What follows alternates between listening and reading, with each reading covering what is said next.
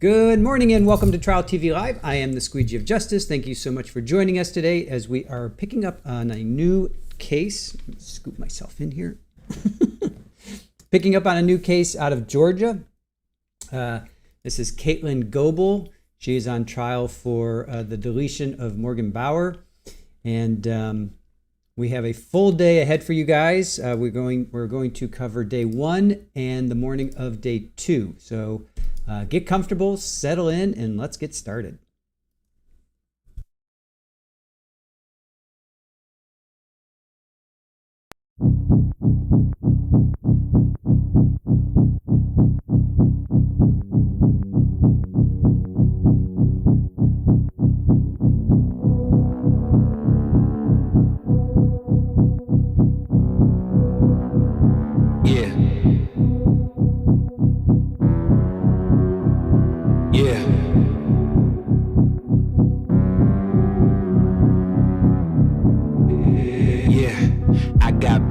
That make my mind scared, hold me hostage and they don't fight fair. Who gon' pray for me and wipe on my tears? Who gon' save me if you not right here? Move this darkness and make my sight clear. Take me your way cause I don't like here. Ghost of my past, they feeling the night air. Wake me up, I'm trapped in my nightmares.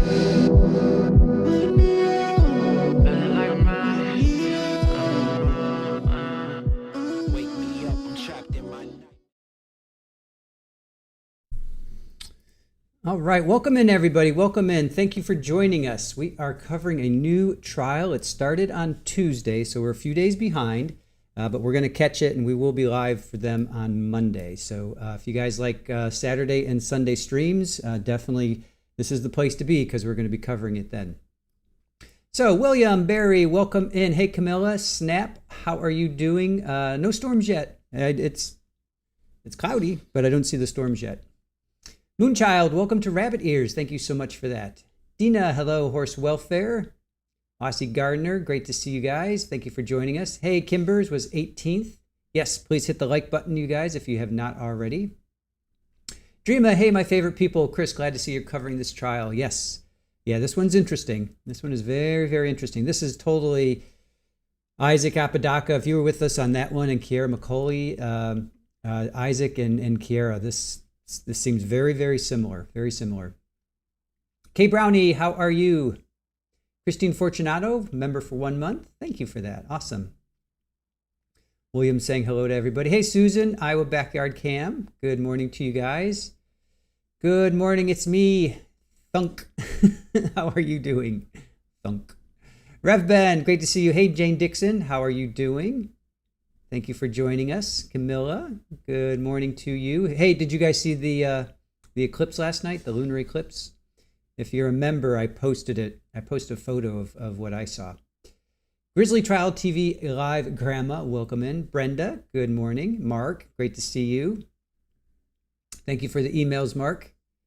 Kaylee, good morning to you. Lisa, happy Friday to you. Thank you for joining us. Yeah, yesterday was so crazy with Mario Fernando Saldana, the prelude to the partial lunar eclipse. Absolutely. Hey, Pipeline, great to see you. Tammy and KS, welcome in.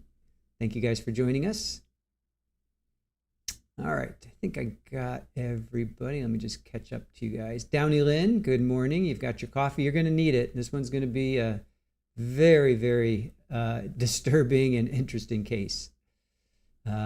Jackie Starr, great to see you. Thank you for joining us. All right. I think I caught everybody. Let me just catch up to you guys here. Angelique, Snake Lady Dot.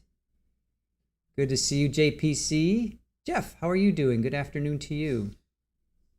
Brat, great to see you. Lovely Lynn, hello, welcome in. Hellrider, how are you doing? Hey, Selena K, great to see you. Good morning, Karen. Nancy, good morning, good morning.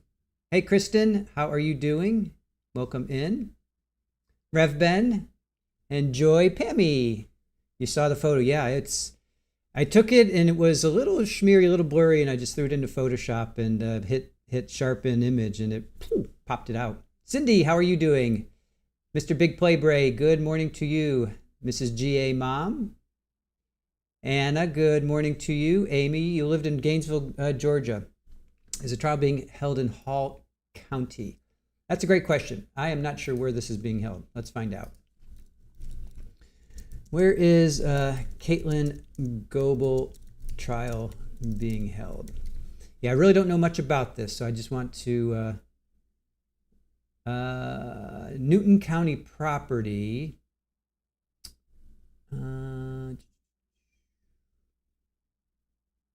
It's buried on a property in Porterdale. Prosecutors say Goble lured the victim to a home in Newton County. Looks like Newton. They're in Newton County, Georgia. They're being held without bond. So it looks like Newton County.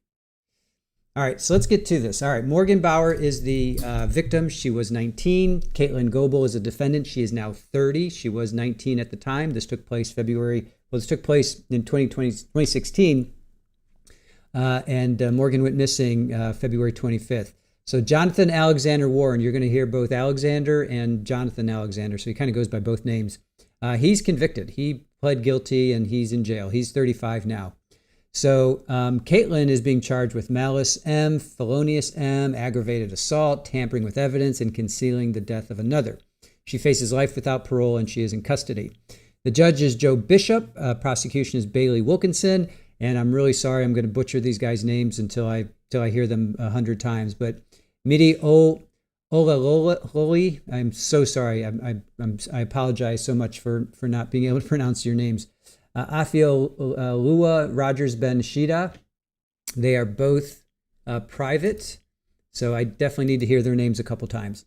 So the backstory is February 2016, 19-year-old Morgan Bauer moved from South Dakota to Gainesville, Georgia, where she met Katelyn Goble. While the two worked as exotic dancers, on February 25th, she disappeared. Morgan disappeared. Prosecutors allege that Goble and her then boyfriend, Jonathan Warren, also goes by Alexander Warren or Alex, took out Morgan before mutilating her, beheading her, and dismembering her body. They did this over a course of a couple days, so keep that in mind. Her remains weren't recovered until 2023, more than 7 years after she vanished. So you may ask, how on earth did they find her? Well, now 30, Goble is on trial for Morgan's passing. Warren did plead guilty in 2024 to malice M and other charges, including necrophilia. Yep, you heard me right. And he was sentenced to life without parole. Goble maintains that Warren took out Morgan while she was out of the room and that she only became involved afterward in disposing of Morgan's body. Prosecutors say Goble participated in the deletion and point to evidence of her fascination with death and the macabre imagery. We're going to see some videos of her dressed up in paint and painted face, and it's going to be like I said, it gives me Isaac Apodaca and Kiera vibes. Once you guys, and the music they also listen to. The music is from Ouija Mac with 2 C's, M-A-C-C.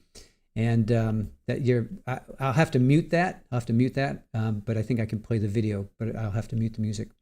So in a major twist, information provided by Goble ultimately helped investigators locate Morgan's remains. So it was actually Morgan, I'm sorry, that Katelyn, Katelyn came forward with it. All right, let me pull up a, let's see.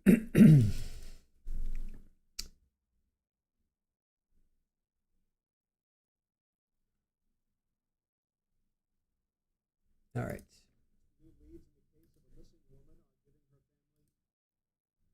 We're going to play a quick couple of news clips, as you guys know we do here.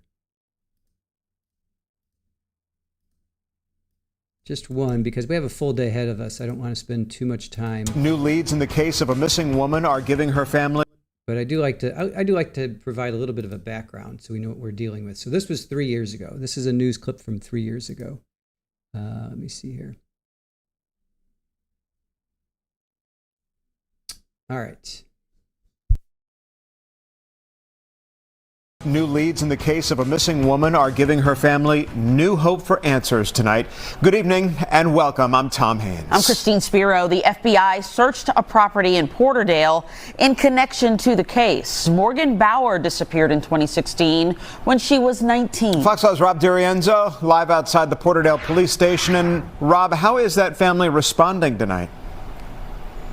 Tom, Christine, good evening to you both. As you can imagine, the family members are just trying to wrap their heads around this latest development after all this time. I spoke with a woman who's been helping her mom since day one. Take a listen to how she's feeling tonight. Shock. She's not sure, what's going to come from this investigation. She's not sure if that's her daughter. She's not sure of what they found because it's so hush-hush. And Porterdale police are staying hush-hush about what led to Thursday's massive search on this property on South Broad Street. Alongside them, the FBI, the GBI, Newton County Sheriff's deputies, and Peoria, Illinois police. They say they found, quote, items of evidentiary interest, but wouldn't say what. For the last 7 years, Casey McClure has been helping Morgan Bauer's mom in the search. The very first night that she came to Atlanta, she reached out and said, look, I'm looking for my daughter. She's 19. In 2016, Bauer moved to Atlanta from South Dakota. Her mom says she was working at strip clubs throughout the metro. McClure founded an organization called For Sarah, reaching out to girls and young women in the industry. I actually am a survivor of the sex industry. I actually worked in that lifestyle for a little over 6 years, and 20 years ago today I actually walked away from it. 20 years to the day, such a major break in this case after so long reminds McClure why this is her life's mission. There are thousands of girls in Georgia that are in the sex industry, and that might be they're just a dancer, or they might be an escort, or they might be in prostitution, and every day their life is at risk. Morgan's mom wasn't ready to speak out in reaction to Thursday's news, but McClure passed along this message.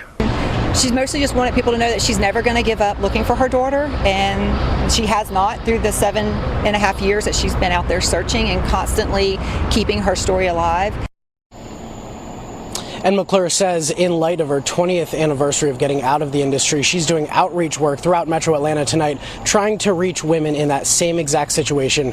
Investigators say that they just want continued patience from the family as they continue to search for answers. That's the latest from here, live in Porterdale. Rob DiRienzo, Fox 5 News. Let's hope that family gets the answers they're looking for. Rob, thanks for the night's new developments. All right, so that's just a quick little, brief little news clip. So let's get to the trial now. Let's get to the trial. All right. So this was a couple days ago. This was on the 25th. So this started on Tuesday. So we're going to get through all of day one and then half of day two. And then if you like Saturday and Sunday streams, this is the place to be because we'll be doing both. We're going to push through until we can catch up, and then Monday we'll be live. All right. Here we go. Day one, opening statements coming up.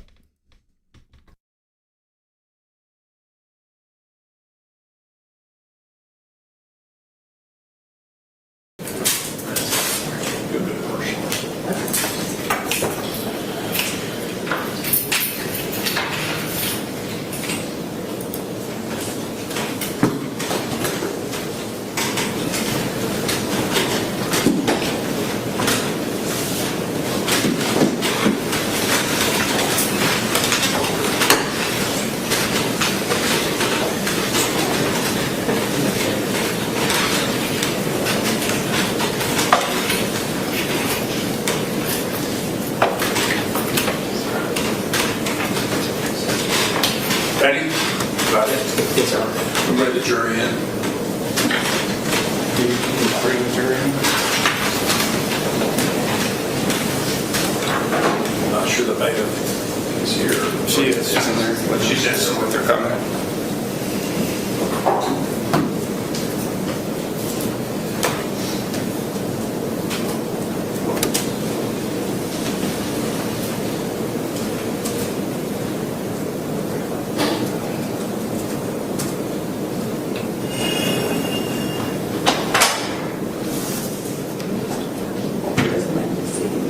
All rise with the jury.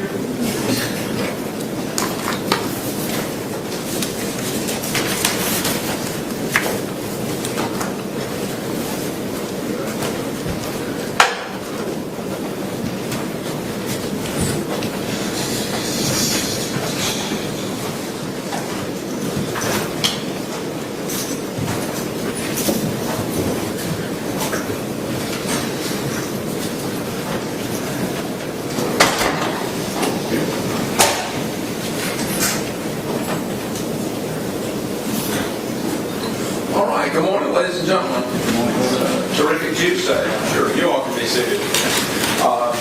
First thing I need to do, you've already taken so many oaths, you're going to feel like I'm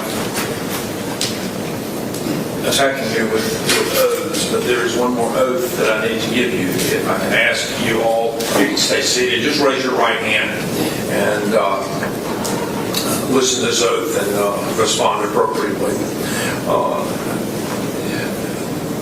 Do you swear or affirm that you shall well and truly try the issue formed upon this bill of indictment between the state of Georgia and Katelyn Goble, who is charged in count 1 with malice murder, in count 2 with felony murder, count 3 with aggravated assault, count 4 tampering with evidence, and count 5 concealing death of another? And a true verdict give according to the evidence presented to you, so help you God. Thank you. Thank you, ladies and gentlemen. With that being said, what I'll do initially is give you some preliminary instructions about what we're going to be doing. We'll talk about what your job is, what my job is, what the attorney's jobs are. And of course, the bulk of this will be for you because you have the biggest job of everyone in the courtroom.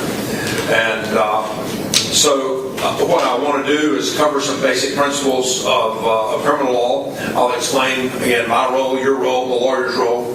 And finally, I'll tell you how the trial will proceed generally. Many of you, I know, based on the surveys that you responded to, have not served on a jury before. So hopefully it'll help you understand how the trial will proceed and what's expected of you during the trial. Obviously, there are a lot of moving parts. Sometimes the cogs don't always meet together, so there may be a hitch here or there, and if there is a hitch here or there, just blame that on me, and we will move forward. No one else has a whole lot of control over that. But you've now been selected and sworn to trial the criminal case of the state of Georgia versus Katelyn Goble. The indictment that I read from earlier was returned by the Newton County grand jury, and I'm not going to read it to you at this point. When we get to the final charges, I'll go over each one of those crimes that she's charged with in detail so that you'll know what the elements are. And you'll have the indictment out with you when you begin your deliberations. The defendant has entered a plea of not guilty. And that makes the issue which you have been selected and sworn to decide. The indictment is the way that the defendant is charged with committing the crimes that violate the state of Georgia, and gives her the basis upon which her attorneys can prepare the defense. They need to know what she's charged with and how she's charged with committing those acts in order to be able to prepare their defense. The charges in the indictment and the plea of not guilty, though, are not evidence of guilt, and you may not conclude that the defendant is guilty based on the charges or not guilty based on the not guilty plea. However, the defendant is presumed to be innocent until she is proven guilty. The defendant begins the trial with a presumption of innocence in her favor, and this presumption stays with her until it is overcome by the state with evidence that convinces you beyond a reasonable doubt that the defendant is guilty of the crime or crimes charged. You may not convict the defendant of any crime unless each element of the crime is proved beyond a reasonable doubt. The burden of proof is on the state to prove every essential element of the crimes charged in the indictment beyond a reasonable doubt. The defendant has no burden of proof at all, and the burden never shifts to the defendant to prove her innocence. However, the state is not required to prove the defendant's guilt beyond all doubt or to a mathematical certainty. A reasonable doubt means just what it says. It's a doubt that a fair-minded, impartial juror who's honestly seeking the truth finds. It is a doubt based upon common sense and reason. It doesn't mean a vague or arbitrary doubt, but it's a doubt for which you can give a reason based on consideration of the evidence or lack of evidence, a conflict in the evidence, or any combination of these. After considering all the facts and circumstances of this case, if your minds are wavering, unsettled, or unsatisfied, then that's a doubt of the law, and you must find the defendant not guilty. But if no reasonable doubt exists in your minds of the defendant's guilt, then you may convict the defendant. If the state does not prove the defendant's guilt beyond a reasonable doubt, it is your duty to find the defendant not guilty. Now, your role is to determine the law. My role, is to determine the law as it applies in this case. Then I will instruct you on the law that you must apply to the facts in reaching your verdict. I'll give you some of those instructions now, and I'll give you more detailed instructions at the end of the trial. Obviously, the jury has the most important role. You must decide the facts of the case from the evidence presented, and then apply the law that I give you to those facts. Evidence is a fact, or is how a fact is proved or disproved. Evidence may be either testimony or exhibits. Testimony is what you hear from people that take the witness stand and swear to tell the truth. However, questions that the lawyers ask of the witnesses, those questions are not evidence. Exhibits, documents, photographs, and other physical items that are admitted during the trial, that is evidence. The object of this trial is to discover the truth. During the trial, I may admit evidence according to the rules of evidence. And those rules are designed to aid in discovering truth by making sure that you consider only the best and highest evidence. The lawyers are advocates for their clients, and they have a duty to represent their clients to the best of their ability. They must follow the rules of law, trial procedure, and evidence during the trial. They may make motions or objections if they believe that any rule is not being followed.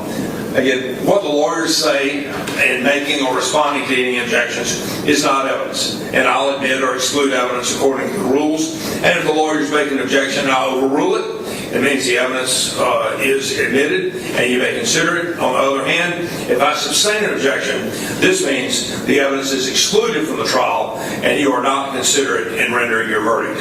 You should consider only the testimony and only those exhibits that are admitted. You should not assume or infer anything from evidence which I've excluded. If you happen to hear or see evidence that I end up excluding from the trial, you must disregard it in its entirety in your deliberations and in arriving at your verdict. None of my decisions and nothing I say during the trial are evidence. My decisions and remarks don't mean that I favor or lean to one side of an issue or one side of this case or the other. I'm only interested in seeing that this case is fairly tried based on the laws and the Constitution of the state of Georgia and the Constitution of the United States. Sometimes I may need to deal with lawyers' motions or objections without you being in the courtroom. So I'll excuse you to the jury room, and we'll try to limit those types of interruptions. But I do ask you, if you would, please be patient with us when that occurs. Now, the trial will proceed as follows. First, the attorneys will make what are called their opening statements. No attorney is required to make an opening statement, but they normally do. And the opening statements are not evidence. However, they can introduce you to what they believe the evidence will be. And to give you an outline of where they think their evidence will take you, and ultimately give you a picture of what will be going on over the next few days. The state goes first because they have the burden of proof, and then the defense may present their opening statement.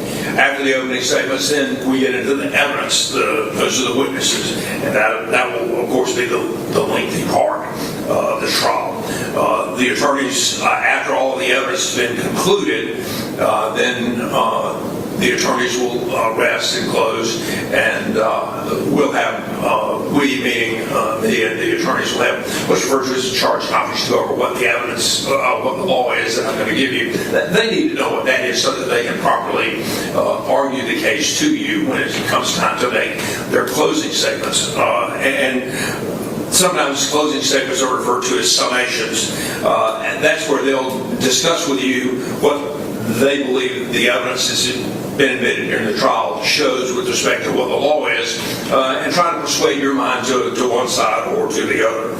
They'll point out evidence that supports their positions. Again, though, what the lawyers say during the course of the trial is not evidence and not be considered by you as evidence. The goal of the closing argument is to persuade you to their side of the case. I'll I'll explain the law. That's the charge. I think I spoke about that a little bit yesterday during board hour. And after I've given you the charge, I'll send you to the jury room to begin your deliberations. It is important that you pay close attention to everything that's going on from the evidence, from the witness stand during the trial. If for some reason you can't hear or you can't see something, then alert me, alert the bailiff, stand up, get our attention, whatever, because it is most important that you see and hear everything that's going on. If at some point you are distracted for any reason, you need to take a break, just let me know and we'll take a break and let you deal with that, and then we'll come back into the courtroom. Again, just raise your hand and let us know. At this point, you have indicated through the board-hour process that you have an open mind, and I want you to continue to consider the evidence that comes in over the next few days with an open mind. Do not reach any final conclusions until the trial is over. Do not jump to conclusions before all the evidence is presented. To maintain the integrity of the jury system, I remind you that you must decide this case solely based on the evidence admitted during the trial and the law that I explained to you during the charge. You are not to conduct any research on your own about any of the people, places, or incidents that are mentioned during the course of the trial. You're not to visit any of the places mentioned in the evidence. You're not to refer to any books or documents that are not admitted during the trial for any reference. And you're not to use dictionaries or other reference materials. Please don't use Google or, goodness knows, I don't know how many search engines there are, but don't use any of those search engines on the internet or websites or blogs in trying to gather information. The only information that you're supposed to use is the evidence that's admitted from the witness stand during the course of this trial. I ask you to not to use any electronic media. Don't listen to any sources of news during the course of the trial. Don't read any accounts of the trial. Anything that's online, in print, or I don't know if anybody listens to the radio now. Don't listen to that either. Remember, you are the ones that have been qualified as fair and impartial jurors to decide this case. And we're depending on you to remain fair and impartial until it's time for you to step back into the jury room and begin your deliberations. No other influence should affect your decision. For that reason, until I send you to the jury room to begin your deliberations, do not discuss the case with anyone, family, friends. Don't discuss the case among yourselves. Again, you're not supposed to draw any conclusions or make any assumptions prior to the time all of the evidence has been presented and the charge has been given you. And by that I mean, again, emails, texts, logs, any form of social media, until after you've heard all of the evidence and I've sent you to the jury room to use only the evidence that has come in during the course of this trial. And with that being said, again, just don't discuss the case among yourselves. I think some of you have notepads, correct? And it's perfectly fine for you to take notes if you wish. I'm going to give you some instructions on those notes. If you take notes, please don't let your note-taking distract you from paying full attention to the evidence and to the witnesses. Oftentimes witnesses' demeanor and their voices are very important for you to look at and see in determining their credibility. Don't share or discuss your notes with anyone until you start your deliberations. So again, the same way with verbal, oral discussions among yourselves, don't share your written notes until it's time to begin your deliberations. In the end, notes are not evidence. You're only to use them as a memory aid. They are not more important than your own collective impressions and memory of the evidence that may have come in.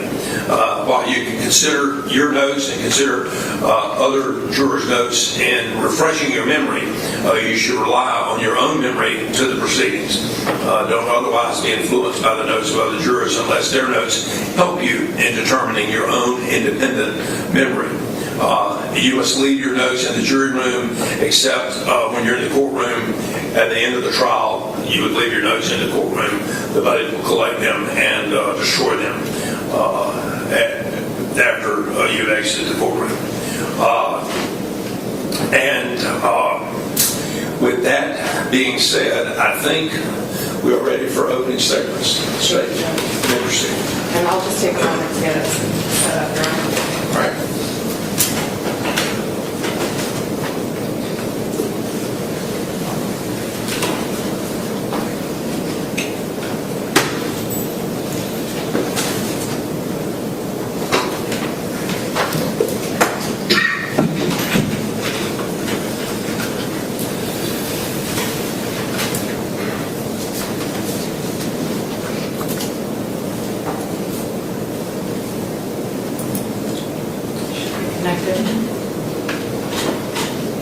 Are you ready? Oh, yes.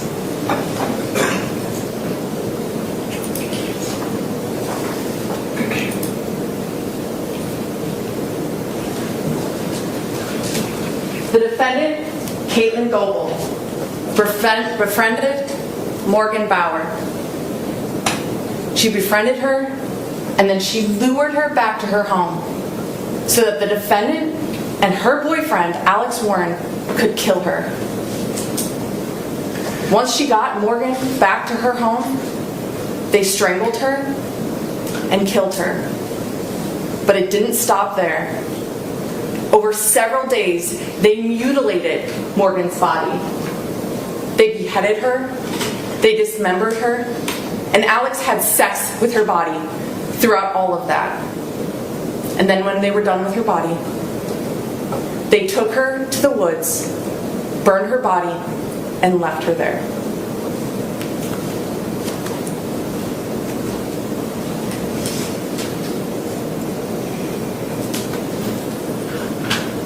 Morgan Bauer, she was 19 years old when she died. She's from a small town in South Dakota. She moved to Atlanta about 2 weeks before she died. When she got here, she began dancing at clubs. That's when she meets the defendant, who was also 19 years old, dancing at clubs. The defendant had been here for several months. She had moved down to live with her boyfriend, Alex Warren.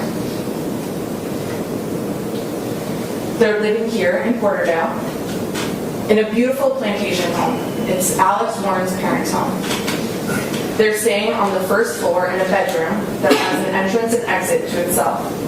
You can enter and exit from the porch area and go straight into that bedroom. That bedroom also has its own bathroom, and that's where they're staying. The parents are also home.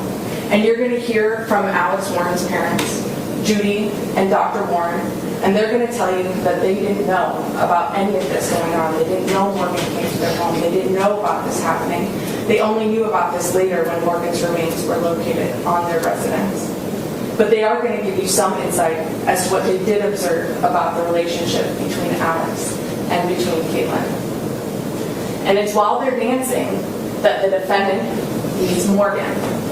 You're going to learn that Morgan died probably around the time period of early morning of February 26th of 2016. We know that because that's the last time she interacts with her cell phone. And that evening, she had been auditioning at the same place that the defendant was auditioning at.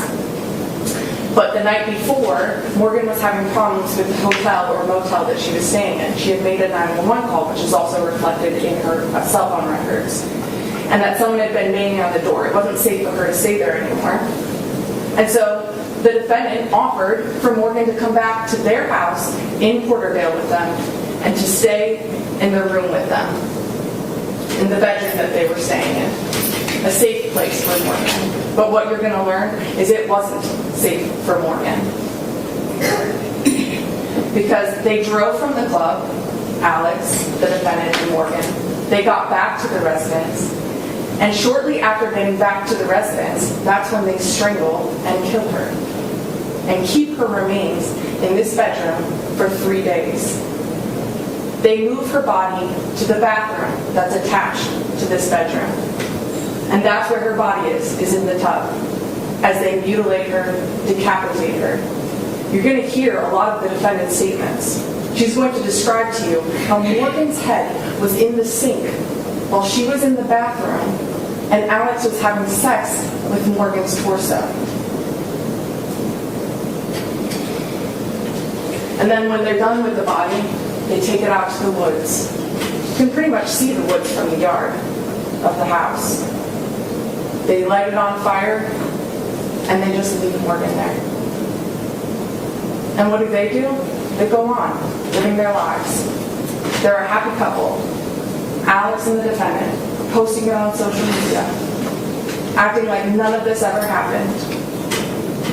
But Morgan's best friend, Taryn, who's still in South Dakota, had been talking with Morgan about her big move to Atlanta, her big plans, and had been in touch with Morgan the whole time, getting updates from Morgan. So on the 26th, when she doesn't hear from Morgan, she's concerned.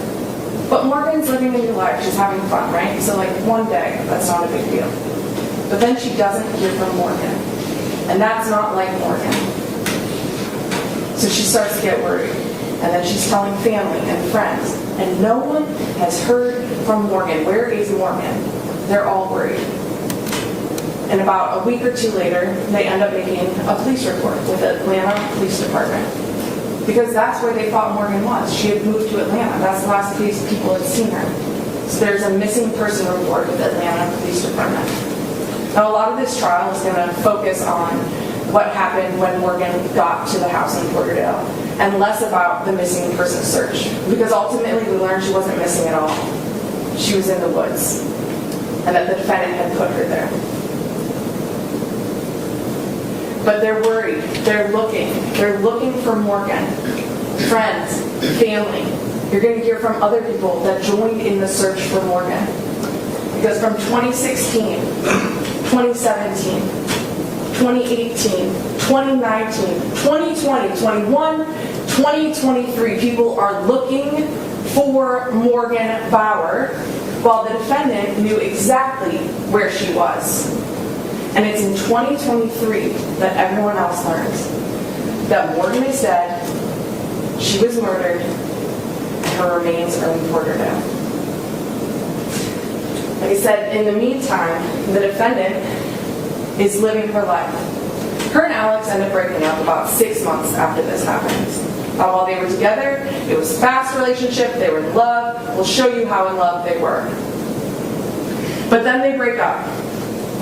And she moves on with her life. She ends up getting married to an individual named David Settles, and you're going to hear from Mr. Settles. She confesses one night to David Settles, her now ex-husband, that she and Alex murdered Morgan Bauer and got rid of her body. So when the defendant and David are going through their divorce, because the defendant had told David not to tell anyone, that he didn't want to know the details. Well, now he doesn't have any allegiance to the defendant, and he comes forward. Like I said, there were other people that began looking for Morgan, and you're going to hear from Terry Feely, and he is like a podcast, hobbyist, producer.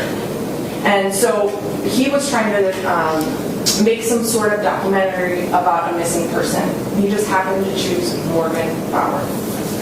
And then he enlists Ashley Durham, who's a private investigator. So while law enforcement and the family is still looking for Morgan, these two individuals are also doing their own search for Morgan. And the biggest thing that Terry Feely does is he stays in contact with all the people that may have been around Morgan around the time that she went missing. That includes the defendant. And he was trying to reach out to David, but David would never respond until they're going through their divorce in April of 2023, and David no longer has allegiance to the defendant, and he responds to Terry. And he responds to the private investigator that's working with Terry, Ashley Durham, and he tells them about what the defendant has told him, the confession. And they've been in contact with Katelyn this whole entire time. We're going to go through those messages, and it's a lot of messages, years of messages of the defendant talking to Terry Feely, pretending she has no idea that Morgan is dead. You're going to see the messages where she's saying, well, if you find Morgan, give her an earful for me. I can't wait to sue. When we find Morgan, I can't wait to sue Morgan and her mother for all this defamation. Meanwhile, knowing that she left Morgan's body in the woods. So Terry Feely confronts her. And it's finally like, witnesses are telling me things about how you were involved, how Alex was involved. They're about to run canines, FBI. This thing's getting stirred back up. You should tell what your involvement is. And so she finally admits that Morgan was murdered and that they had gotten rid of the body. When law enforcement jumps back in. You're going to hear from Peoria Police Department, which is from Illinois, where the defendant is from. Because that's where she was living at the time in 2023. So they help and they interview. They're just jumping in the case, but they are awesome law enforcement, and you're going to see the good work that they did. They're trying to catch up on years of what's been already discovered, like the cell phone records and prior statements. They're not as clued into the Facebook, but they're putting it all together while they're talking to the defendant. And you're going to see how her statement changes over time. But we all know.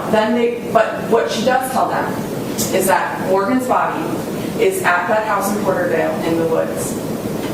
And they conduct a search. And finally, in 2023, Morgan is found. That is why the defendant is charged in this case. Like the judge said, you're going to get the indictment, it's going to go back with you. But I think it's helpful for you to know exactly what she's charged with as you hear the evidence, so you know what the state is going to be proving to you beyond a reasonable doubt. She's charged with count 1, malice murder. Also keeping in mind the context of which she is charged. She is charged as a co-defendant, co-conspirator. Alex is not here. This is not his trial. This is about Katelyn, this defendant, and her involvement and the terrible things that she did to Morgan Bauer. And the things you're going to hear about, they sound like the things of horror movies. They seem unbelievable. But unfortunately, throughout this trial, you're going to learn that she did these truly terrible things to Morgan Bauer. And that's why she's charged in this indictment. So yes, Alex did terrible things, but this trial is about what the defendant did. And she's charged with malice murder for causing the death of Morgan Bauer by strangulation. What we probably would call but strangulation. And what the state is going to show you, and the judge is going to instruct you on the law, so you'll have more direction on the law. This is just to give you an idea of what you're going to be looking at throughout this trial. That she doesn't have to be the one that put hands on Morgan. If she aided, abetted, conspired with Alex Warren, she is just as guilty. She doesn't have to cut off Morgan's airway. She doesn't have to cut off the blood to Morgan's brain.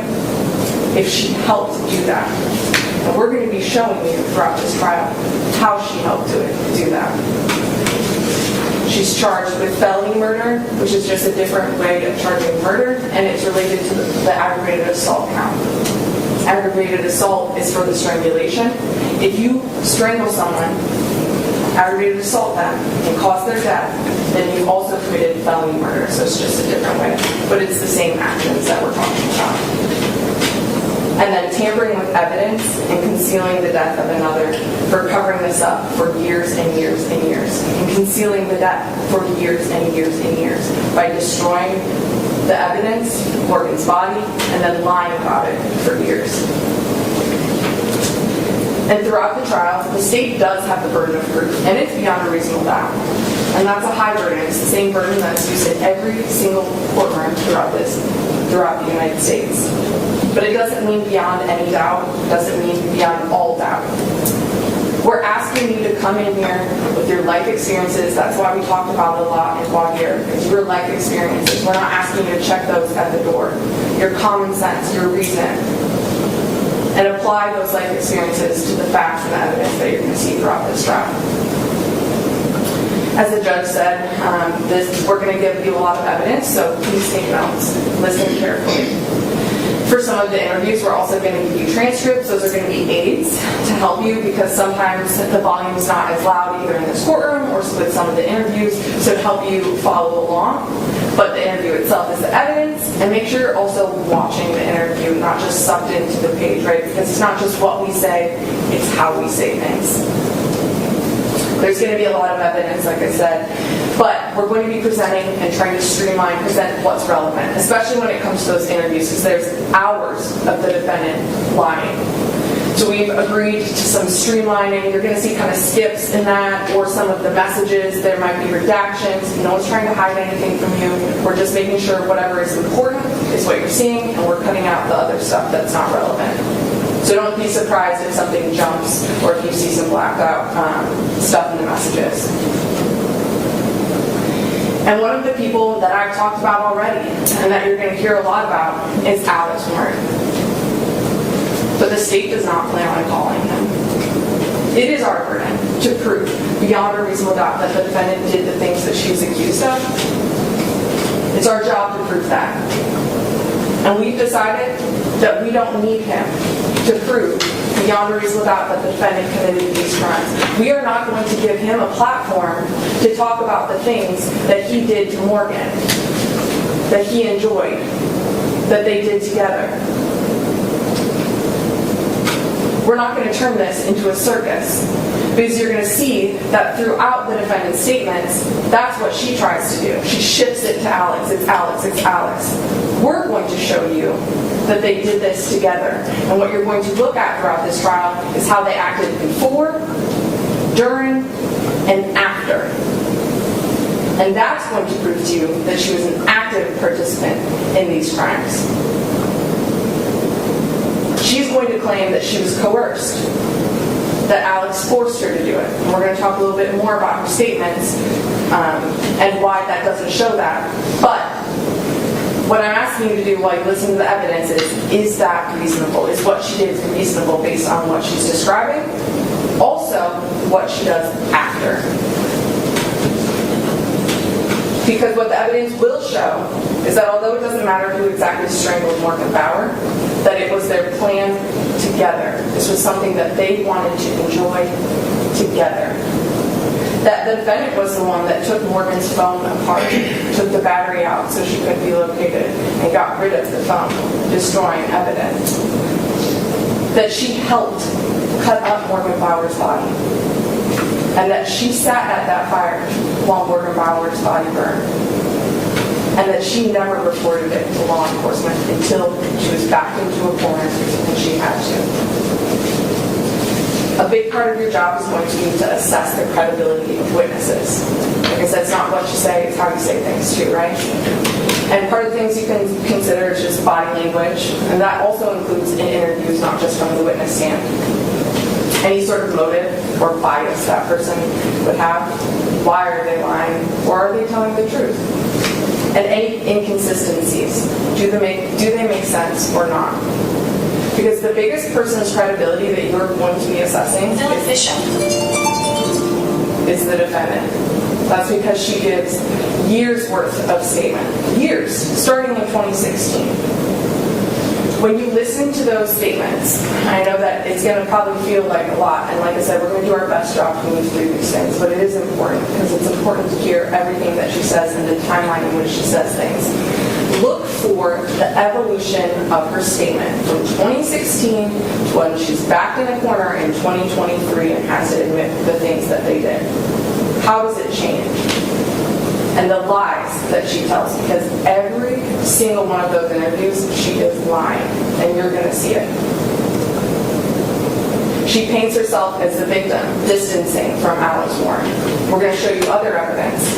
Keep that in mind. Is she really distancing? Do her words match her actions? That's what you're going to be evaluating throughout this trial. And when she is lying, does she have any problem with lying?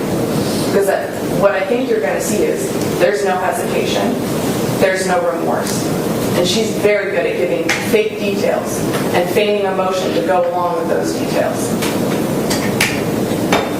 But also look for the bits of truth that she leaves in there and ask yourself, why? Why is she telling that truth?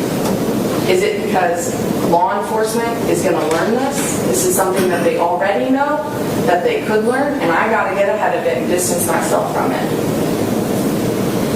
And her statements start back in 2016 when she speaks with Atlanta Police Department within a couple weeks of Morgan being reported missing.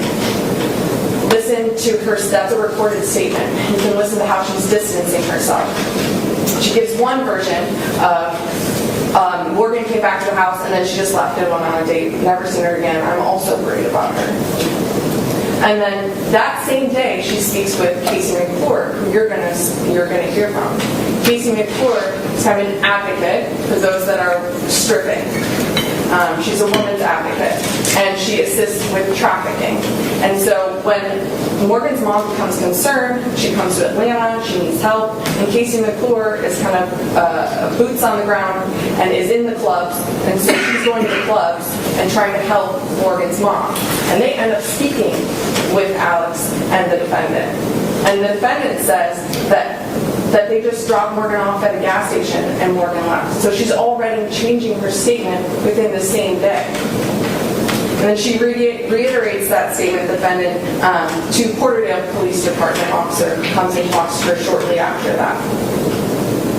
So there's three different people, at least three different people that she talked to in the beginning. Atlanta Police Department, Casey McClure, who is an advocate for women in her position, and Porterdale Police Department. And not once does she say, help me, my boyfriend did these terrible things, I'm scared of him, I'm in an unsafe situation. You will never hear her say that. And then the years go on, and eventually she has that call with Terry Feely. And even within that call, she starts to shift and change once she realized that Terry's serious this time and things are about to come out.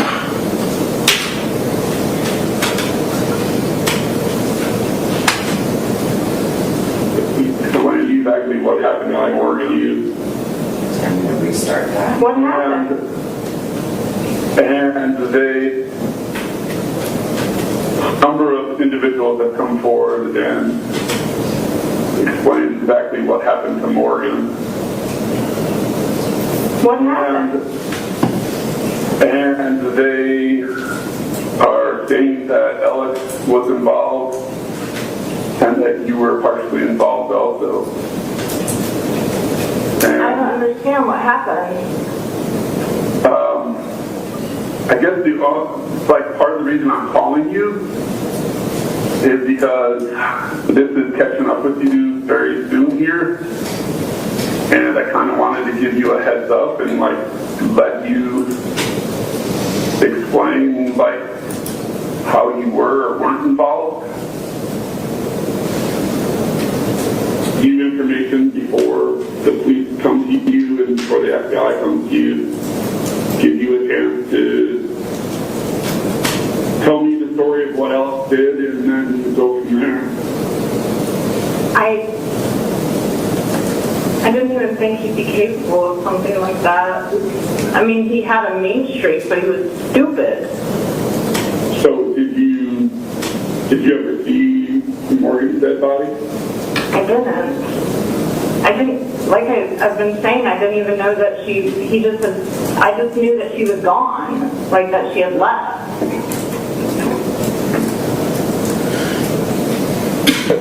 Until he went to Vernon? I don't know. There's no way that I could think of that he would be keeping something like that wouldn't have alerted me or his parents. I mean, at the time we were sleeping in the same room. Who was sleeping in the same room? I was sleeping in the same room as Alex. Now that's not the statement she gives in 2016, that's in 2023, right before she admits to taking a suitcase out and burning it. But even in this call with Terry Feely in July of 2023, she acts as if she didn't know what's in the suitcase. And then later that day, she has a follow-up call with Ashley Durham on the line, the exact same day, and now she does know, and she's going to give details about how she came home. Morgan had been there for about a day. It was just Morgan and Alex together at the house. She comes home, and Morgan is dead on the floor, and she has details that she's going to give you, emotion that she's going to give you. She is already changing her statement within the same day. And eventually, we get the truth, the lie that's closest to the truth. After several interviews with Peoria that are not making sense because they're digging into the cell phone evidence, and the cell phone evidence shows that Morgan died the night that she got to Porterdale Police Department, and they're able to finally confront her with that. She's back in the corner and finally has to admit that she knows what happened to Morgan Bauer and to her body.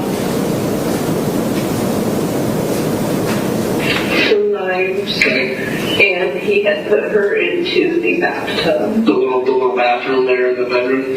And that was through a period of like 3 days where I know he had continued to have relations with her and stuff. Of course. And yeah.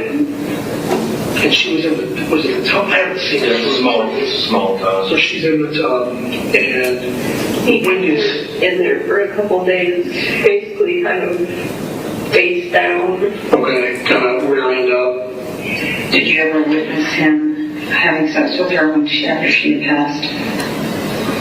He made me watch a couple times.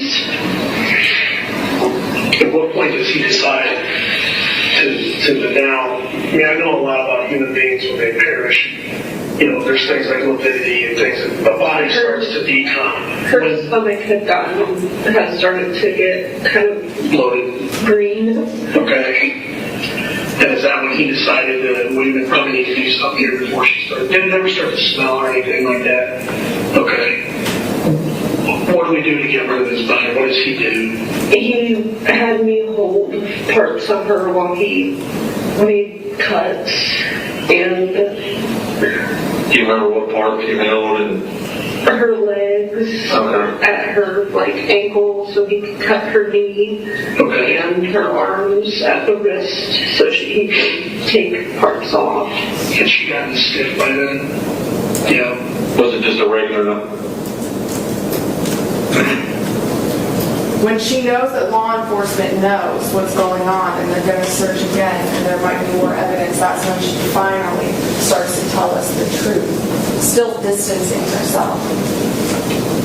But she had been telling the truth through social media the whole time, and a lot of this case is going to be about her statements through social media. The defense wants to make it seem like it's just Facebook, it's just TikTok. And maybe that's true for some people. But in this case, we're not just looking at one post, we're looking at years of posting her statements about what's going on. Also, allowing you to evaluate her conduct. Does her conduct on social media match a person that just went through that? She's going to tell us statements about how she sees herself. She's a siren. Someone who can manipulate men. She describes herself as having different personalities.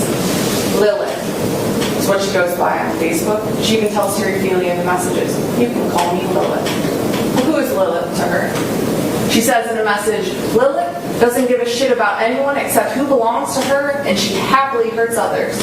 Lily is similar, but has a good, sweet front and is more manipulative. Her own description of who Lilith is. She's telling us who she is.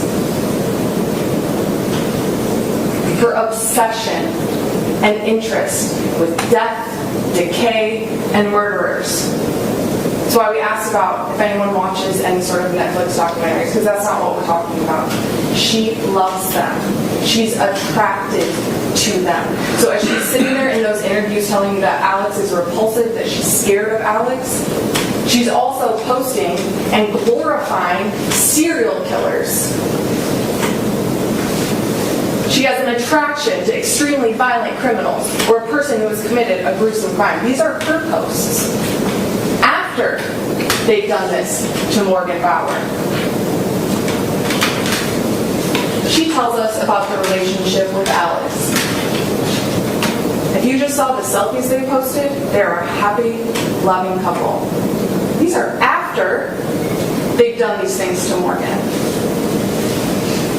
A photo in the very bedroom that all those things happened, before and after cutting Alex's beard.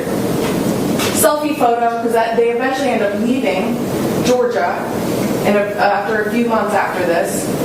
This is them on their way, first day hitchhiking out of Georgia. While Morgan's body is in the bathtub, Katelyn is posting about fighting an ex-girlfriend on behalf of Alex, telling her to leave them alone. Do those actions match the person that was coerced to do these things? That's what you're going to be asking yourself. It's going to contradict what she says about Alex, because she posts things after this happens with Morgan. I love you, Alex. You're so sweet to me. Is he this abusive monster that she's describing and trying to present? And then she's also talking to Terry Feely in these messages about Alex. Although she wants to portray as if she was a domestic violence victim or sexually assaulted by Alex, she's telling Terry Feely before she's backed in the corner, he never raised a hand at me, so I don't think woman beating was his thing.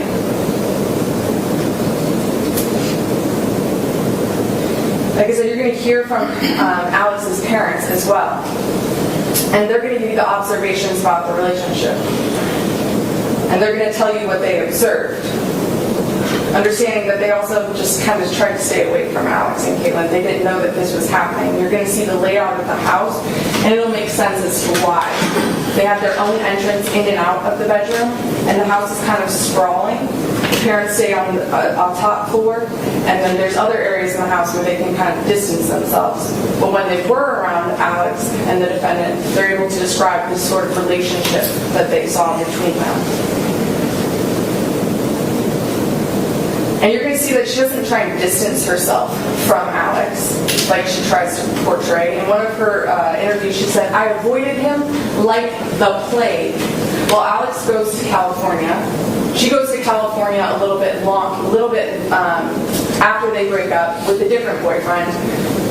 Not sure if they run into Alex. But then when she's with David Settles, within the same year that they did this, she's reaching out, trying to find out where Alex is on Facebook, trying to find out where he is in Venice. And they end up meeting up, hanging out on the beach, spending time together. Does that make sense with the person that is so violent and coerced her to do these terrible things? You're also going to see that they planned this. That flayed women photo, that was her profile picture. And Alex comments on it, "Our harem." The next picture of Bob, this is Bob. Bob kills for fun. This is green light, go. She posts this and tags Alex the night that they take Morgan back to their residence. Her social media is going to show us that they were in this together and they planned it.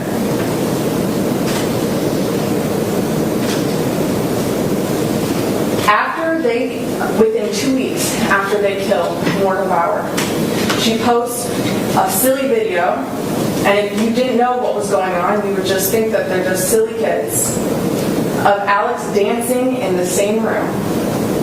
And right after that, she says, "Death is when the party really started."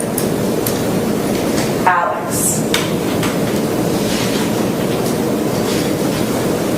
You're also going to learn that Alex kept a trophy, and he put it in the vent in the bedroom. Those are Morgan's necklaces that the GBI was able to recover.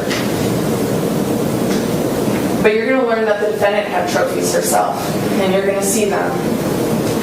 They're not physical. They're the type of things that she posted. Her TikToks, her Facebook messages, breadcrumbing. To the outsider, right? She just has a dark sense of humor. She's into dark things. And I agree with the defense. We don't need to hold that against people that are into dark things. But this isn't pretend. This isn't cosplay. This isn't make-believe anymore. When you have taken someone's body and burned it and left it for years, that's not make-believe. Her trophy is posting about it on TikTok. You've been sleeping for quite a while. I think they noticed that you never left the building last night. The cameras were searching for you, but they couldn't find you. I have you hidden too well. I kidnapped you.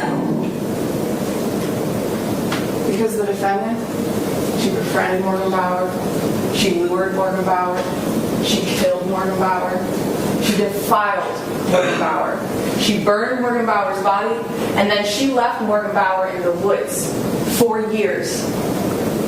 For her family and friends to wonder, what happened to Morgan? Where is Morgan?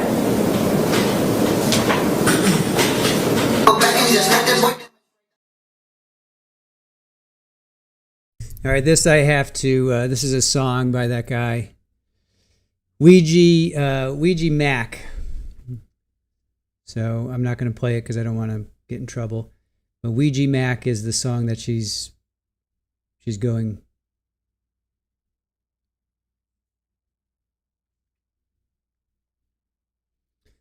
So I'm not going to play this part.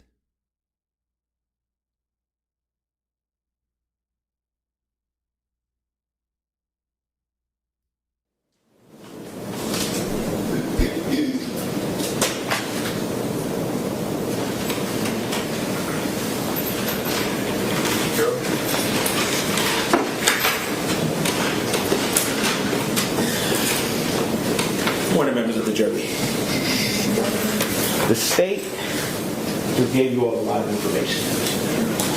They portrayed Katelyn Goble as this killer, as this person who went after Morgan Bauer, as this person who planned some type of killing.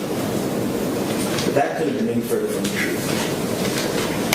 A lot of what you saw, a lot of what the state presented to you, you're going to hear a lot of testimony, you're going to see a lot of exhibits, you're going to get a lot of information at this trial. But what I'm here to tell you is that a lot of things you just saw was smoke and mirrors. So how did we get here? Katelyn, who was a mother of 2 beautiful children, got into a relationship with Alex Warren back in 2016. They meet each other on Facebook, and they begin a relationship. And what does she do? She drops everything she has and moves to Georgia. Everything. She has a family here. She has friends here. The only person she has is Alex. Now, during that time, obviously, like most adults, she starts looking for work. She begins to work at a dance club. And during that time, she met another woman, Morgan Bauer.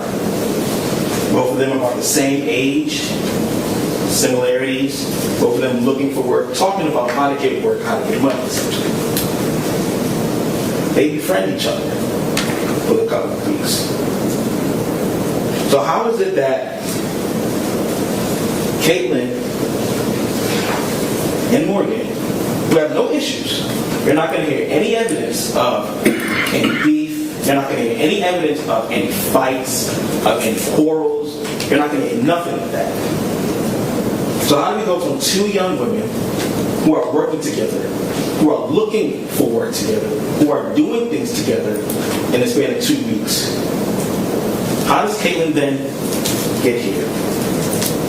How is it that a friend of hers, and now all of a sudden Katelyn is being charged with these crimes, or as the state put it, actually committed these crimes?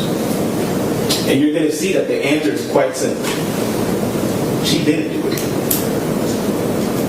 The person who actually killed Morgan Bauer is Alex Warren.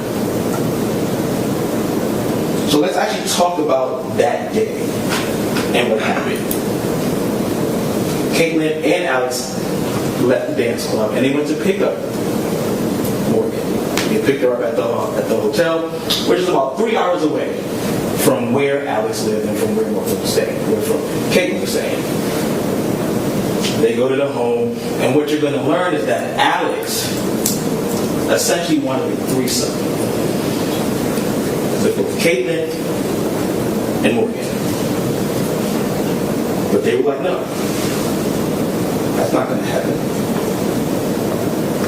So what Katelyn does, Katelyn leaves the room. And when she comes back, you're going to hear this.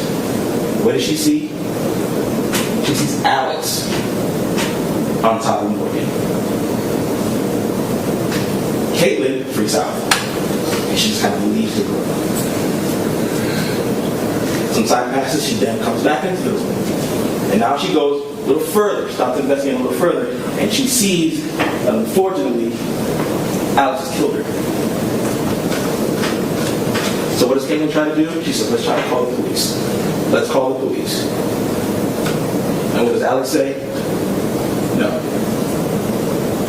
He tells her, we're not calling anybody. We're going to handle it ourselves. Now I want you to remember something. Katelyn at this time is a teenager. Alex is 26. Katelyn was scared. And you may hear some testimony about Alex. That he wasn't this peachy guy. Katelyn had every reason to be scared.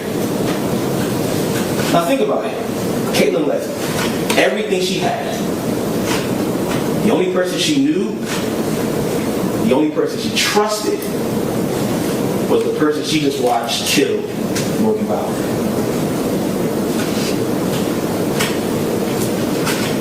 And in those days, you're going to hear testimony, you're going to watch the video, you're going to learn that Katelyn was forced to hold the body as Alex cut it up. That Alex made Katelyn sit down and watch him as he had sex with her body. Now this is all sad. Because at the end of the day, there was a life that was lost. But it wasn't by Katelyn. Katelyn didn't conspire with anybody. Katelyn didn't plan anything. Katelyn was a 19-year-old who had just witnessed her boyfriend kill someone. She tried to make an attempt. She tried to do the right thing, but she was scared. She was scared of her boyfriend. She was scared of the only person she knew. She had nowhere to go. She had no family. So Katelyn did what she thought she had to do in that situation. Now let's fast forward and let's go through this social media. The state, they're trying to portray Katelyn as this person who was relaying her messages through social media. Now we all know between 2016 and 2022 was the boom of social media, specifically TikTok. Most of you, if not all of you, have either heard about it or used it to some degree. Now what is this TikTok? You all know TikTok is a platform that billions of people use across the world for all type of reasons. Some use it to tell stories. Some use it to buy things. Some use it for cosplay. There is countless ways that people use this platform. And one of those reasons, as I mentioned, was cosplay. The very thing that Katelyn loved to do. Now, what is this cosplay? This is essentially people dressing up and reenacting characters or whatever it may be. And it's a wide range. You can cosplay as actors. You can cosplay as cartoon characters. You can cosplay as fairies. Or you can cosplay as people who are dark. That doesn't make you a killer. The state wants you to believe that because Katelyn Morgan painted her face and had props and used fake blood, that all of a sudden, that was her message. That was her saying, look at what I did. But that couldn't have been any further from the truth. Katelyn was just expressing herself. And you're going to see the videos. You're going to see the videos. And you're going to be able to look at it and you're going to be able to judge. And And you're going to see that this is simply art. You may look at it and you may say, it's a bit dark. Fine. It's a bit weird to some. Fine. But does that make her a killer? No. Does that mean that she all of a sudden plotted and conspired with Alex to kill Morgan? No. Because there's nothing in those videos that's going to directly tie Katelyn to the killer. You're not going to see no TikTok video where she's mentioning Morgan or she's doing a story time of what happened on nothing. Again, the state is using a lot of smoke and mirrors. So let's fast forward to 2022 when things start to come out. And you're going to learn that the person that brought all this information out was Katelyn.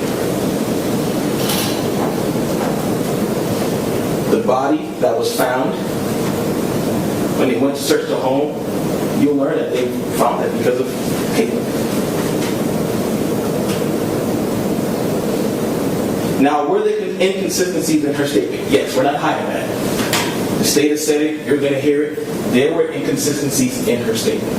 But the one thing that remained true, the one thing that remained consistent, was that she did not kill Morgan Bauer. The witnesses that will take the stand, none of them are going to be able to say that Katelyn told me that she, in fact, killed Morgan Bauer. Mr. Settles, who I anticipate will take the stand, he's going to tell you that she never mentioned that she killed her. Only that she helped get rid of the body. And that's something that Katelyn did in fact tell the police. Now again, were there inconsistencies? Yes. We are not hiding that. We have been very upfront. But the inconsistencies in the statements had to do with what happened before and after, excuse me. Again, the thing that remained true through this entire time was that Katelyn did not kill Morgan Bauer. Katelyn did not conspire to kill Morgan Bauer. And over the course of this week and into next weekend, you're going to see a lot of evidence. We're going to watch a lot of videos, some longer than others. And when you watch those videos, I want you to take note.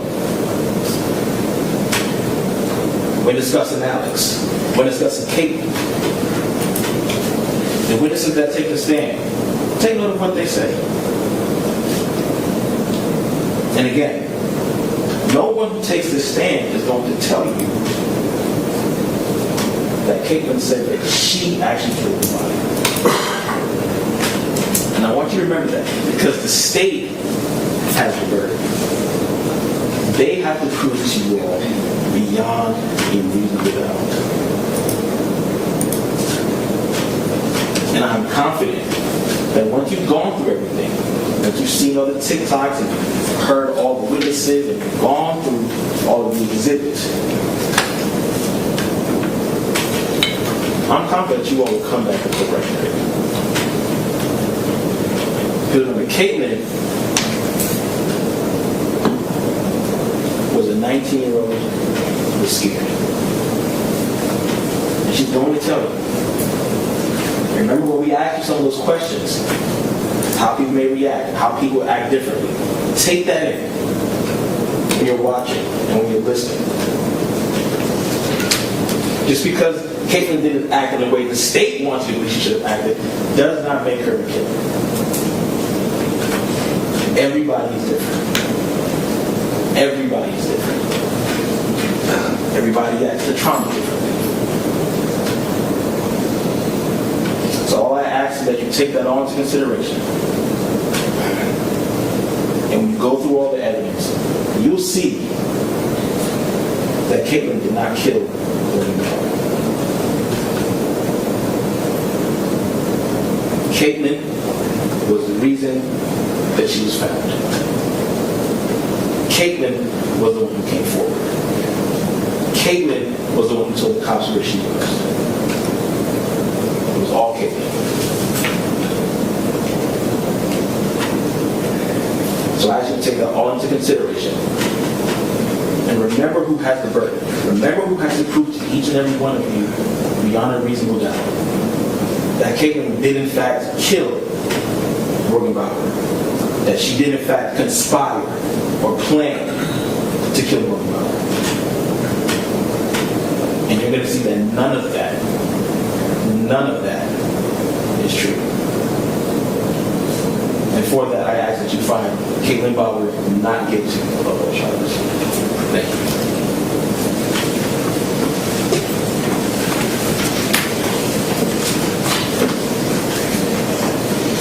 Call your first witness. Joseph Galpin.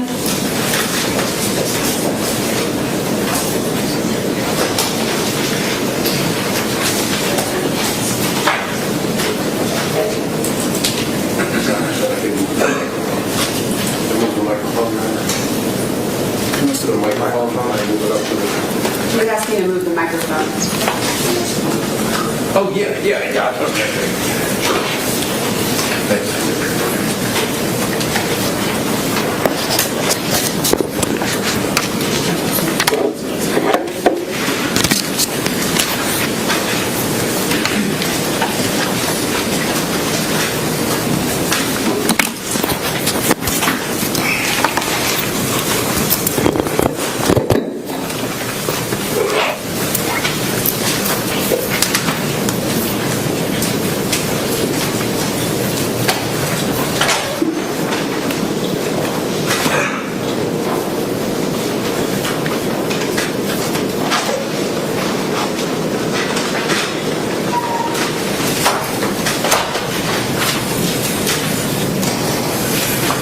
Raise your right hand. Swear the testimony you about to give in the case of State of Georgia versus Katelyn Goble, the truth, whole truth, nothing but the truth, so help you God. I do. You may proceed, counsel. Could you please introduce yourself to the jury, state and spell your name for us? Yes, I'm Detective Joe Golphin. It's Golphin, Detective, Atlanta Police Department. Is there a way to move that microphone? Yeah, I'm just going to move this. We'll switch it. If you want to drag it this way. Okay. That way you can talk to them while you're talking to them. All right. And you said you're a detective with the Atlanta Police Department? Yes.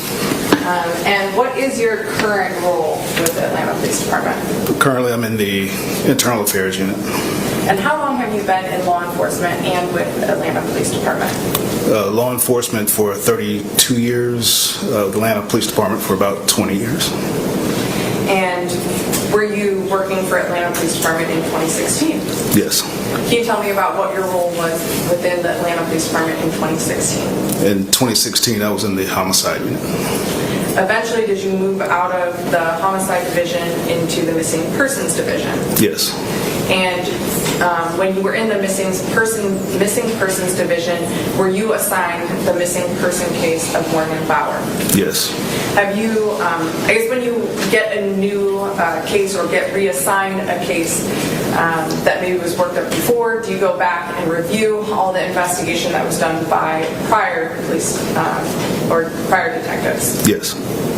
And in this case, in 2016, was Morgan Bauer reported missing? Yes. Do you recall approximately when she was reported missing? She was reported missing on March 12th, 2016.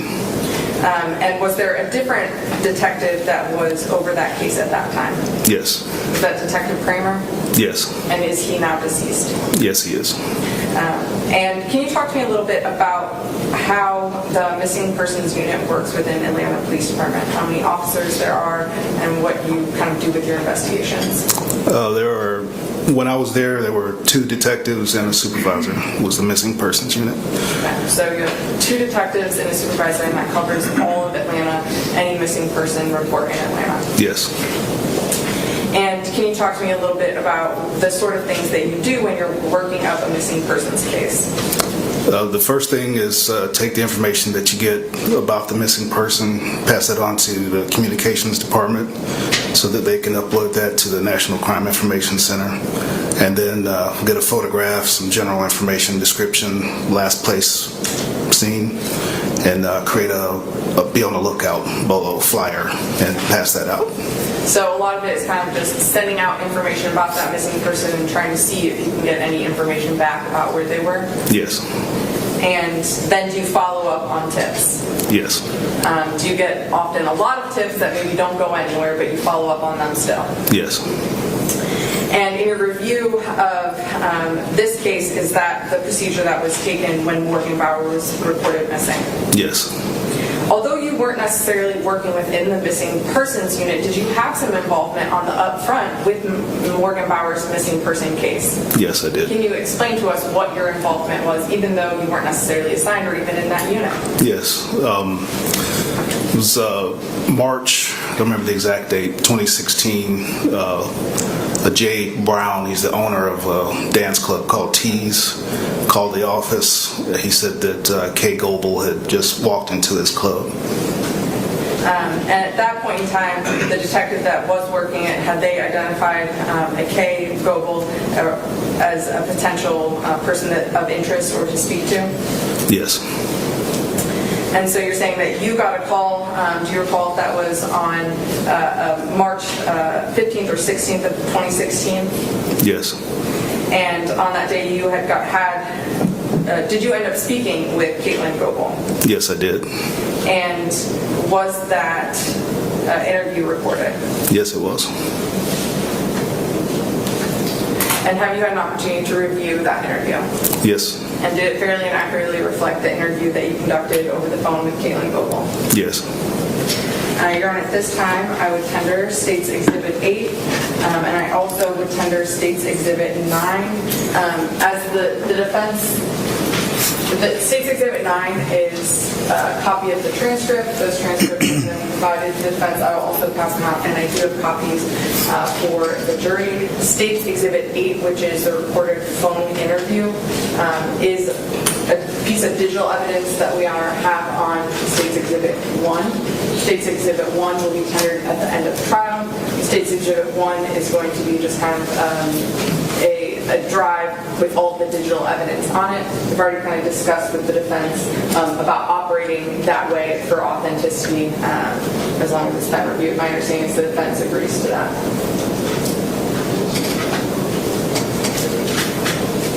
Councilman, please approach. May we approach? Sure.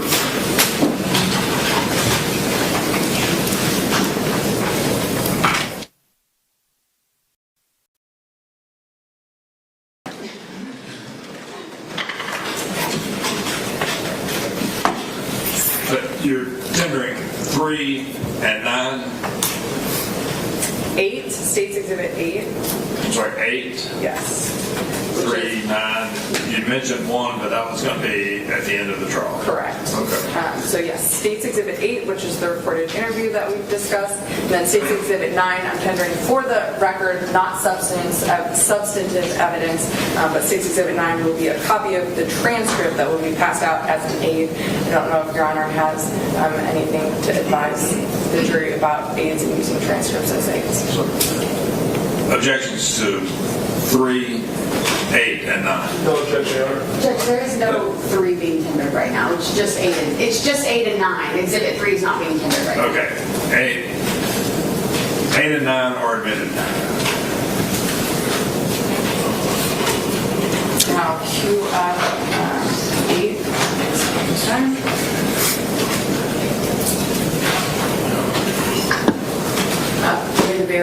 Yeah, you may pass this.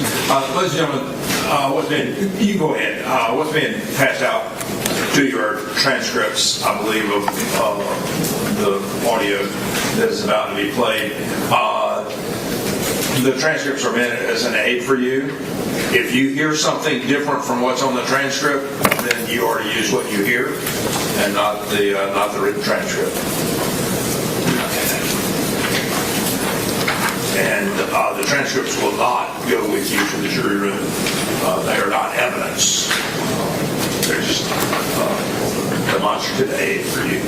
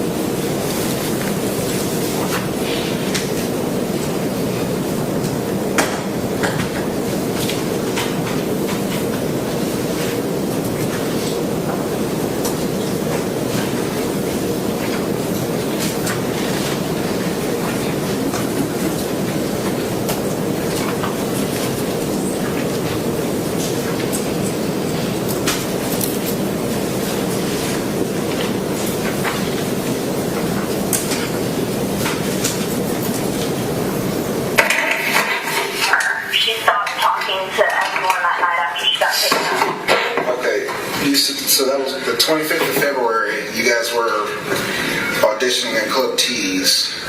Yeah. Did she leave with you? Yeah, she left with me. Okay. Where'd you guys go? We went to my house. It's over in Covington. What's the address over there? I haven't lived there that long. You don't know your address? No, not for that house. Okay. The guy that called said your name is Kay. Is that K-A-Y or K-Y-E or what? K-A-Y. Okay. What's your last name, Kay? Goble, G-O-B-L-E. G-O-B-L-E? Yes, sir. Okay. And so this is his phone. What's your phone number? My phone number is 309. Okay. 740. Okay. 5663. Okay, 309, what area code is that? That's an Illinois area code. Oh, okay. I've only been here for about 3 months. Okay, how old are you, Kate? I'm 19. You sound very young. What's your birthday? July 8th, 96. 96, okay. And you said Morgan went with you back to Covington? Yes. Okay, but you don't remember the address? Is it a house or an apartment? It's an apartment. Like I said, I haven't been there that long. Okay, does anybody else live there? My boyfriend does. Okay, what's your boyfriend's name? His name is Alex Warren, A-L-E-X-W-A-R-R-E-N. Okay, do you know his birthday? I don't, unfortunately. That's all right, that's all right. How old is he? He is 26. 26, okay. And do you have his phone number handy? I don't. Okay, it's not in your phone or anything? No. You don't keep your boyfriend's phone number in your phone? We see each other every day, so we don't really text that much. Okay. All right. And then, so how long does it take to get from Club T's to Covington? It takes about an hour, about 45 minutes. Okay. Who was driving that night? I was. You were? Okay. Yes. What kind of car do you have? It is a blue Dodge Ram. Okay. Oh, a truck. All right. And then, so who all was in the truck with you? It was just you and Morgan, or what? It was me, Morgan, and Alex. You, Morgan, and Alex. Okay. And then, so you guys drove back to Covington. What happened when you got back to Covington? We got home, and I got in the shower and everything, and she was texting on her phone and talking to someone and giggling a lot. Do you know who she was talking to? I have no idea. It was a guy she was talking to. She was on Snapchat or Tinder or some social media site talking to him and sending him videos. Okay. How long have you known Morgan? We knew Morgan. I met her earlier when I was working at Main Stage. When was that? And maybe a month after I got here, so about a month ago. Okay. So you've been there how long? 2 months? Yeah. 2 months or 3 months? I'm sorry. I've been in Georgia for about 3 months. Okay, so you got here right around the first of the year, somewhere in there? Yeah, around the first of the year.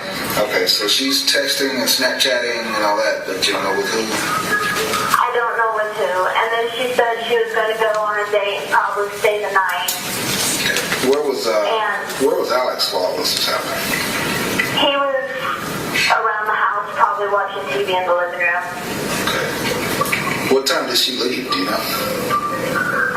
We got home around midnight, so she left maybe at 1 or 2 in the morning, and she took her bag of clothes and her bathroom stuff with her. So that was Friday morning? Yeah, I think so. It was early on the 26th by that point.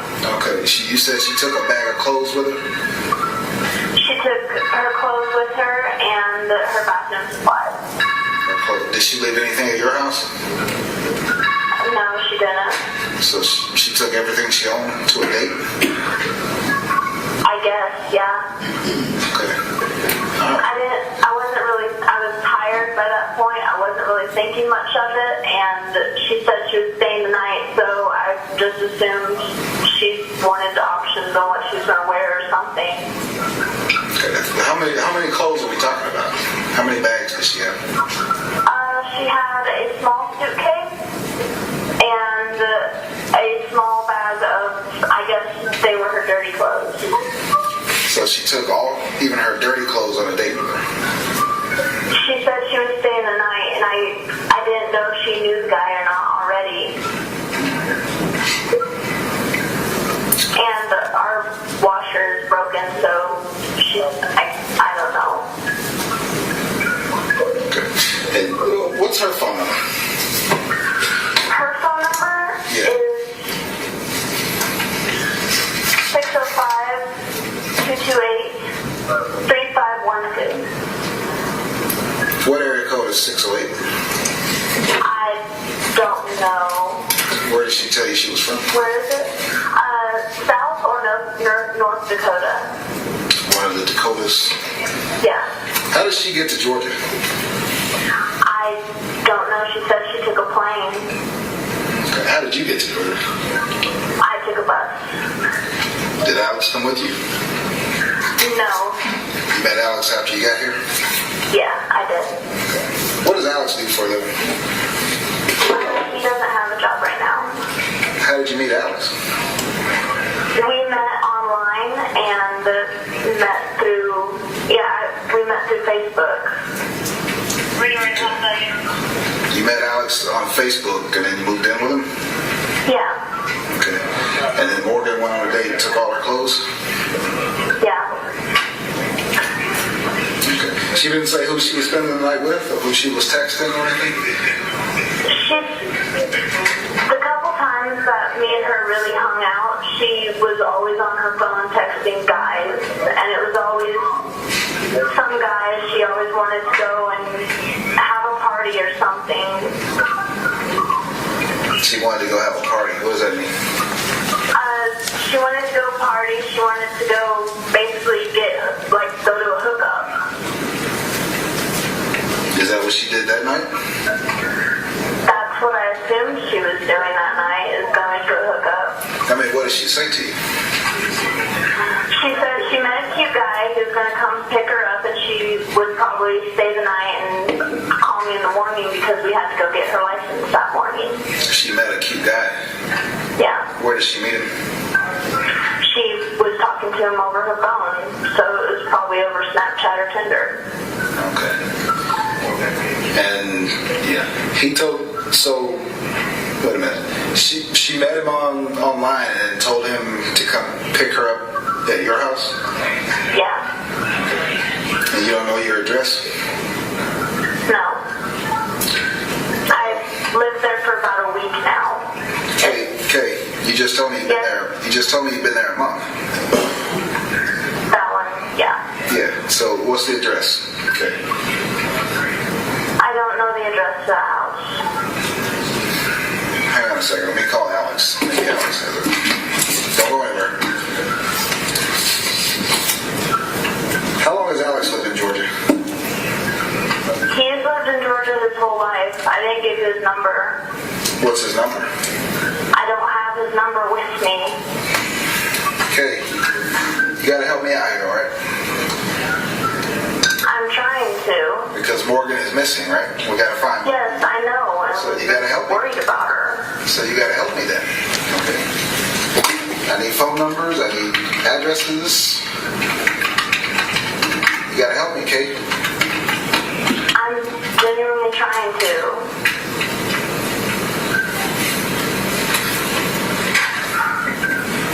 Hold on.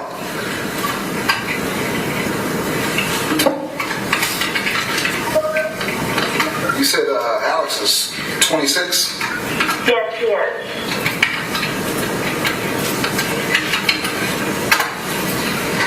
He lives in Covington? Yes.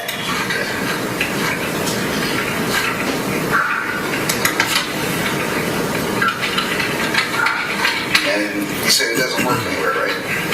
No, he doesn't. Who's paying the bills then? We're staying at an apartment that his parents are paying the bills for. That's convenient. Huh?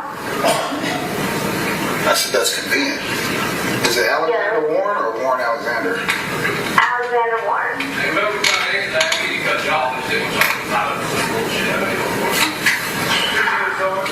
Tell him.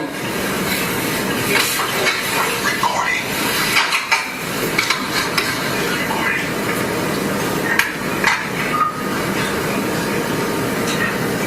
You say he's 26? Yes, he is.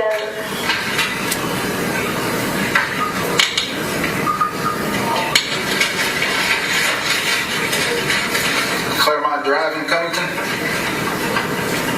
Your phone keeps beeping. I said Claremont Drive in Covington? Does that sound right? What? Does Claremont Drive sound familiar to you?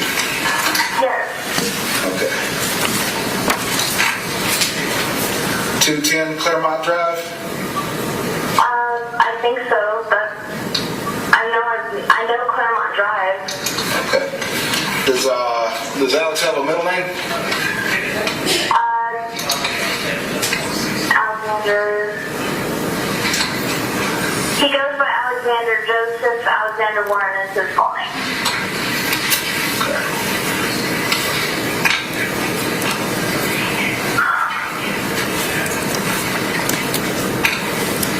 Not exactly how I expect my night to be going.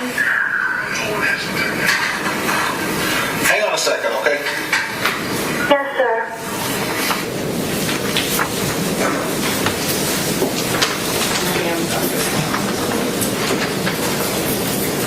And we were going to have the transcript taken back up.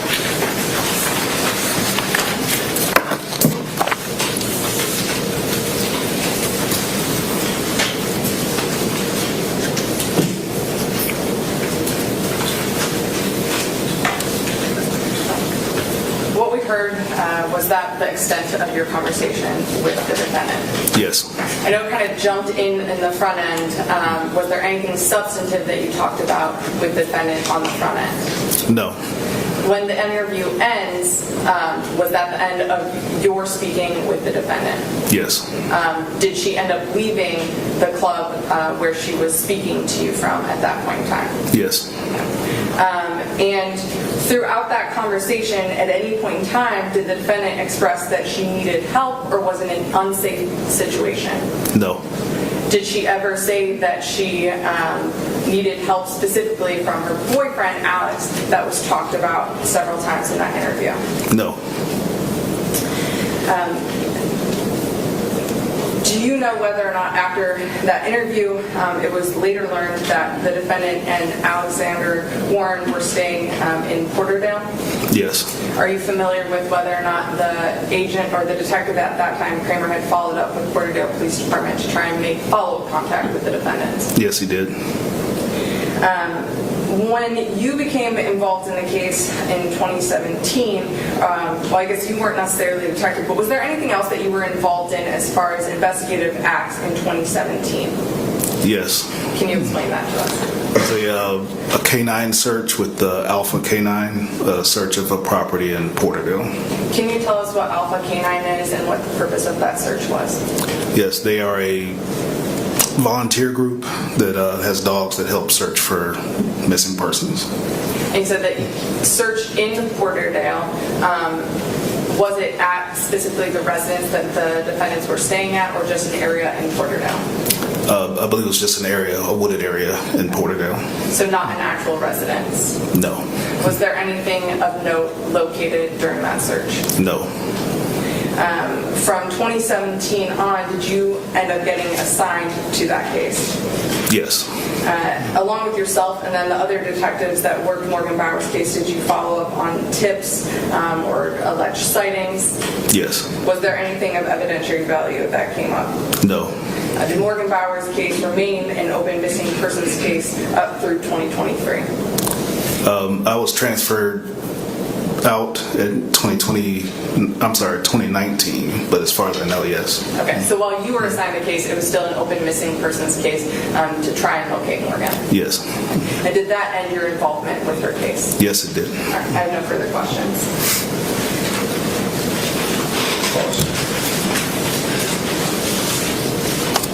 Want me to stay here, Judge, or here in front? Wherever you want to stay. Appreciate it, gentlemen. I want to get your title correct. Detective? Yes. Thank you for being here today. Just a couple of things. As the state said, so your involvement with this matter ended in 2019, correct? Correct. The only interaction that you had with Ms. Goble, that was the conversation that was just played, correct? That's correct. She was, at the time of that conversation, she was at work. Do you know if she was at work?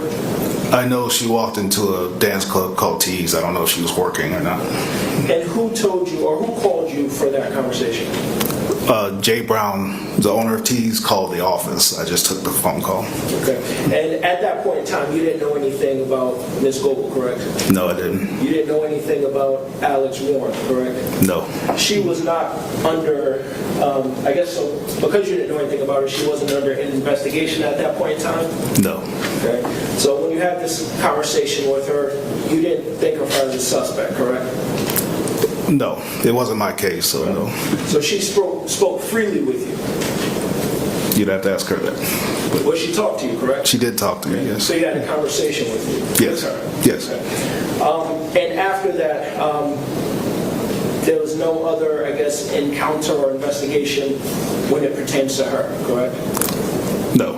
Okay. And when she had this conversation, you stated you knew that she was at the club, correct?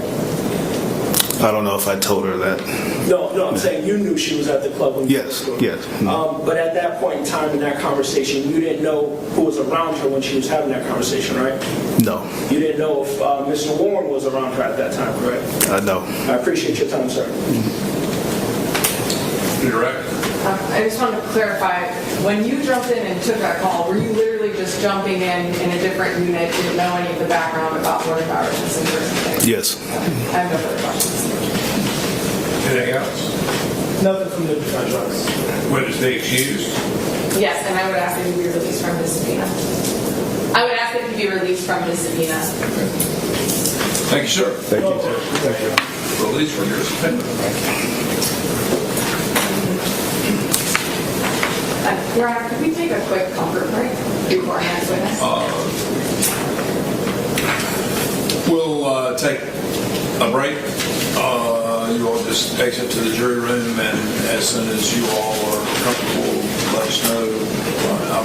I'll probably check with you in about 15 minutes. Okay. All rise for the jury.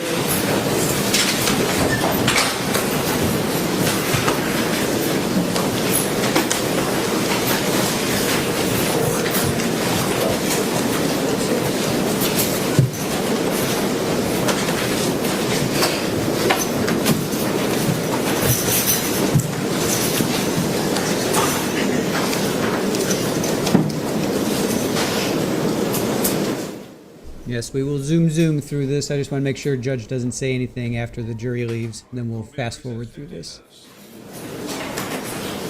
Court's in recess. All right. So we will fast forward, but real quickly, we heard both state's opening and defense opening. We heard the backstory of what happened here. Pretty disturbing, pretty gross, pretty disgusting. And then Detective Joseph Golphin, he was assigned the case. He was only on the case of 2016 to 2019. So he was brought in to talk about the phone call that he had with Katelyn. And she was lying already. She was lying pretty much from the get-go. I have a feeling she was lying. All right, let's get on to the next witness.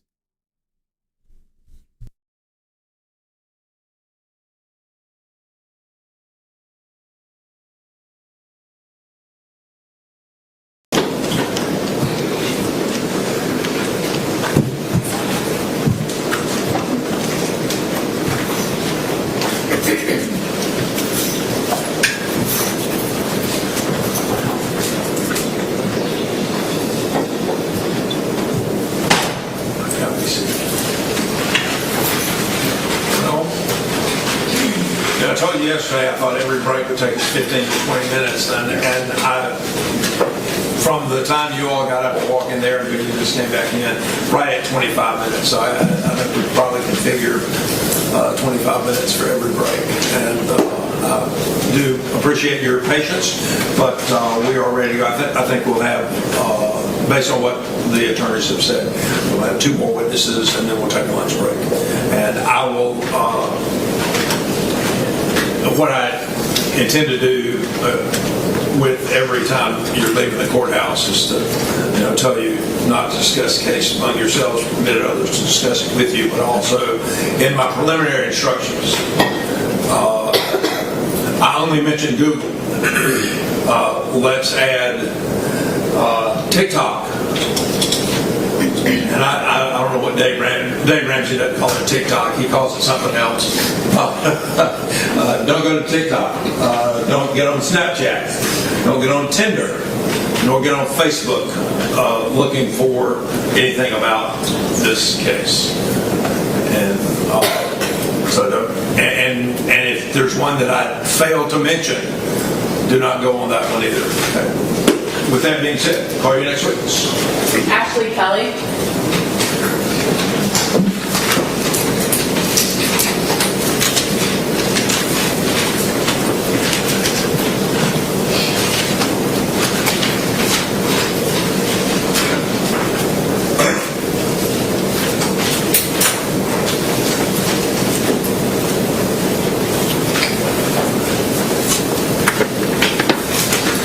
Raise your right hand. Swear testimony about to give in the case of State of Georgia versus Katelyn Goble will be the truth, whole truth, nothing but the truth, so help you God. I do. Have a seat. Keep it seated. You want to pull that microphone up so you're nice and clear. And then can you introduce yourself to the jury, please? My name is Ashley Kelly. I am a Homeland Security Coordinator with GEMA, and I'm also a task force agent with the GBI on the Homeland Security side. And how long have you worked in law enforcement? Since 2014, so 12 years. Prior to your current position, did you work for any other agencies? I did. What other agencies have you worked for? I've worked for Newton County Sheriff's Office, and I've also worked for Porterdale Police Department. Did you work for Porterdale Police Department in 2016? I did. And while working for the Porterdale Police Department, did you learn of a missing persons report that was being investigated and have any sort of involvement in that? I did. Can you talk to me about what your involvement was, and do you remember the timeline of when you became involved? So I became involved Tuesday, March 22nd in 2016.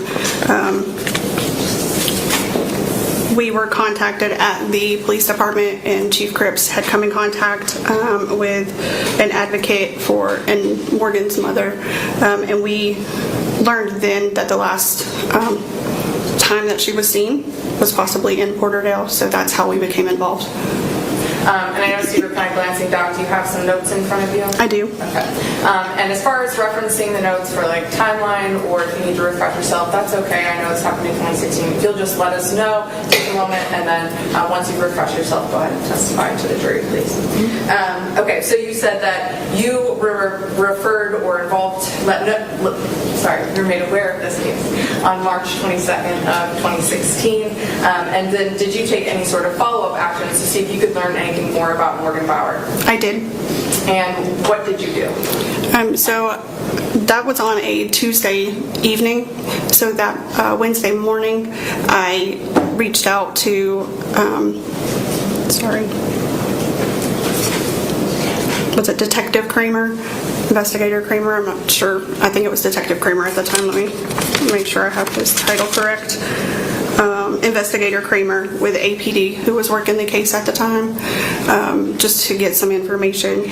And then also on that Wednesday, Sergeant Boyces and I, who also worked with the Porterdale Police Department, went and spoke with Alex and Katelyn.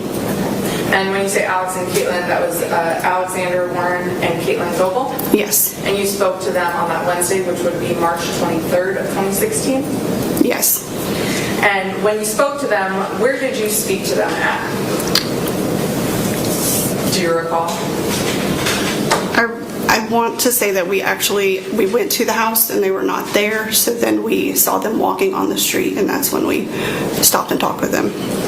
And when you talked to them, were they both present when you initially started talking to them? They were both present, but we separated them. Is that your normal practice if you were speaking to individuals, that you would separate them and speak to them individually, separately from each other? Yes. I want to focus on speaking with Katelyn Goble. Do you recall what she told you about the missing person, Morgan Bauer? So I'm going to refer to my notes to make sure I get everything correct on what she told me. Maybe approach.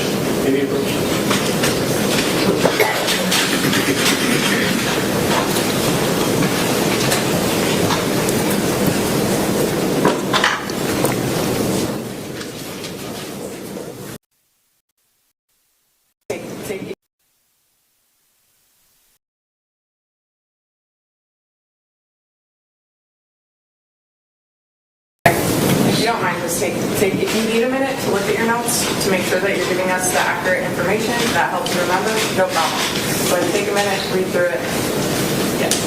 Sorry. Let's look at the court. Yes, please, have a seat.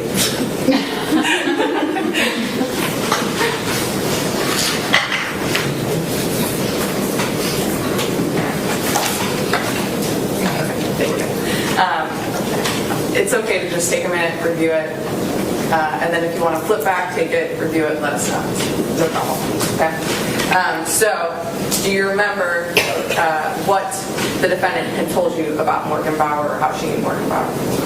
I'm not sure exactly how they met, but Morgan just stated that they had met, that she was trying to get her an interview at the strip club where she worked, and they'd only communicated through cell phone and text messages. She stated that they had all ridden together in Alex's truck, that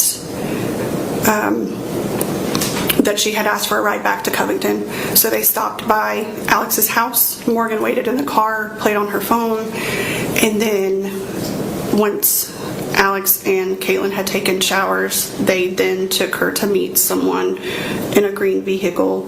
Katelyn could not recall the make or model of that vehicle. She just said that it was a green car, and they dropped her off at a Citgo in Covington. She stated that Morgan went and hugged the driver, but she couldn't give a description of the driver, that she went and hugged the driver, got in the car, and that's the last time they saw her, and she hadn't talked to her since. Okay, great. So I want to break that down just a little bit, because I think you used she, so I just want to make sure that we're clear. You're saying that the defendant met Morgan at the club and was helping her get an audition or an interview or something like that? Yes, I'm not sure if they met at the club. I'm not sure exactly where they met. She never divulged that, just that she had taken her to the club and was trying to get her an interview there.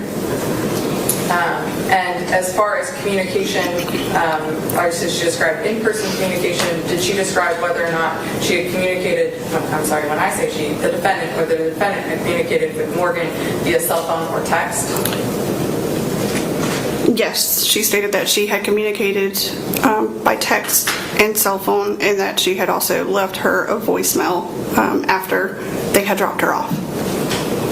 And when the defendant was describing coming back to the house, did she describe whether or not Morgan had ever gone into the home? She said that Morgan stayed in the car. And then after she stayed in the car, I think is when you described that the defendant said that Morgan, Alex, and the defendant all went to a gas station? Yes.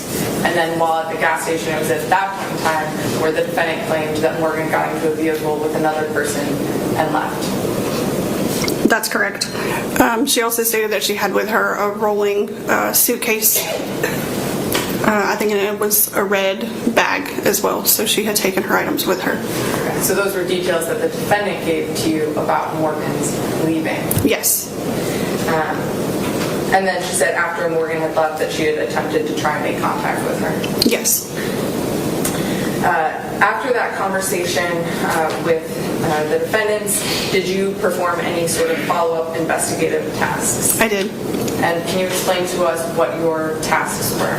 So I reached out again to Investigator Kramer, I think on that Friday, and then I had also attempted to, or I did disseminate the flyers, the missing person flyers, into GBI agents that were in the Gainesville area because her mother had said that that could have possibly been a place that she had been. So I forwarded those flyers there as well. At that point in time, was this a missing person case with Atlanta Police Department or Porterdale Police Department? It was a missing person case out of APD, out of Atlanta. Okay, so your role was to assist them? Yes. And after that, did you have any further involvement in the case? I did not. I have no further questions.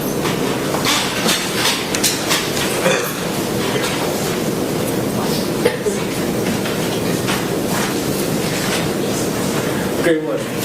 How you doing today? Good. Again, I like to get people's titles correct. What is your title? Task Force Agent. Task Force. So you can call me Agent. Agent. Appreciate that. Agent Kelly, thank you for being here today. Just a couple of things.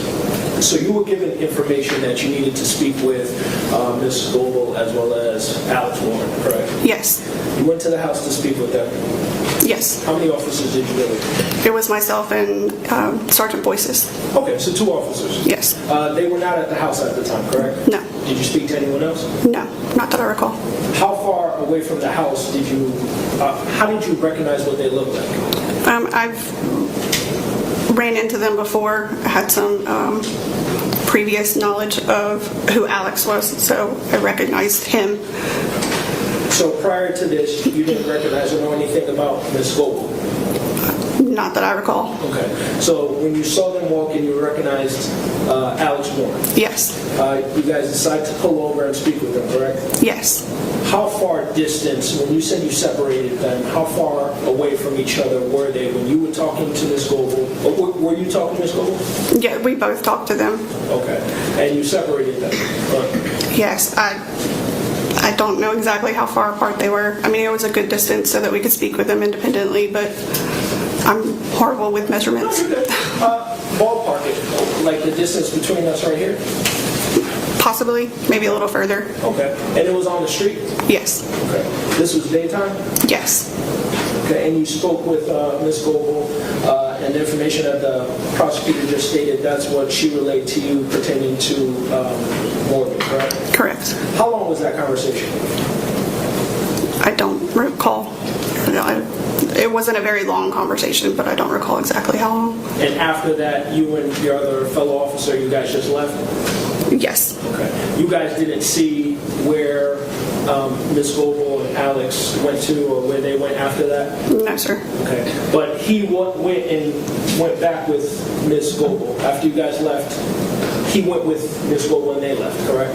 I assume so. They were on the street together. I appreciate your time. Briefly. Porterdale Police Department, I know you said it was you and another officer that might have spoke with them. How large of a police department is Porterdale, or was Porterdale when you were working there? I'm wanting to say at that time we had 4 officers. We're very small, so it was usually about 1 per shift, maybe 2. And then when you were speaking with Katelyn, at any point in time, did she tell you that she needed help or that she was scared? No. I have no further questions. No questions, Your Honor. All right. Should she be excused or released from her? Yes, Your Honor. Yes, I would ask that she's released from this one. All right, you're excused, free to go about your business, released from this thing. Call your next witness. State calls Katelyn Goble.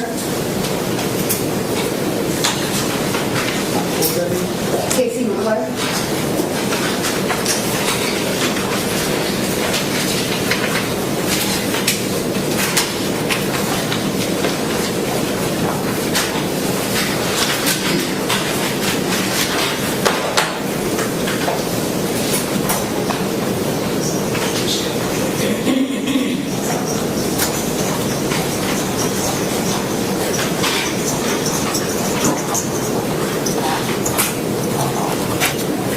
Raise your right hand. Swear the testimony you're about to give in the case of the state of Georgia versus Katelyn Grace Goble will be the truth, whole truth, and nothing but the truth, so help you God. Yes. Have a seat. Speak loudly in the microphone. Go ahead and state and spell your name, please. My name is Casey McClure. It's Kasey, McClure, McClure. Ms. McClure, are you familiar with Morgan Bauer's, I guess initially, the disappearance case for Morgan Bauer? Yes. How did you become aware of that?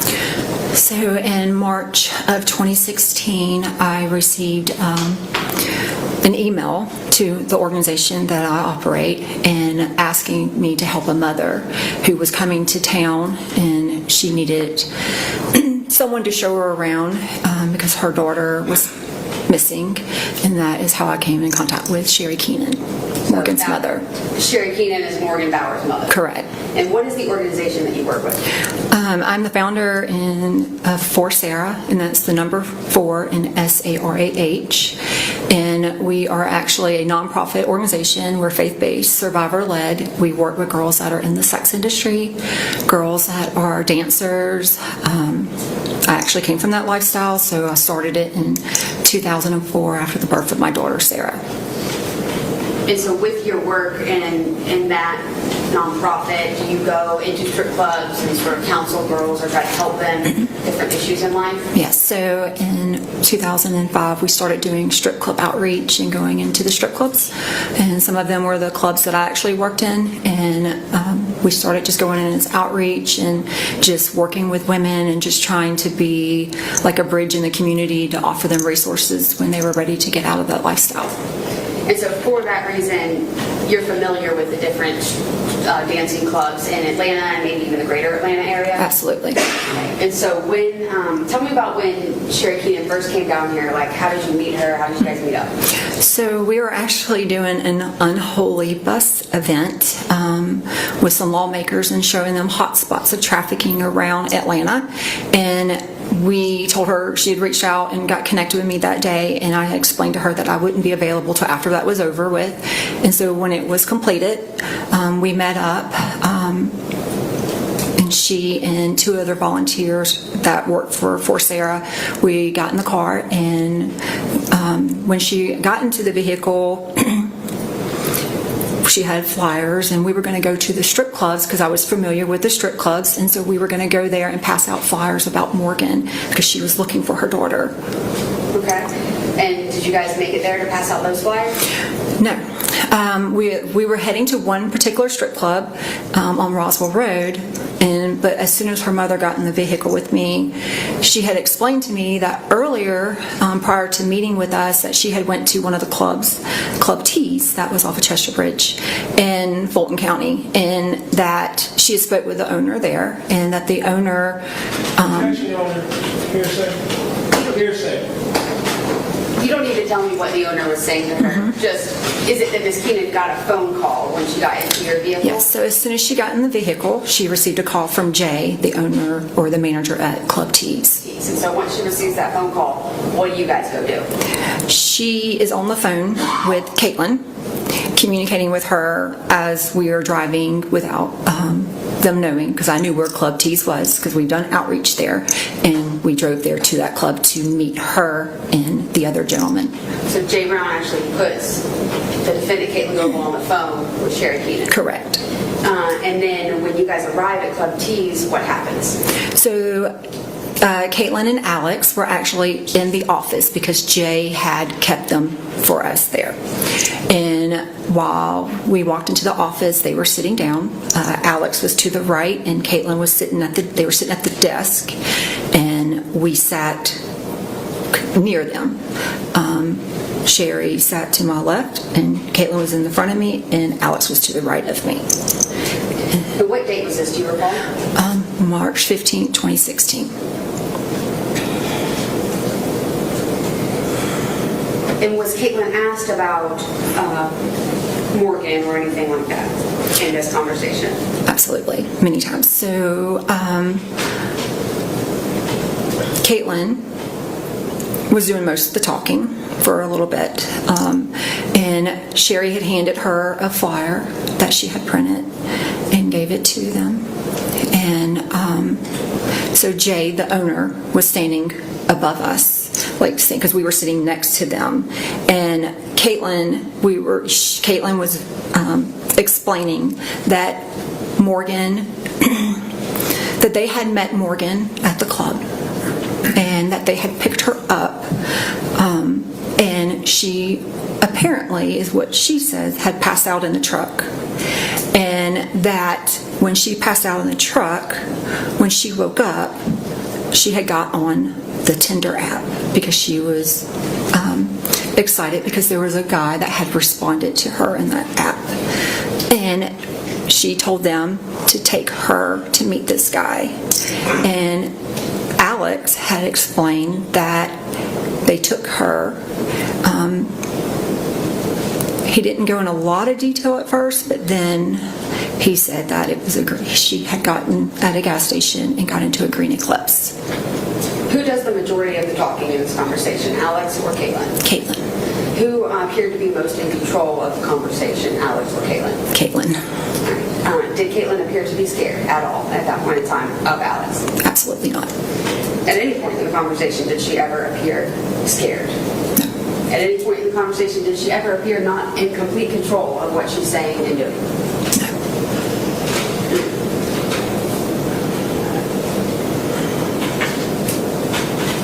Did she say anything else about during this conversation, other individuals that were around Morgan at that time or that she had known?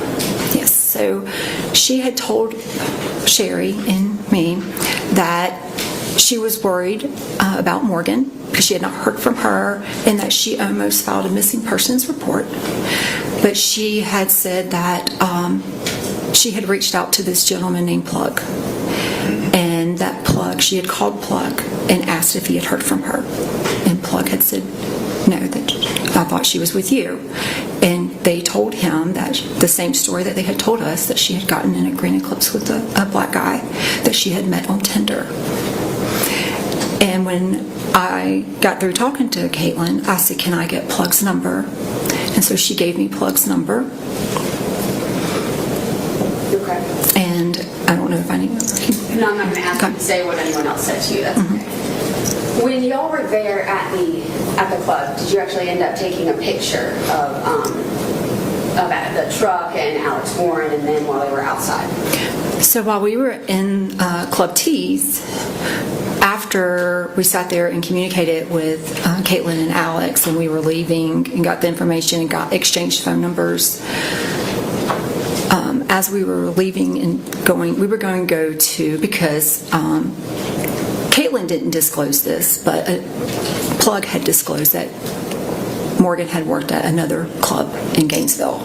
And so on our way out, Alex and Katelyn were walking outside the club to their vehicle because Alex had stated that he had to be home at a certain time because he was on probation. And so on their way out, Sherry Keenan, the mother, Morgan's mother, went up to them and said, can I take a picture of you? And he allowed her to take a picture of him, and she took a picture of him, Alex, and the truck tag. And Katelyn was with him at this time? Yes. I'm going to show you State's Exhibit 10. Do you recognize this? Yes. What is that? That is Alex and the Dodge Ram truck that he was driving. Is this a fair and accurate depiction of how he appeared that night when y'all spoke with him? Yes. All right, so y'all tender State's Exhibit 10. Objection. Submitted. Did you also work with anyone in your capacity with Sarah and the work that y'all were doing in the FBI? Yes. And did you disclose this information to them that y'all were learning about about this disappearance? So as it was happening, when we got a picture of the tag and when we received Katelyn's, I had Katelyn's cell phone number, and then I also had Plug's cell phone number, which I had reached out to Plug and had a conversation with him as soon as we walked out the club. And I shared that because of the work that I do. We work with victims of trafficking and exploitation and girls that are in the industry. And so I had communicated with her that I needed her help immediately. And she was able to identify the address where that tag was registered, and also Katelyn's Facebook, social media, and Plug's information as well. And did you, based on her finding that Facebook, go and look at Katelyn Goble's Facebook? Yes. Do you recall what the name was that she used on? She didn't use Katelyn Goble as her Facebook name, right? What was the name? Lilith Chaos with a K. And did you look through the Facebook posts that Yes. she had around that time? Yes. And what would you estimate this was that you're finding her Facebook, Lilith Chaos, and looking at it? It was happening that night. So March 15th, like right after you guys... It was probably around 10:30-ish, 11-ish. What kind of posts were you seeing at that point? Well, there were several posts, but the one that stood out to us most was the one on February 25th, where there was a meme that had a little ghost, and it had said that this is Bob. Bob likes to kill people for fun, and Bob is one creepy MFer. And so that was alarming because we had known that Morgan was not communicating with anybody after a certain date, and it was now in March and no one had talked to Morgan, so that date stood out to us. And actually we contacted Top of Gainesville when Plug had told me that's where Morgan was working, and when we called, we were heading there, and that is when we talked to the house mom, one of the house moms that answered the phone, and she had told me that Morgan did work there. You don't need to worry about saying what anybody else is saying to these conversations, okay? I'm going to go back to the Facebook, okay? So you see the Bob Hills people post. Did you see any other posts? There were several other posts. There were posts with Alex. She had tagged Alex, where this death is where the party begins. There was another one on, I believe, February 27th that stated,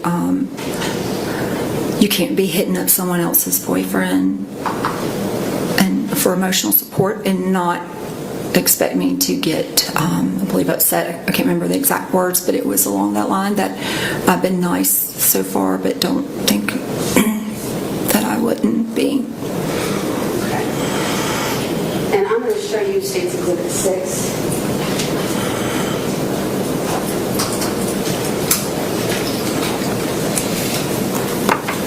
Just look here at the different pages. Try to keep them in order. Let me know if you recognize this. Well, those are from her page. She had some creepy... Well, just let me know if you recognize them, okay? Yes. All right. And are they fair and accurate depictions of what you observed her Facebook timeline to actually be sort of as you were seeing it? Absolutely. Do me a favor, just so I don't get confused. Let's try to keep them in order so that I can reference it. Okay. And this is how you would see Facebook, the timeline itself, as if it were screenshots of it, not necessarily records. Is that fair to say? Correct. Okay. Judge, I would seek to tender, I think it's State's Exhibit 6. Objection to State's Exhibit 6.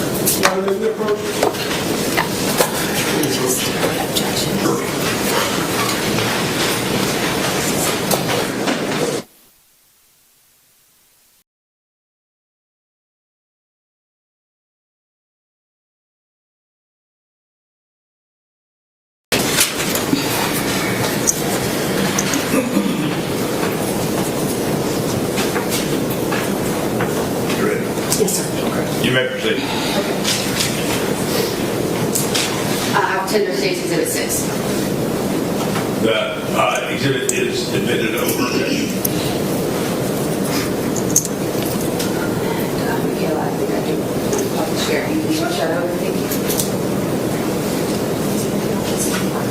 Yes.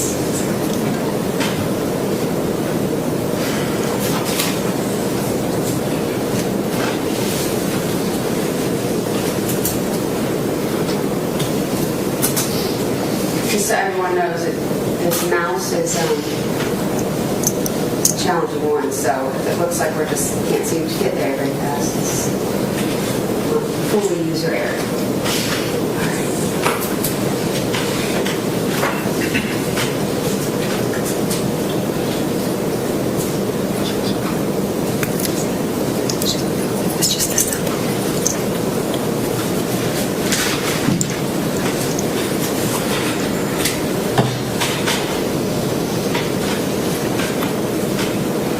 Okay, I'm going to draw your attention up there to the top left corner.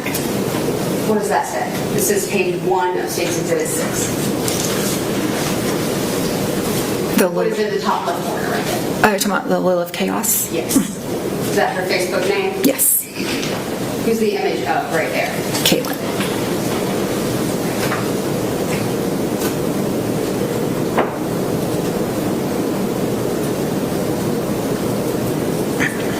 I'm going to skip to page 3 of State's. Actually, I'm sorry. Yes, page 3 of State's Exhibit 6. What's depicted here?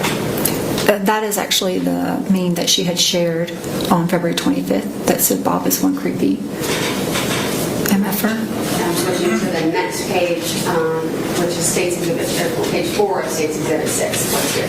So that is the exact, the whole screen of this is Bob. Bob kills people for fun, and she's tagged Alex Warren. And explain, just in case for people who don't know on Facebook, do you know what tagging means? Yeah. What is that? Just letting you know that you're with someone and that they were basically agreeing to.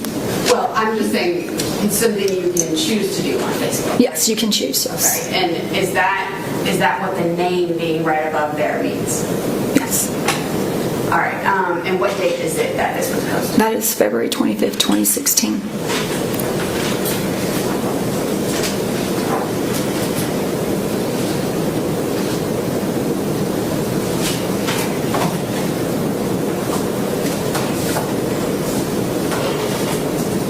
And I'm going to show you page 5, State's Exhibit 6. What do you see here? That it was another comment that she had posted that concerned us, where it said, I hate how some people don't understand that they can't be hitting up someone else's boyfriend for emotional support, and leave us the F alone and understand that just because I've been nice so far doesn't mean I won't get scary if you cross me. And what's the date there? That is February 27th, 2016.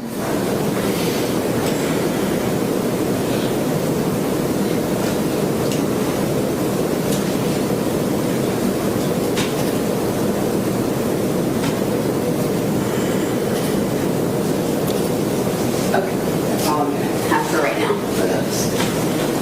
I'm going to click one.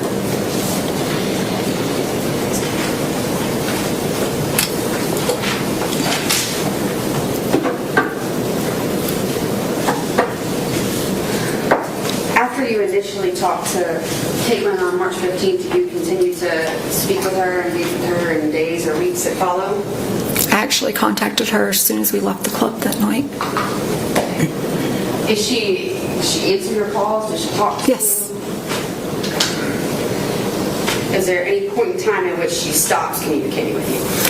I would say probably after like August or September, September. I think the last conversation was in August where I tried to reach out to her. Of 2016? Yes. Okay. So, like 6 months after the murder?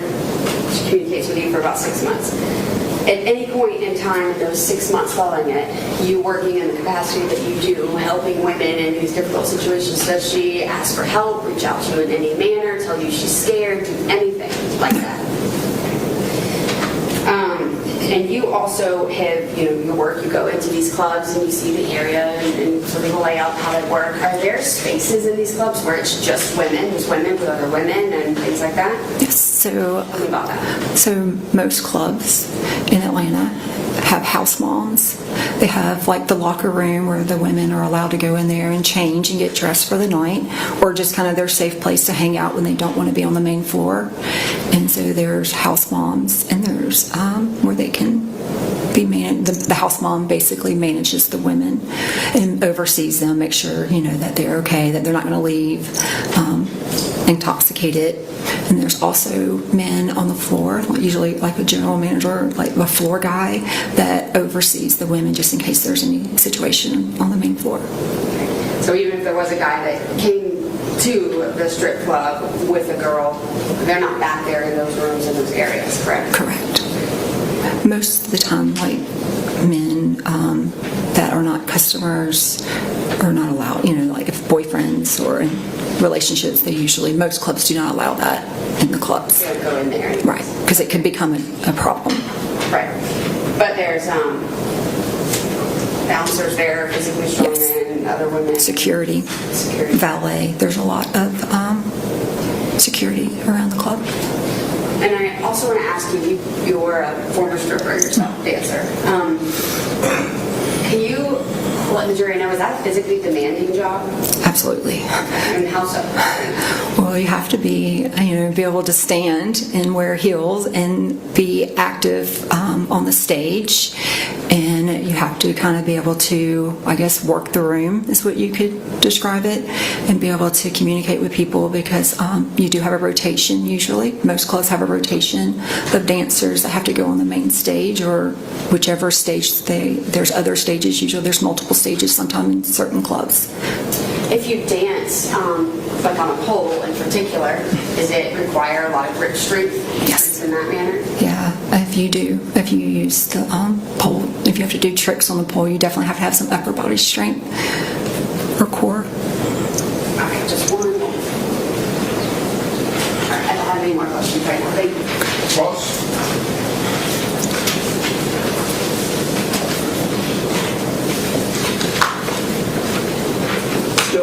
Good morning, Ms. McClure. Good morning. Ms. McClure? McClure, yes. All right, I appreciate that. I want to make sure I say your name right. Ms. McClure, so you've done a lot of work in this investigation, correct? I guess you can say so, yes. That's a lot of work you did. You investigated on your own behalf. Well, the mother and I were together working on it together. Okay. And you and Morgan's mother went to the strip club. What is the club called? Tees? Club Tees. Okay. And that was because you or one of you received a call from Mr. J. Correct. That was the mother. And when you got there, you were brought into an office? Correct. Okay. And in that office was Mr. J. Yes. Ms. Goble, as well as Alex Warner, correct? Correct. You stated Ms. Goble was seated? Yes. Where was Alex? Right next to her. He was right next to her? Was he seated? He was seated or standing? He was seated. Okay. And he didn't talk much, correct? He didn't in the beginning. Okay. He was just standing over her? He was standing beside her, like sitting beside her. Standing beside her? No, he was sitting, and there was chairs at like a desk like this. It was like, I guess, Jay's work desk. And he had when we came in, they both were sitting in chairs. We came in, Jay was standing behind us. Alex was to the right of me. Katelyn was in the front of me. Sherry was in a chair next to us. And were you doing the speaking, or was We both were. Well, Sherry was asking questions. And during the questioning, you were very observant, correct, of both Alex and Ms. Goble? Yes. Did you notice anything on their body? Well, I didn't, because it was a dark office. If you've ever been into a strip club, well, usually it's dark, and even in the office was kind of dark. However, Jay, the owner, did whisper in my ear. He noticed something? He did notice something. Okay. Was it marks? Yes. on Mr. Warren. Correct. Where were those marks? He said on his arms. Did you happen to see them? I could not see them. Okay. I was close, but I still couldn't see You the couldn't marks. see from a distance I couldn't. how close you were? Right. Okay, but you came to learn that there was marks on Mr. Warren's arms. That's what Jay had said. I never personally saw them, but Jay had made the statement to me that there was. And you, how long was this conversation? We were probably in there for like 45 minutes. We were in there for a while. And then you all leave, correct? Yes. And Ms. Goble, she also leaves, and Mr. Warren was with her. Correct. And you stated you did more investigation, you made some calls, and you got a hold of a house mother at a different club. Correct, at top of Gainesville. Did you end up going there? No, we did not, because so when we were leaving Club T's, it was already late, and top of Gainesville, it's not like the normal Atlanta clubs. They usually close earlier. They have a different nightlife, even though it's a different, smaller town. So we were not able to go, and that's why we called first, just to see if, because I knew that the drive, I couldn't guarantee that they would be open by the time we got there. And you did speak with this house mother, correct? Yes. And you learned information to see if they knew Ms. Goble as well as Mr. Warren. Well, what they had stated was that we called to see if Morgan had worked there, because Club T's has said that Morgan did not have a permit to work there. Okay. But did they speak of Ms. Yes. Goble? Okay. Well, they spoke of her. They identified her. Okay. And did they speak of Mr. Warren? No. They just said that Morgan had left with a girl with really short hair and a black eye. So they never mentioned Alex Warren at all? Never. Okay. And during you spoke with Ms. Goble after that, correct? Yes. You called immediately? I called immediately. And she answered for you? Yes, she did. And you guys spoke? Yes. Did you hear Mr. Warren in the background? So when I called, I asked Katelyn, because top of Gainesville had identified Katelyn as being the girl that left with Morgan on February 25th in a black guy. When I called her, I asked her when the last time she was at top of Gainesville, and she said top of Gainesville. I've never been to top of Gainesville. And I asked her, were you not at top of Gainesville on February 25th or the 26th? And she immediately said no, but Alex got upset in the background. So you heard him in the background? He was upset, yes. How do you know he was upset? Because she told me he was upset, and she was in the vehicle with him. But you heard him? Oh, I heard him, yes. So how you, I heard him. What did he say?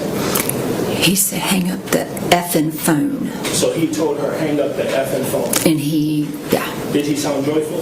No, he was not happy. Okay.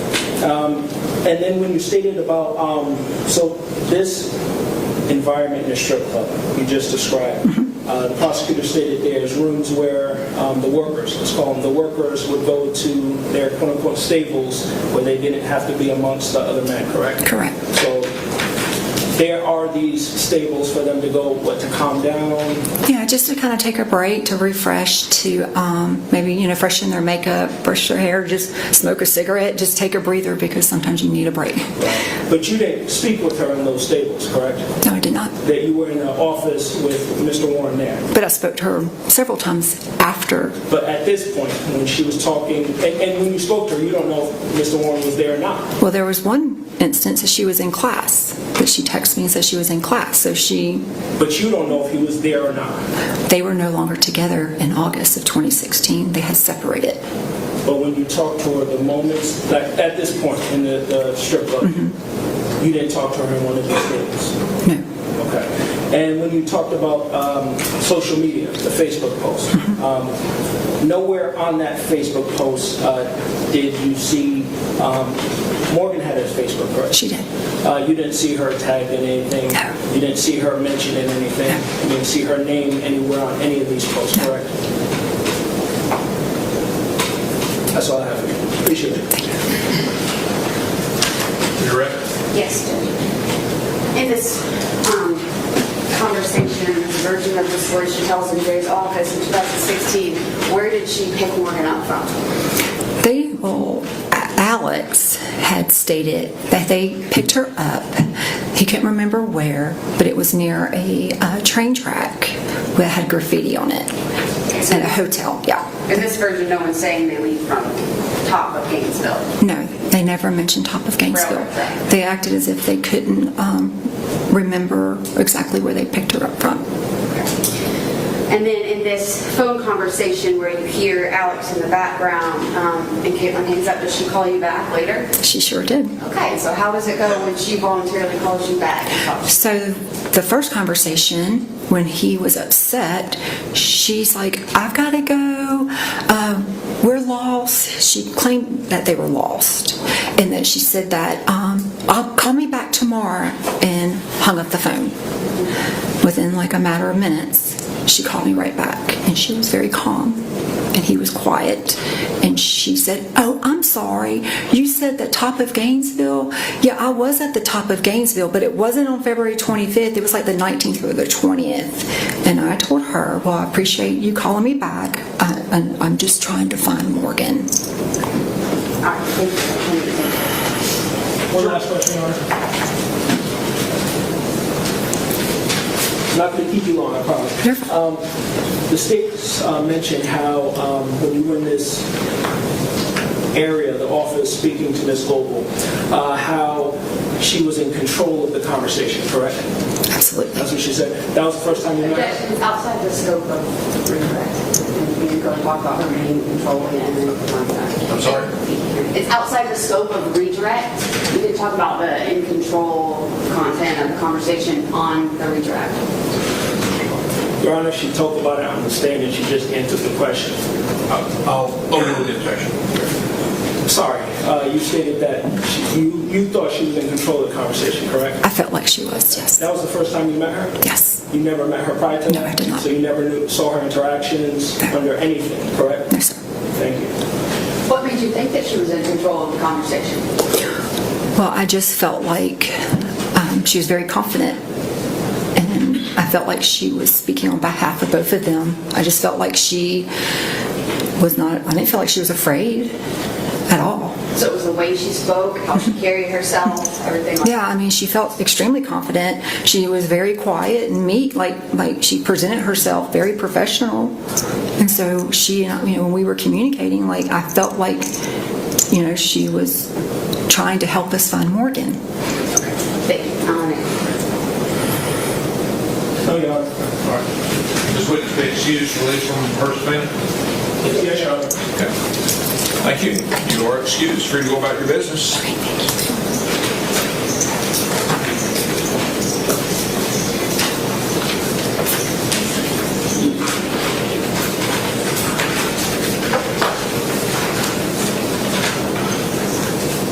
Oh, I'm sorry, Judge. You said hold on. So now was when we had planned the lunch break for the other witnesses. Yeah, I was letting the witness go out of the courtroom. But, Oh, okay. yeah. Sorry. We're noontime. We're going to take a break. 75 minutes enough, or think you need 90 for lunch? 75. That's fine. 75? Yes. Okay, all right. You see those seats fold up, right? Why don't you put your notes in the jury room, and then we will let you all go first, and we will just remain here in the courtroom until you all are on the elevator downstairs, and then we'll release. See you back in 75 minutes. All rise for the jury.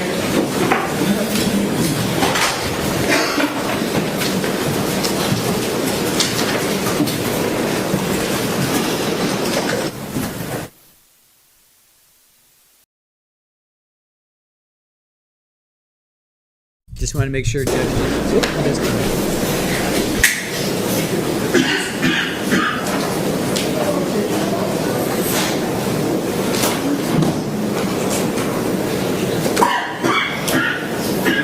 If you're in the courtroom, you may sit.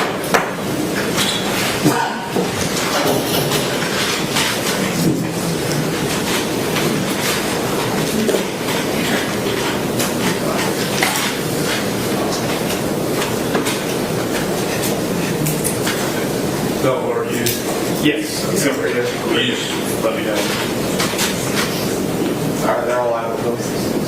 They're all out of the building. Okay. In that case, nothing else, we'll be in recess for 75 minutes.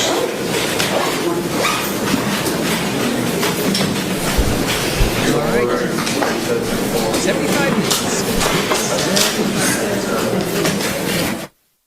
All right, so briefly, I thought they said they're going to have 2 more witnesses. They only called up 1 more witness. I thought they were going to squeeze in a second one there. I guess not. Anyway, all right, so we heard from Casey McClure. We saw that at the top of the hour or top of the stream. She was talking about trying to find Morgan. So she's been in the industry. We're getting an education into the club industry and the lifestyle that no. What? Don't show that. What are they doing? What are you doing there, camera operator? Don't show their notes. So she was trying to help Morgan's mother. She has a nonprofit, faith-based for Sarah. So, all right, here we go. Lunchtime, coming out of lunch, day 1.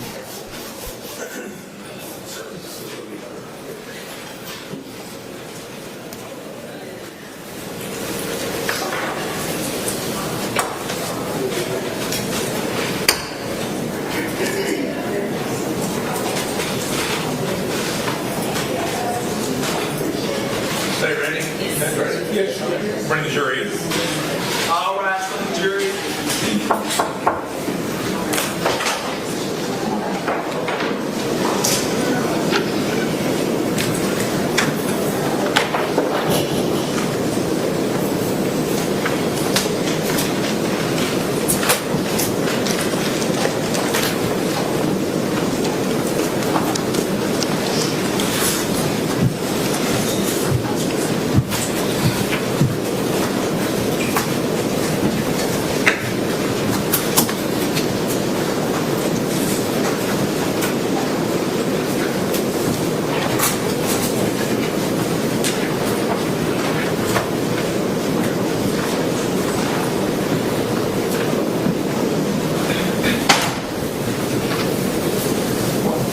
Thank you all for being back, and we are ready to call your next witness. Judith Warren.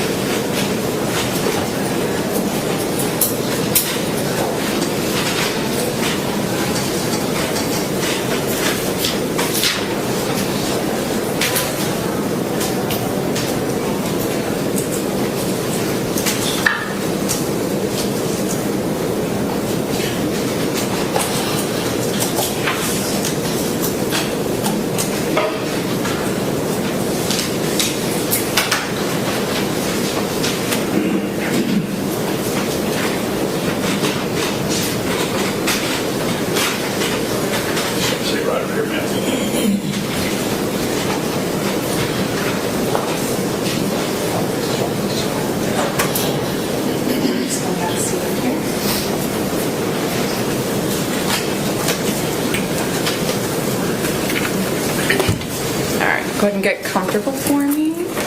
Then we're going to move this microphone. We're going to have you try and speak in this microphone the best that you can, okay? Okay. All right. And if you'll raise your right hand for me, or Judge, sorry, if you want. Raise your right hand. Swear the testimony you're about to give in case the state of Georgia versus Katelyn Grace Goble will be the truth, the whole truth, and nothing but the truth, so help you God.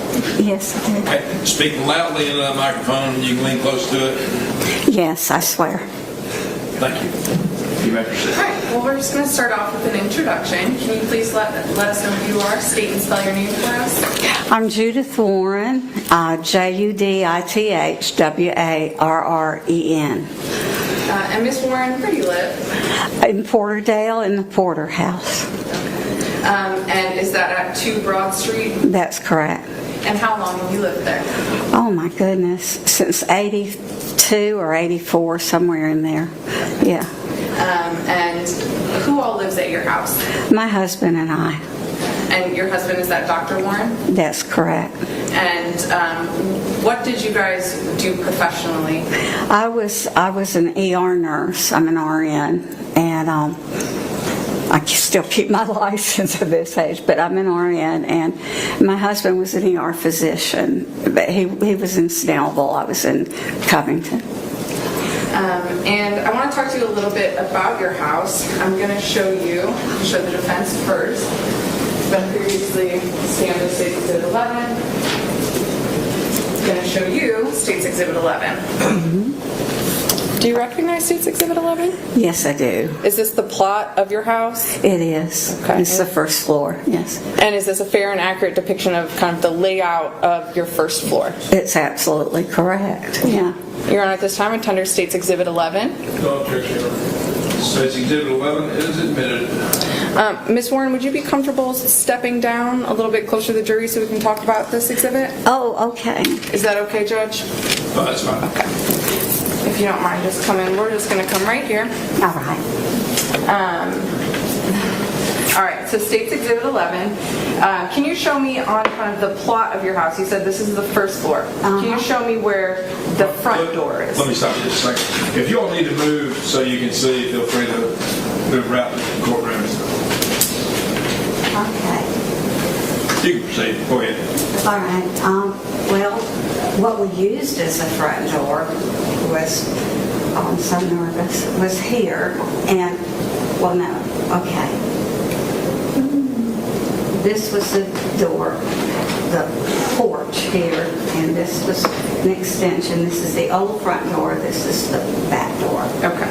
And so, yeah, I guess technically the old front door, because your house is an older home, right? Right. But is there a driveway that comes up this way to the... Comes up that way, and there used to be a drive there, but we didn't restore it.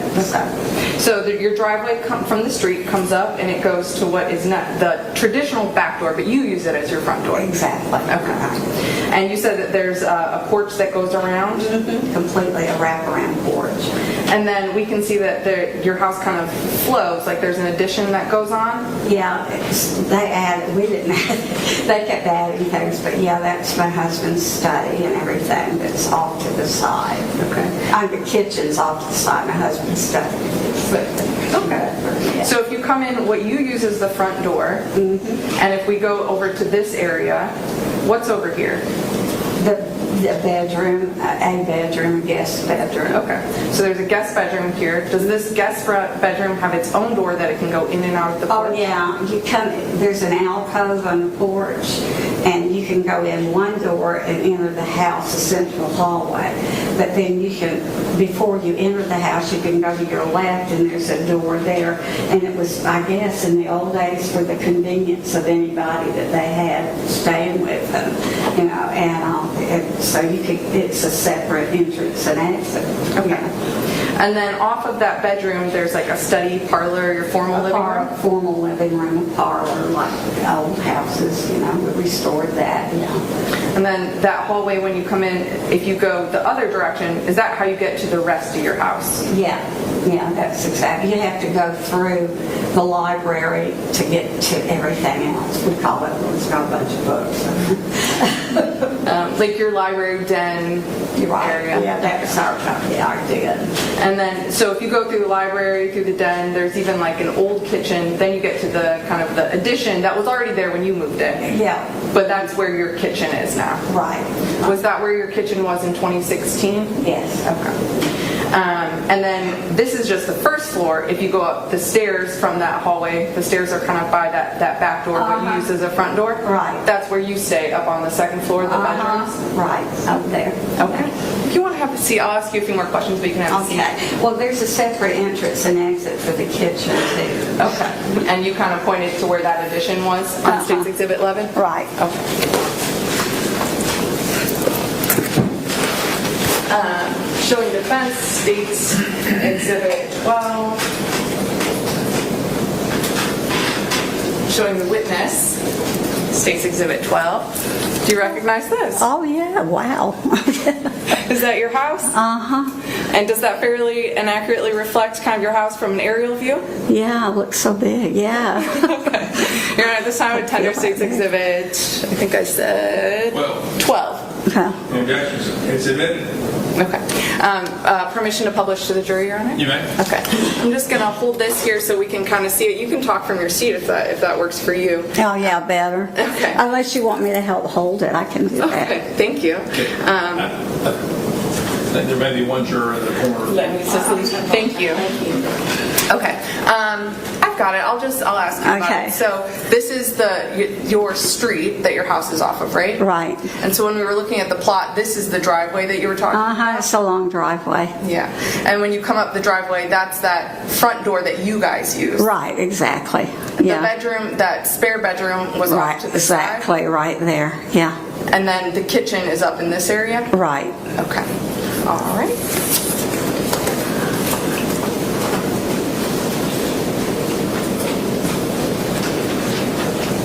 I want to talk to you about a little bit about your family. I know that you said that you live with your husband. Mm-hmm. Do y'all have a son? We adopted my husband's great nephew.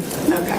I'm just going to move this so we can hear you nice and loud, okay? Okay, I'm sorry. No, you're okay. Everyone does it. And is that Alex Warren? That's correct. And so, I mean, you raised him. He was your adoptive son. Right. And currently you do not have any communication with him?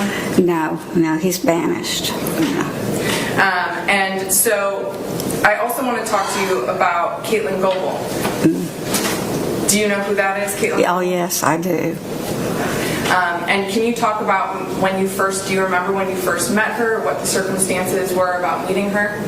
Well, Alex had met her over the internet, I think, and they showed up at my door, and I kind of knew about her, but he took off with her, and I think they lived in a camper or something that was somebody else's. But anyway, they showed up at my door, and they were both just filthy, and they stunk, and they were hungry. And I took them in, and Alex introduced me to her, and she gave me the creeps, and just you get that weird feeling about people, and I had it, and I'm just being as honest as I can. I can't give you any rational reason except that I felt, I didn't like her. Okay. And I understand. I want to talk a little bit more about when they came into the house. I guess because of that feeling, did you kind of stay away? Oh yeah. I was uncomfortable around her. And where they were staying, where were they staying in the house? They were staying in that bedroom, and it was a while before I let them have a separate entrance and exit. They were there a while. We kept an eye on them for a while, and tried to anyway. But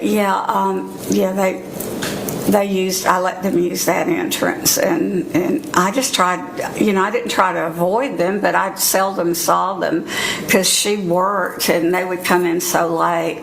I would get up in the middle of the night because I don't sleep well. I'm old and things hurt, and I would get up and check on them once in a while. They were like locusts in the kitchen.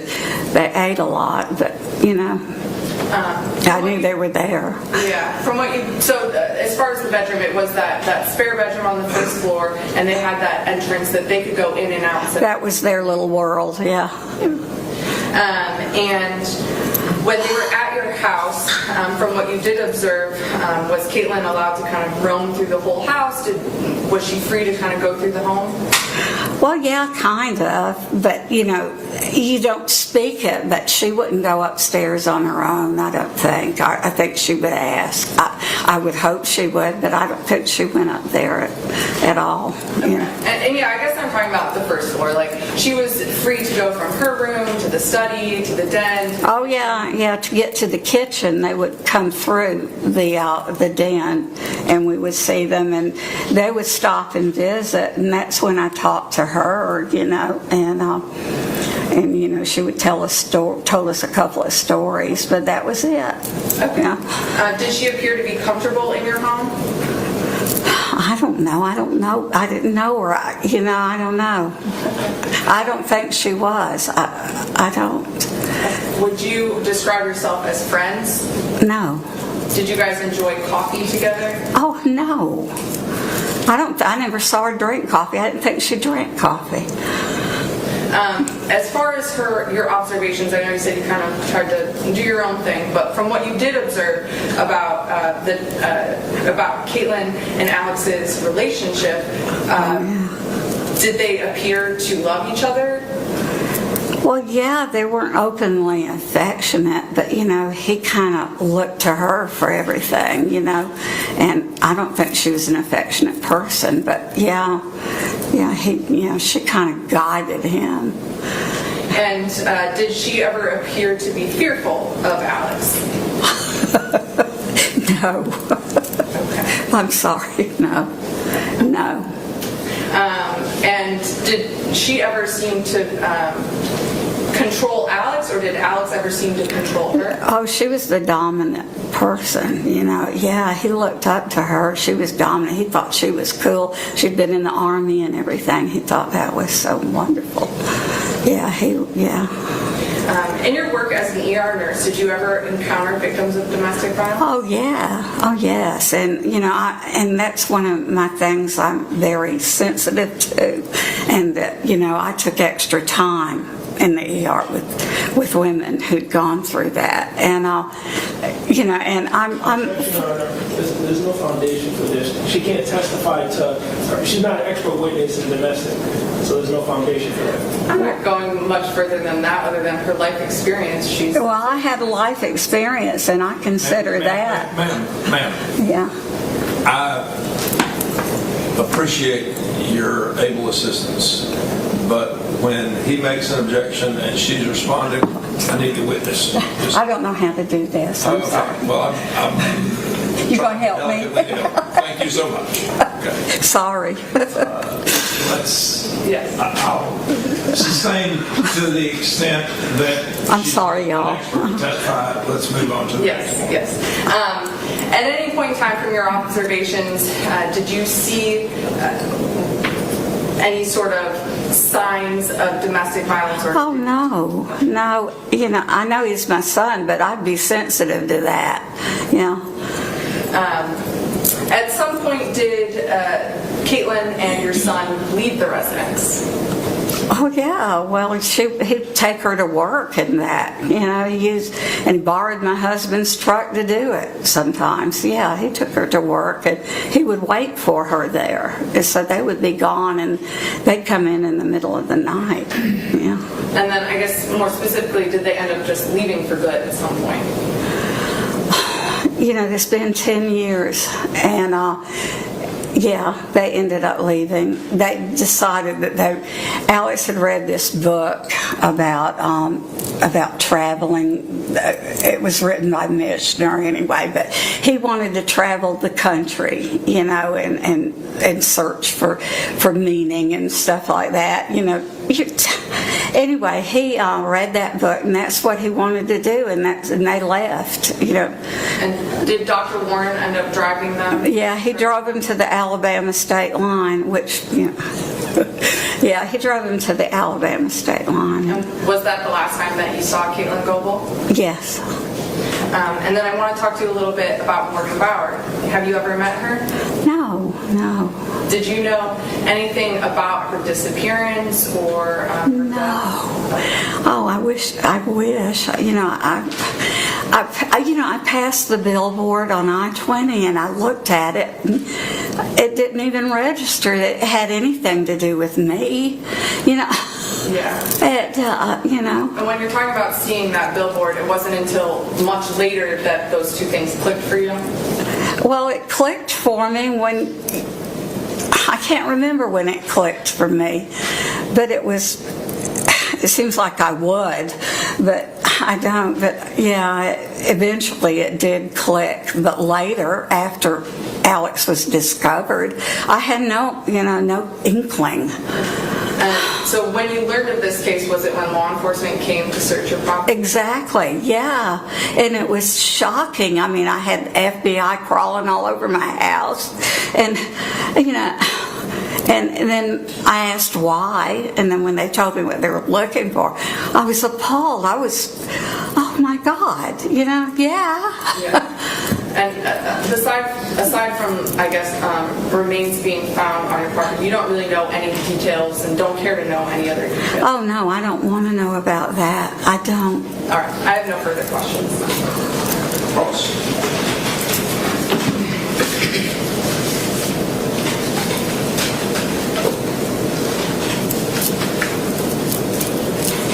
Hi. How you doing? I'm fine. Ms. Warren, thank you for being here today. I can't imagine what you've gone through with this whole ordeal.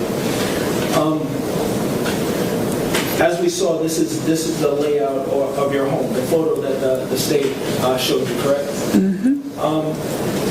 When Ms. Goble came to your house, at that point in time, how long was, I know you stated you adopted Alex Warren, correct? At what age did you adopt? 10 months. 10 months. Yeah. So throughout this whole period before she came, he was living with you? Yes. Correct? And when Ms. Goble came to your house, she wasn't staying with you long, correct? No, I don't recall how long they were there, but it wasn't a long time. Yeah. And Alex didn't have a job at the time, correct? No. So you stated they would be out late hours of the night? Yeah. You knew what she did for work? She stripped, yeah. And Alex would take her to work? Yeah. And he wouldn't come back home until they came back together? Yeah, it was away in Atlanta somewhere, yeah. So he stayed with her at work? Yeah, waited for her. Okay, you said he waited for her? Yeah. And when they came to, you stated she didn't have, or she had free roam of your house, or is it just the first floor? Probably just the first floor. I don't think she ever went upstairs. I don't know. But I don't think so. No. And we could hear people walking up there. You know, we know when people are upstairs. And she never disrespected your home in that aspect, correct? Not that I know of, no. In your interactions with her, it wasn't much, correct?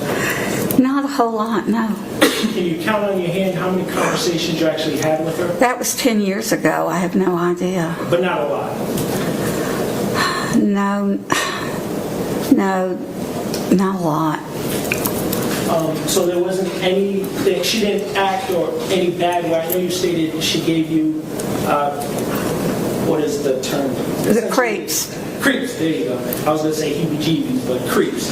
You stated she gave you the creeps. There was nothing that she did for that feeling. She didn't disrespect you. She didn't act a certain way. No, she didn't disrespect me, but I don't know how much I'm supposed to talk here, but she told me a story that she was... No, it's not even what she said. You're saying, like, she never acted in a way to make you feel... I'm sorry. She never did anything, I guess... She never acted in a behavioral way to make you feel... I didn't like the way she told Alex what to do. You know, I didn't like that. And I didn't think it was a good idea. And their interactions outside of the house, they were gone a lot from the house? Well, they're gone a good bit, but she had days off and they were around, yeah. And when they were away from the house, it was for long periods of time? Well, it's in the evenings, yeah. They were there in the mornings and everything. And those interactions, you were never present for that, correct? Well, no, I fed them sometimes, yeah. I'm saying when they weren't in the house. When they weren't in the house, no. And when they were in their room together, they would go off to the room together? Yeah, that was their privacy. I didn't interfere with that. And you didn't enter the room or go essentially hang out with them? No. So their interactions in the room, you wasn't there for, all right? No. Now, Alex, he left from the house with Miss Goble, correct? Yes. And that was the last time you seen Miss Goble, correct? That's correct. At any point in time, did Alex return home? Yes.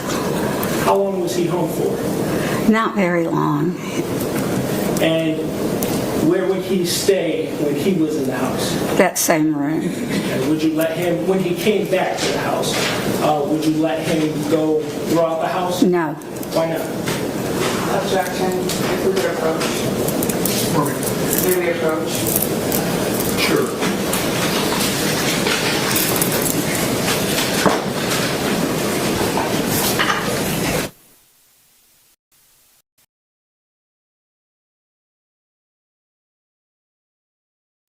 You stated.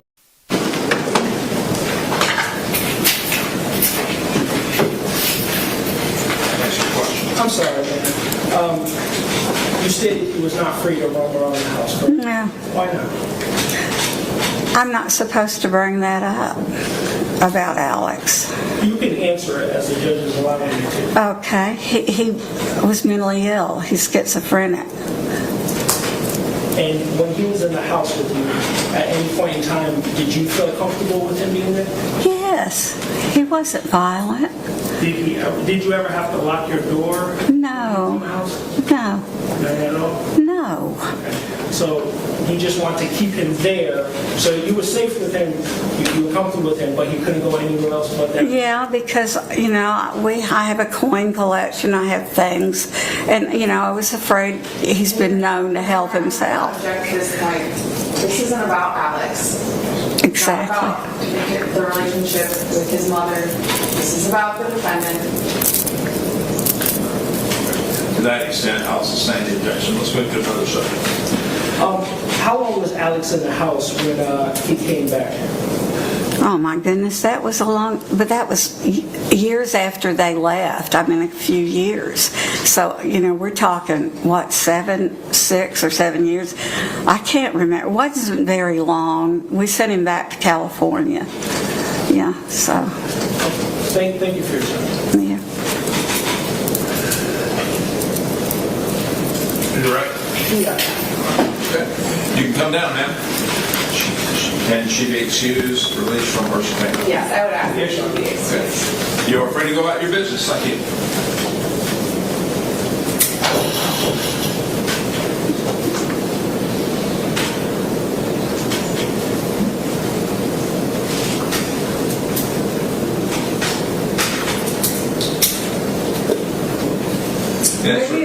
Maybe address something outside the presence of the jury. Okay. Members of the jury, if you all would. Second to the... All rise for the jury.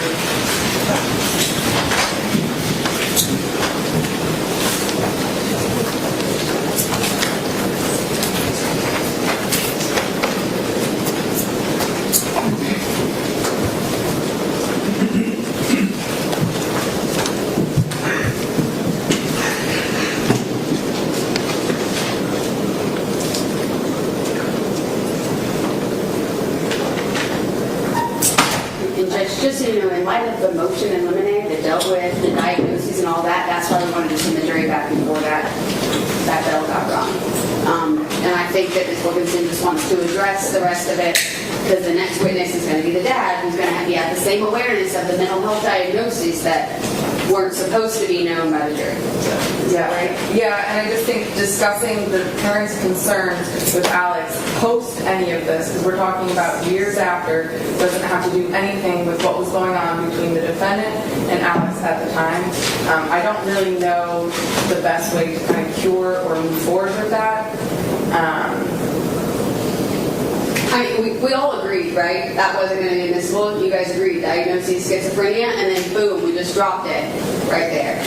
So I guess we have to sit here and contemplate, do we need eliminating, do we address it with the jury? Because it's not supposed to be something that comes in. I don't know the relevance of why he's roaming on the house later or not, but, and there's certainly another witness that's going to be coming up. I'm assuming we're not going to go down that route with the father. Is that fair? Your Honor, nobody asked about his mental issues. That's not what we're getting into. She lied on the stand based off of the testimony she gave to Downs. That's what we're getting into, and it's relevant to our argument, our defense, and our case. I didn't care about his mental issues. That's not what I asked about. And in her statement to Downs, it wasn't even talking about the mental issues. It was something else. But if you hadn't talked to that witness and didn't know what her answer was going to be, that's why I said whatever she's going to respond is not going to be relevant. And I would ask that we address it outside the presence of the jury. We can't unring bells like that. Well, we're defending our client. Okay. And you want me to... What do you want to do? If we can we just have a second? Sure. Thank you.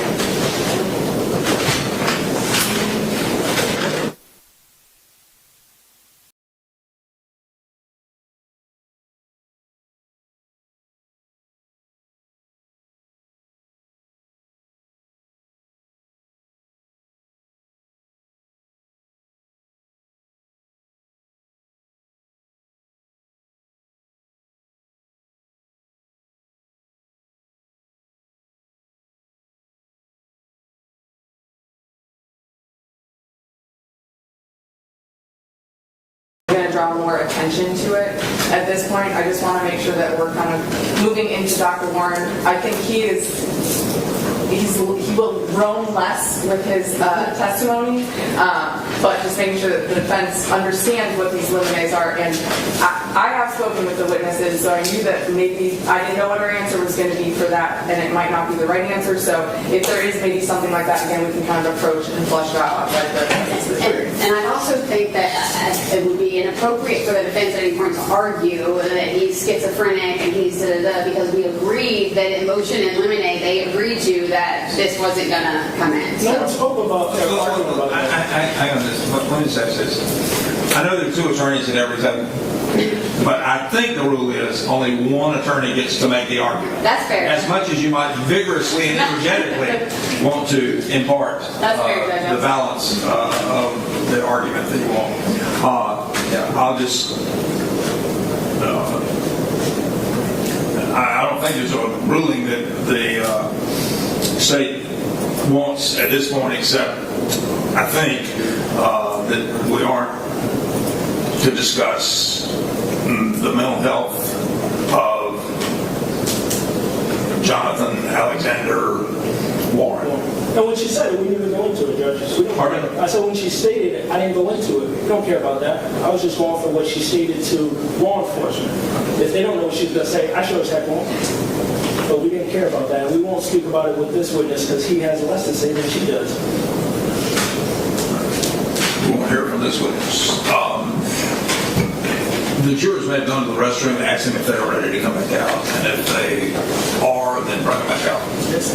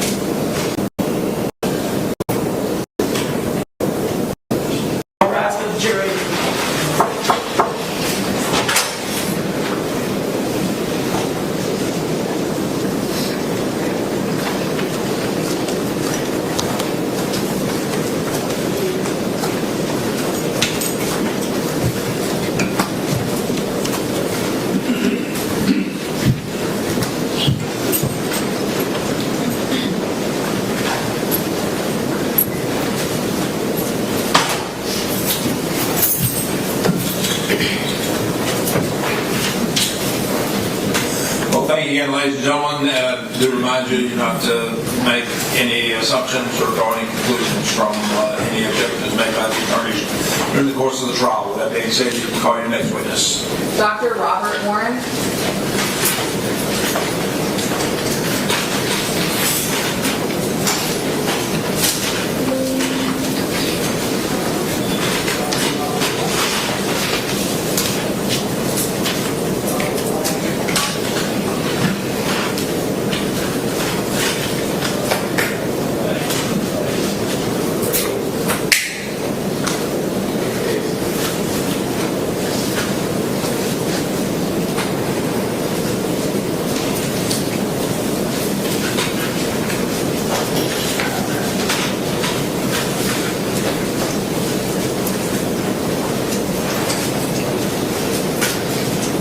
Have a seat right here, sir. Thank you.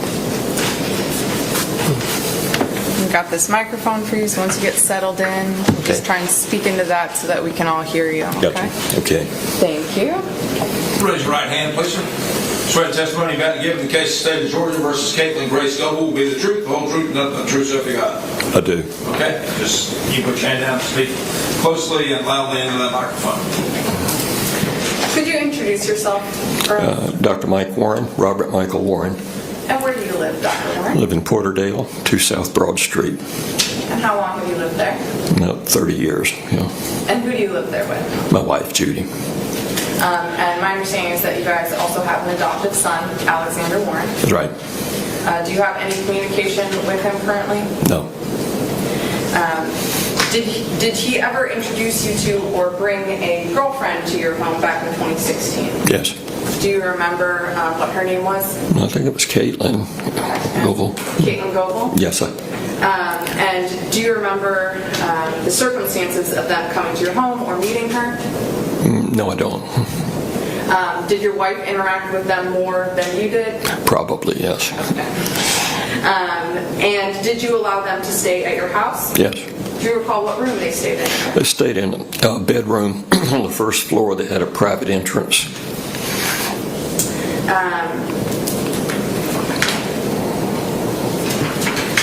If your wife interacted with them more, did you have any opportunity to observe their relationship, or did you kind of keep your distance? Some, but limited. What do you remember about observing about their relationship? Well, they seemed to be getting along well. So you didn't see any big issues between them or anything like that? No. And you've had the opportunity to review some videos of your house, right? Kind of the history of your house. And when you watched them, did they fairly and accurately reflect your home and how it was also back in 2016? Yes, there's probably been some minor changes, but essentially, yes. Pretty much like the furniture or the layout would all be about the same? Exactly, yes.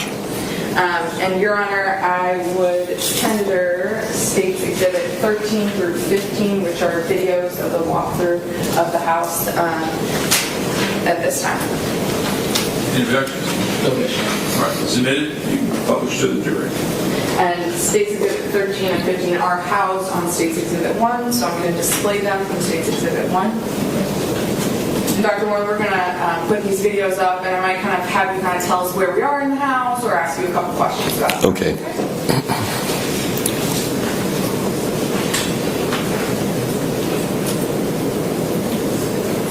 If you would move that, just tilt that microphone up will be in front of you while you're testifying from the screen so that it'll pick up your voice. Okay. Gotcha.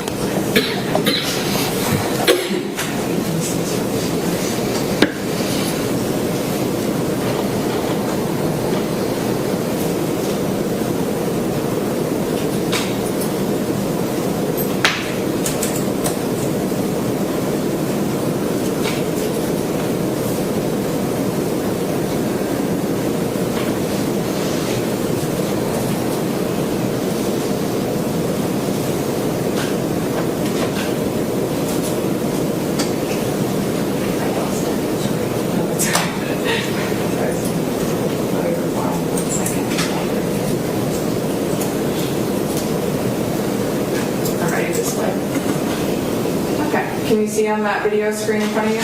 Yes. Okay. And what are we looking at in your house right now? That's the back of the house, which is also the main entrance.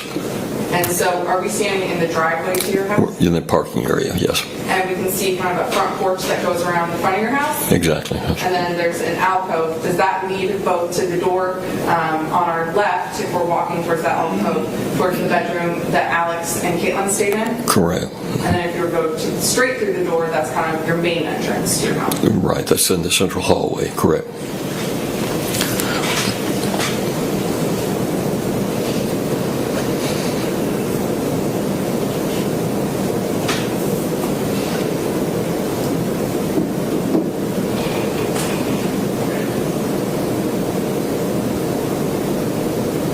So that door right in front, that's the main entrance, and then the door to the left, that's to that bedroom? Yes, that's right.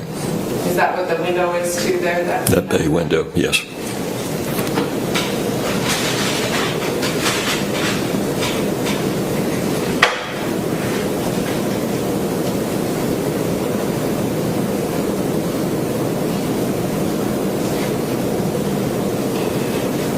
So is this the doorway into that bedroom that Alex and Katelyn stayed in? Yes, it is.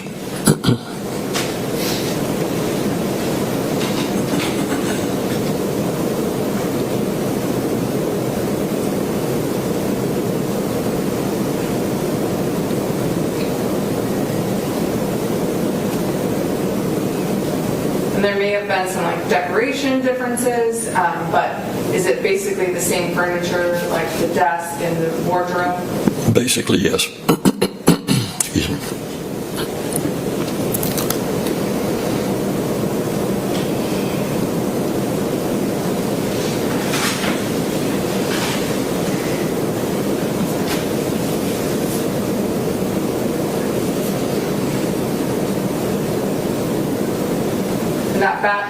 That bedroom, does it have its own private bathroom? Yes, that's what we're seeing now. So whoever stays in there, they can have a little bit of privacy to themselves? Correct.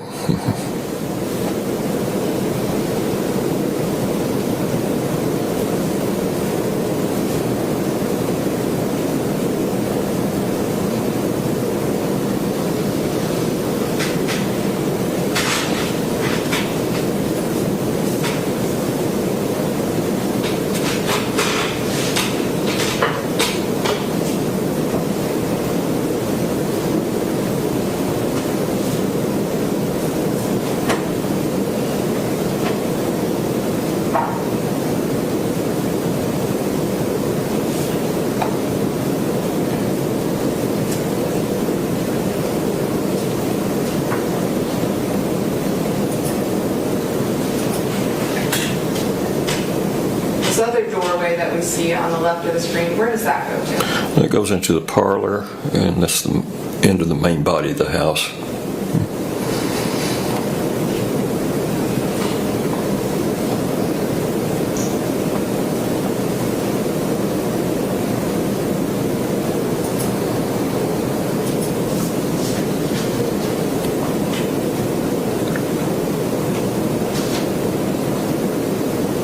Next to those bookcases on the right, that's that bedroom doorway from the parlor back into the bedroom, right? That's correct, yes. And then the doorway we see now, is this to that kind of front entrance? Or Yeah, the central hallway, correct. That door we're seeing, that's kind of traditionally the front door, but that's not the door that you guys premiered. That's right.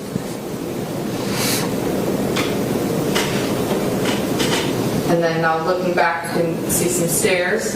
Does that go to the upstairs where your bedroom is? Yes, it does. And then the door to the left of the stairs, that main entrance? That's right. And then the next door we see is that on the left of the main entrance. We'll see it again in a second, I think.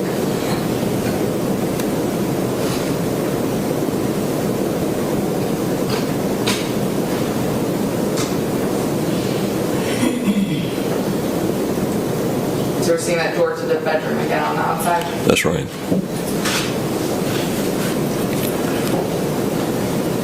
And then from your front main hallway, the doorway that we're looking in now, that's your like den library area? That's right. And then from the den library area, that's how you get to the rest of the home? Right. Okay. So we're going to go to the next video.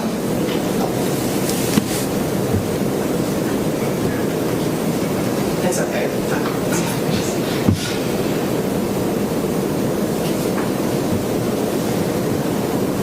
And so I'm going to publish State's Exhibit 14.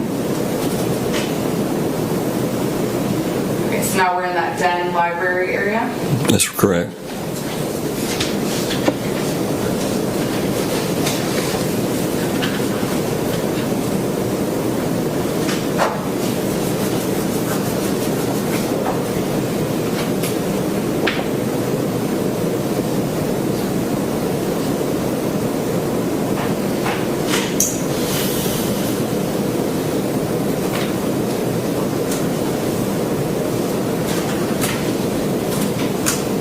From den library we kind of saw as sunroom, and also you can go through your dining room. That's right.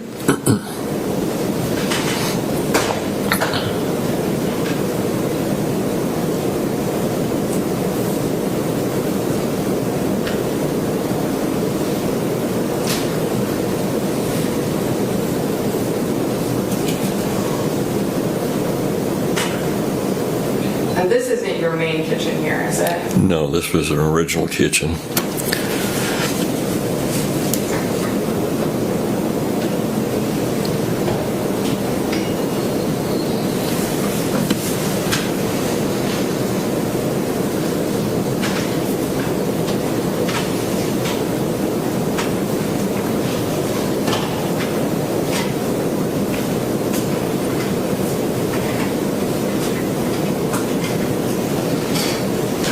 Turning around, and that's the sunroom kind of area that we're walking in that connects to the den on the other side of the Yes, ma'am.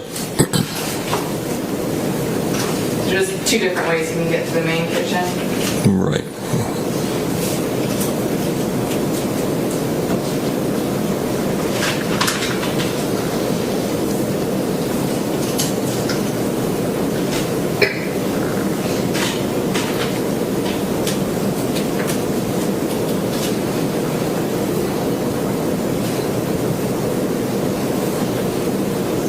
Are we now entering your main kitchen area?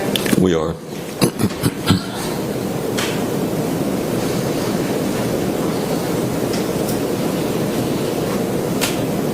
And then is there a way to exit the house from the main kitchen area through like a sunroom, Yes. covered porch in the back as well? Right. And then the white door we're seeing, is that also an exit? Yes, that leads to the parking lot.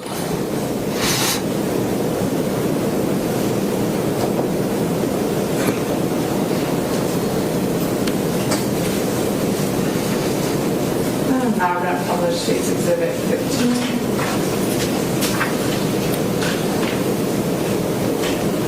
We're back out on your front porch here. Back porch, I guess.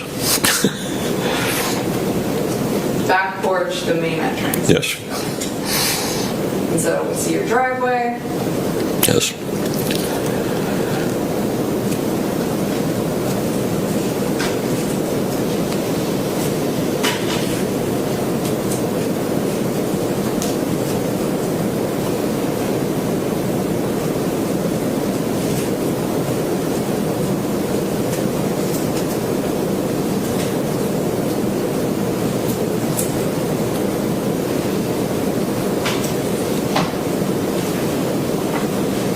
And then would you consider this kind of like your backyard area? Yes. And in your backyard, is it pretty wooded? Yes. And the Yellow River, does that kind of butt up to your property or go through your property? Yes.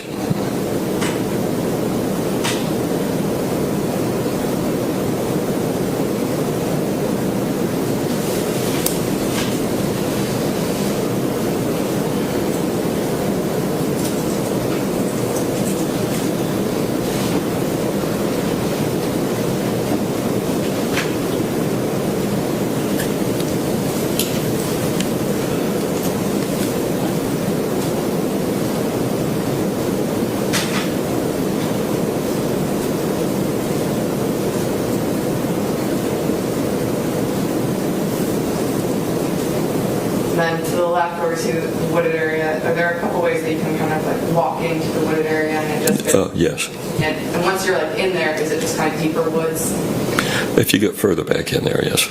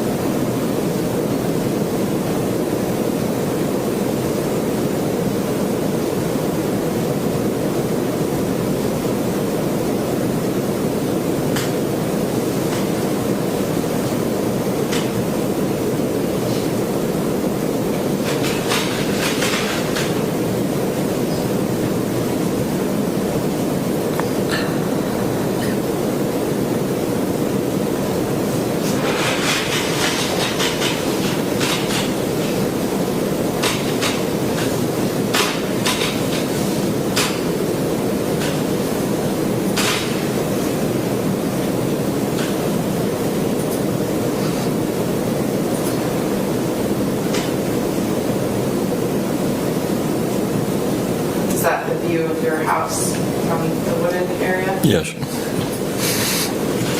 I'm done displaying.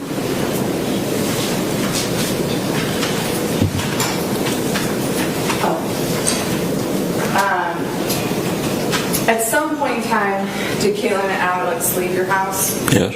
Okay. And talk to me about what you remember about them leaving. I'm not sure. I don't remember where they were going exactly. Okay. Did you take them anywhere? I took them part way. They were heading towards the west coast, I thought, was what my understanding. And how far did you take them? I took them to the Alabama line. And then you kind of just dropped them off? Right. They were going to hitch. And did there seem to be any sort of issue in that drive? Do you remember there being any sort of issues between them, or did they seem okay? They seemed okay, yes. Okay. I have no further questions.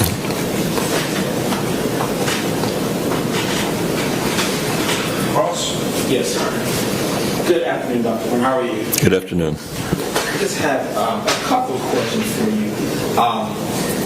We just watched the video at home. Would you say that's fairly how it looked like back in 2016? Yes. Okay. And where was your room in relation to where Katelyn and Alex were staying? Our bedroom? Yes. It was upstairs. Yes. Was it directly above their room? No, it was across the way. And is it safe? Would you say that if you were in your room and if somebody was talking downstairs, could you hear them? No. You couldn't hear them? No. Okay. Is that possibly just because of how far? Exactly. Okay. And you mentioned that you had limited, I guess, interactions with Katelyn, correct? Right. Okay. Could you say approximately how many times you've had any interactions with her? Oh, yes. They would come and go, and we would exchange, greetings and pleasantries and good day and so forth, but nothing extended. Okay. And nothing about these interactions stood out to you? No. Okay. And there was no point where you and Katelyn just kind of sat down. You guys weren't having any heart-to-heart or anything like that? No. Okay. And although she was staying with you, let me ask you this, do you know how long Katelyn was staying in that home? No, I'm not sure.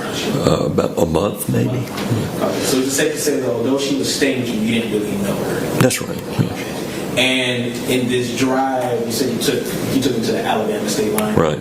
Approximately how long did it take to get to that state line? Hour and a half, maybe. Okay. And in that interaction, nothing stood out to you as well, correct? Correct, yes. And when you dropped them off, that was the last time you saw Katelyn out? Yes. Okay. Nothing further. Thank you. Nothing further, and may this witness be released? Yes. No, Judge. Thank you, sir. You are excused for you to go back to your business. Thank you.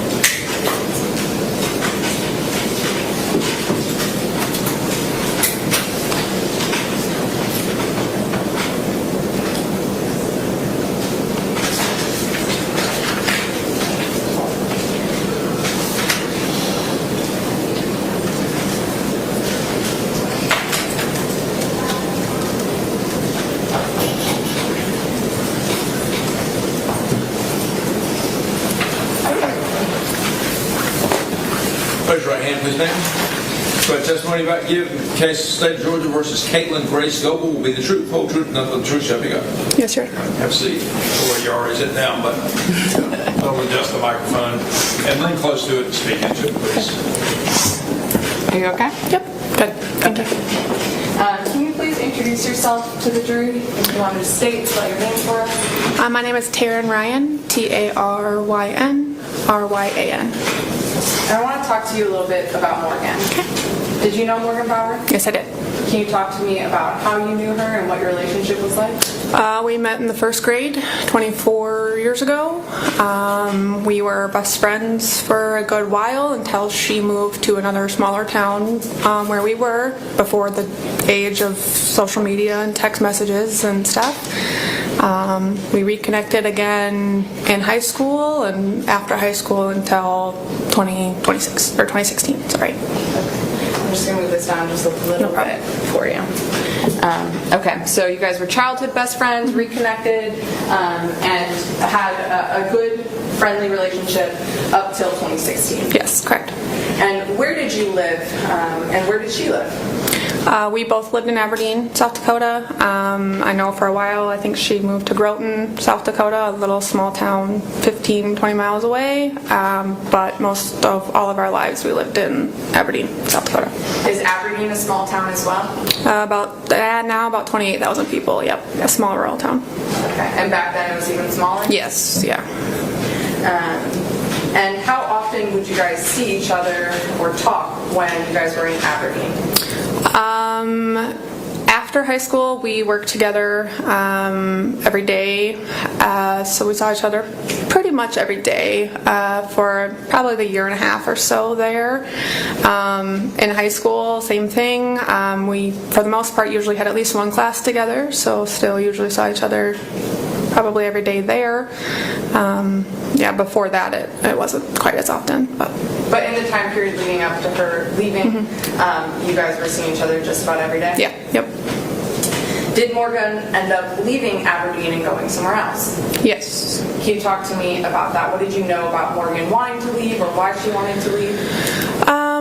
Morgan, in herself, she was much bigger than what Aberdeen had to offer. She had a personality too bright for that small town. So she deserved to go somewhere else. She deserved to kind of spread her wings and go. The timing that she went was a good opportunity for her.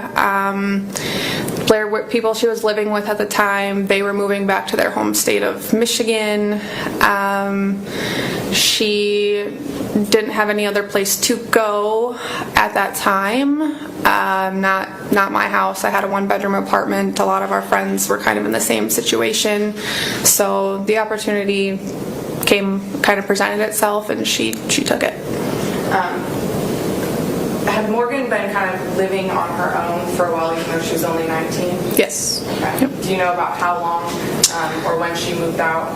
I would say, probably at least 17. I can't really know I don't really know the details of when she moved out of her mom's house, and I think she was kind of back and forth there, kind of. But I think for the most part she was mostly on her own, 17, 18 for the most part. So she was kind of on her own and ready for the next step. Yes, and then she did. I know for a while, I think about 17, she was living with a boyfriend at the time, stuff like that. And do you know, she ended up coming to Atlanta. Do you know how or why she chose Atlanta? She put a Craigslist out anywhere in a lot of major cities for a roommate, looking for a roommate and a place to stay. Atlanta being one of them. I believe like Miami, Chicago, Los Angeles, Denver.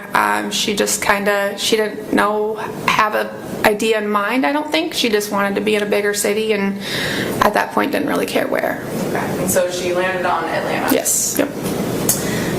And do you remember when she left Atlanta? Yes. Okay. Left for Atlanta? Yes. Yep. Did you see her before she left? Yes. Okay. How close in time to her leaving did you see her? A few hours. I knew I worked that day. I don't remember what time not her flight, but I don't remember what time she took off to Minneapolis, then to get on a flight to Atlanta. But I knew I worked that day. Usually I went to work about 10:30, 11 o'clock. But I was there most of the morning while she was kind of wrapping up, packing some things, and before I left before she did, and I knew she wasn't leaving much long after that. Do you remember what day it was? Do you remember the date that she left? February 12th, 2016, sorry. And so she got to Atlanta on February 12th of 2016?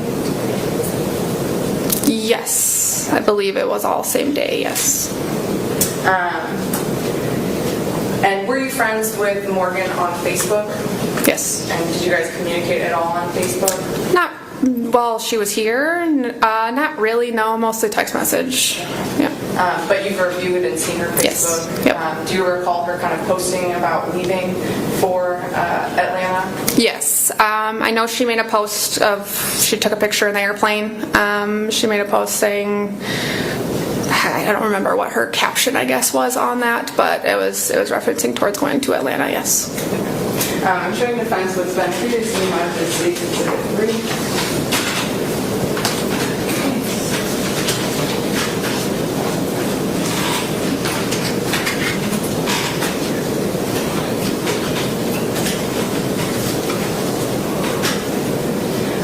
And Your Honor, State's Exhibit 3 is a business record of Morgan Bauer's Facebook. We do have a business record certificate. I forgot to print it out, so I'm going to with this. But my understanding is that we both understand that it has an authenticating business record certificate. So I would be tendering State's Exhibit 3 as a self-authenticating business record, and I'll supplement with the authentication. But my understanding is the defense has no objection to State's Exhibit 3. No objection, Your Honor. Admitted. And just for the record, State's Exhibit 3 does have page 1, 260, 261, and 420. So there's only 4 pages in State's Exhibit 3. And I would like to present English. I'm going to try and use that one.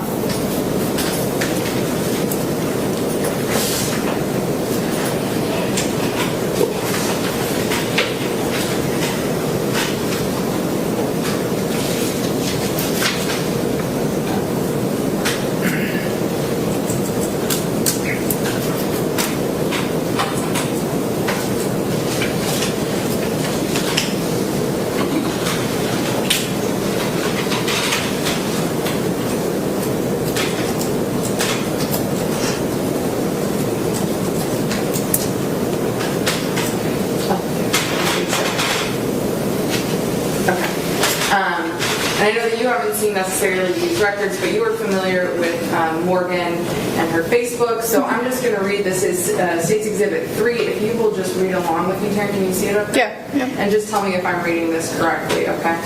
So Morgan Bauer, Facebook Morgan Bauer says, I leave in 2 days, and that was on February 9th of 2016. Was that about the timeline that you remember her leaving? Yes, yeah. And then whoever she's talking to kind of responds and is asking Morgan, so are you going out there for school or for work? And then Morgan responded, both, and a new beginning. The person she's talking to says, new beginnings are nice to have, so you must have family out there, or are you going to be living on your own? And Morgan responded, I'm going alone, I'm a free spirit. Did I read those correctly? Yeah. All right. Then now looking at page 261, at the top of 261, that person responds, I feel you on that. So what are some of your life goals? And Morgan responds, not sure yet. Haven't found myself or where I want to be. That's why I'm a ghost searching. Did I read that correctly? Yep. And I know you talked about remembering a post that Morgan had made when she left.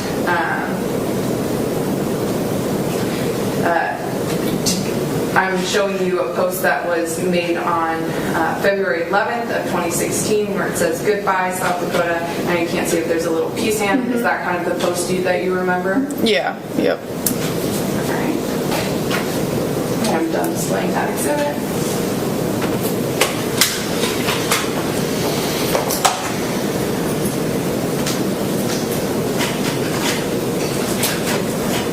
I'm showing the defense State's Exhibit 2. Approaching the witness to State's Exhibit 2. Showing you State's Exhibit 2. Do you recognize what's in State's Exhibit 2? I recognize Morgan. Yeah. Does this fairly and accurately reflect Morgan as she was around the time that you knew her? Yeah, that her is in her a little bit more, I would say, hippie stage, if you would say. But it was, so she had evolved a little bit since then, but otherwise, yes. Okay. All right. Your Honor, at this time, I would tender State's Exhibit 2. There's no objection, Your Honor. Submitted. Permission to publish?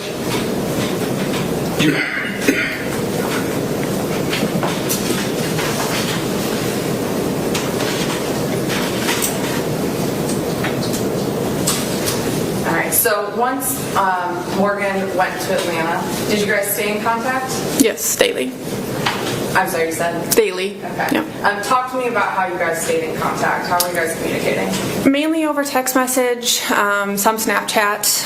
I would unfortunately say mostly Snapchat and text message, I think, was about it. A couple phone calls, not very many. Okay. A few phone calls. Did you guys do any sort of video calls? We did on February 26th. That's the only some reason, that being the day, but we did that morning. That's the only time I can personally recall of, it was Skype at the time that we were Skyping. And you're saying February 26th, but in reviewing past interviews, is it possible that it was February 25th, if February 26th was the last day that you never heard back from Morgan? February 26th was the last day. I know, upon coming here reviewing, I think I initially told Sherry, Morgan's mother, February 25th, but I believe February 26th was the day that I last spoke with her that morning. I don't remember what time it would be here, but before 10 o'clock. Okay. And if there's phone records that show that it would have been on the 25th, is that what you would defer to? Yeah, yep. Okay, so if the last conversation you had with her was on the 25th, and your conversations, did she usually respond to you pretty quickly? Usually during the day, but at night, not as much. We usually only really did check in for the most part. We did have some conversation about how things are going, and it wasn't. I can't recall if it was instantly responsive or within an hour. It wasn't that much of lengthy conversation with her in her couple weeks being here. Do you remember her having, or do you know whether or not she would have had a good phone line, had minutes on her phone, or whatever to respond to you? Yes, I paid for her minutes on February 11th for her straight talk phone. That should have been good for 30 days through March 11th. So I did pay for those on February 11th. So if it was February 25th was the last time you guys talked, and then you remember kind of sending a follow-up message maybe in the morning of February 26th to check in with her, and she didn't respond? I guess so, yeah, yep. But you remember sending, whatever the dates are, you remember talking to her the day before, and then the next morning she wasn't responding? Yes, we talked that one day, so I guess I could say the 25th. We talked that day with all intentions of, hey, call me back. I work at a catering department. That's where she had worked too. We work weddings and late nights, and it would kind of probably be about the very same time that she would be leaving whatever said club she would have been at that day. And I told her to call me when she was safe and at home, and I never got the call. Okay. So you never heard from her. You had a conversation earlier in the morning expecting her to follow up with you that evening, and then you never heard anything from her. Correct.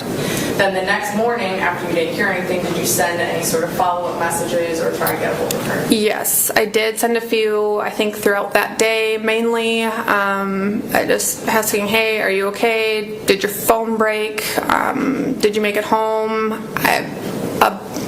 A few. I don't remember what days in the timeline of those, but throughout the next couple of days following that, I had sent her a few. And did anything concern you about whether or not she was or wasn't responding to you? Yes, the whole thing concerned me. Okay. Was that not normal from having known her for such a long time for her not to respond to you like that? Not normal. But she had made kind of promises to me. She knows of some deaths in my life prior, and she didn't want me to ever feel like something bad like that happened to her. And that was a promise made to me before she left, which is kind of why there was a daily check-in, just to make sure she was okay, her knowing I was nervous and skeptical about her coming to Atlanta. So after you kind of send that check-in message, you didn't hear from her again? No. At some point, did you reach out to people about not hearing from Morgan? The first person I reached out to was her sister Allie on March 2nd. And then when you learned that no one had heard from her and you hadn't heard from her for a while, did you end up filing a missing persons report? I didn't personally file the report, but I did make phone calls to, I think it was Club T's, I believe, to Club T's, to see if she had been working there, if they'd seen her at work. I made a few phone calls down here to the Atlanta area, and even I think the Atlanta Police Department myself, but I did not file the initial missing persons report. And after that communication, did you ever see or hear from Morgan again? No. From 2016 to 2023, did you know what had happened to Morgan? No. I have no further questions. Cross. Yes. Good afternoon, Ryan. How are you? Good. How are you? I'm well, thank you. Just have a few questions for you as well. You indicated that you knew Morgan, I guess, like in first grade. Mm-hmm. So you got a childhood best friend. Yes. Yep. And then you said that there was a point where you guys kind of, I guess, disconnected. Mm-hmm. And at what point was that? I believe she moved to this town of Groton. I think it was in 4th grade, I believe. So we were pretty good friends. We played soccer together. Her mom was our soccer coach. Went to school at our Catholic school together until 4th grade when she left. I don't recall if it was during the school year or before the school year started. And then I believe she was there for a few years, which we did communicate a little bit via like MSN Messenger and stuff, but otherwise not much. Did you guys essentially reconnected in the latter part when you were in high school? Yes, yep. And you all went to the same high school? Yep. All 4 years? All 4 years. Okay. Yes. Yep. And then you said that you all had worked together. Yep. Before, was that, you said like a year and a half? Yeah, yep. Out of high school, straight out of high school, she helped me get the job there. And that was my first job out of high school until I worked there too until 2016. Yeah. And how long was it from the time you all worked together to the time she left? She was still working there when she left. She was actually living with other people that we worked with at the restaurant as well. And you guys saw each other, if not every day, something close? Yeah. Okay. And would you say at that moment you all were pretty close? Yes, yeah. Okay. And when you all spoke, like when you all didn't work together, did you all do anything outside of work? Oh yeah, yep. She didn't usually have a vehicle. She had a vehicle on, so I was often her driver to get her to and from. I wasn't the only one that was, but I was with her pretty much at all times. And when you all were having a discussion, did you all talk about, I guess, life, whether it was with relationships, things with family, things of that nature? Yes, yep. So the two of you were fairly open with one another. Yes, yep. Now, when Morgan moved to Atlanta, you all communicated pretty much every day. Yes. You said that was sometimes through Snapchat and things of that nature. You all either sent pictures or whatever it may be with each other. Not really. No, I think she knew my feelings of her being here and kind of getting into the scene she got into, and so she didn't try to, gloat it too much to me necessarily. So. But you all communicated. Yes. Yeah. And during that communication, she never brought up Katelyn? No. She never mentioned anything about Katelyn? No. She never mentioned anything about her being affair with someone named Katelyn?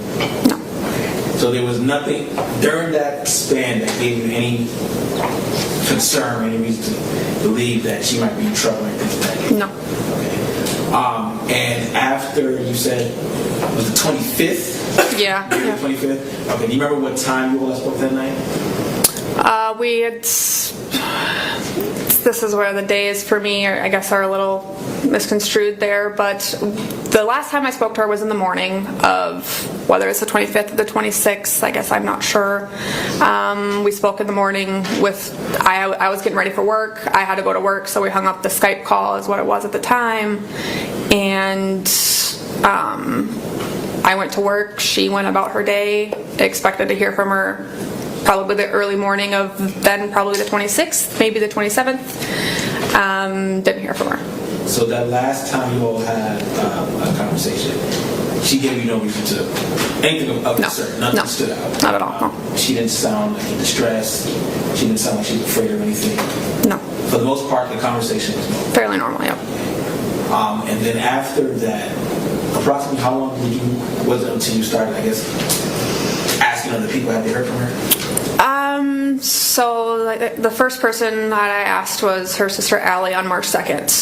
So it took me a day I gave her a day or two, maybe your phone broke, something happened, And but. is it typical that sometimes she may go a day or so without I wouldn't say typical, but it's knowing what she had going on, it didn't surprise me necessarily. So there were times where she went going Yeah. too long, but Yeah. times where she had Yep. Nothing further. Thank you. You said that her sister's name is Allie? Yes. All right, I have no further questions.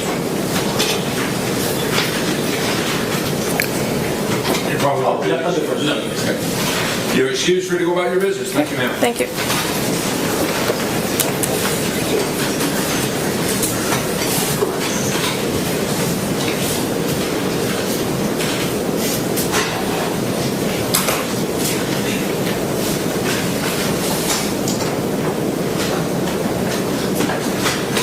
Next witness.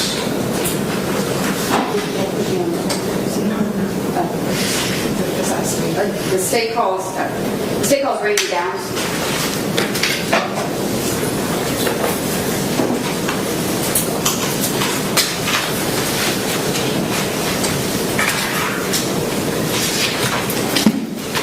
Good afternoon, Your Honor. Raise your right hand. So that testimony about to give be the truth, the whole truth, nothing but the truth in the case of the state of Georgia versus Katelyn Goble. I do. That's it. All right, will you spell your name, please? Randy Downs, RANDYDOWNS.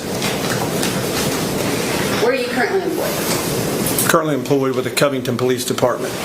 How long have you been employed at the Covington Police Department? Approximately a year. Where did you work before you worked at the Covington Police Department? Porterdale Police Department. How long did you work at Porterdale? Approximately 2 years. And what was your job role at Porterdale? I was the lieutenant, worked mainly patrol. And then prior to working in Porterdale for those 2 years, did you work in law enforcement before that? That's correct. I worked at Newton County Sheriff's Office for 16 years. Worked in the city of Social Circle for 5 years. Worked in the city of Hampton for a year. My wife was diagnosed with cancer in 2022, so that's when 2021, and that's why I moved back to Newton because that's where I live. So that's why I went to, and then that's when I went to Porterdale Police Department. And what have been your different duties throughout the years and all of that law enforcement experience?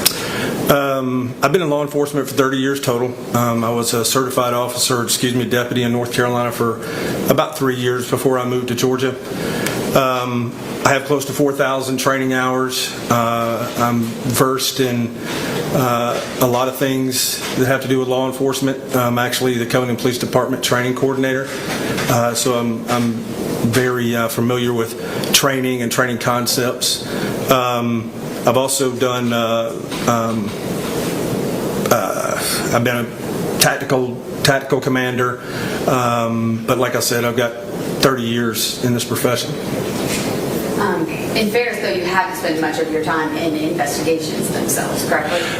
That's correct. I've had no formal training in investigations. However, I fall back to the 30 years that I have in law enforcement, and within that 30 years, I've talked to quite a few witnesses, victims, citizens, suspects over those 30 years. And And so in 2023, you're working in Porterdale. How many officers even work in the Porterdale Police Department? At that time, we had four officers, 4 to 5 officers at that time. Okay, so you're working in Porterdale, in a little town, and an investigation like this sort of comes knocking on your door. Is that fair? Yes, ma'am. Okay. And so what was the first thing, I guess, that happened that you started reviewing that led to you beginning your part in this investigation? On July 12th, 2023, I received a phone call from David Jones, who is an agent with the Georgia Bureau of Investigations, and he told me that there was new information in the disappearance and murder of Morgan Bauer. Shortly thereafter, I received information of Katelyn Goble going to the Peoria Police Department to make a voluntary statement. I was contacted by the Peoria Police Department. One of the investigators contacted me and sent me a evidence axon link to review the voluntary statement that was given by Katelyn Goble, which occurred on July 11th, 2023. Was that your first step in reviewing that statement? Yes, it was. And so based on that statement, what was the next investigative action that you took? And we'll get into some of the contents of the statements here in a minute, but just based on what you were reviewing there, what did you do next? After I reviewed the voluntary statement twice, I contacted the district attorney's office, explained to them the information that I had just received. Then we met and then we discussed where to go from there. And then you, law enforcement in connection with FBI, essentially get a search warrant and search the property where Katelyn Goble says the remains may be found. Give me just a second, please.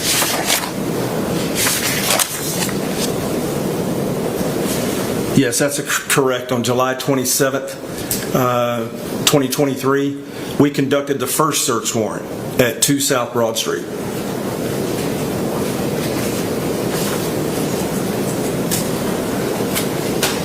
And that was based on your understanding that it could be the remains of Morgan Bauer being found there, based on the statement from Peoria on July 11th. That is correct. Okay.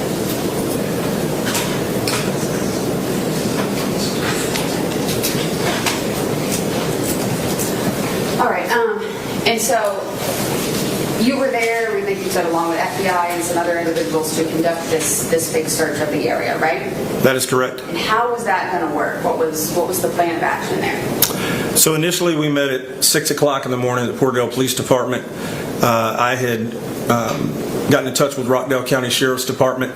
They have a huge incident command trailer that they brought down. We parked it in the parking lot. There were a lot of law enforcement individuals involved in this. So we met at the police department. I did an operational brief, which that consisted of where we were going, why we were going, the information that I received, that I briefed the officers that were there. Shortly thereafter, we departed to 2 South Broad Street. Let me back up. So when I was doing the operational brief, I went to GIS here in Newton County, which is where they do mapping for like streets, buildings, things like that. And I had an aerial photo similar to what you've already seen, blown up, and then I had it gridded off into grid sections. I did have 3 cadaver dogs that also participated from GEMA.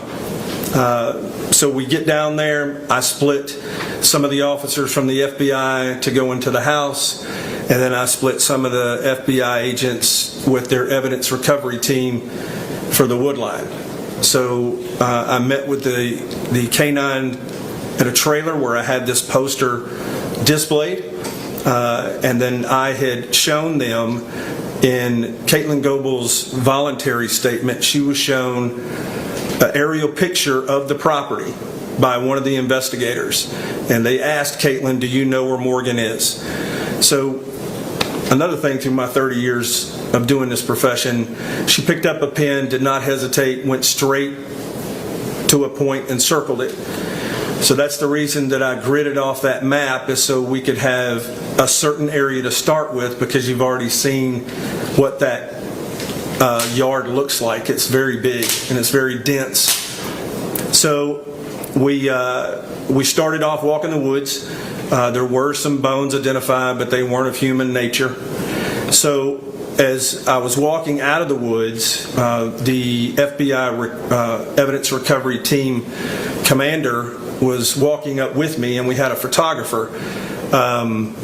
So we were walking out of the woods, and I looked off to my left and I saw an orange flag. Well, I also noticed that there were stones that were put up in a circle. Somebody had put them there. So I had remembered Katelyn said something in her voluntary statement about Morgan was at the bottom of a tree. So that's what kind of clicked to me. So I asked anybody if they knew or seen this before. Nobody did. So we walk over there and we start taking the rocks down off of this circle. So when we got to the last layer of the rocks and I swept my hand, I found a vertebrae popped up out of the ground. So I stopped, and the FBI recovery supervisor said, "Whoa, whoa, whoa." So I stood up and I walked out of the woods, because that was, I knew what I saw. So. Okay. I want to break down a few things here. One, you're referring to Katelyn Goble comes in and gives a voluntary statement. So when we're saying voluntary, meaning she willingly just walks into the police department and sits down. Is that correct? Right? But it wasn't completely out of the blue, right? Because this is after David Settles has already told people about what she told him. Correct. Okay. I'll make sure that's clear. And then when we're talking about the dogs and the cadaver and then running those dogs, what was the, when the dogs alerted somewhere, what was done, I guess? There was a yellow marker, orange marker flag, like you see on the side of the road when they paint lines for electrical lines or sewage and stuff like that. There was a flag there. There was an orange flag. So then those would be areas of interest to really sort of yes, ma'am. Search into. Okay. And so at that time you said that you run your hand across and a vertebrae props up. Are you aware of how many bones or anything were found at that time during the search of the FBI? So after that happened, it was roped off a certain area. The FBI did do a recovery. There weren't many bones found. There were half a skull. There was some vertebrae. I can't tell you exactly how many vertebrae were found. There were some rib bones, and that was pretty much it. And what county is it that all of these bones were found in? Is that here in Newton County? Yes, ma'am, here in Newton County. And in fact, is the bedroom within the entirety of the Warrens' house and their property in Newton County? Yes, ma'am, it is. At the point that y'all are searching outside doing research, does anyone go inside of the home and at least look around, take pictures, things of that nature? Yes, the FBI did go into the bedroom that I had identified from what I had learned through this voluntary statement, and they were tasked with searching the bedroom. I'm going to show you State's Exhibits 16 through 79. Take a second, look through those, and let me know if you recognize them. Oh, excuse me.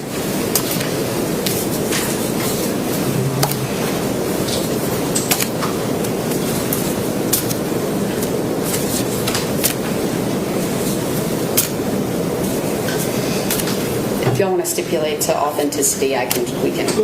Okay, all right. They're going to agree that they're authentic, so you don't have to look through every single one. We're going to go through them again in a minute, so I'm just going to try to save us some time. Thank you. All right. I'll tender States 16 through 79. There's no objection. They are admitted.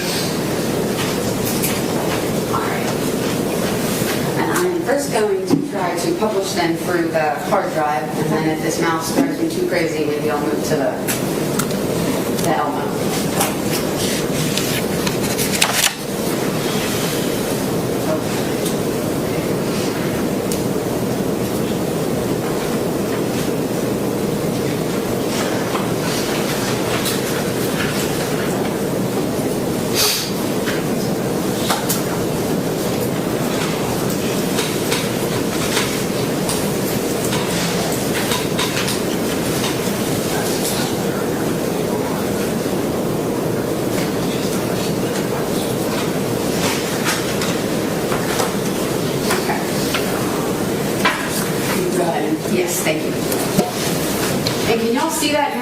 easier if we dim the lights? Everyone good? Try that? Okay, that's a little better. All right, so this is state 16. What is this depict? This is the property at 2 South Broad Street. What are all the red lines and everything that are on this picture? Those are the grid lines that I spoke about earlier. And the biggest reason is I was in the military also for 10 years. So in the military, that's how we read maps, is by grids. So that was the easiest way I thought to do it too for canines, because each grid represented a certain distance. So we're not starting at the top and searching to the bottom. That's the general idea of what I used because of what Katelyn Goble had circled. So that's where we started. I'm showing you states 17. What is this? This is the address sign that's outside of, or on the road of 2 South Broad Street. The beginning of the driveway. And so just down the road there, you can kind of see it looks like almost a shop front. I don't know if you can see it. I can. There, but how close is this house to downtown Porterdale itself? Probably to that building right there, you might be about 300 yards, and then probably 200 yards up from that, the Porterdale Police Department. So it's right there, just past this sort of, you have downtown Porterdale, then the lofts, then essentially the river and this house. Correct. Okay. And so you said, how far in miles would you estimate it would be from the police department?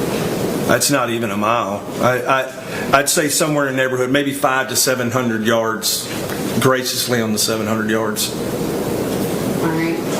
States 18, just more of the driveway sort of leading up to the house? Yes, ma'am. This is a picture of, to the right side, like I said, there were a tremendous amount of law enforcement officers there.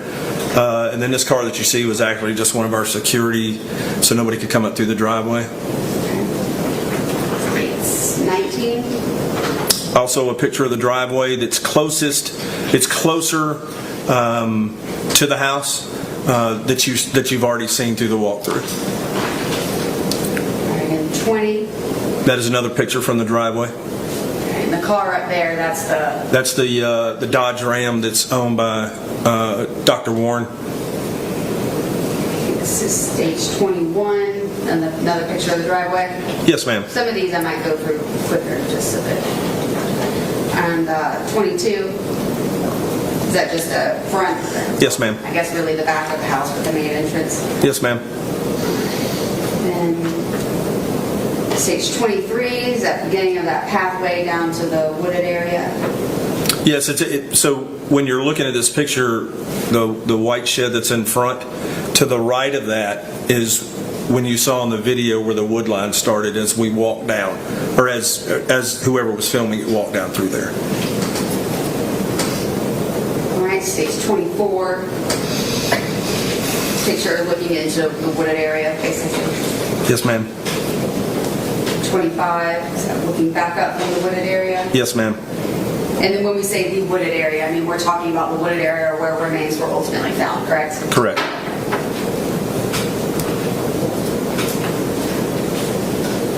26, another view of that. Yes, ma'am. 27, Yes, ma'am. a view from within the wooded area. That's correct. Same with stage 28. Yes, ma'am. 29, just the vantage point of one of the entrances to that area. Yes, ma'am. All right, and stage 30, we'll move to states 31. What is this showing? This is showing what I described earlier. If you look where the first orange flag is, you can kind of see rocks that are in a circle. They obviously look like somebody had to put them there. And there were a couple different sort of rock areas. Yes, ma'am. Right. Mm-hmm. All right, so states 32. Yes, ma'am, right there. Okay. States 33. Keep continuing to states 34. What does it show? Okay, so this is showing where we had taken the rocks off or apart, separated them as a circle, and it was the general area of where I swept across the ground and a vertebrae popped up.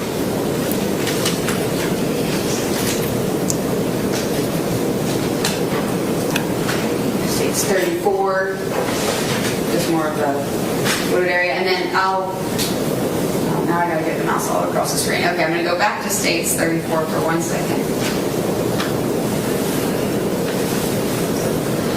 In the background there, you see some equipment. What's that? Okay, so what you see in the back of this picture is equipment that, this being the first search warrant, the FBI uses to recover things of this nature, especially when there are woods and stuff like that. You know, like you see on TV, the brushes and the little things that you shake out dirt and rocks with. That's what that equipment is at the top.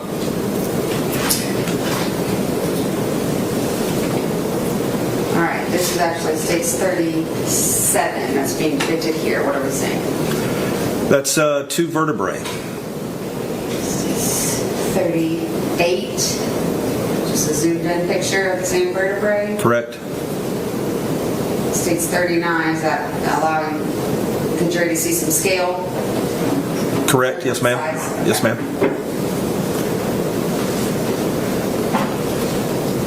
States 40. Yes ma'am. That's some more bones. I believe. Okay, there we go.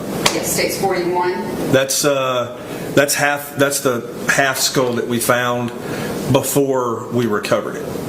Before you dug it up. Yes, ma'am. I'm sorry. No, yes. no, you're good. I just want to make sure what it says. Okay.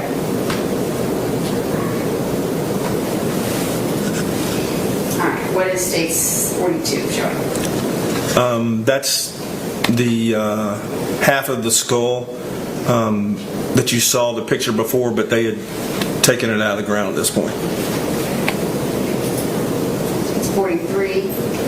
That's a bone that was also recovered there. I don't know. Like I said, I don't know what type of bone that was. States 44.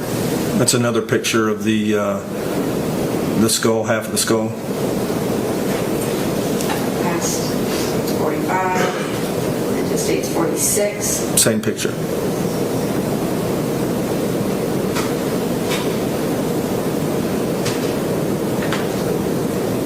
All right, states 47. Okay, this is a picture of, I believe we were close to the end of that day as far as what we had recovered at that time. And so we keep referencing these 2 search warrants so that you guys go out with the FBI and recover some bones that day, correct? Yes, ma'am. And then you go back a different day, you know, approximately how farther out from that the second search warrant was? If you give me just a second, I can tell you.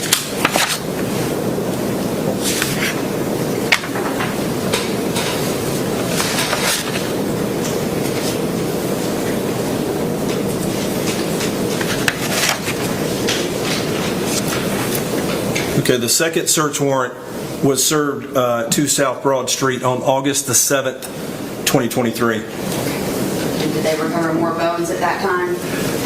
Yes, ma'am. At that time, the Georgia Bureau of Investigations and myself went out to execute the second search warrant.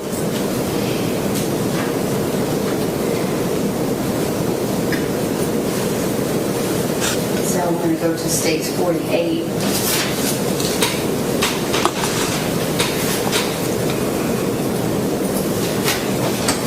Okay, what's depicted here? It's bones, human bones.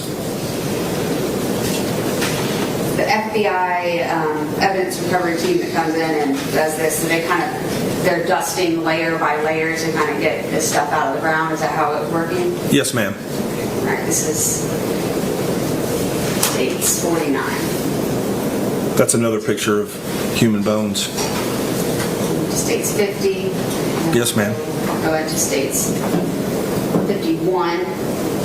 So, What is this showing? all right, so what this is now, I regress back to, I'm not an evidence technician or anything like that. I'm just trying to tell you from the way that I looked at this picture.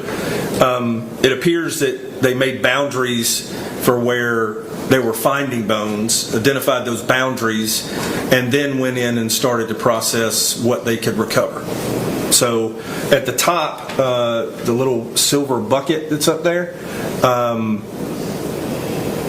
the bones were eventually put into a bucket like that, while what was recovered.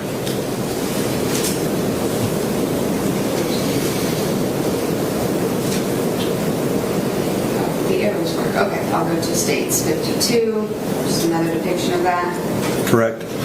States 53, where there are a few different of these sort of zoned off areas based on where you believe bones. Yes, that's correct. Okay. This, I believe this one that we just widened out once they felt comfortable with what they had recovered at that time. States 54. Yep. These are more human bones, it looks like. And then I'll go to States 55. What is it showing? Okay, so this is part of a burned suitcase. It was found in the same general area as the bones? That is correct. Go to States 56. You indicated there have been some animal bones that have been found. Is this That's correct. one identified as such? Okay. Go to States 57. This was just a random shoe. Like I said, we had, I would estimate, probably 40 to 50 officers walk in the woods, and basically it's called a line search. You just lift your arms up, touch your fingers, and just start walking straight. So that's basically how that worked that day. You found some broken shovel heads and some glasses as well, is that right? Yes, ma'am, that's correct. All right, I'll show you then States 58 and then 59. All right, and you said on that same day, people went in and took some pictures of the house. Okay? Yes, ma'am. I'm just going to go through some of these quickly since we've seen the video and let you know if there's anything we need to discuss.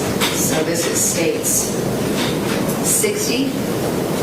Front entrance, that's the bedroom where Alex and Katelyn stayed to the left, correct? To the left, that's correct. All right, and then States 61. Just the door to, once you're standing inside, that's that door we're just looking at from the other side, right? Correct. Say 62, showing that entryway again. Yes, ma'am. 63. Yes, ma'am. This is a picture of the inside, or the bedroom, excuse me.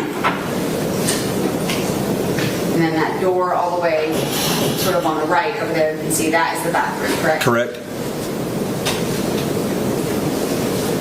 And then States 64, standing in the doorway to the parlor area. From the parlor into the bedroom. Correct. States 65. That's from the hallway into the parlor. Where the gentleman standing is where the bedroom is. State 66. 6 is what they actually mean to be the back door. The Correct. Front door. State 67. Is that study, library, den? Yes, ma'am, it is. State 68. The dining room, looking back into the study. Yes, ma'am. 69. Another photo of the dining room. Yes, ma'am. State 70. Is that the old kitchen? The old kitchen. You walk through it to get to the new kitchen. Yes, ma'am. State 71. Around the corner of the old kitchen, basically. If you look straight, does that go into the new kitchen area? Yes, ma'am. State 72. Is this the new kitchen? This is a new kitchen. State 73. Again, the new kitchen. Yes, ma'am. And at this house, they have a backyard area, right? Mhm. There's a pool back there. as Yes, well? ma'am. Okay. So is this some of the back porch area leading to the pool area? It is. And what's this? You can't see where I'm pointing, but sort of the screened area on the top left over there. Is there screened in porch also? Yes, ma'am. Right there where the bush is. Yes, ma'am. All right. this is That's it. 75. It's 76. Is that where the pool is? Yes, ma'am. It's 77. Is the pool in the other backyard area sort of up to the right of this? Correct. Okay. And then that, we see the staircase in the building that's after that. Is that the garage area? Yes, ma'am. The two-car garage that's right there at the end of the driveway as you come in to the house. 78. And state 79 just a full backyard vantage point. Correct.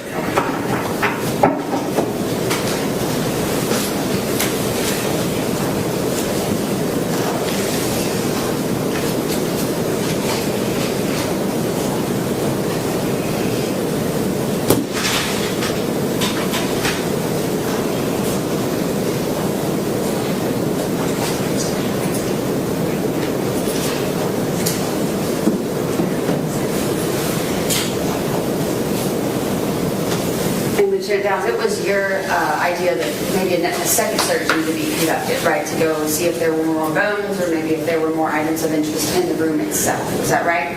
That was based off another interview. Or second interviews. Okay. Correct. Or other interviews, I should say. Yes. All right.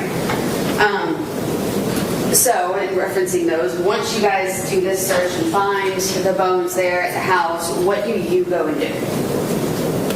After the bones were found and we wrapped up for that day, I went back to the police department. I got back in touch with the district attorney. I explained to him what I had. From there, I took arrest warrants for Katelyn Goble and Jonathan Alexander Warren. After the warrants were issued, I began to learn more about this incident and who was involved as far as a private investigator and things of that nature. Okay. Well, let's break it down. So Okay. you basically, once you do the search, you fly out to Peoria, Illinois, and Yes. conduct more interviews with Katelyn Goble, right? That is correct. Okay. So, and you've reviewed the one from July 11th. So let's break that down. And eventually, when the investigator from Peoria gets here, we'll play the interviews. But just to get a general idea, her interview on July 11th of 2023, so before the search is done, what is she generally saying there? What's the story?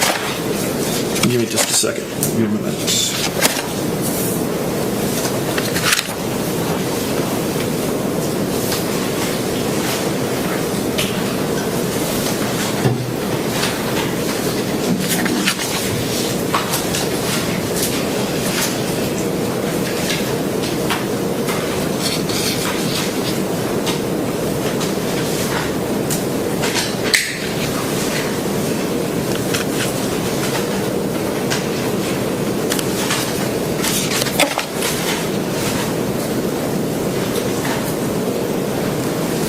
Okay, I'm ready.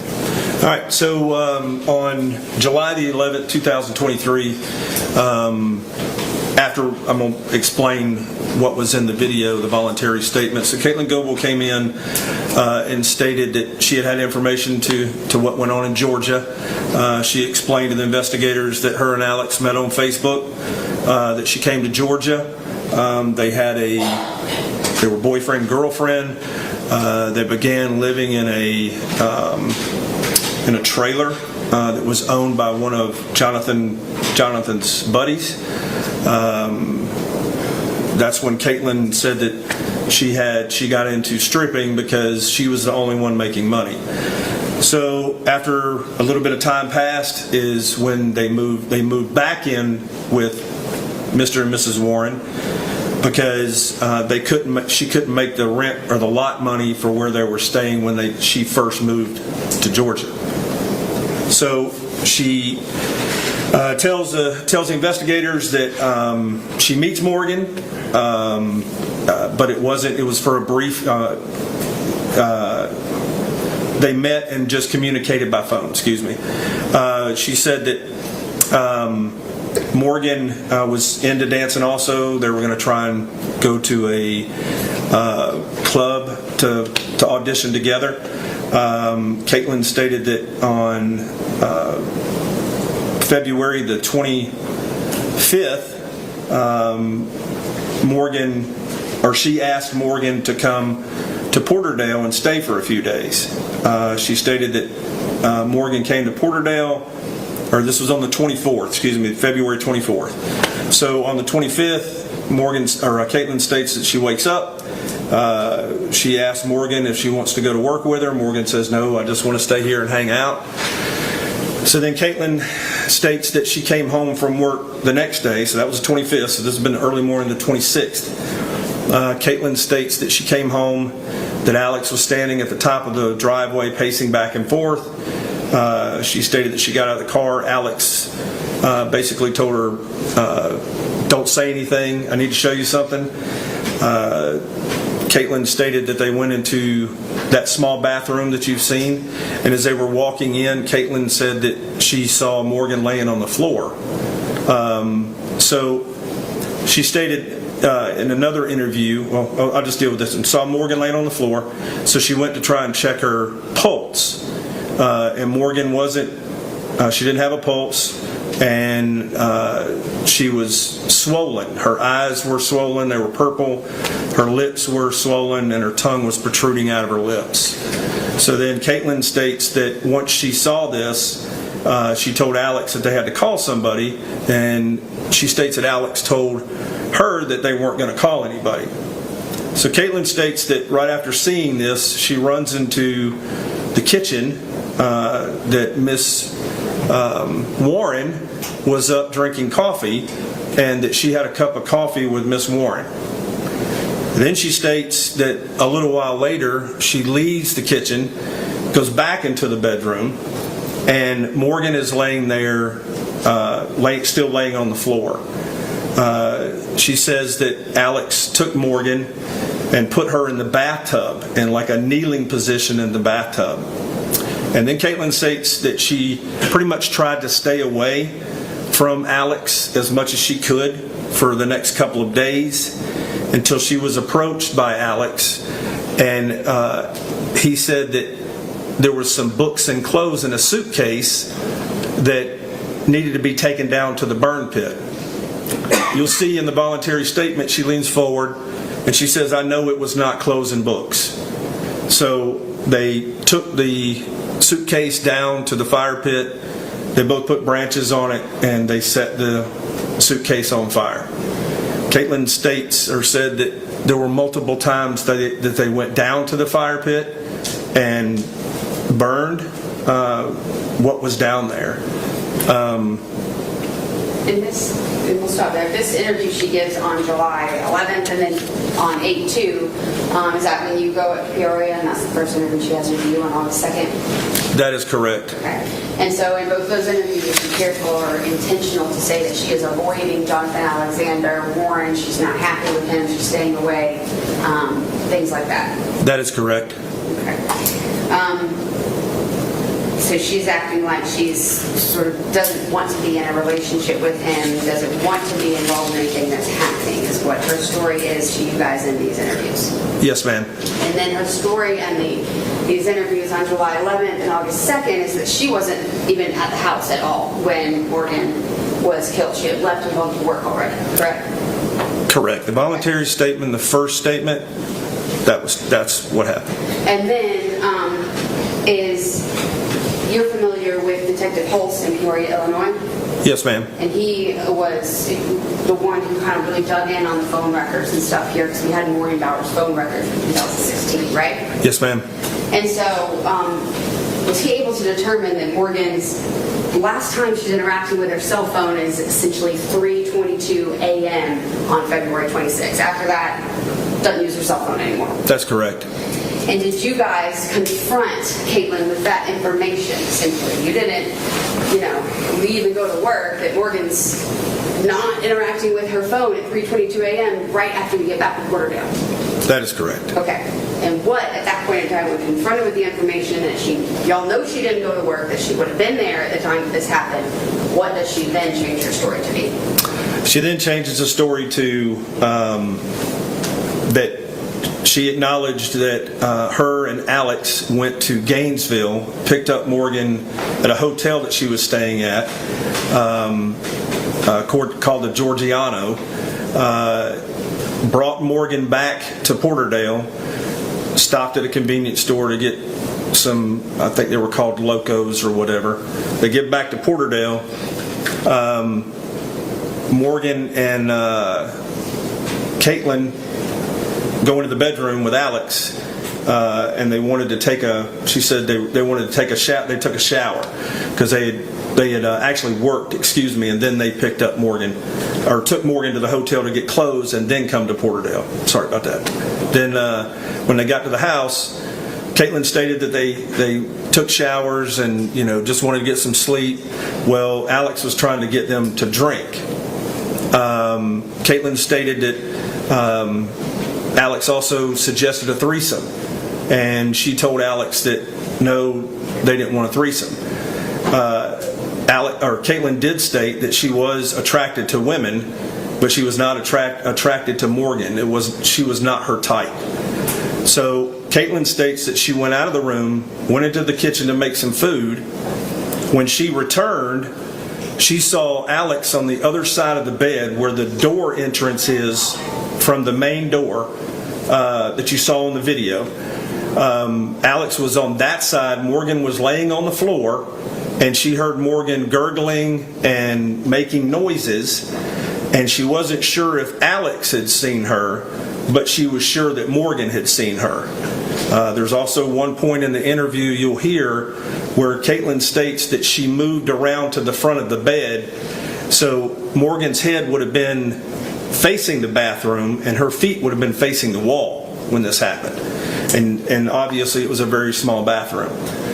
Katelyn states after she saw that, she freaked back out again, ran back out into the main house, slept on the couch in the parlor, stayed away from him, and then ultimately they left.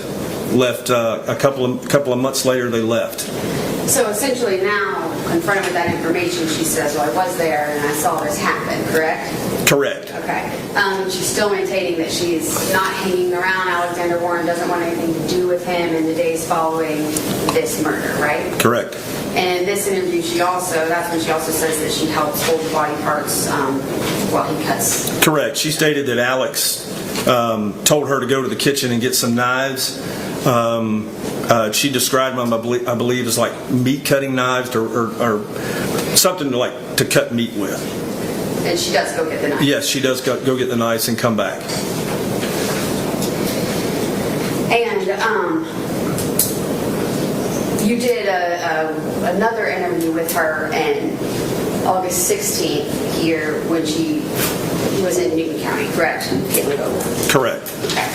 And she's again maintaining she didn't want to be around Jonathan Warren or anything like that. And this time she's indicating in that interview on the 16th, she asked that Jonathan Warren was having sex with Morgan's torso and they would have sex with her while Morgan's head sitting in the bathtub sink. Is that right? That's correct. And she's still maintaining that she didn't want to have anything to do with him. She didn't want to be around this or anything like that, right? That's correct. Okay, so in the course of this investigation, you also got Katelyn Goble's Facebook records and TikTok records. That is correct.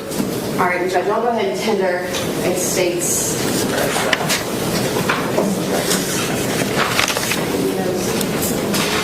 I'll tender States Exhibit 4, which is the full Facebook records of Katelyn Goble. They're self-authenticating. There's a business record certification. It's on States Exhibit 1 along with the entirety of the records on the hard drive. I will tender those. They are admitted.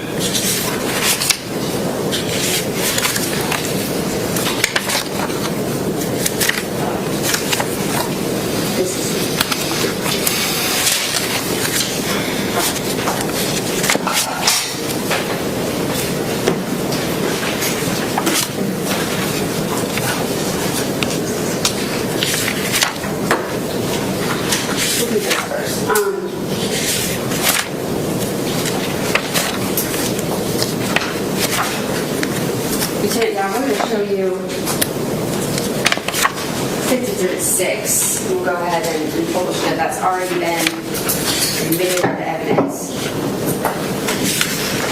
Real quick. You aren't necessarily like a social media guru or anything like that, right? No. Okay, but you know how Facebook works, at least what a Facebook timeline looks like, right? When you're just scrolling on it on a phone or on the internet. Mm-hmm. Okay. Is there a difference in what you receive or what you observe if you look at someone's Facebook timeline and how that works, and then what you get when you send a search warrant to Facebook and get someone's entire records or history? You mean the process that I have to? No, I mean what they look like. Oh, yes, I do. Okay. So the records, when you get them, don't read like you scroll on someone's timeline. It's kind of different format, correct? Right, because it has to do with the hours. Like I said, I'm going to show you some stuff from 6 here.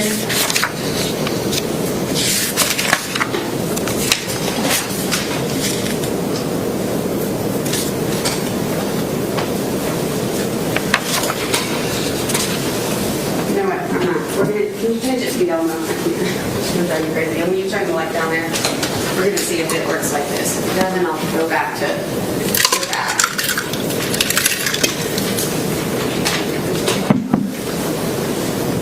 What?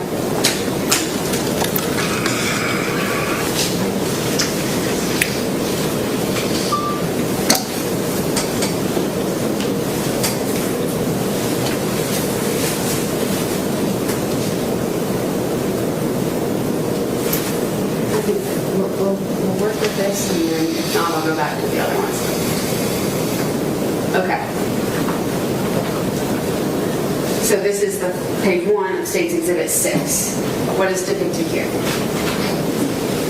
That is Katelyn Goble's Facebook page. Her name is Lilith Chaos. Okay. And is that a picture of her? It's actually... Yes, it her is. that she posted there? Okay. Yes, it is. I'll draw your attention up here to, what's the date right there? February 4th, 2016. Okay. And is that the day she actually created this Facebook account, Lilith Chaos? That's the beginning of her records, February 4th of 2016? Yes. All right. Go to page 2 of State's Exhibit 6. What's depicted here?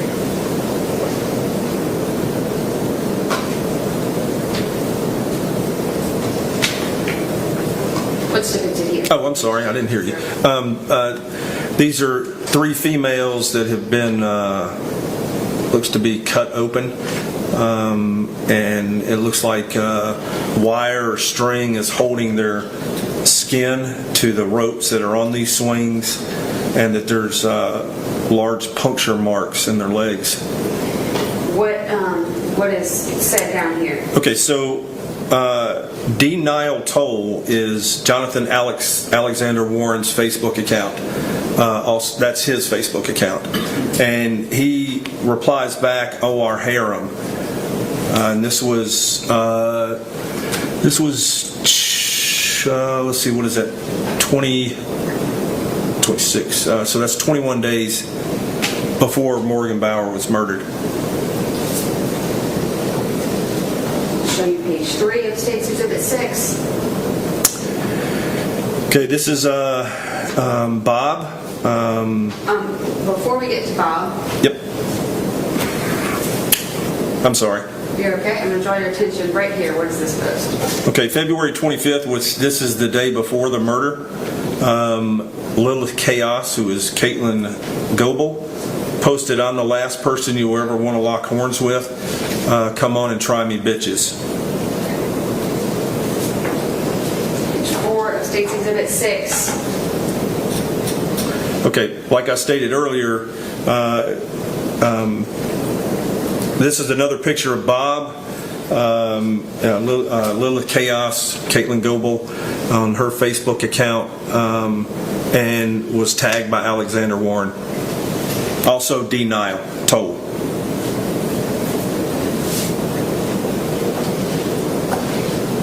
State's Exhibit 5. Okay, on February 27th, which would have been the day after Morgan Bauer was murdered, it states, "I hate how some people don't understand that they can't be hitting up someone else's boyfriend for emotional support. Leave us the fuck alone and understand that just because I've been nice so far doesn't mean I won't get scared if you cross me."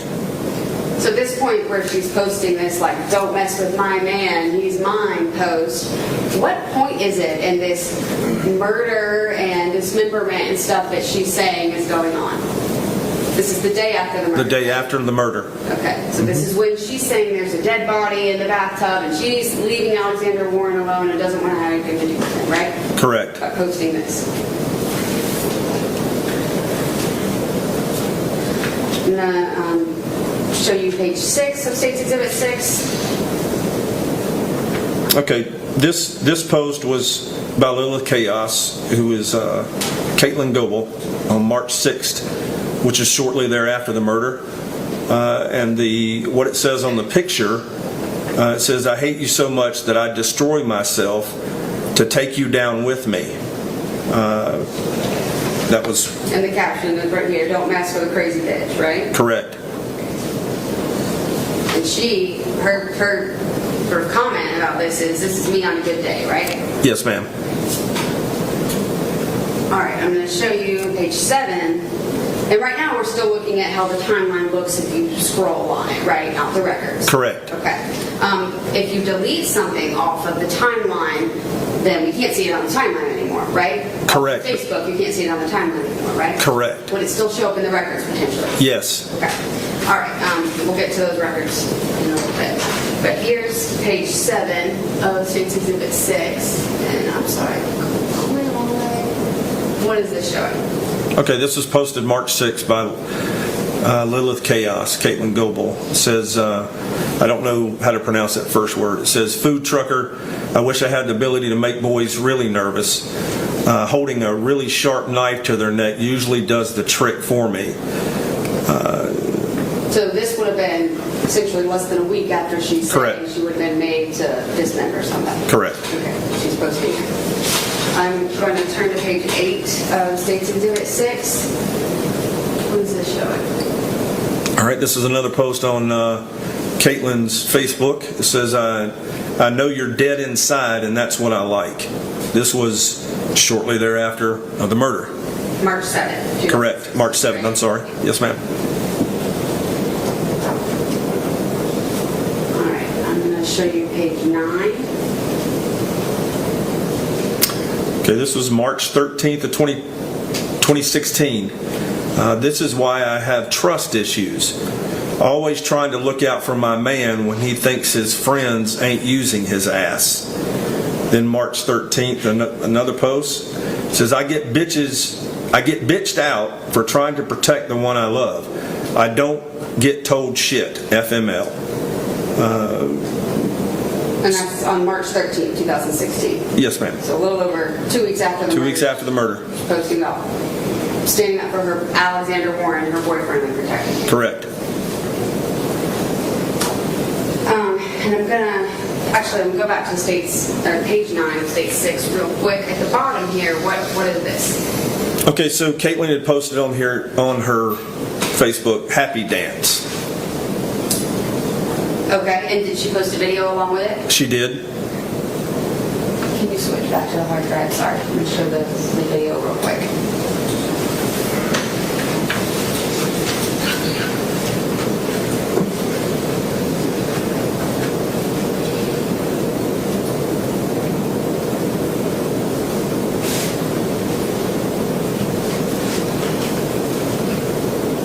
I'm going to publish State's Exhibit 7.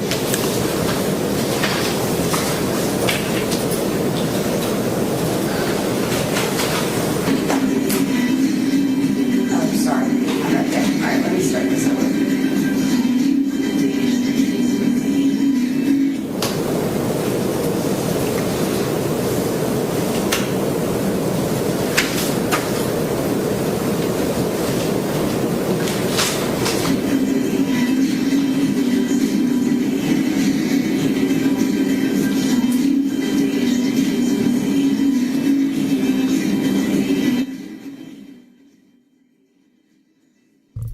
shoot, wasn't even paying attention. I'm going down this Lilith rabbit hole. Hopefully we won't get in trouble for that. Well, we'll just have to clip it out.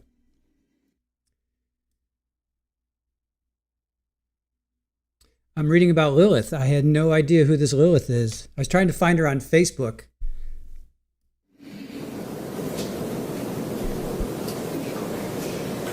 March 10th, 2016, so 2 weeks after the murder.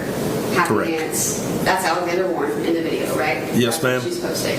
While she's telling you that she's avoiding him, doesn't want anything to do with him, terrified of him. Yes, ma'am.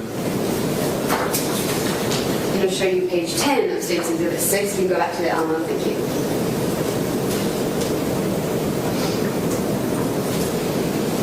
What's depicted here? Okay, so she tagged Alexander Warren in this post on March 14th, and it says, "You're so sweet to me," and it's a picture of a yellow flower. I'm going to go back to March 10th because I forgot to ask you real quick. For this one, the same day as the Happy Dance video, was there also a post that would have been deleted but is in the records where Katelyn Goble says that death is really when the party started and tags Alexander Warren? Correct.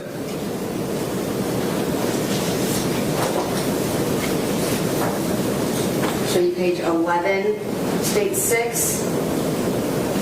Okay, so this is March 14th, 2016. It says 8:45. The main motivators in my life are my sex drive and spite.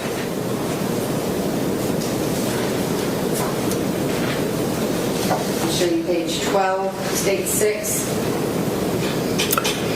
Okay, so this is a picture of Alex and Katelyn that was posted on March the 17th, 2016, and it says, "Me and my weirdo." With a heart. With a heart. So we're looking at 2.5 to 3 weeks after the murder, correct? Correct. All right, page 13 of State 6. Okay, here she tags Alexander Warren again on March 26th, 2016, and it says, "Darkness is my nature," and it's looks like a picture of like ghosts.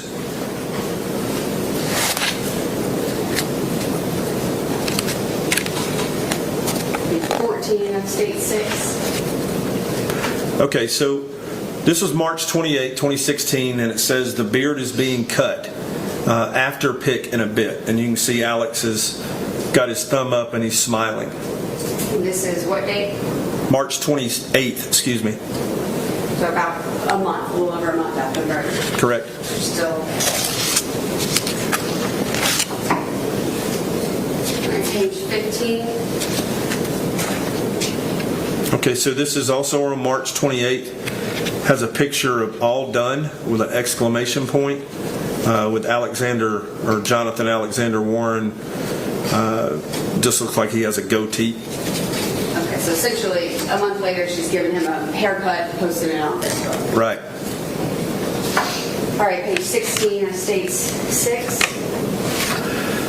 Okay, so this is another Facebook that was tagged Jonathan Alexander Warren. It says, "Isn't it so?" And then Alexander, it says, "He's empty without her, and she's heartless without him."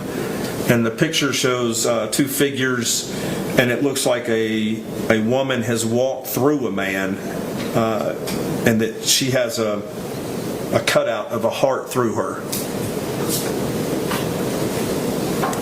Page 18 of State 6. Let me ask some clarification. When is it that Katelyn and Alex end up leaving Porterdale and sort of starting their journey to Arkansas? That was in May. In May. In May. 2016. Right. Okay, so to your knowledge, they're still there living together from February to March, April, into the middle of May of 2016. That correct, and that was posted also on her Facebook account. On her Facebook. Okay, Right. so now going to page 18 of State's Exhibit 6. What does this say? This is May 4th, starting a FB, which that's Facebook page, to keep up with the adventures. I will be starting in a little over a month, running on word of mouth. So check out graffiti and hitchhiking. And you said that was May 4th, 2016? Yes, ma'am. You go down a little farther, right here. So May 4th, she also posts 40 more days in Atlanta, then freedom. And then Jonathan Alexander Warren replies, "Let's do it." Actually, don't end up staying 40 more days, though. They end up leaving right around May 15th, correct? Correct. And in the meantime, leading up to May 15th, I'll show you page 19 of state 6. What is this showing? This is a picture of what's called tagging, when you paint stuff with paint cans. And this was posted on her Facebook. And what day is that? May 6th, 2016. And was graffiti and things like that, was that an interest of Alexander Warren's? Yes, ma'am. I'll go to page 20 of state 6. So this is a Facebook post on May the 9th by Katelyn Goble. It says, "Such a statement," and then it says ROFL, Rolf. And this is a picture of Jonathan Alexander Warren holding a banana to his head with his finger over his lip, like, don't say anything. So the same woman that's saying she's terrified of him, Right. she's trying to figure out how to get out of this relationship, is posting this silliness on Facebook. Correct. Show you page 21, State's Exhibit 6. Okay, so this is what's posted May 14th, 2016. It says Rooster Falls in Porterdale, and it says last day here. So this is an area down by the river that just people, they just call it Rooster Falls. I mean, they just go down there to hang out. That's basically what it is. So if you say well, say last day here, and it says Rooster Falls in Porterdale. So. Okay. And I'll also show you page 22 of State's Exhibit 6.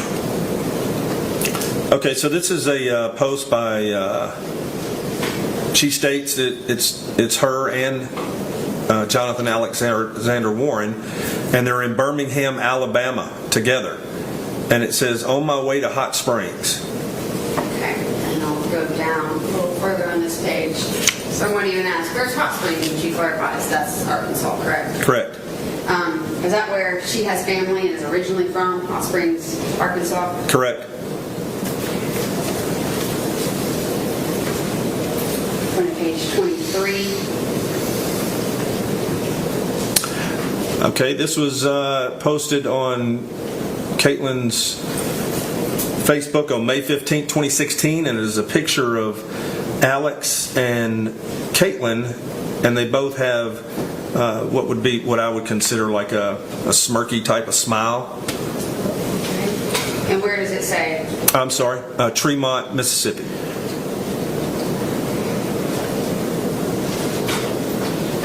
And I'm going to show you page 24. Okay, so do you want me to address the top one? So let's start right here. Okay. June 9th. What is she? Okay, June 9th, she posts, "I'm hoping everything is going to be okay for D now. He's backpacking to Colorado with Kane. We broke up. If anyone sees him, please help him out. I'm not with him to take care of him, and I'm already worried." So Jonathan replies, "I fell asleep in ants again." She's not saying here she's scared of him or upset or anything. She's saying she's worried about him. Amicable breakup and he's going on, right? Correct. And then at the top, she's tagging someone named Alec Edwards. Who is that to her? That is actually, it's a previous boyfriend that she had when all this started. That's a previous boyfriend of hers. Is that actually who she starts dating after Yes. Jonathan Warren right then in this time frame? Yes. Okay, and her and Alec actually go to California where Jonathan Warren ends up in September, just a few months later. She goes to the same state that he ends up traveling to. Right.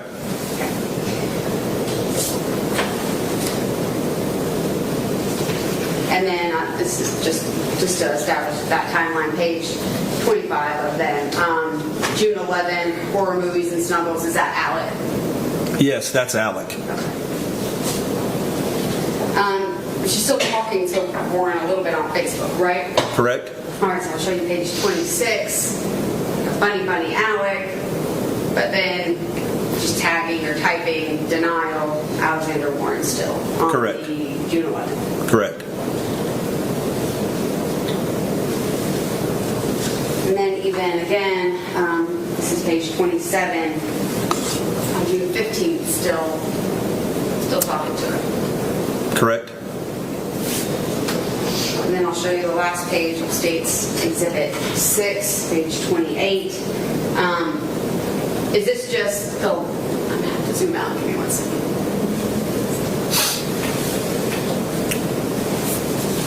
This is just showing that sort of the last thing that was posted on this time on his Facebook was in 2017. Correct. And Judge, I'll actually tender State's Exhibit 7, the video I played. I don't think I tendered it before I played it. It's part of the Facebook records, but it's already in it. But I think we technically have it listed as a separate exhibit. So it's admitted.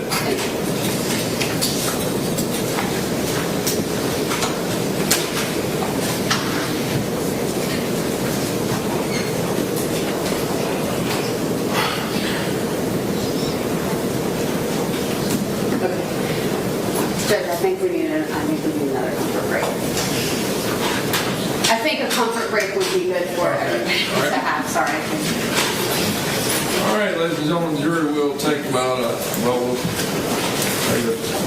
20-minute break. And you'll have a separate jury room, take your notes with you, don't discuss cases on yourself, bring anyone to discuss it with you. And when you all are done, knock on the door, let the bailiff know. All rise for the jury.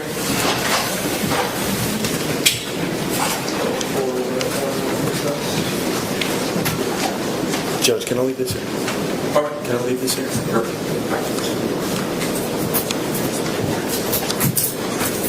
I mean, it's like coating sugar or edible.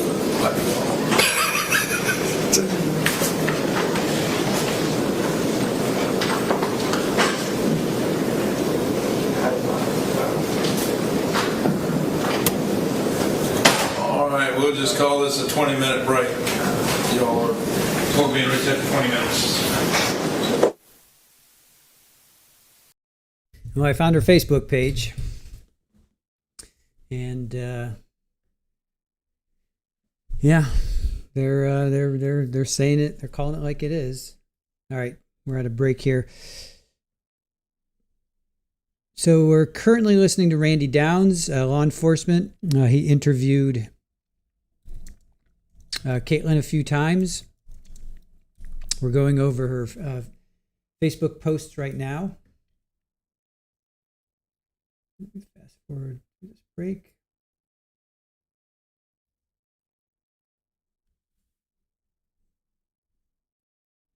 All right. Let's take a moment to hit the like button. We're at 368 likes. If you guys are out there and you're not in chat, please just take a moment and hit the like button. Let's see if we can get up to 2 more likes here before court starts again.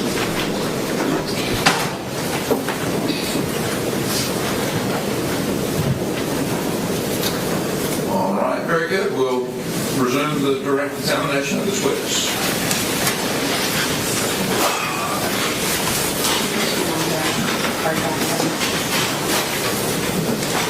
You also got TikTok record for Ms. Goble's TikTok account, correct? Yes, ma'am, I did.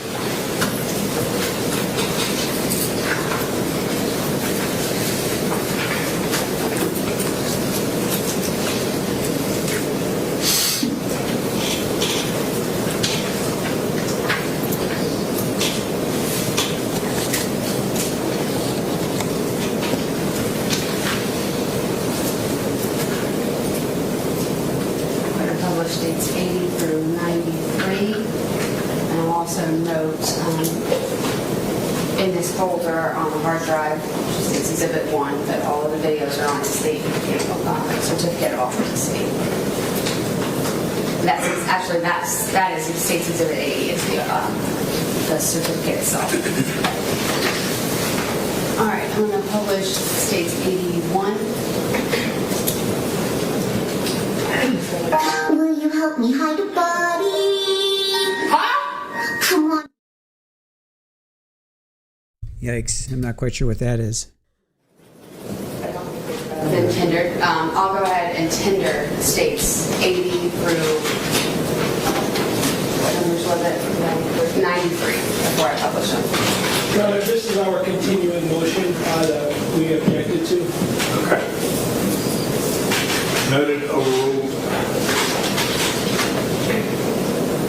You may proceed. Will you help me hide a body? Huh? I'm going to have to, I have no idea if that's a song or if that's just her singing, so...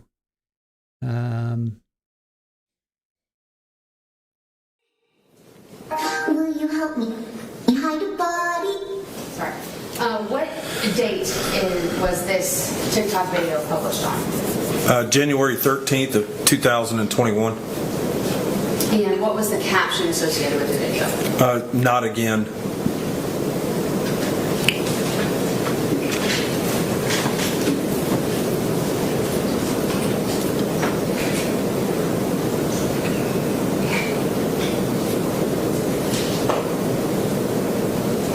Published States 82.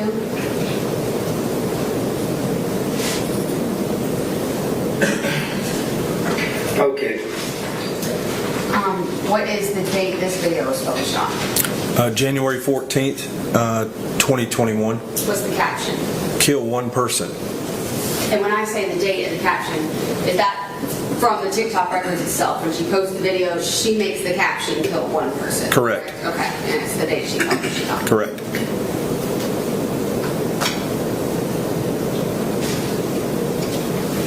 Okay, so get this. You make 10 meals, you're not a cook. You make 20 paintings, you're not an artist. But you kill one person,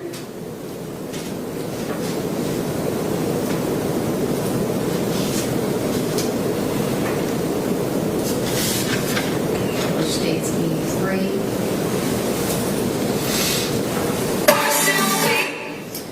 What is the date this was published? January 17th, 2021. And it says Escola is on the hunt.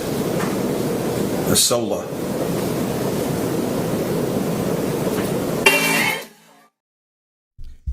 All right, that one I'm definitely not going to play this one. Some music in here.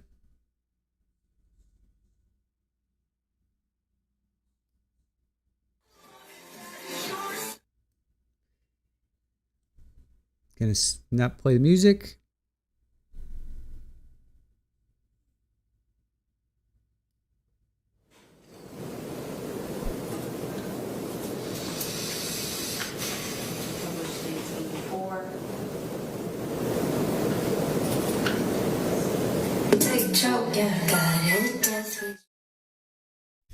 All right, they're just going through all these TikTok. She's clearly just lip syncing, I guess, right?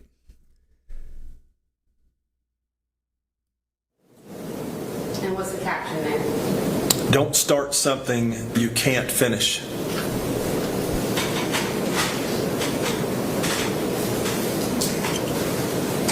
States 85. Some people are like, what's the caption? Everyone is good for something. like slinkies. They have no real purpose, but it makes you smile when you push them down a flight of stairs.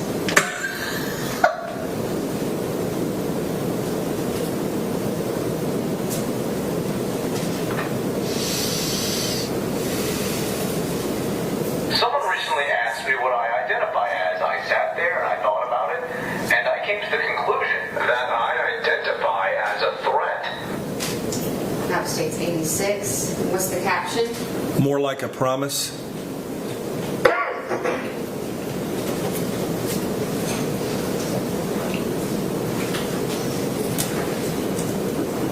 It's my... What is the date that this video states 87 was? February 20th of 2021, and the title of it, it's My Body, okay?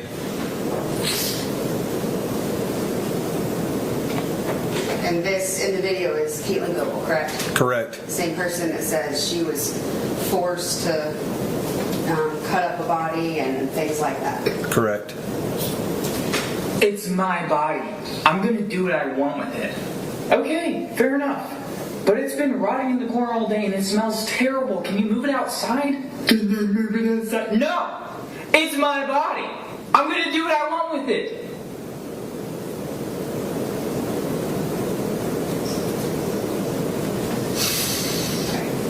Published states 88.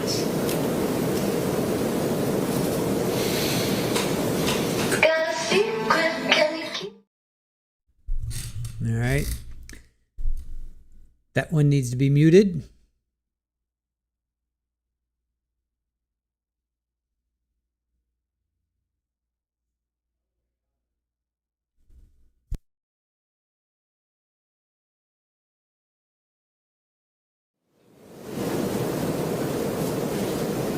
Published states 89.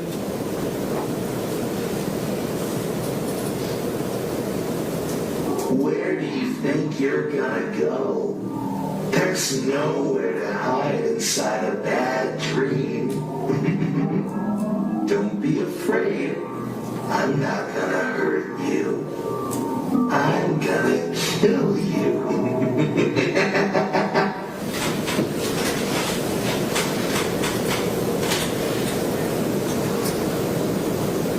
Published states exhibit 90.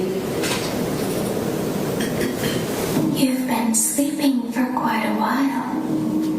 I think they noticed that you never left the building last night.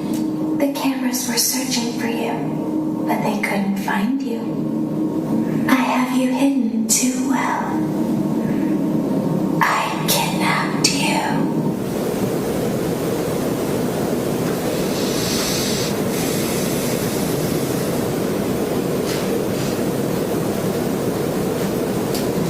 States 91.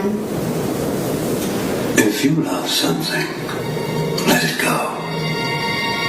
If it doesn't return, hunt it down and kill it. What's the caption on that one? It's not a threat. I promise. What date was it published? March 6, 2021.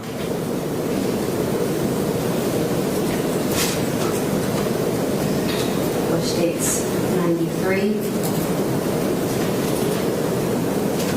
I want you to convince me why I should let you live. Go. Oh, that's right. You can't talk.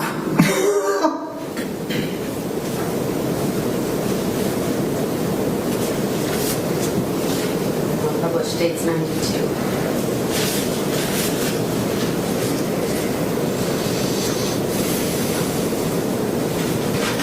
Going back to states 93, what date was that published?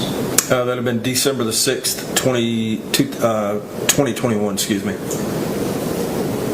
This is states 92. All right, there's that song again, 1-800-BODIES by Ouija Mac.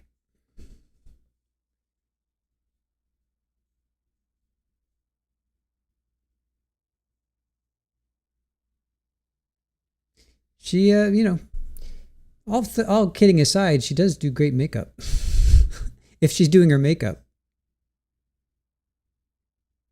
She could have been like a makeup artist in Hollywood, And that's Katelyn Goble in all of these videos we play, correct? That's correct. the same Katelyn Goble who says that Mr. Warren's having sex with her and then Morgan's dead body and forcing her to help decapitate her. So that's the same person holding the head. That's correct. Okay. And what date was that one? That was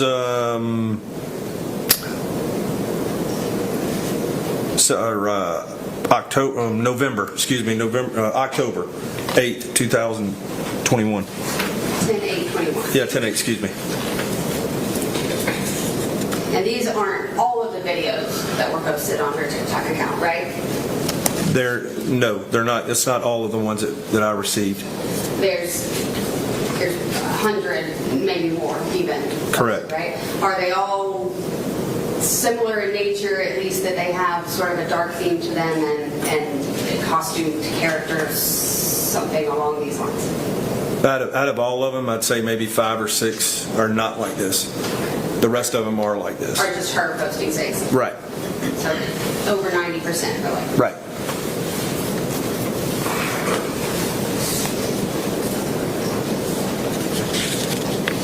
All right, and then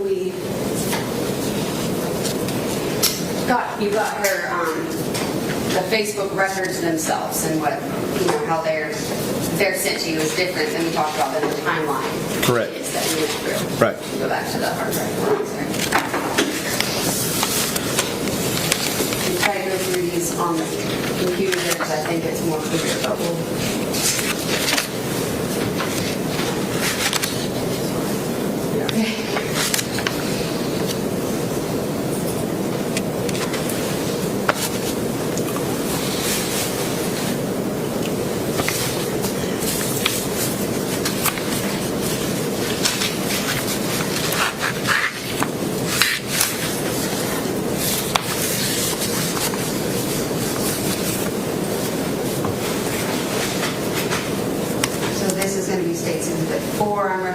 now, and there are, hold on, actually, we've done this a different way. Let me be clear here before I do this. 6-4 is the inherited record. Here's something else. I'm using this in 6-5, so I'm just going to have to authenticate that. Lieutenant Downs, so this, I'm showing you 6-5. Do you recognize this?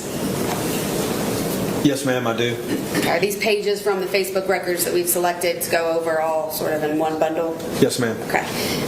Are they fair and accurate depictions of the whole? I mean, there were thousands and thousands of pages in the records, right? Correct. But are these fair and accurate depictions of things within those records? Yes, ma'am. I'll tender State's Exhibit 5.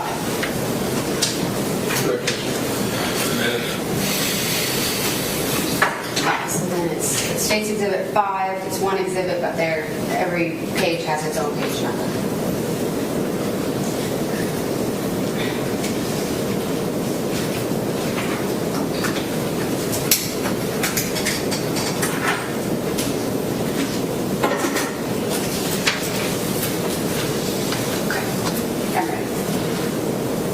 All right, so I'm referencing page 1 here. You can see the page number at the top right corner.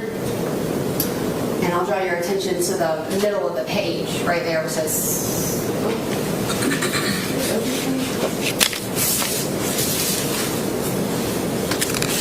The middle of the page there where it says first, middle... Well, you know what?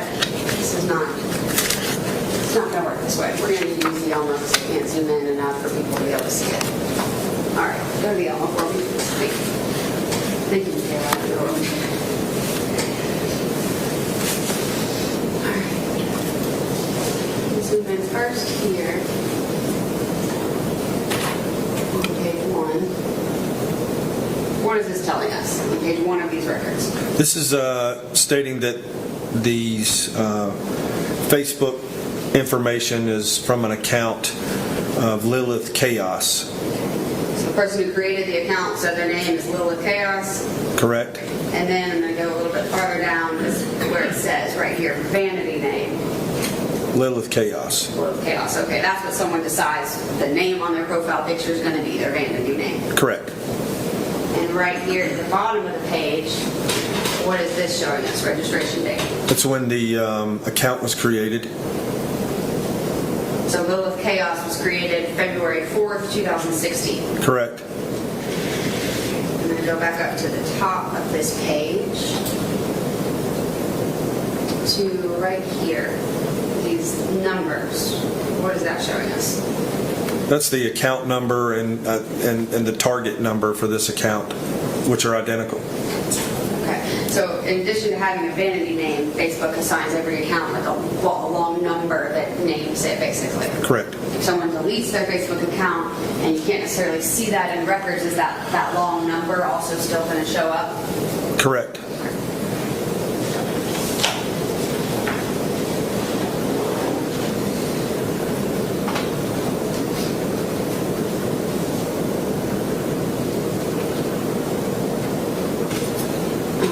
Show you page 2, State's Exhibit 5, and draw your attention to right down here.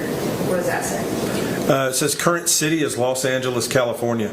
So at some point, Katelyn Goble said, I'm in California, living in California. She chooses that to be her address. Correct.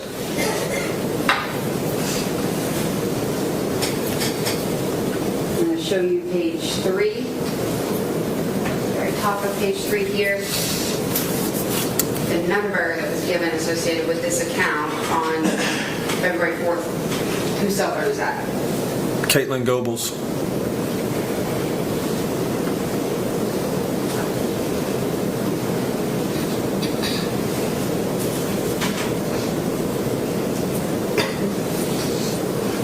All right, I'm going to show you page 197 in State's Exhibit 5.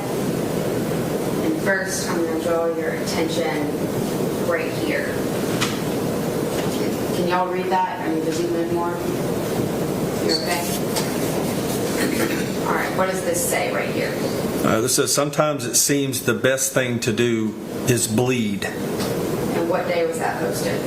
2/23 of 2016.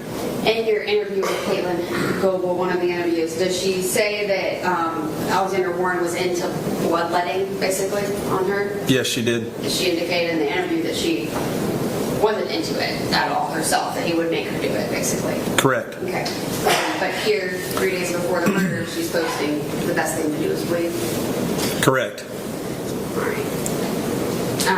And then right above that, on the same day, she's posting, I reached a happy place finally. It only took selling my soul and freezing my heart, correct? Correct.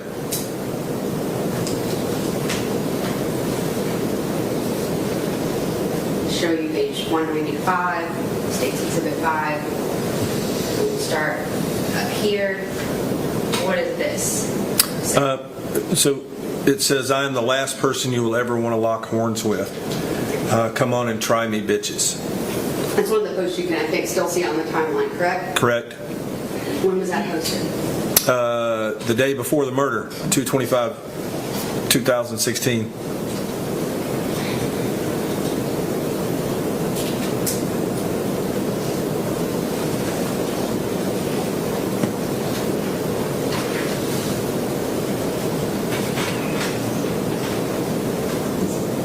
Show you page 194 of State's Exhibit 5.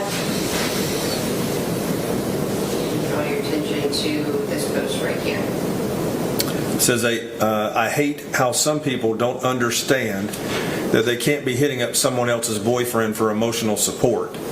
Leave us the fuck alone and understand that just because I've been nice so far doesn't mean I won't get scary if you cross me. That was 2 days after the murder. Well, you say 2 days, but it says 2/28/2016, correct? Oh, excuse me. Yes, ma'am. And then 00/29/35 UTC. Right. So that was my mistake. So it's the... No, that's okay. I just want to explain UTC time. Right. So that says like basically 12, you would read that as being like 12:30 in the morning, right? Yes, ma'am. But is UTC time the same as Eastern Standard Time? No, ma'am. What is UTC time? It's a universal time that's used by most of these companies. And what it does is the side where the United States... I just want to explain UTC time. Right. So that says like basically 12, you would read that as being like 12:30 in the morning, right? Yes, ma'am. But is UTC time the same as Eastern Standard Time? No, ma'am. What is UTC time? It's a universal time that's used by most of these companies. And what it does is The side where the United States on, it could be plus in hours, and then to the right side of the, I believe it's the center line of the Earth, is negative hours. That's why it's called universal time. It depends on where you are in relation in the world, and that's this data right here. The time could differ and back that date up depending on that time. Like this time here, specifically, it's 00029, which is 12:30 a.m. But we're 5 hours behind, so you would subtract 5 hours from that 12:30. Okay, and then that would be, I believe, 8:30. If I'm not mistaken. Is that right? 7:30. Excuse me. Right. Okay, so let's make sure it's clear. So UTC time is something Facebook, other digital companies are going to use. So the time, they have one time that's, everyone else can calculate based on that, basically. Correct. Okay, so, social media, phone records, everyone uses that, right? Yes, ma'am. Okay, so you say 5 hours after, and not to make it too complicated, but it is. It depends on the time of the year also, whether it's 4 hours or 5 hours behind. Is that correct? Right? And leap year. Explain that part, the different times of the year. It has to do with Eastern Standard Time, as far as when we go back and go forward an hour. So it also depends on what time of the year that is also. So when we spring forward from mid-March, maybe mid-November, it's minus 4 hours. Correct. But when we fall back from mid-November through beginning of March, it's 5 hours. 5 hours. Okay, so here in February, when she's posting this, and it says 12:30 on the 28th of February, that's actually 7:30 on the 27th of February. Okay. Correct. All right, I'm just going to write then that right here. Or you know what, it's probably better if I just have you write it. I'm going to have you real quick on page 194, go ahead and write the time that it actually is and the date that it actually is right there next to it. EST, Eastern Standard Time.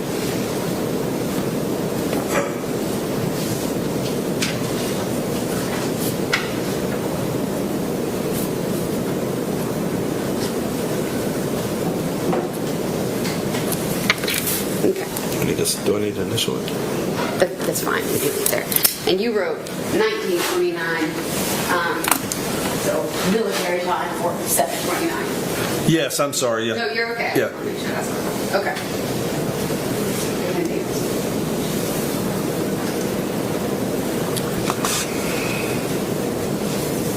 All right, I'm going to show you page 192 in the records. We'll start at the top here. What does this say? This says, this is why I have trust issues, always trying to look out for my man when he thinks his friends ain't using his ass. All right, and then in the middle of the page down here, what is this showing? This is showing, this is what Katelyn Goble posted. Is that Happy Dance, like the video that we Yes. I'm sorry, yes. Okay, and then a little farther down, right here. This is where it's posted, death is when the party really started. Exclamation point. Exclamation point. And what date does she post that? It would have been March 10th, 2016. And this right here where it says at long number, Alexander, what does that mean? That's where she tagged him. Tagged him on that what she wrote there. On the death is when the party goes. Correct. And this post doesn't show up on the timeline that we saw where you can scroll on the computer and see her Facebook records. Is that right? Correct. And then down here, in the bottom of the page, what are these last two posts on this page saying? The last two posts are also tagged by Alex. It says, "You creepy girl," and then it has a back symbol 3, and then it says, "I hope he likes that I'm weird XD." and Alexander is also on there, Jonathan. And it says next to these, it says status. Does that mean like she's posting that? Like Yes, I'm sorry, box status. on Yes, ma'am. Facebook?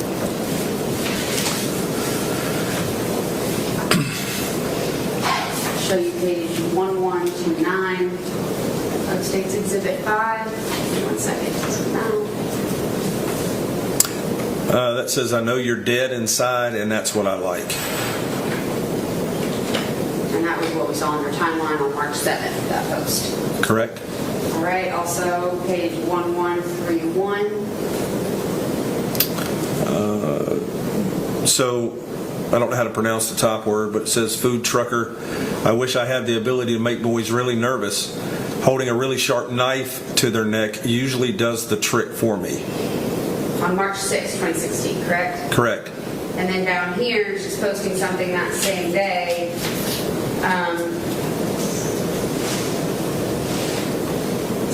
That is titled, The 14 Freakiest Sex Advices That Are Creepy as Hell, right? Correct. So she's posting something about creepy sex advice, essentially 7 days after she's saying that Alexander Warren would have been unwillingly having sex with her and the corpse. And correct. She's not into it, though. Right. Okay. I'm going to show you page 1134 of State's Exhibit 5. I'll start down here with the actual.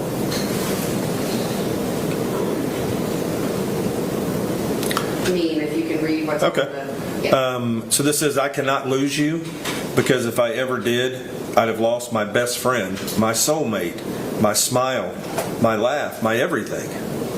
Who's tagged? I'm going to zoom in. It's two people in a bathtub, right? Correct. Zoom in a little bit here. Who's tagged in this soulmate bathtub post? Jonathan Alexander Warren. And what date is it posted? March the 2nd, 2016. So that's, I think it was a leap year, so 26 was 5 days after the murder, right? Correct. And about what process during this timeline of dismemberment and burning a body would have just occurred when she's posting this? Can you repeat that question? Like her timeline, basically. How many days after? Oh, it's essentially they go less than a week. Okay. I mean. So this could have been like a day after the Correct. Right.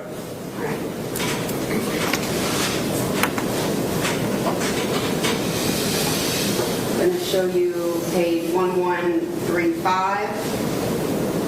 And that one that we just talked about, that's the picture. It doesn't show up on the timeline anymore, right? No, it doesn't. You're correct. I'm going to zoom out again.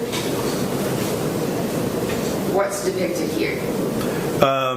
It's a circle with a skull, and then the word necrot over the top, which is a band, like a very best way I could describe it is probably it's very, very, very hard metal. So necrot, the name of the band, and necrot is also similar to like necrosis, death, tissue. Correct. When specifically was that posted? And I'm going to zoom in. Hold on. Okay, so the UTC time would have been 3:16 in the morning on the day of the murder. And when was it approximately that Morgan's last interaction with her cell phone? Presumably. It was around that time. It was. Just 3:22 a.m. Yes, ma'am. Sound correct? Yes, ma'am. All right, I'm going to bring you page 1135 of State's Exhibit 5 and have you write the Eastern Standard Time on there as well.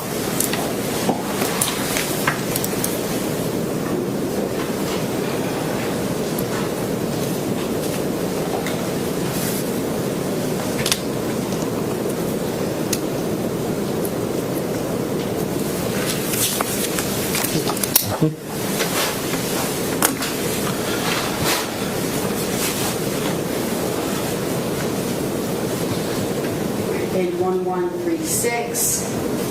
Zoom out.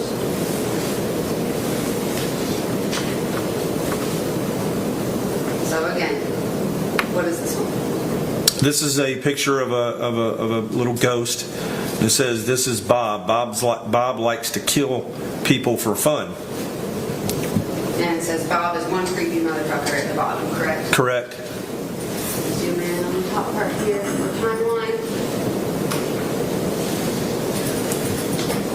Oh, and actually, I have that's to go page back. 4. Yeah, give me 1 second. I have to go back to the previous page 1135, and I'm going to go to the bottom there. Here we go. In these records is the date and time that it's actually posted is above it. Okay. Correct. The last thing that you see associated with the post is going to be that photo ID, right? Correct. Mm-hmm. So this photo ID goes to the necrot photo, and then the next one is associated with Bob and goes into the next page. Correct. Okay. So what is the time stamp that this Bob kills people for fun is posted? So that would be February the 25th at 22:03, which is 10:03 p.m. And I'm actually, just to be safe, I'm going to have you write that 10:03 p.m. just on both of these next to it so that we're clear of the time.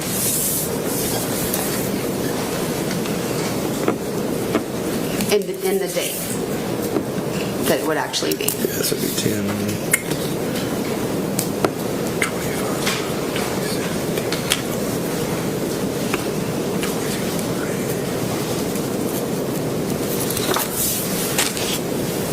Keep that one the same way, right? Yeah, just on the bottom on there. the bottom. just Got so it. that Yep. Since they're split on pages, it doesn't get confusing.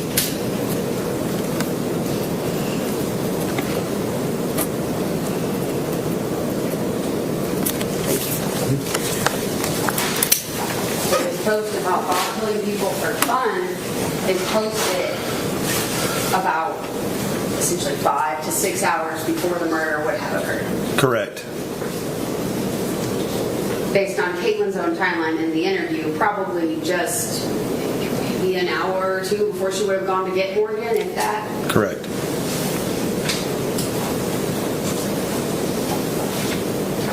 And who does she tag in that post? Jonathan Alexander Warren.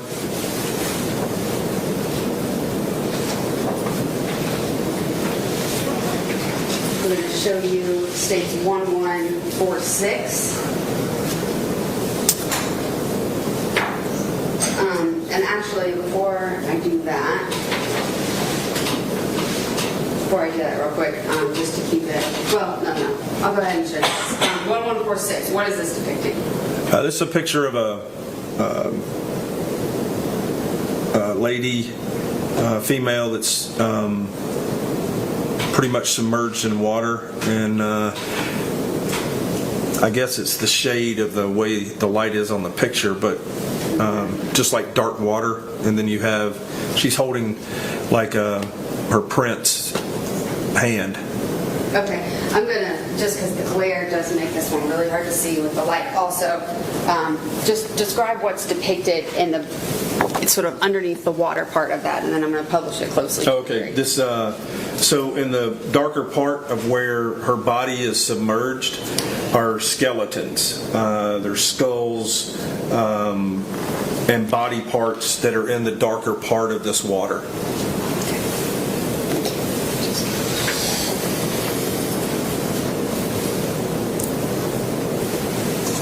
Later in these Facebook records, is Ms. Goble going to describe herself as a siren who manipulates people, and men in particular? That is correct.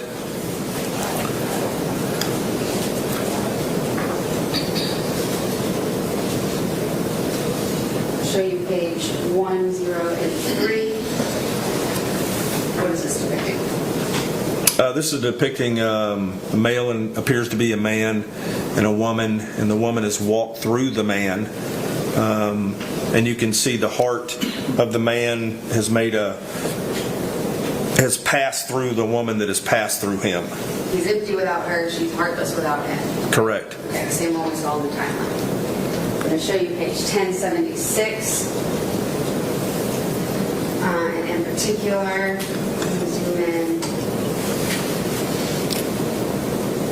here so you can read.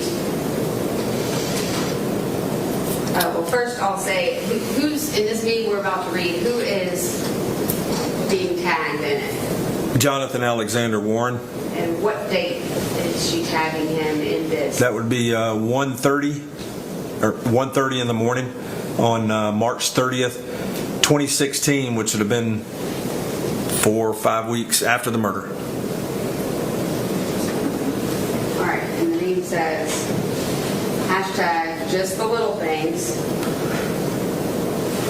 Call me your delicate little girl, take me to Build-A-Bear, let me make a stuffy with a full outfit and accessories, get me ice cream and bring me home and fuck me so hard I won't be able to walk the next day and the neighbors will have your name ringing in their ears for weeks. That's what she's tagging Alexander Warren in and posting about a month after the murder. Correct. I'm going to show you 1145. And we'll start with the bottom part here, where, what date is this? That would be, or what date approximately is it posted? I think this is actually the date below it, but when approximately is what we're about to read posted? February 23rd of 2016. Shortly before the murder. Correct. And this is her post right before the murder. She's saying, she's the poison in your veins, the love you crave, captive in chains, a high you don't want to come down from, thirst quench from just her tongue. She holds an exclusive power, an intoxicating sweetness, yet so sour. She's a goddess, a blessed sinner, too much for any weak soul to get. Correct. I'll show you this post. I think actually posted on, is it February 21st, 2016? Correct. I believe so, yes. Okay. Where she's sort of reposting or blogging this meme or the picture that says, so 21st, 5 days before the murder. So Correct. A witch ought never be frightened in the darkest forest because she should be sure in her soul that the most terrifying thing in the forest was her. And and I'm sorry, I can post the timeline here for the witch post right here, which is 1156, the page before, and right there. So it's February 21st, 2016 at 17:05 in the afternoon, 5:05 in the afternoon.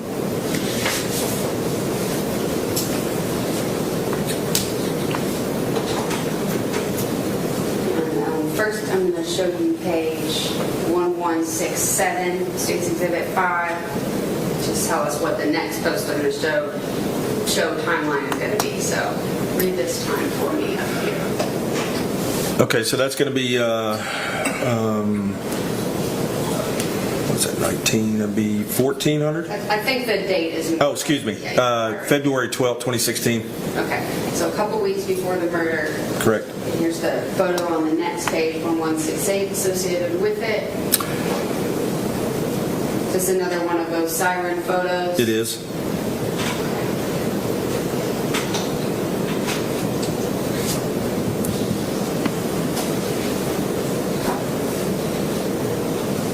All right, I'm going to show you page 1180. Just for the timeline so that we can go to page 1181 next. I'll zoom in here because that time is the last thing on this page before we go to the next page. So the post we're about to look at on the following page, what time, or what date at least was it posted? February 10th, 2016.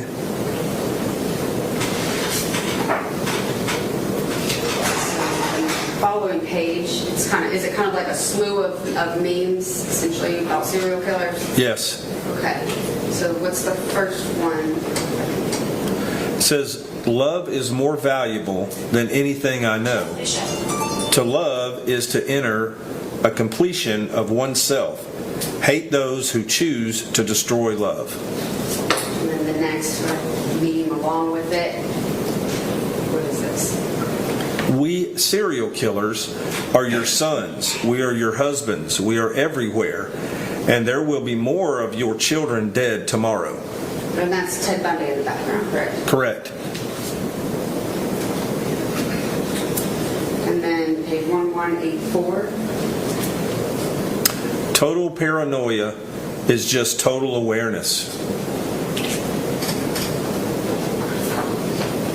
Page 1185. Serial killers do on a small scale what governments do on a large one. Is that Richard Ramirez in the background? Yes, it is. And page 1186. It's hard for me to believe that a human being could have done what I've done, but I know that I did it. Is that Jeffrey Dahmer in the background? Correct. Show me page 1404. So this is the picture is before with the three women that have been cut open, and their skin is being held with either wire or string to the chains that are holding the swings, and there's large lacerations on their legs. With denial, Alexander Warren Correct. commenting our hair. Correct.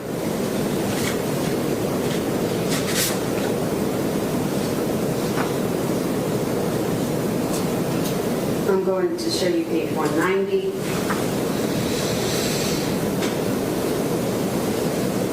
Draw your attention as I zoom in here.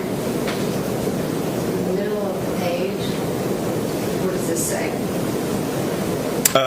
This says, ouch, guess I struck a chord. Bitch, you were begging for my man back so he could support your nasty ass like he used to before I came along and taught him how that a real woman can support herself. Your life sucks, LOL. What date is that posted? That was March 26, 2016, which has been a month after the murder.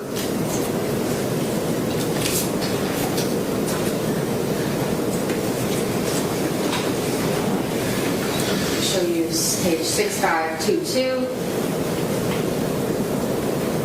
What does this depict?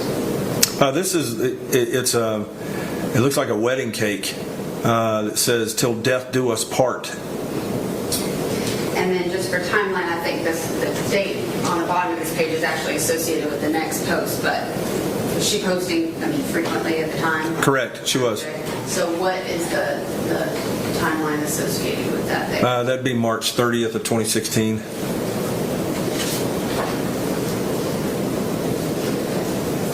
I'm going to show you page 693, State's Exhibit 5. What does this say?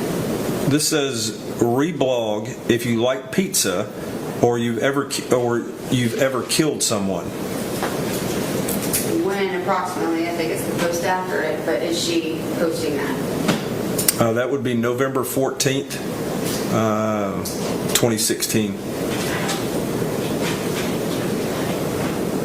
So about 9 months after the murder?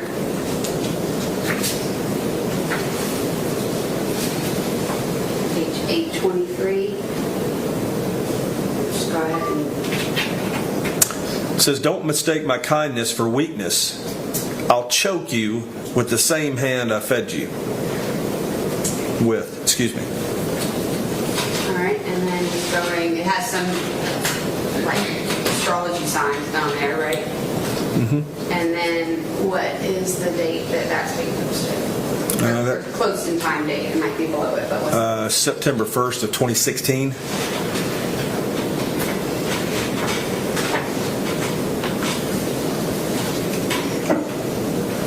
Will you show you page 4571, State's Exhibit 5? And draw your attention, zoom in a little bit more right here to this comment that she posted on 5/11/16. What does that say? She comments and she says, or Katelyn Goble comments and says, I can kill a bitch with a bat. Just try me, your brains will be smeared on everything. I think you would prefer I use a gun.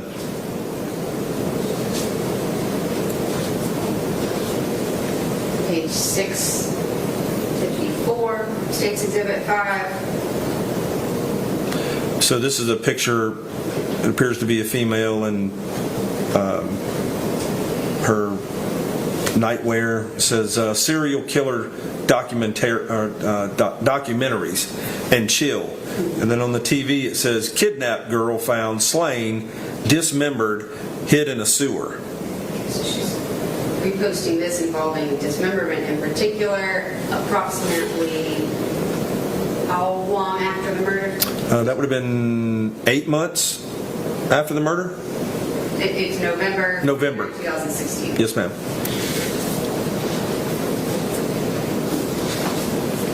After she's saying she would have been forced to dismember someone. She's reposting that. Correct. All right, page 478 of State's Exhibit 5. So this is a picture of decomposition in the 5 phases of in the 5 stages when a body breaks down. So you have the fresh at the top, bloated in the middle, active decay, advanced decay, and dry remains. She posts that. That was posted January 20th, around January. That time, right. The next post she made was January 20th after that one. Right. In her interview, in particular, she talks about Morgan turning green, bloating, and things like that, correct? She does. She makes the statement that after 3 days, she went back in the bedroom and Morgan's stomach was bloated and green.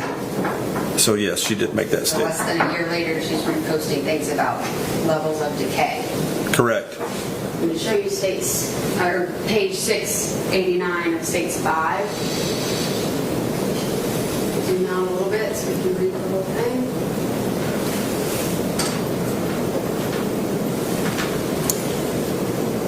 Okay, so this is a picture. It appears to be two cats, some popcorn, and like a drink.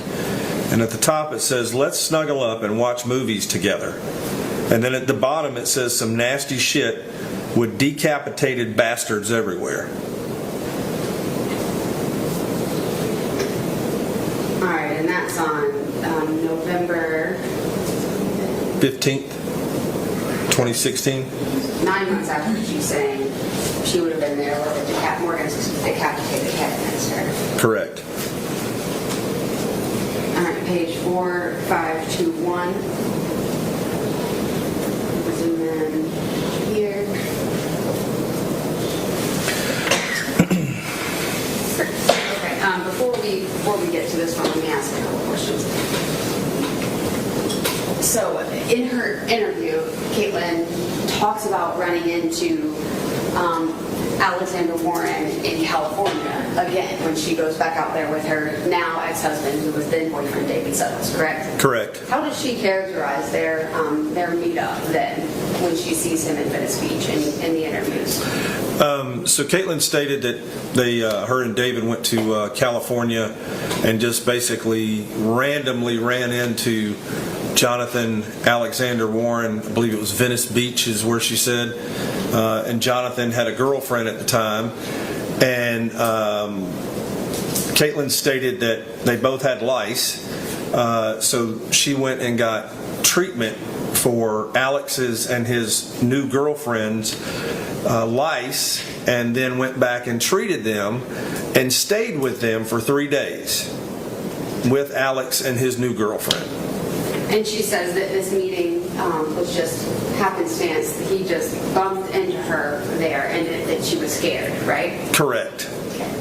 So going back to page 4521 of these Facebook records, I'm going to draw your attention down here. And maybe we'll just, because it goes on for the next page or two, and I'll read the Lilith Chaos part, and you read the responses from there's the Facebook account number. Got it. That we see. Okay, so Katelyn Goble, Lilith Chaos, says, "Hey man, do you know where I can find Alex?" Garza? Garza. Is Garza a name, just interrupting? Garza is a nickname, or is also, he goes by Garza too. Okay. Once he got to California, he had people start calling him Garza. Right. So, this individual is Garza, and I said, go ahead. I haven't seen him since I've been in Santa, I believe that's Santa. Maybe they mean Santa Monica. Santa Monica, right. All right, going to the next page, 4522. Starting at the top, Katelyn Goble says, think he is still out there? Is he introducing himself as Garza now? That's how I know him. Katelyn says, I'm out in Venice for a few weeks and trying to find his crazy ass. I'm not sure everyone started with the meth, so I left. Katelyn says, I hope he didn't get into that shit. I can't read it. You have to push it up. Oh, sorry. Okay, and then what? It says, I don't know, he was with some chick, then he dipped on her. If you find, I'm pleased, let me know. Ian maybe forgot that. Right. Should you find him, please let me know. Yes. Okay. And then Katelyn Goble says, yeah, I heard about that. He can be unpredictable. And the response is? He's cool, though. And then Katelyn Goble says, if you are down by Santa Monica or Venice, and you see two clowns, that's me and my guy. Or I'm by Portland. Katelyn says, cool. All right, and so this conversation, before we move on to the next part that we just talked about, Katelyn's having with this person looking for Alex on what date? April 5th, 2017. A little over a year after the murder. Correct. And on April 19, 2017, she says, found him. And then this individual asks, He okay? Katelyn Goble's response is, yep, still has his girl with him and doing pretty well. For the record, as we went through those pages, the conversation starts on 4521 and goes through 4523 in State's Exhibit 5.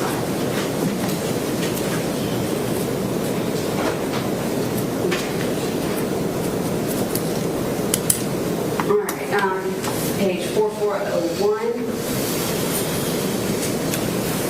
Let's start up here. This is a conversation that she's having with someone on Facebook. She's saying, guys tend to have a thing for me, and I tend to stubbornly ignore it, correct? Correct.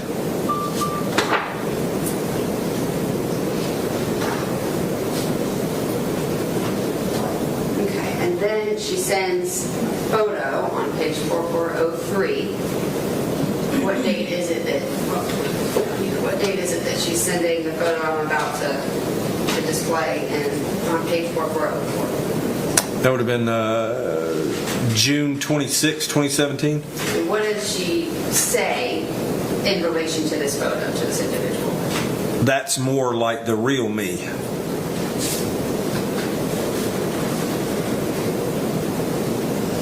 All right, so this is page 4404. Same siren photo she posted back in February before the murder, correct? Yes, ma'am.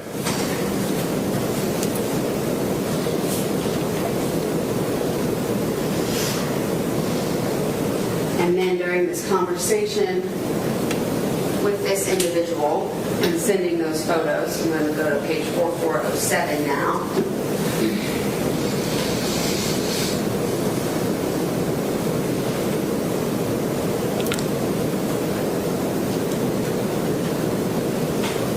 Chaos, Katelyn Goble says, I'm more of a siren than a mermaid. I could decimate David if I wanted to, because I know despite his issues, I have his heart in my hand. I just want to be good to someone for once, instead of running away. I'm good at breaking hearts in a way they never healed from. Again, on 6/26/17, correct? Yes, ma'am.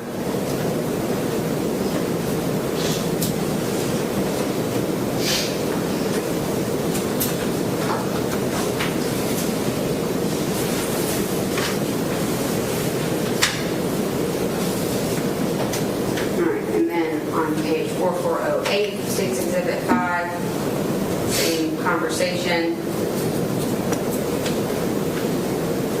She says here in the middle of the page, what does that say right there? It says, it sounds vain, but I know guys tend to covet me. I'm wanted whether it's healthy or not. And then what did she say in that same conversation a little bit farther down, right here? The less I know, the better. I'm a siren at heart and good at using that to my advantage.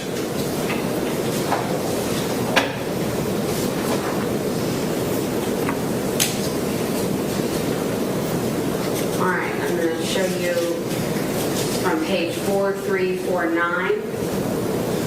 Draw your attention to this post right here, where she says, Katie was who I was as a kid. She grew up in decay. Katelyn is trying to be an adult. Lilith doesn't give a shit about anyone except who belongs to her, and she happily hurts others. Lily is similar, but has a good, sweet front and is more manipulative. Grace takes care of everyone and worries a lot. And what day was that posted? That was March 5th, 2017. And then that's right below where she's first explaining all these different personalities. Correct. Dispositions she has. She introduced herself as Lilith to Morgan, correct? Correct. And Lilith is what her Facebook name was at the time that this murder happened. Correct.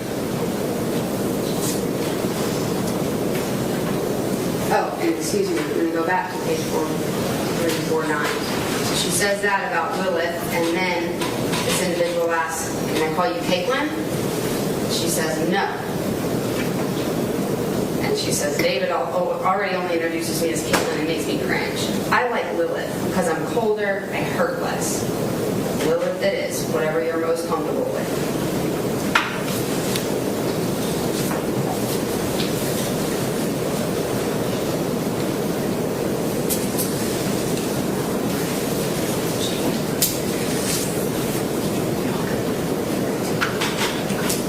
Can we approach about scheduling?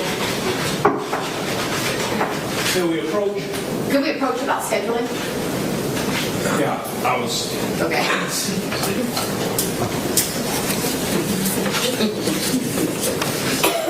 think they're getting towards the end of the day here.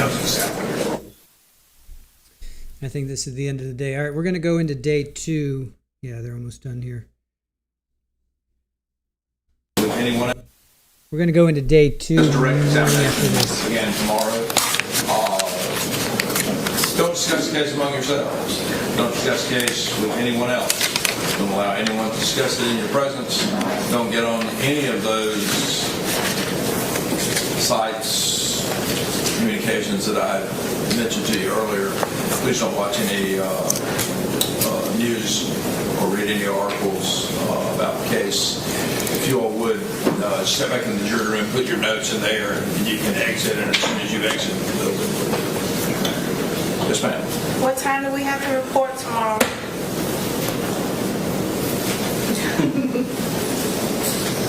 Same time as this morning.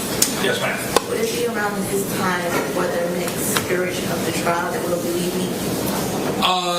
We will probably not stop before 5 on any of the days, unless there may be some hitches with witnesses' availability due to proximity to here, and I mean,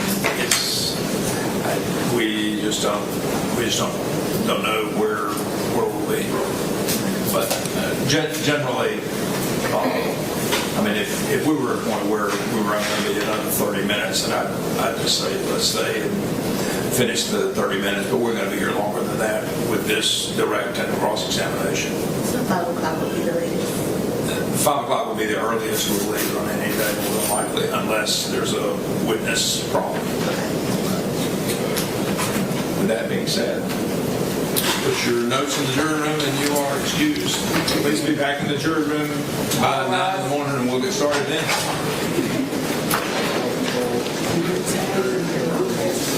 Again, again, if you're in the courtroom, just after the jury has exited the courthouse, we'll leave.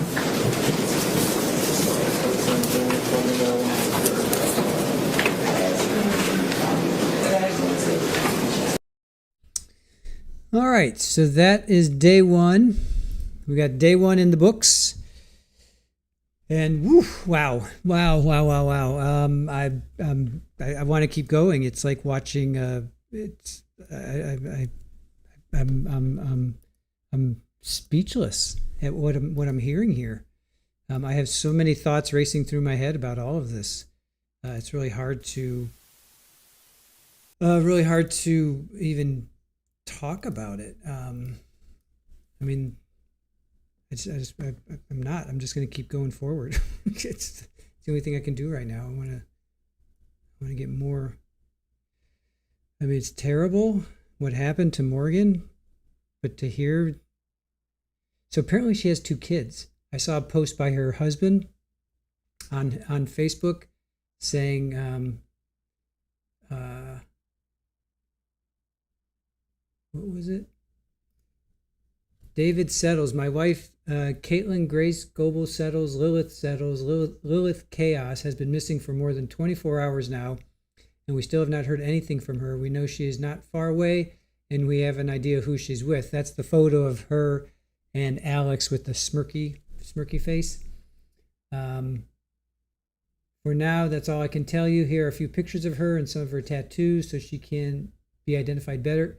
Please help me bring my wife home to me and our 2 beautiful babies. We miss her so much. That was in 2022. So apparently she has kids. She has 2 kids. And I think I kind of heard that. And somebody said something. They said something. I think maybe I forget who it was. Somebody said something like that. I don't know if it was the during openings or something. I heard that. So it is like watching a scary movie. Yeah, it is, Debbie. It's totally like watching a scary movie. All right, let's continue on. Day 2 morning. Let's see. Maybe we can get through all of day 2. I don't know. We'll see how far we get.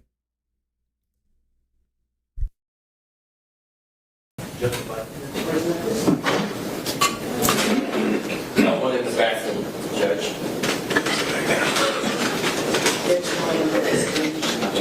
Okay.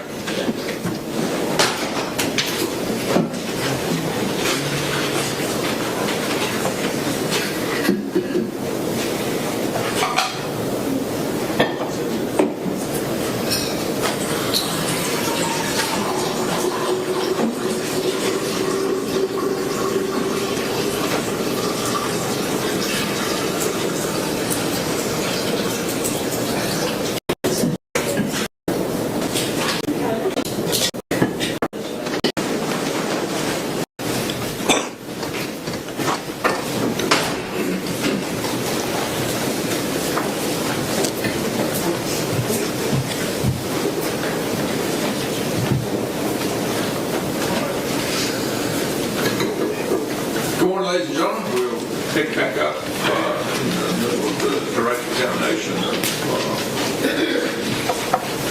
Officer Downs.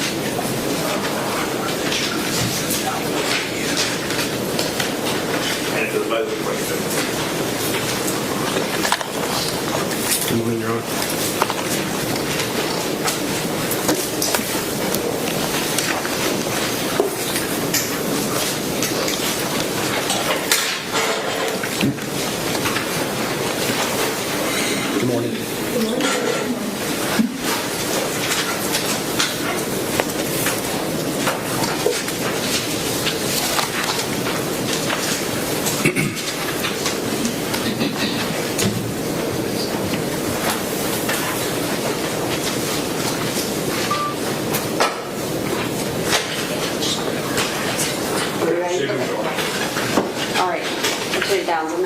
Up with the Facebook stuff where we left off yesterday.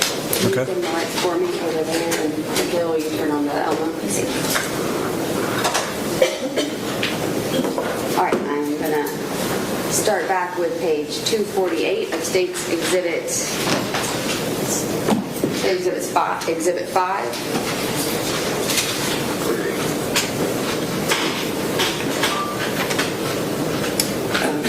something that turned it upside down.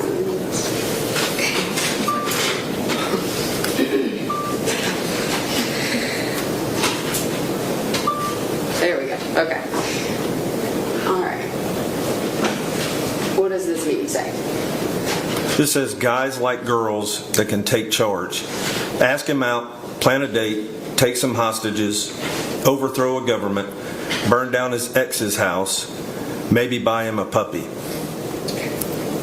And the timeline it's posted? March 18th of 2017. Show you page 254 of State's Exhibit 5. Zoom out a little bit here. What is this essentially? This is a public service announcement on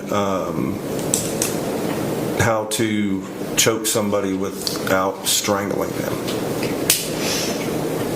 And this, again, is posted on Katelyn Goble's Facebook, correct? That's correct. I'll show you page 599, State's Exhibit 5. Read what this meme says, please. I may be living in a crazy world, but a crazier world lives inside of me. Page 619. So this one states, what if you meet just the right man who worshipped and adored you, who'd do anything you say, would be your devoted slave, then what would you do? And then at the bottom it says, I'd pity him. And again, these are all posts from Little Chaos, Katelyn Goble's Facebook, correct? Correct. All right, page 651. So it says, sometimes I think about murder. And then what's the date? Let me zoom in for you. That would be December the 3rd, 2016. So that's 10 months, approximately 10 months after the murder? That's correct.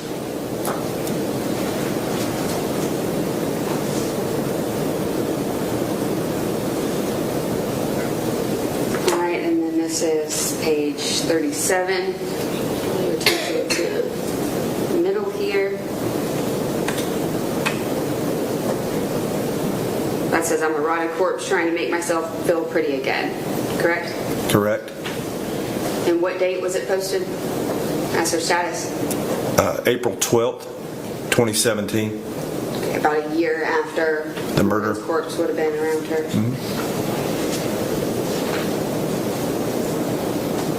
And then I'm going to show you page 406. What does this say?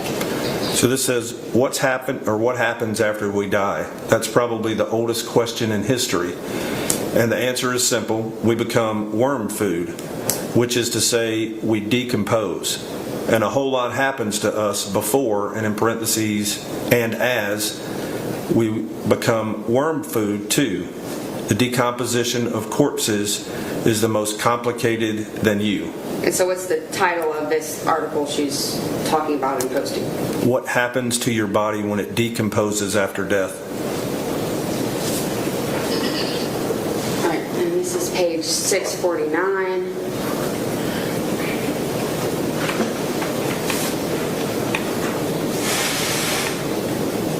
What does it say? Sometimes even the devil on my shoulder asks, what the fuck are you doing?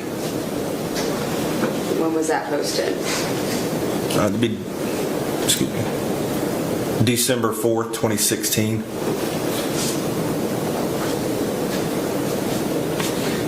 This is page 900.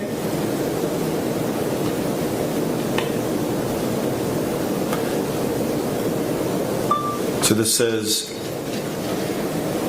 I don't need the rest of the pack to rip your fucking throat out.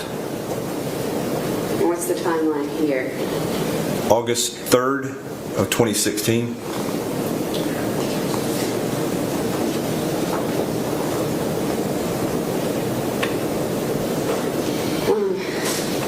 And this is page 187. I'll draw your attention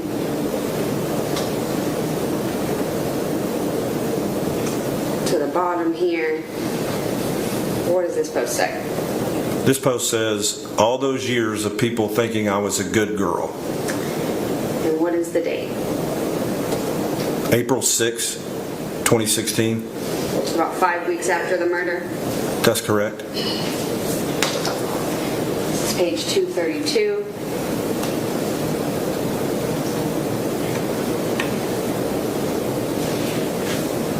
What does it say?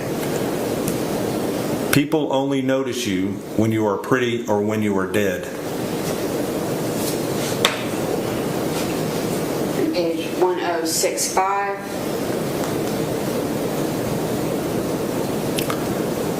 So this says, Mary had a little lamb. Its heart was black as coal. It crept into her room one night and ate her fucking soul.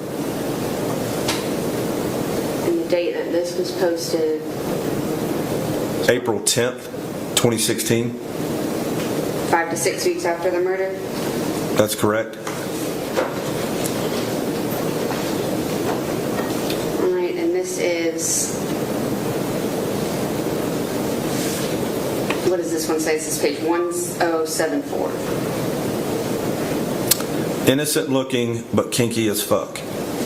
When is that posted? March 30th, 2016.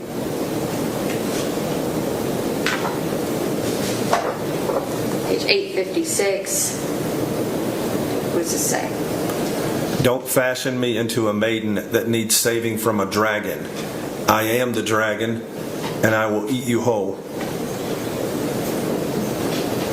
And when was that posted? That would be August 25th of 2016. So that would be like 6 months after she's saying Alexander Warren was the one making her do all these things. Correct.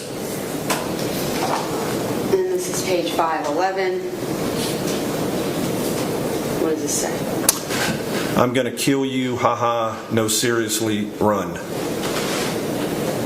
And when was that posted? January the 11th, 2017.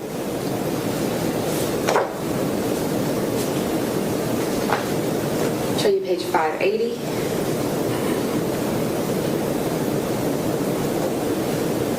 What does this one say?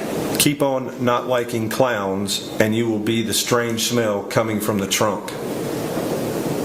When was that posted? December 22nd of 2016.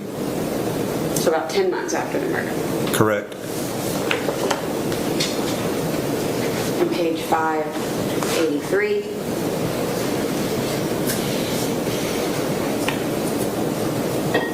What does this say?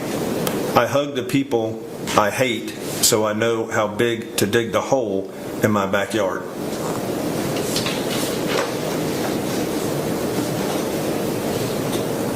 And this is page 4150.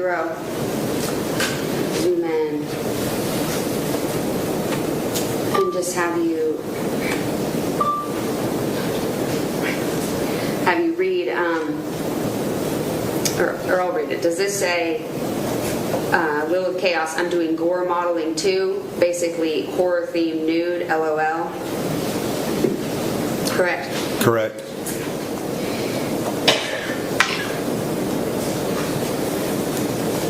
And so does that a conversation similar continue on page 4434 here? Is she asking here, Will of Chaos, do you have any experience doing gore or horror photo shoots? I've been looking for someone who has a lot of passion for that style. What date is it that she's talking about gore modeling and taking these pictures and everything like that? I think it's above what I can see. Oh, I'm sorry. Or below. Here it is. Okay. I'm sorry. I was too low. Okay. Do you have experience doing gore or horror photo shoots? I've been looking for someone who has a lot of passion for that style. What's the date? July 7th of 2017. A little over a year, close to a year and a half after the murder. Correct. I'm showing page 4240. Are these the actual gore modeling with Katelyn Goble herself, photos that she took? Correct. Okay, that's some of them. And then I'll go to the dates around the time that these are being sent. What is that date when she's sending them? March 16th of 2017.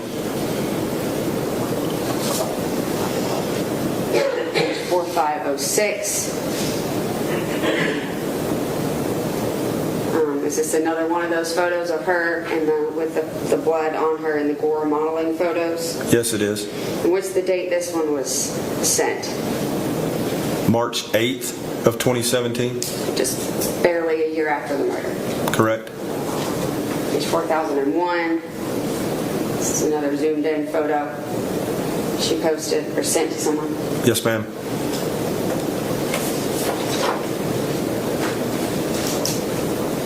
And this is page 4350. And I'm going to zoom, but we're going to read it together again, actually. We'll start at the top. Okay. I'll read this part, Lilith Chaos, which is the first one, and you can read the other individual, I think of Mr. Siebert. Okay. I don't like being human. If demons existed, I would sell my soul in a heartbeat. I'll buy your soul. What do you want for it? We can negotiate terms. Money and control. Can you move it up just a little bit? Yep, sorry. Okay. I could give you full control, and if you'd be willing to wait, it 1 or 2 years, I could have the money cash. Control for me is no feelings. Being able to manipulate people easily. With that comes money. With money comes power.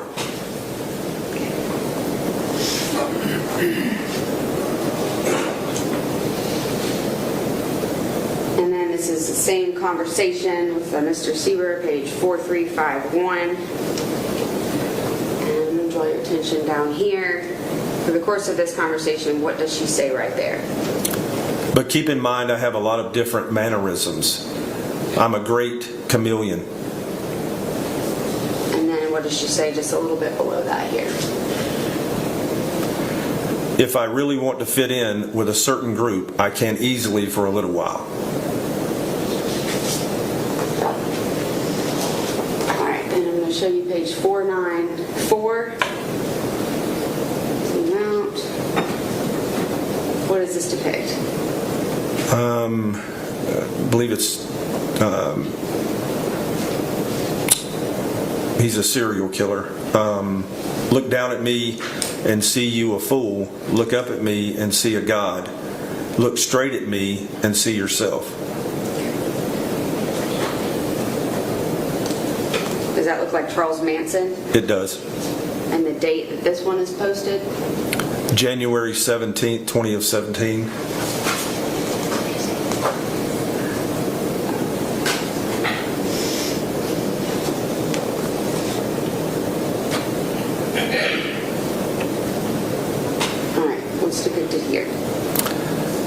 It's 4 different serial killers, and it says what women look for in a guy.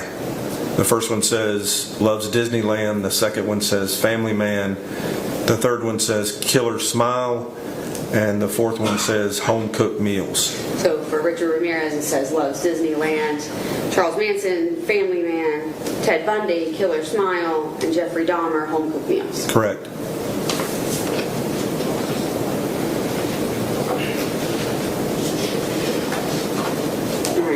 I'll show you page 5895. What does this say? I'll try to pronounce it. Hybristophilia. That's correct. Which is defined in this meme as an attraction to extremely violent criminals or a person who has committed a gruesome crime. And are these all either gruesome crime committers or serial killers? That's correct. When is this posted? January 20th of 2017.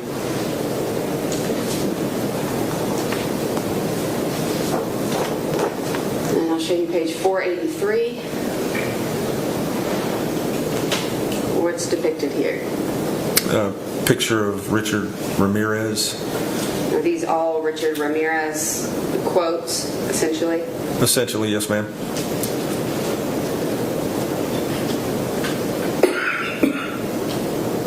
Some of those.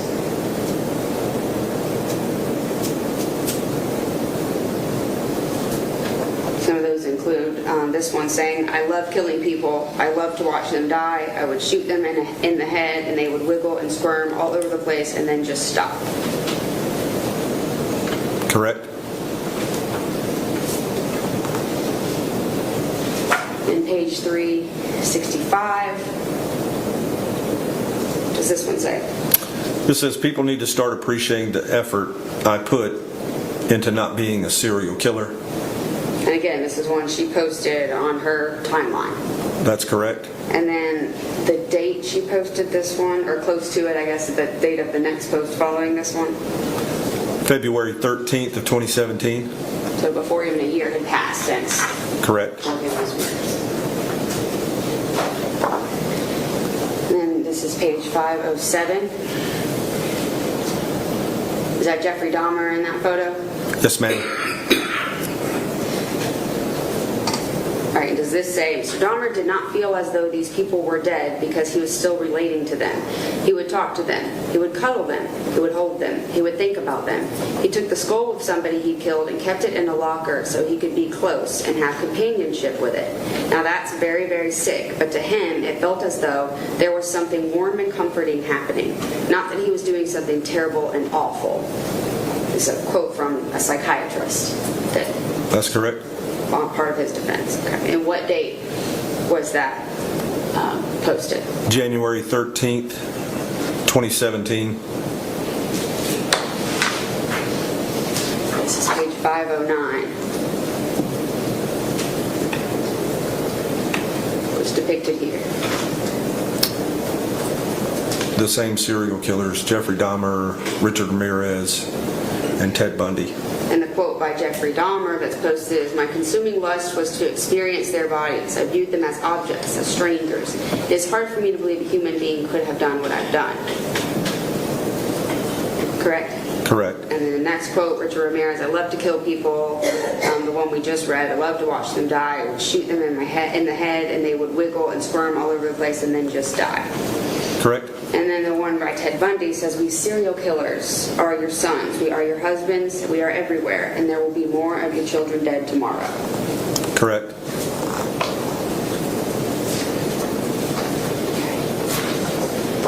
And then this is page 5892. What is this? Looks like a picture of some type of makeup killer holding a chainsaw. And it says, I find the psychology of serial killers to be beyond fascinating. Correct? Correct.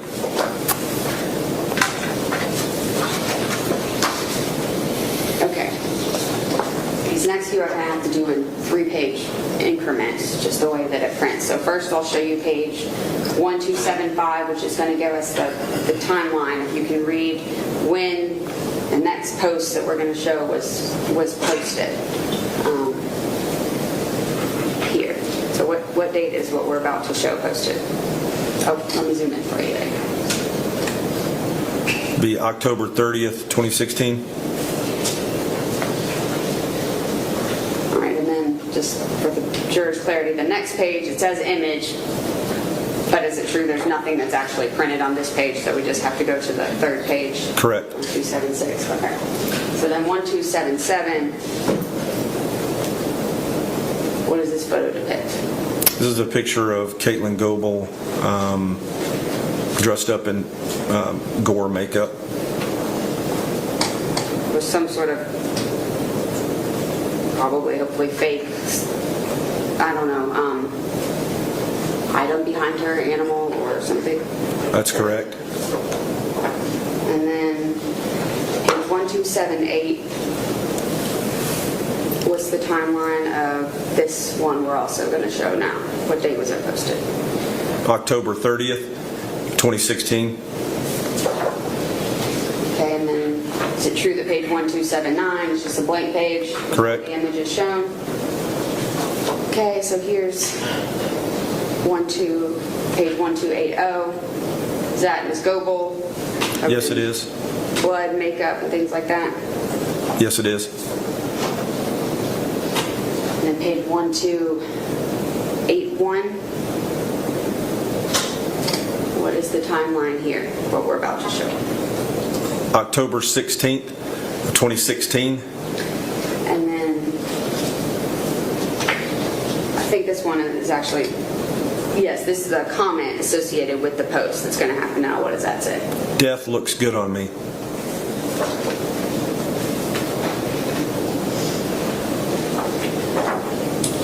And then there's a blank page associated with the images, correct? Correct. And so 1285, what does this depict? This is also another picture of Katelyn Goble. Looks like she has her hands above her head and blood coming out of her mouth and blood on the wall behind her. All right, and then the next photograph we're going to show, please tell us what the date associated with that is. It's right here. January 28th, 2017. Again, 1251 is the blank page before the image is shown, correct? Correct. All right, and then 1252. What does this depict? So this is another picture of Katelyn Goble standing in front of a door. She's holding her knife, and she has makeup on her mouth that would depict that her mouth has been sewn shut. And there's also blood on her face there. All right, and does she post a few photos in this posting, essentially? Like there's more than one photo of a similar nature, is that Yep, right? Okay. that's correct. I'm just going to go to those. So page 1249. So this is also another picture of Katelyn Goble. She has the same makeup on, like her lips are sewn shut, and there appears to be blood on the bottom of her face. And I'll show you 1243. So this is another picture of Katelyn Goble with the same makeup with her lips sewn shut. She's holding a knife, and she has her finger above or on her lips. I'll show you 1246. So this picture is a picture of Katelyn Goble, who is holding the knife in an offensive stance, like she's getting ready to stab someone, with her lips sewn shut with blood on the bottom of her face and her dress.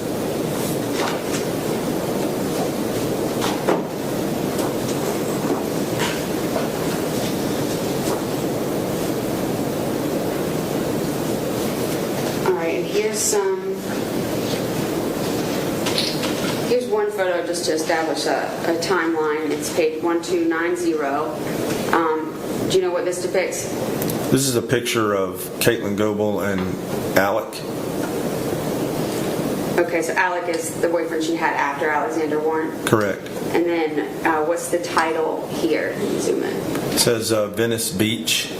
Okay, and what date is it? It's September 11th, 2016. So she's in Venice Beach in September of 2016. Correct.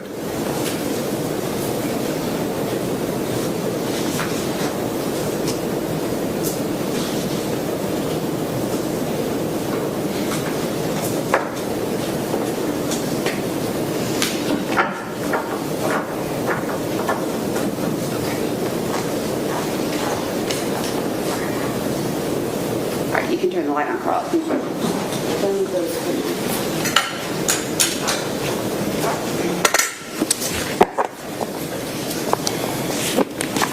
Through the course of your investigation, did you learn what Alexander Warren's nickname was? Ball sack.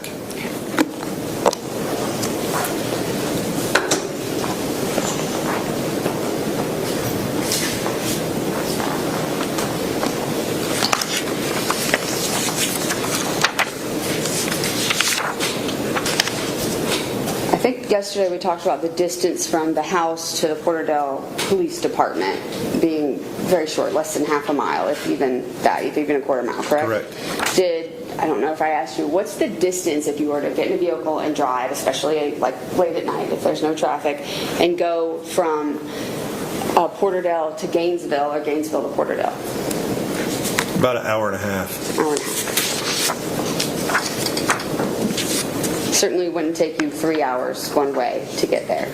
I mean, unless like No. something crazy happens or an interstate shutdown or something like that, right? Yes, ma'am, that's correct.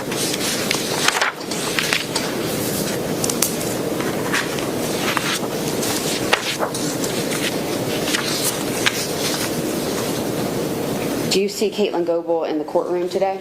Yes, I do. Can you identify what she's wearing and where she's sitting? She's sitting in front of me to the right. She has brown hair. She's wearing glasses with a black dress suit with a blue shirt. Let the record reflect that the witness has identified the defendant. Let the record reflect that the witness has identified the defendant. Noted. All right. After you conduct these interviews with her in Peoria, what do y'all do in Peoria while you're still there? We also conduct a search warrant. And at her house, did you take in cell phones and computers and things of that nature into evidence? We did.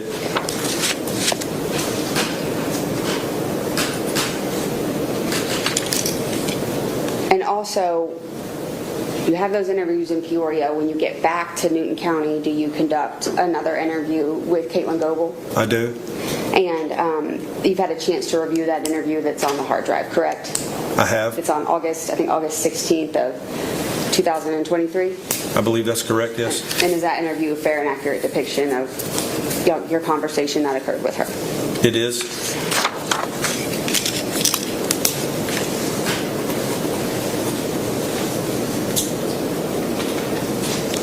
All right, just one moment.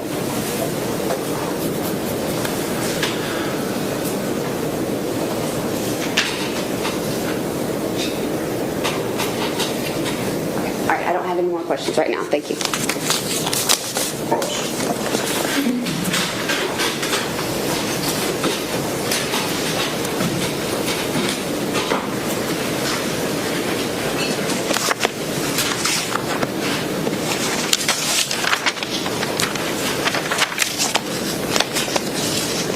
Give me 1 sec. I apologize, sir. Is it Lieutenant Downs? At that time, it was. What is it now? I want to call you by your correct title. Officer. Officer, okay. Officer Downs, you did a lot in this investigation, correct? Were you the lead? Yes, sir, I was. Okay. And you were brought in at what point? I was brought in on July 12th when I learned from, like I stated yesterday, from an FBI agent that Katelyn Goble had gone to the Peoria Police Department to make a voluntary statement on July 11th. Okay, so the first time you were brought in onto this matter, you were called out because Ms. Goble gave a statement. Not necessarily called out, but I received information that, yes, that she did do a voluntary statement in Peoria Police Department. All right, and that statement, you were able to review that statement? Yes, sir, I reviewed it twice. Okay, and there was multiple, I guess, statements or conversations that she had with law enforcement to include yourself after that first initial statement, correct? That's correct. Maybe 4 to 5 ballpark? There were 3 total interviews with Katelyn in Peoria and 1 here in Newton County. Okay, and you were present for how many of those? All of them. Okay. Correction. The voluntary statement, I wasn't present. Okay. But all of those were recorded, correct? Correct. And you reviewed all of them after you did the interviews, correct? Correct. Okay. In preparation for today, you reviewed them again, I guess, multiple times. I have. Okay. And just to go back, let's the post that the prosecutor. The Facebook. The packets right there. Okay. So that big packet that the prosecutor was going over with you, a lot of you know about social media now, I'm sure, because of this investigation. You were talking about the timestamps and the way Facebook has the dates and the times. So you're familiar with how social media works now, correct? Yes, sir. Can you know about reposts, correct? Yes, sir. Okay. So majority of those posts outside of a picture of Miss Goble or her actually going in and writing a status, those are reposts, correct? Yes, sir. And a repost is what? Just reposting something that you've already posted. Okay, so something that someone else made. Yes, sir. Okay, so those reposts were not something that Ms. Goble made, she just reposted it. She reposted them on her Facebook account. Yes. Right. Yes, sir. But she didn't make them. From your knowledge, she just reposted them.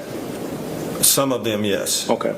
And with reposts, or with the stuff on, so someone else made those. And with Facebook, if you post anything that is not allowed, Facebook would take it down. Correct? I am somewhat familiar with social media, but as far as the terms and conditions, I'm not really familiar with. But those posts you saw them on her Facebook? Yes, I did. So they weren't taken down by Facebook? It was still there? Correct. And she wasn't arrested for those posts? Correct. So those posts were not a crime? They weren't a crime, but they were part of my investigation. Right. But I'm saying, as a part of this investigation, she wasn't arrested for posting on her social media? Correct, she was not. Okay. In this, in the interviews that you reviewed with law enforcement, the first interview where she came voluntarily, correct? She did. She was free to leave at any point in time. She was. From your remembrance of reviewing it, she was not Mirandized at that point in time. She was not. Okay. That was the first interview, and you saw where I think the state talked about some of the things that she said in that interview about what occurred in the investigation, or what occurred, or her take on what occurred with Morgan. Correct. Okay. And then the second time, or the second interview, that's when you flew out to Peoria. Correct. And during that, you already had warrants prior to flying out? I did. Okay. And you had how many warrants? I had concealing the death and tampering with evidence warrants for Katelyn Goble. Okay. And when you went out, let's back up just a little. You did a search of the Alexander's home prior to flying out to Peoria? Yes, I did. Okay. And how were you able to get those warrants? Submitted search warrants for him. Based off of what Ms. Goble stated? That's correct. Now, in the second interview, how many officers did you bring with you to Peoria? One. Okay. And at that point in time, you placed Ms. Goble under Miranda? Yes, I did. Okay. And she agreed to speak with you? She did. Okay. So she signed that waiver? She did. And she began to tell you, I guess, her take on how everything went down when it pertains to Morgan? She did. Okay. And you remember the conversation? Do you remember the conversation? I remember some of it. Okay. So we'll talk about some of the things to see if you remember it. Do you have a report with you? I do. Okay. Do you remember the date of that second one, the second interview? This was after, when you were involved. Right. If you give me just a second to review my notes. Absolutely.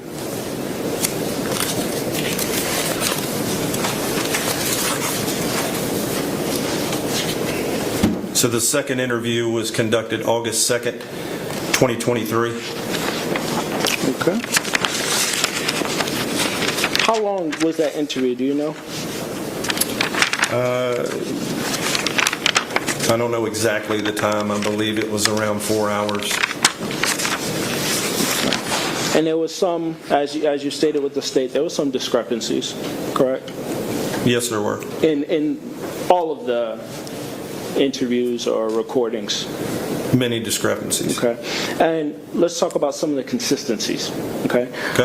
Ms. Goble stated in multiple of her interviews that she was scared of Mr. Warren. Correct. She stated that her experience with him, that he was abusive towards her. She did state he was abusive. Okay. She also stated, I think you asked, and you brought up a couple of these social media posts, correct? Because you were interested in the posts, correct?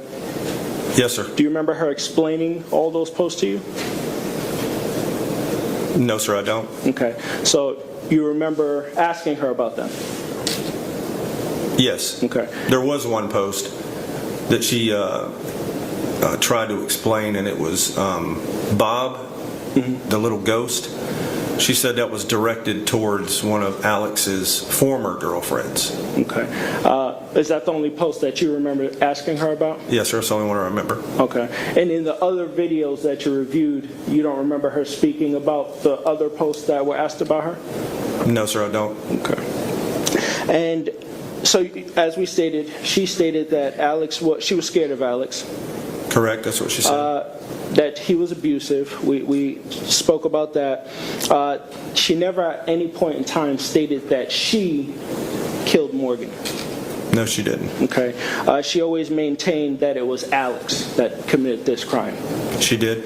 Okay. She also stated that the actions that she partook in, she told you and other law enforcement about that, correct?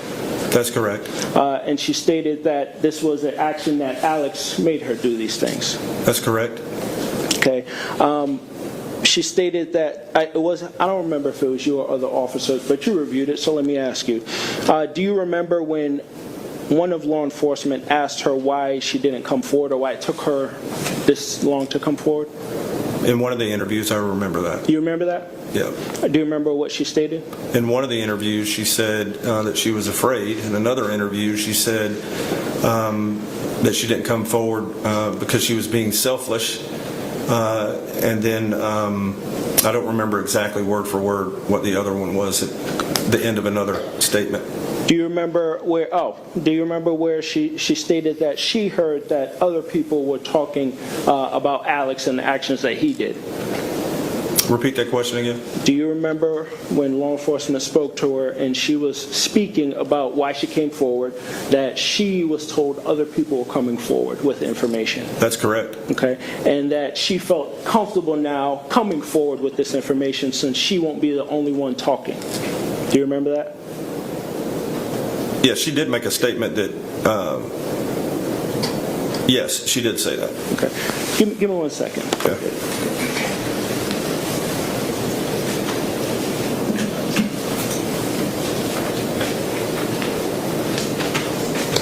This week. Okay. Okay, I apologize. So you remember her stating that, correct? Yes. Okay. Do you remember in these Facebook posts and her TikToks? Do you remember viewing any video where she explains the TikToks and that's cosplay and something she enjoys? I believe there was one video that I can't say for certain that I saw one that said it was cosplay. Okay. You don't remember her speaking about cosplay? No. Okay. She did I think she did in some of the interviews, yes. Okay. And those videos were posted in 21? That's correct. So this would be 5 years after this incident occurred with Morgan? That's correct. There's one specific that was posted close to the date that Morgan was murdered 5 years later. I think it was the Bob? No, but I can tell you, it wasn't the Bob one. Okay, you're talking about a cosplay that was posted. Correct. Time. Okay. And give me 1 sec. So with that, so she did speak to law enforcement about these videos. They were asked about her. Yes. Okay. And in any of those posts, or did Morgan have Facebook? She did. Was Morgan and Katelyn friends on Facebook? No. Okay. So there was no tagging of Morgan in any of the social media? No. She never directed it, or that you know of, stated Morgan's name in any of these? No. Okay.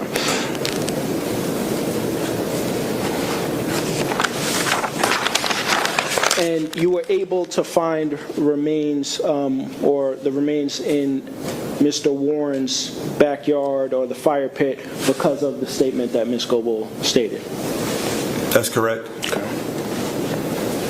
And do you remember telling her throughout multiple videos that, you appreciate her for coming forward with this information, correct?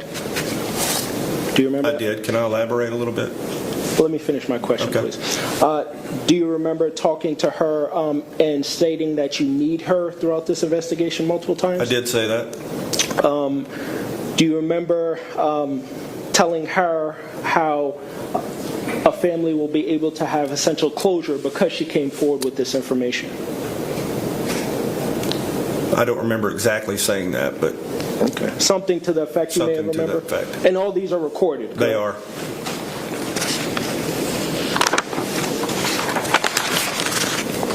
And you spoke to her about this meeting with going to LA or California, correct? I did. And she spoke to you openly about that. She did. Okay.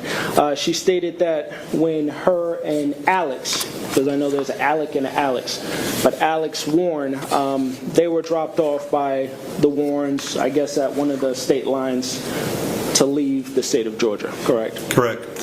She talked to you about how they ended up separating. Do you remember that? I do. Okay. And she told you that she ended up going back home to Illinois, correct? She did. She stated that's how she was able to get away from Mr. Warren? That's what she said. Okay. She told you how that happened with her grandmother and everything. Do you remember that? She did tell me that. And then from there, she said, I think you asked, did they keep in touch? Correct? Correct. And she told you very little. They did keep in touch very little, correct? Correct. Do you remember what she stated about why she kept in touch with him? There was a statement that she made in one of her interviews that she, when I don't know, I can't remember if it was her first or second child that she had, that Alex had called her from an unknown number. That's basically what I remember her stating as far as their last contact with each other. Mm-hmm. And that was years after, I guess. That was. This. Okay. And she stated, let's talk about that. She stated she had a child and she didn't tell Mr. Warren about that, correct? From what she told you? From what she told me. And she stated that randomly he just called her out of the blue, essentially checking up on her and congratulating her for having a child. I believe that's how the conversation went. Do you remember her saying that scared her? I do. Okay. Because at this point in time, it's been years that she hasn't talked to this individual, correct? Correct. Yet again, I don't know that she told me the date of when this occurred, so I can't tell you yes or no as far as that's concerned. Okay. But she stated by the time she had a child, it had been years that had passed since speaking with him. Correct. Even no dates, just the time period, years. Correct. Okay. And she stated when she went to California, correct? She told me that she went out to California, yes, with her ex-husband, David Settles. Okay. But prior to that, she went out with a boyfriend.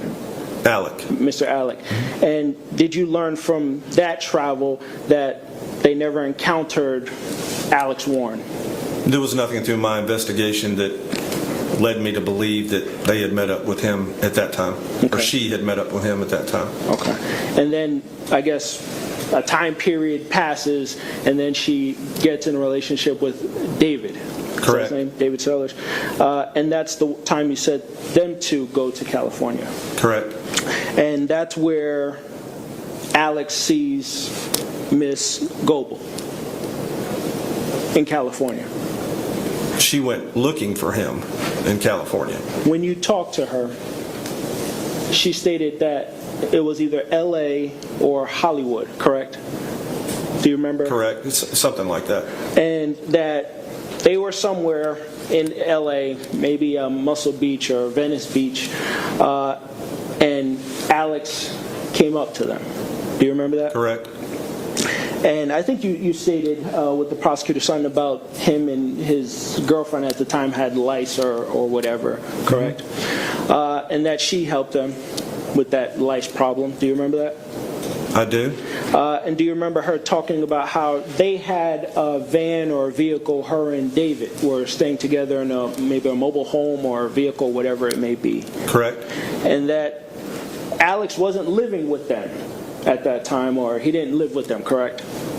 He didn't live with them, but they spent some days together, yes. He said, I believe she stated that they stayed, I guess, on the property of where the RV, bus, whatever it is, was, correct?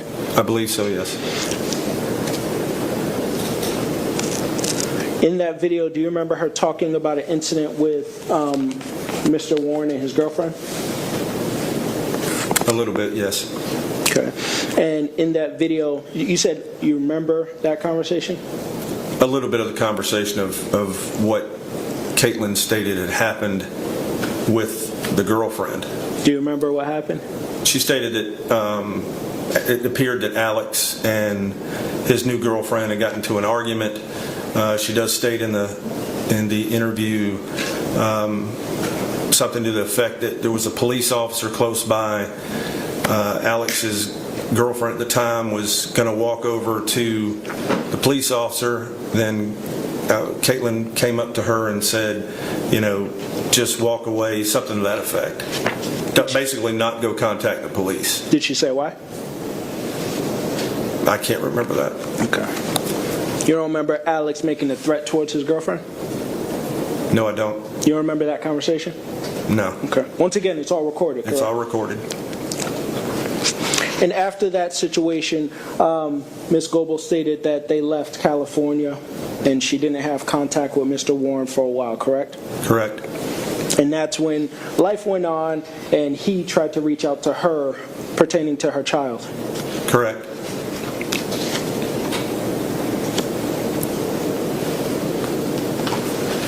Now, when you went, I think you stated to prosecutors that you had warrants. What you stated you did. When you went to, you told Ms. Goble of these charges that you had against her, correct? I did at the end of the interview. Okay, and that was then to the end of the second interview. Well, for you, it would be the first. The first, interview. yes. Okay, and so you placed her under arrest at that time? I did. Did you have a follow-up interview? I did. Okay, and she spoke with you freely after being placed under arrest? She did. Okay, and she continued to state in that conversation, interrogation, that she was scared of Mr. Warren.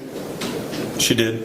That he made her essentially watch his sick acts against Morgan. She did. How, I want to say it was in that one that you guys spoke about how it occurred, how the what happened to Morgan occurred, correct? Yes. In the aftermath. Yes, sir. That was that interview, correct? The second one for you? Correct. Okay. And that's when, she went deeper into her stating that, I believe the first one interview she stated she came home and Alex was telling her to come into the room. I believe that's correct on the first one, the voluntary statement. Right. And then maybe the second or third, because you came the second interview for you, that's where it went more into depth of her actually being in the house. Okay. Yes, sir. Okay. And I remember you stated something about she walked into the room, correct? Correct. When he was on top of Morgan. Correct. And she stated, from her understanding, she believes Alex didn't see her. Correct. And at first you couldn't see Morgan from her viewpoint. She couldn't see her, but she said that she heard her. Right. And then after she saw what was going on, she left out of the room.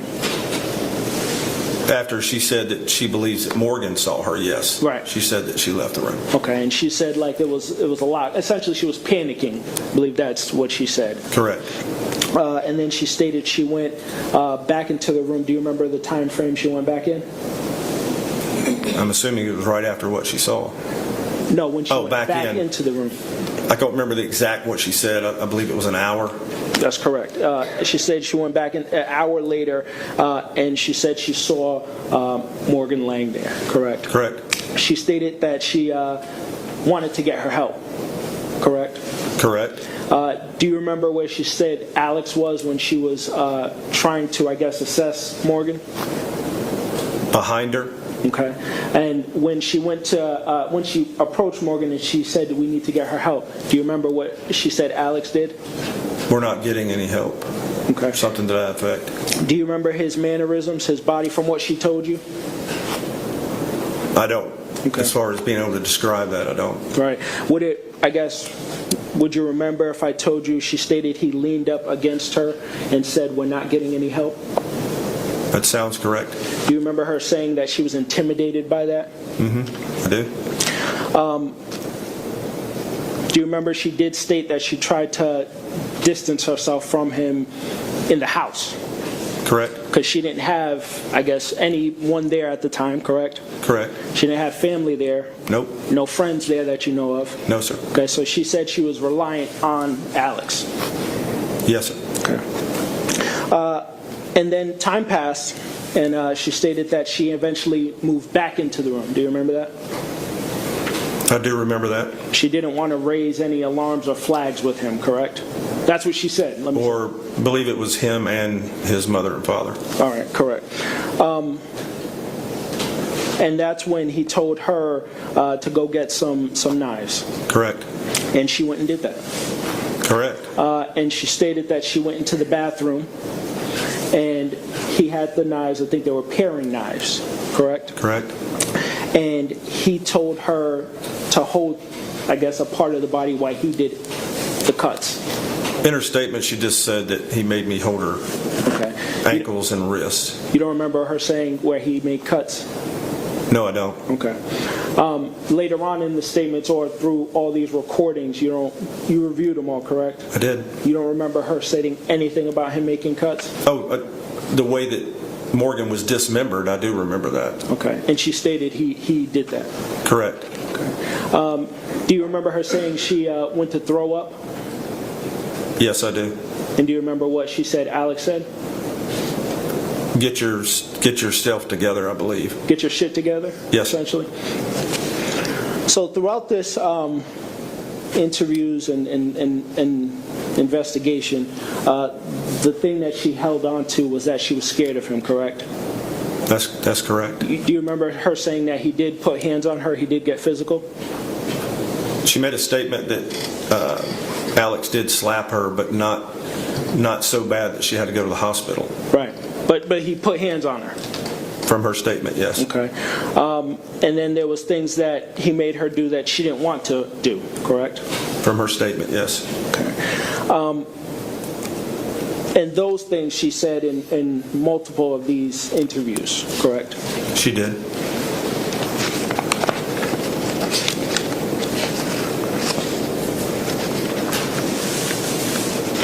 I think the prosecutor did speak of bloodletting. What is that? I believe it's when you cut somebody or maybe bite them to ingest their blood. Okay. And she stated that Alex would try to do that to her. Yes.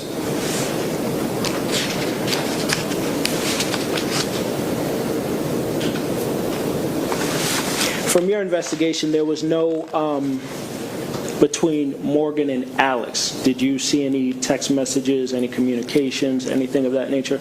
No, I did not. Okay, so from your understanding, there was no communication between them prior to any of this? From my knowledge, there was not. Okay, and my client stated that when they drove from Gainesville, I believe it was, correct? Mm-hmm. Where are you from?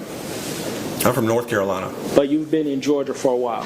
Yes, sir. So you know, I guess, the roads, the counties, the cities throughout Georgia?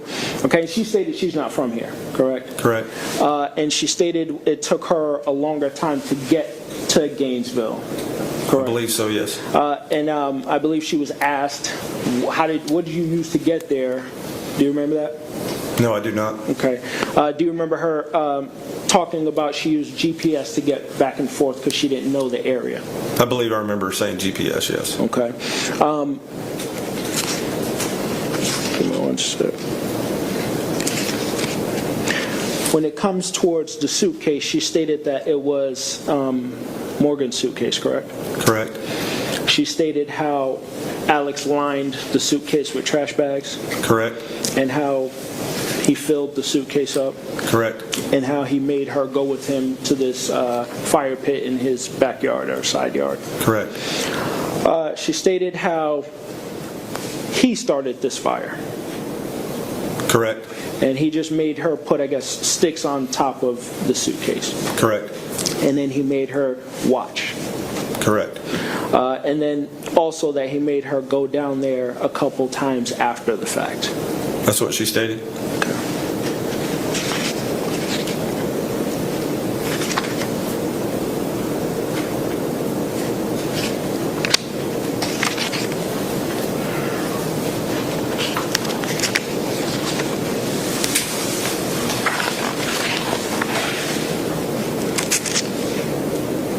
And you stated you don't remember her speaking about the cosplay or explaining any of that, correct? Correct.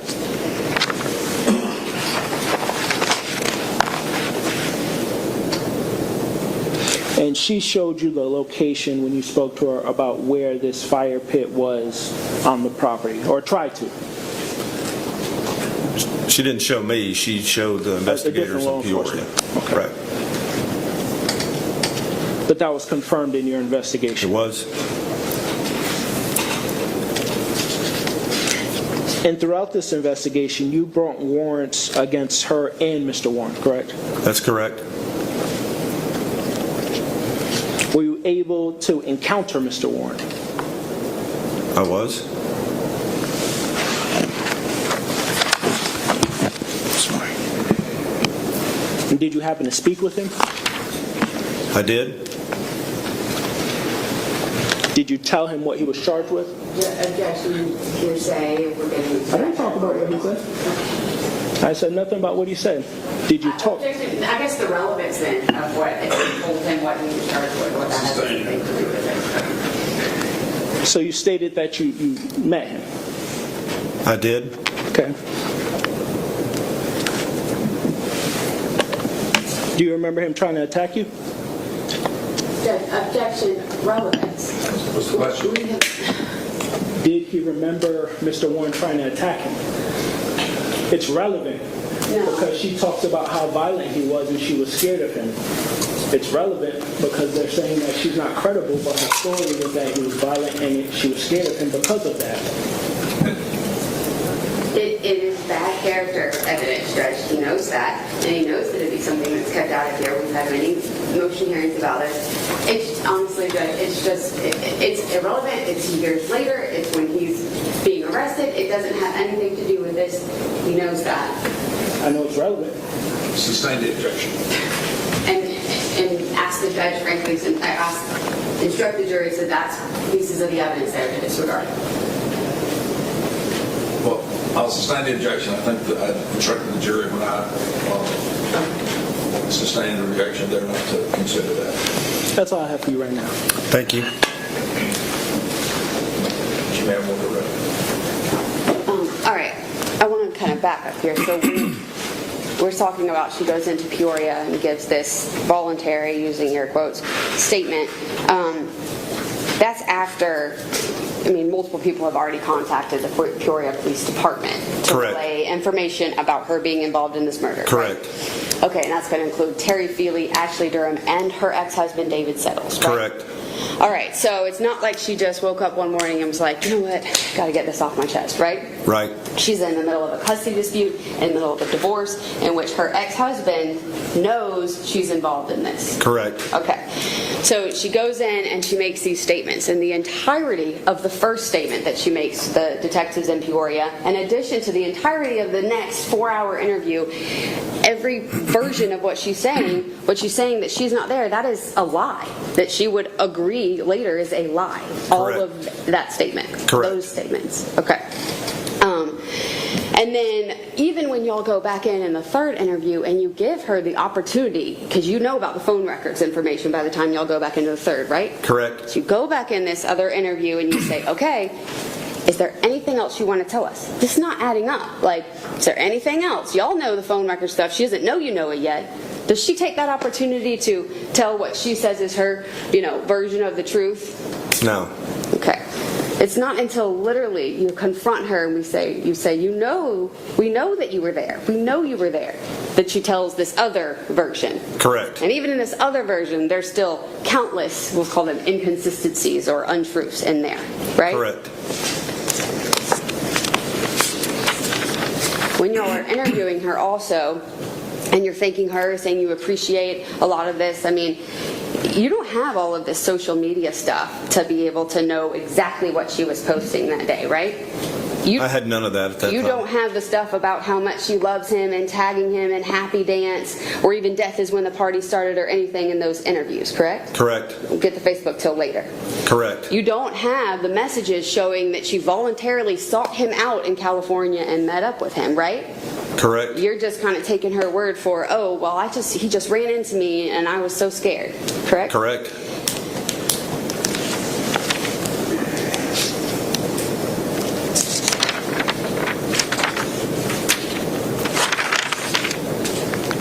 You know about Bob and a couple other things because they were things people had discussed before, right? Correct. You don't have the actual documents, search warrant records you get from Facebook. Correct.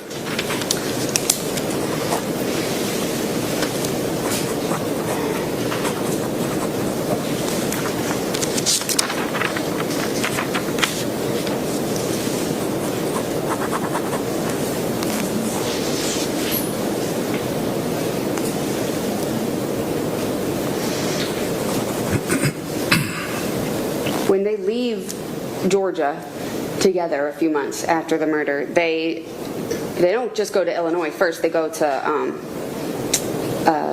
Arkansas first, correct? Correct. And do you know who they stay with there for at least a little bit? I believe it's some family members of hers. Of hers. Mm-hmm. Okay. And then when they go to Illinois, who is it that they stay with when they get there, at least initially? They stayed in a tent outside of her grandmother's house.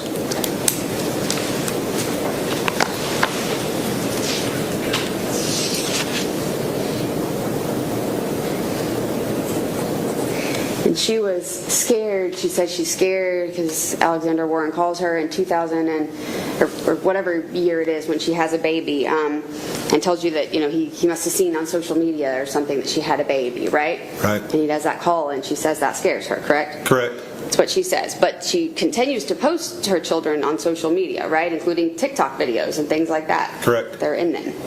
Okay, a few of them at least, or at least one or two of them. Okay. She's saying she's scared. She thinks that's how he knows she has a kid. She's still posting them. Correct.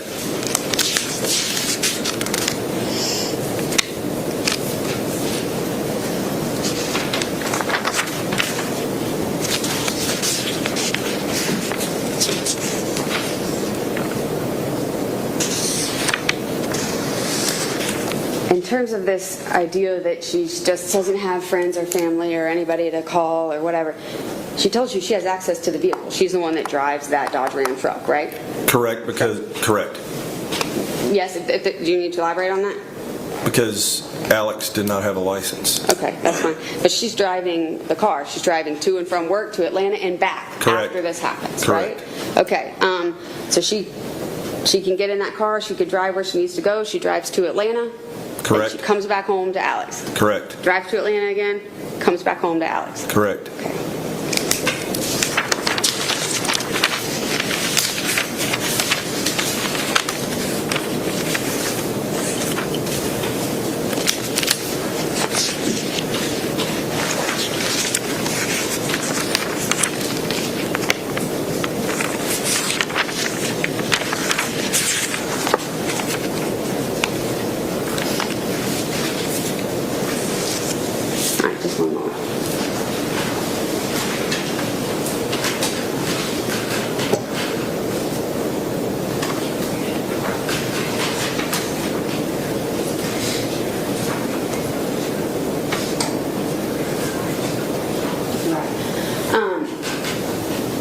She says she's afraid of him. She never makes her Facebook private, right?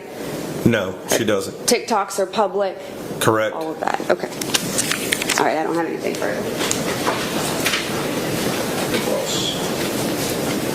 At this point in time, you didn't know if Ms. Goble or Alex was friends on social media when she stated that he contacted her about her children, correct? You didn't know if they were friends or not on social media? Or she said they weren't. Do you remember that? So you're asking me if Katelyn Goble and Alex Warren were communicating on Facebook? Friends on social media, Facebook, when she stated he reached out to her about her children. She stated, do you remember her stating they weren't friends on social media? I do not remember her saying that. Okay, so you don't remember her. She doesn't know how he contacted her because she essentially canceled him out at that point in time in her life. I just remember her saying he called from an unknown phone number. Okay. And the vehicle, that wasn't her vehicle, correct? No. You learned in your investigation that vehicle was given to Alex, correct? It wasn't given to him. Well, it was his vehicle to use. It was the family vehicle. It was a vehicle for them both to use. Okay, but that was, I guess it wasn't her vehicle. No. Okay. And whenever she left the house, you were here when his family spoke. Alex was with her. So it's not like she left and came back to him. He was with her whenever she left the house. Correct. Okay. And with the social media, there was nothing in your investigation that you saw between Alex and between Miss Goble that planned the death of Morgan Bauer? No. There wasn't anything that they said they killed Morgan Bauer? No. There was nothing in any of those social medias where you saw them conspire or talk about the death of Morgan Bauer? No. Thank you. There is a post that says death is when the party started, less than 2 weeks after the murder, where she tagged Alexander Warren. Correct. Correct. Okay. And she does talk about in her interviews where sometimes Alex wouldn't go to the strip club with her, that there had been problems with him in the parking lot, so sometimes she's going alone, sometimes she's not. Correct. Right? Okay, I don't have anything. You can come down. You can,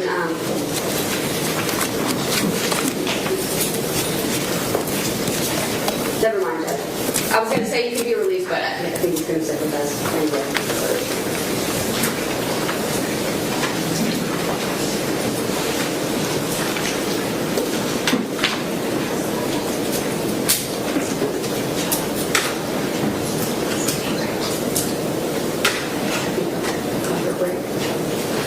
Can we take a break, Your Honor? Okay. All right, members of the jury, just step back in the jury room. I'll just time this in 25 minutes. Don't discuss the case among yourselves. Permit anyone to discuss it with you. All right.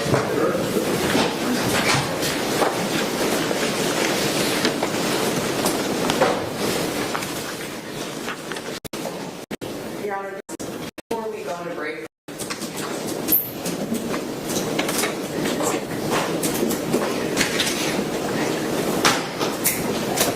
Your Honor, before we go on a break, I just kind of wanted to reiterate that we all are aware of the guidelines, the pretrial motions, the defense is just blatantly disregarding the court's orders as what is or is not to come in. Clearly, any interaction between Investigator Downs and Alex Warren that the defendant was not present to see, had no knowledge of at the time that they committed these murders, is not at all relevant to her state of mind. And so I want to make sure that the defense isn't bringing in this inadmissible evidence, because we're getting put in an uncomfortable position where we put up a lot of evidence, but do we call it on things that they keep throwing in that could be mistrial? Is this based on the question that I sustained the objection on? Well, then, speaking of objection, asked whether or not Alex Warren attacked the officer. Yeah, I mean, that's the question that I sustained the objection on. Okay. Yeah. Correct. I'm just making sure the defense knows what isn't supposed to be coming in. And so asking those sort of questions, they're intentionally trying to bring in evidence that's already been eliminated. We never talked about him being aggressive, or we talked about his drug use. Did I say anything about him being on drugs? Well, I mean, you did specifically ask a question about whether Warren attacked. Right. But in our motions of limiting everything, we redacted drug use. We never said anything about him attacking him. We never mentioned that in motion. But specific acts by Mr. Warren would not be admissible in this case. And like the argument is about relevance. Well, how's it not relevant when she just told him multiple times how aggressive he is, how he put hands on her, how he scared her? I understand. There's a difference here. What you're talking about is what your client said. And I think what your client said is fair game. You can ask her about what she said, certainly. But with respect to what interaction there was between Mr. Warren and any other person, that's not fair game. It's not, unless, if you think it is, then what you need to do is to alert the court and say, Your Honor, there are some matters that I want to go into because I believe the door has been open under the motion in limine. And I'll be glad to hear that. But at this point, you haven't done that. At this point, I don't think the door has been open. And what the prosecution is asking is to stay away from any interaction between Mr. Warren and any other person with respect to a specific act. Again, you're fair game as far as what your client has said that is certainly fair game. I mean, you can ask her about it. She can, if she testifies, she can testify about it. If she's spoken about it in statements that have been admitted or will be admitted, then you can certainly ask about that. Your Honor, I respond briefly. I just provided the defense a copy of the motion that we've already discussed. Headline A specifically says, specifically refraining the defense from introducing any alleged prior incidents of violence by Jonathan Warren. So I just wanted to be sure that the state anticipated this may become an issue, filed it. They had no objection to that motion. Well, hopefully we're clear on acts. Well, that's the only witness that he did acts by Mr. Warren. I think that the sequel... It's not appropriate to question any witness about acts by Mr. Warren unless and until the door has been opened and there's a ruling by the court that the motion in limine, either part of it or in its entirety, is no longer in effect. We'll approach Your Honor next time. Last time we tried to approach, they complained that we approached too much. So we'll approach next time. Okay. And Your Honor, there is a video that we provided to the defense that we said that, and we didn't think that it would come in our case in chief until that, and if that door was opened. It's a video of the defendant violently attacking and strangling her ex-husband, David Settles. And I think at this point there's been several mentions of her victimization and how she's the victim in this case and she's not aggressive. And so I think that prior to our introduction of David Settles, we'll need to have some sort of hearing about that and whether or not that door has been opened and it's admissible. So I just want to kind of put everyone on guard that that may be something. The state, of course, will not just play it, we'll address it outside the presence of the jury. And is that the witness that is coming? That would be Friday. So yes, so we have time to address that. And I'm assuming you all have seen the video? Yes, they provided it. Okay. I just want to make sure, providing it to you, you had an opportunity to see it. Yes. Okay. Anything else? Nothing to say. Okay. All right. Well, we take about a 15-minute break and we'll come back in.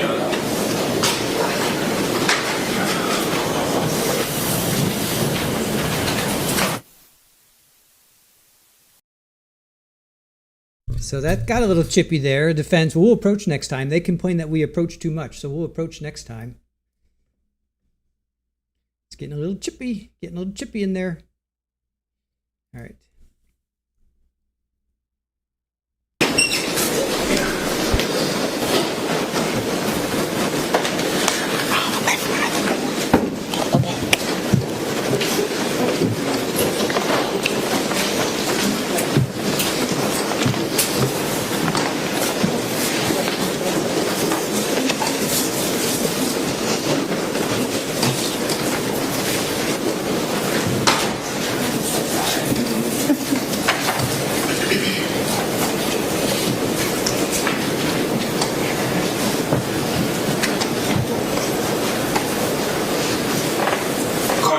The state calls Terry Feely.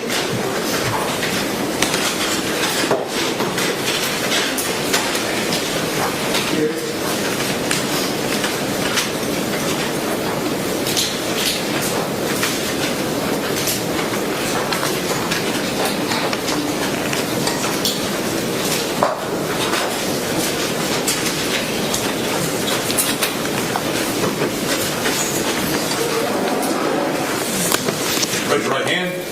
So the testimony you're about to give in the case of the state of Georgia versus Katelyn Goble will be the truth, the whole truth, nothing but the truth, so help you God. Thank you. That's it. Thank you. All right, can you state and spell your name, please? Yes, Terry Feely, Terry, Feely. And what do you do for a living, Mr. Feely? I'm semi-retired now, but for most of my career, I was a firefighter paramedic, and now I guess I would consider myself like a hobbyist filmmaker actor.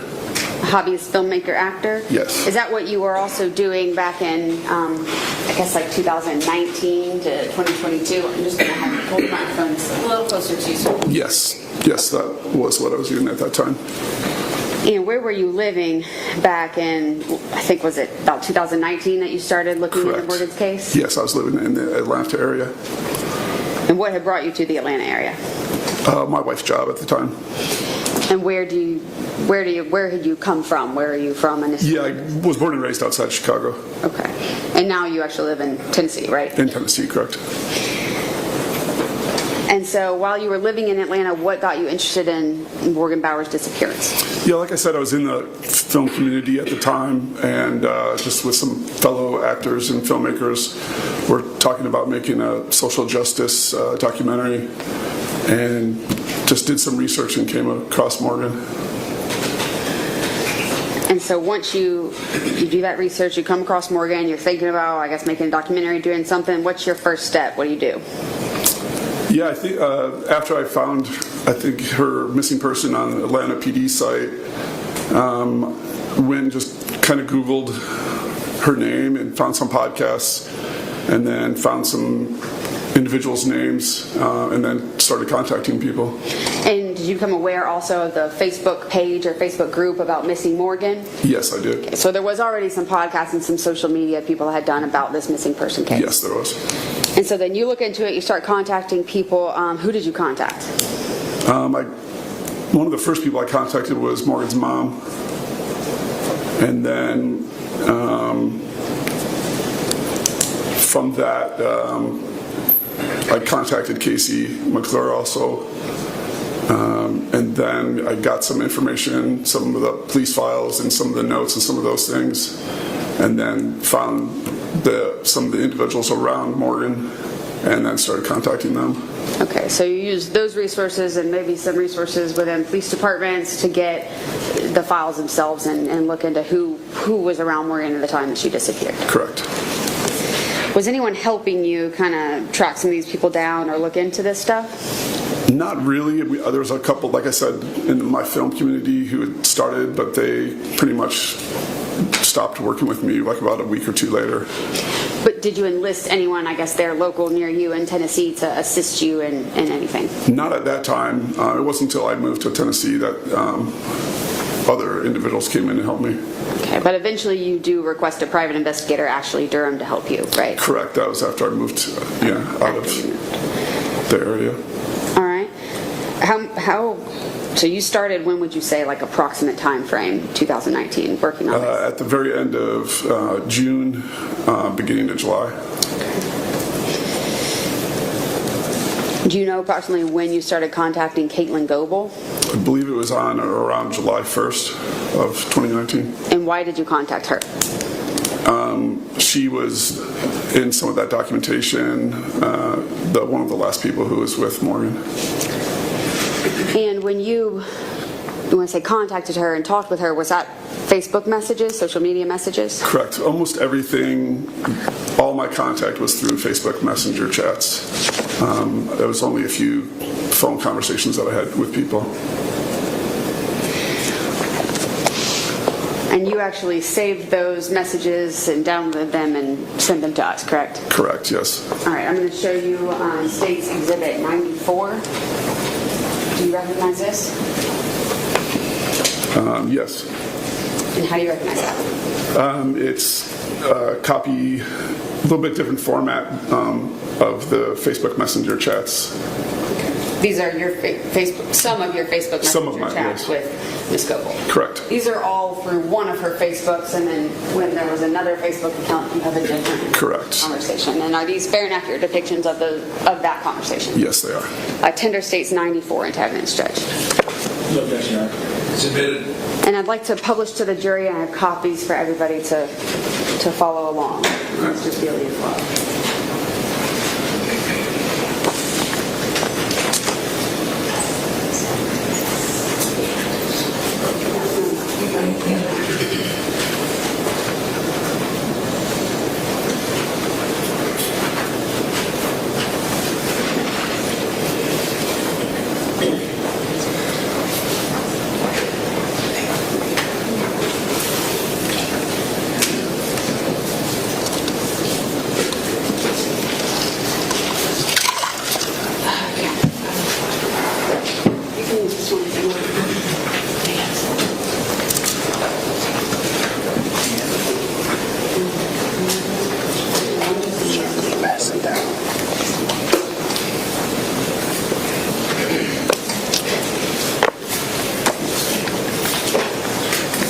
And a couple things while we're passing those out.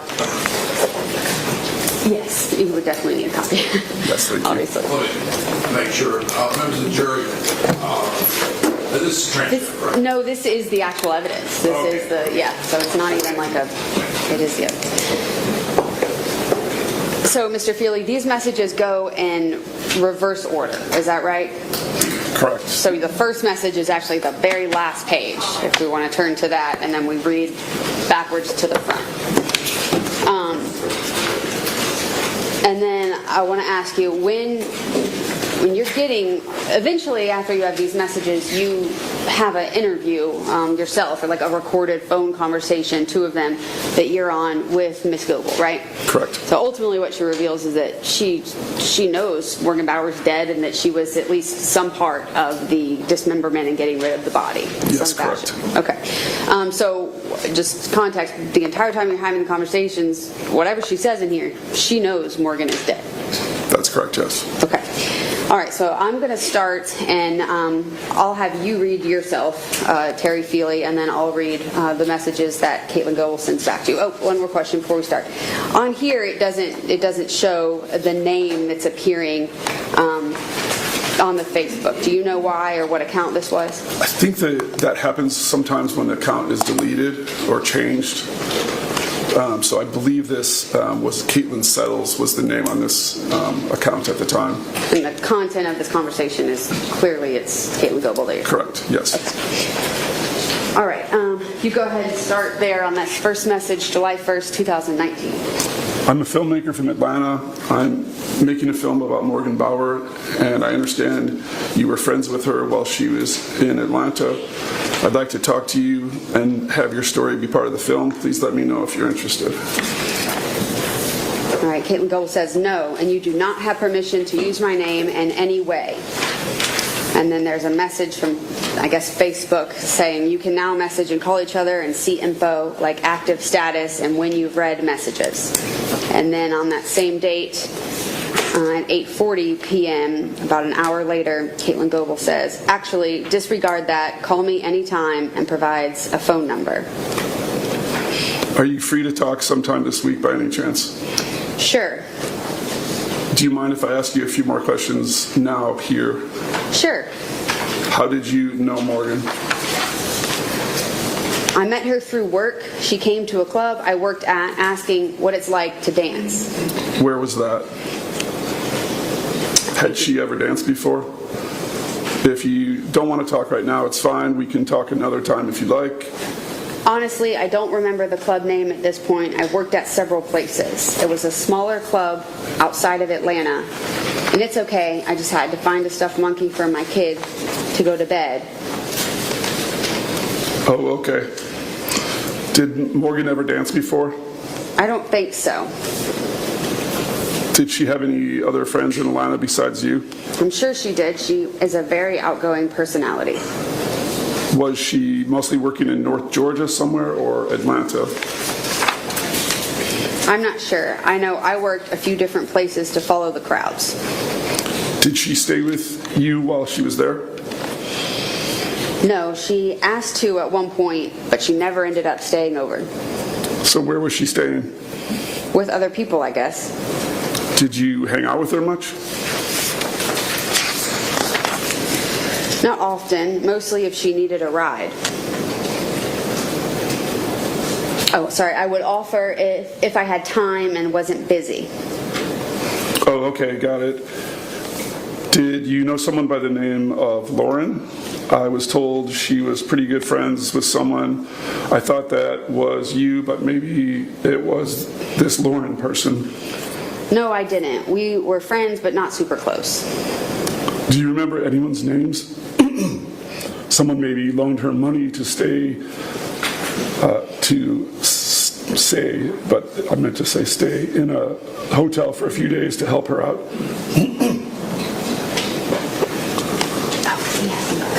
I'm trying to find someone who can help us with our film. I heard from Sherry, but I also want to hear from someone who knew Morgan in Atlanta. And Sherry meaning Sherry Keenan, Morgan Bauer's mother, correct? Correct, yes. Katelyn Goble says, no, I don't. I honestly said yes to talking to you to try to clear my name. Morgan's mother has accused me of harming her when in reality we were basically in the same boat, same age, profession, and I only came to Georgia a few weeks before her for my now ex. I was made out to be guilty of something over people not really listening and a few Facebook posts. I don't feel like you need to clear your name with me. I'm trying to find out what Morgan was really like in Atlanta and talk to the people who knew her here. I was hoping you could tell me that, or maybe knew someone who could. Our film is pretty much done. We just don't have any info from anyone who knew her here in Atlanta. It seemed like she acted so different in Atlanta from Aberdeen. I know she liked flirting with guys and smoking weed. We went to a few rave clubs together. I know she had asked to stay at my place, but never messaged me to pick her up from whenever her guy friend stayed, and all of a sudden cops were asking me if I knew where she was. Oh, okay. Do you remember the rave club names? She is also one of those girls who like to act like she's ghetto and go out with black guys. Did she meet any guys at the raves? Those I do know. We went to Iris once in Catamageddon, like Armageddon, only with cats. Everyone meets guys at those parties. Okay, did she leave with any guys or start hanging out with anyone? I don't know if she ever gave out her number. We didn't stick together because we liked different areas. Are those clubs in Atlanta? I've never heard of them. And I'll ask real quick, are you aware that cell phone evidence in this case showed that they only had phone contact for the last 36 hours of Morgan Bauer's life? I'm not aware of that, no. Okay. All right. Katelyn Goble said, yeah, you should be able to Google them. Oh, okay. And just so you know, the only reason I contacted you was because you were listed in the police file I have as one of her friends along with a few other people. I don't mean to accuse you of anything. Sorry if it came across that way. I know I am, and I know that. I talked to officers and detectives, and if I knew something, they would know. Like I said, I'm trying to understand what Morgan was like in Atlanta because it doesn't fit what people say about her life in Aberdeen. I just feel like crap because Morgan's mom literally accused me of hurting or killing her daughter. That's a huge accusation to say to someone. I have a baby girl too, and just knowing someone thinks that of me was a low blow. I'm sure. I can't even imagine. Morgan seemed to have serious issues with her mom. She had told me her parents were meth heads in prison. That's weird that she would say that. The way her mom seems, I still believe Morgan just genuinely ran away, and because she's an adult, just doesn't want to be found by family. I get that feeling kind of too sometimes. I just have no idea. Nothing seems to make sense. So besides Lauren named in the file, there's a picture of some older man in the file too. Any idea who he is? Maybe a customer from one of the clubs. Dancers always talk about getting a sugar daddy, LOL. I have a picture. Okay. And then I think, is that maybe where a picture was sent that we can't necessarily Correct, see? yes. Okay, all right. And then Katelyn Goble says, he's not familiar to me, but doesn't look like the well-off type. No, I agree. How about DJ Minx, a woman? I never worked with any female DJs. Maybe Top's day shift DJ? Was she a DJ? Was she a rave DJ maybe? I wouldn't know. You don't pay much attention to those details at those places. Do you recognize this girl? A lot of DJs promote on Facebook. Give me a sec. That was another random picture in the file. I typed the name in Facebook. It's hashtagged ATL. Oh, very cool. Thanks. And other names of people you can think of that were her friends or people she hung out with? She has a Twitch stream too. Okay, I'll check that out too. I only really met one dude. That was Plug. I never knew his name, and she labeled him Plug in her phone.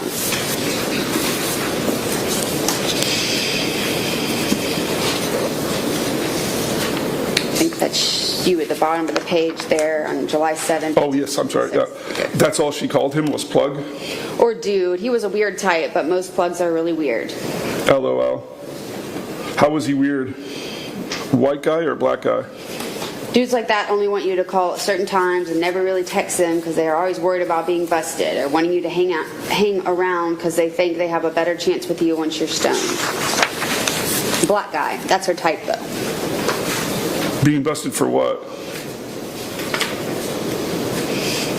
By their other girls? Selling weed and other crap. Oh, okay. I wasn't sure if you were familiar with that term, but a plug is a term for a drug dealer. No, in Chicago I never heard that term. I never heard it before Georgia. I never heard it before until Georgia. Do you recognize that other girl in that pic? No, I wasn't even sure if the DJ on Facebook was one of the girls in the picture. This pic? Yeah. This one? Could it be an old pic, or is that what Morgan looked like? And I'll just pause right here. So you're sending her pictures of people you think maybe could be Morgan, under this idea that hopefully Morgan really just disappeared and yes, isn't dead. Yes. Okay. And she's engaging with this and looking at those pictures. Correct, yes. And seeing, yeah. All right. I think it's an older pic because I remember Morgan was heavier. Okay. Well, thanks a lot for talking with me. No problem. If you can think of anything else, please let me know. I will. I just don't have almost anything for the film when she was in Atlanta. Oh, one other name that A saw in a police report was Barrington. Ever heard that name? Atlanta's a really tough place. I hated it there. It was crazier than Chicago, and not in a good way. No, I don't. I agree. At least in Chicago, if you know where to go and and not go, it's cool. But Atlanta isn't the same. Yeah, yep. I stay in the south suburbs and don't roam far from there. And it's not so damn hot. This past week was pretty bad, though. It's crazy here. Way too hot. I wouldn't go back to Atlanta for any amount of money.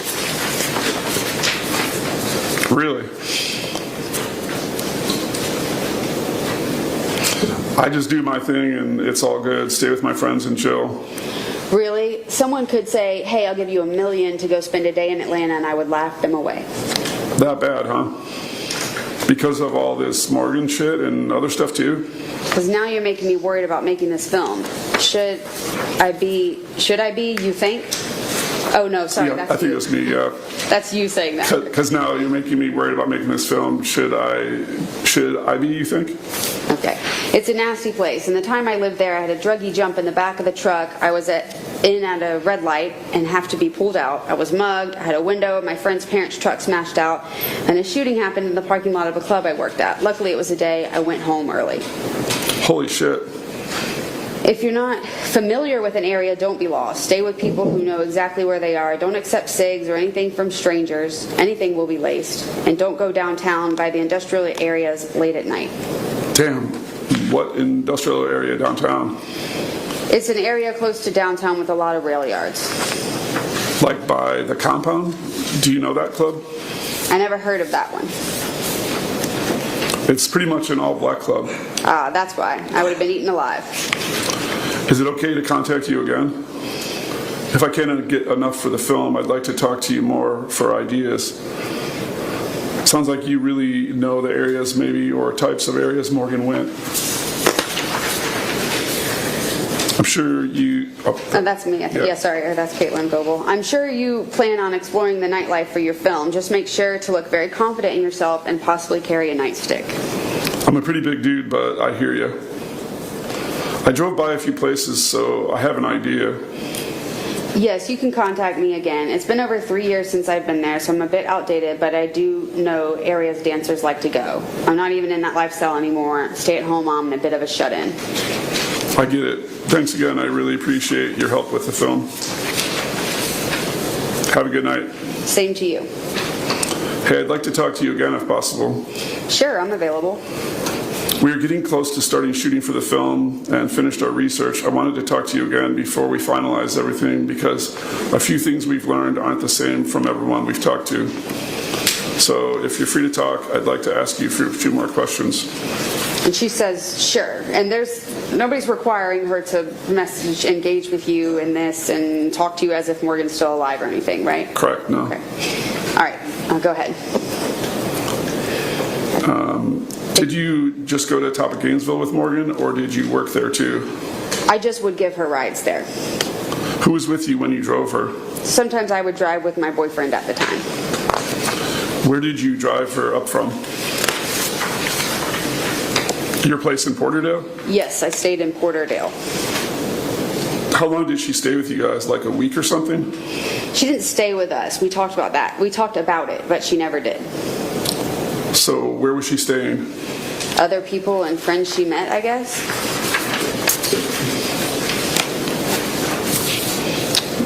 I think that's you at the bottom there. So where did you pick her up from?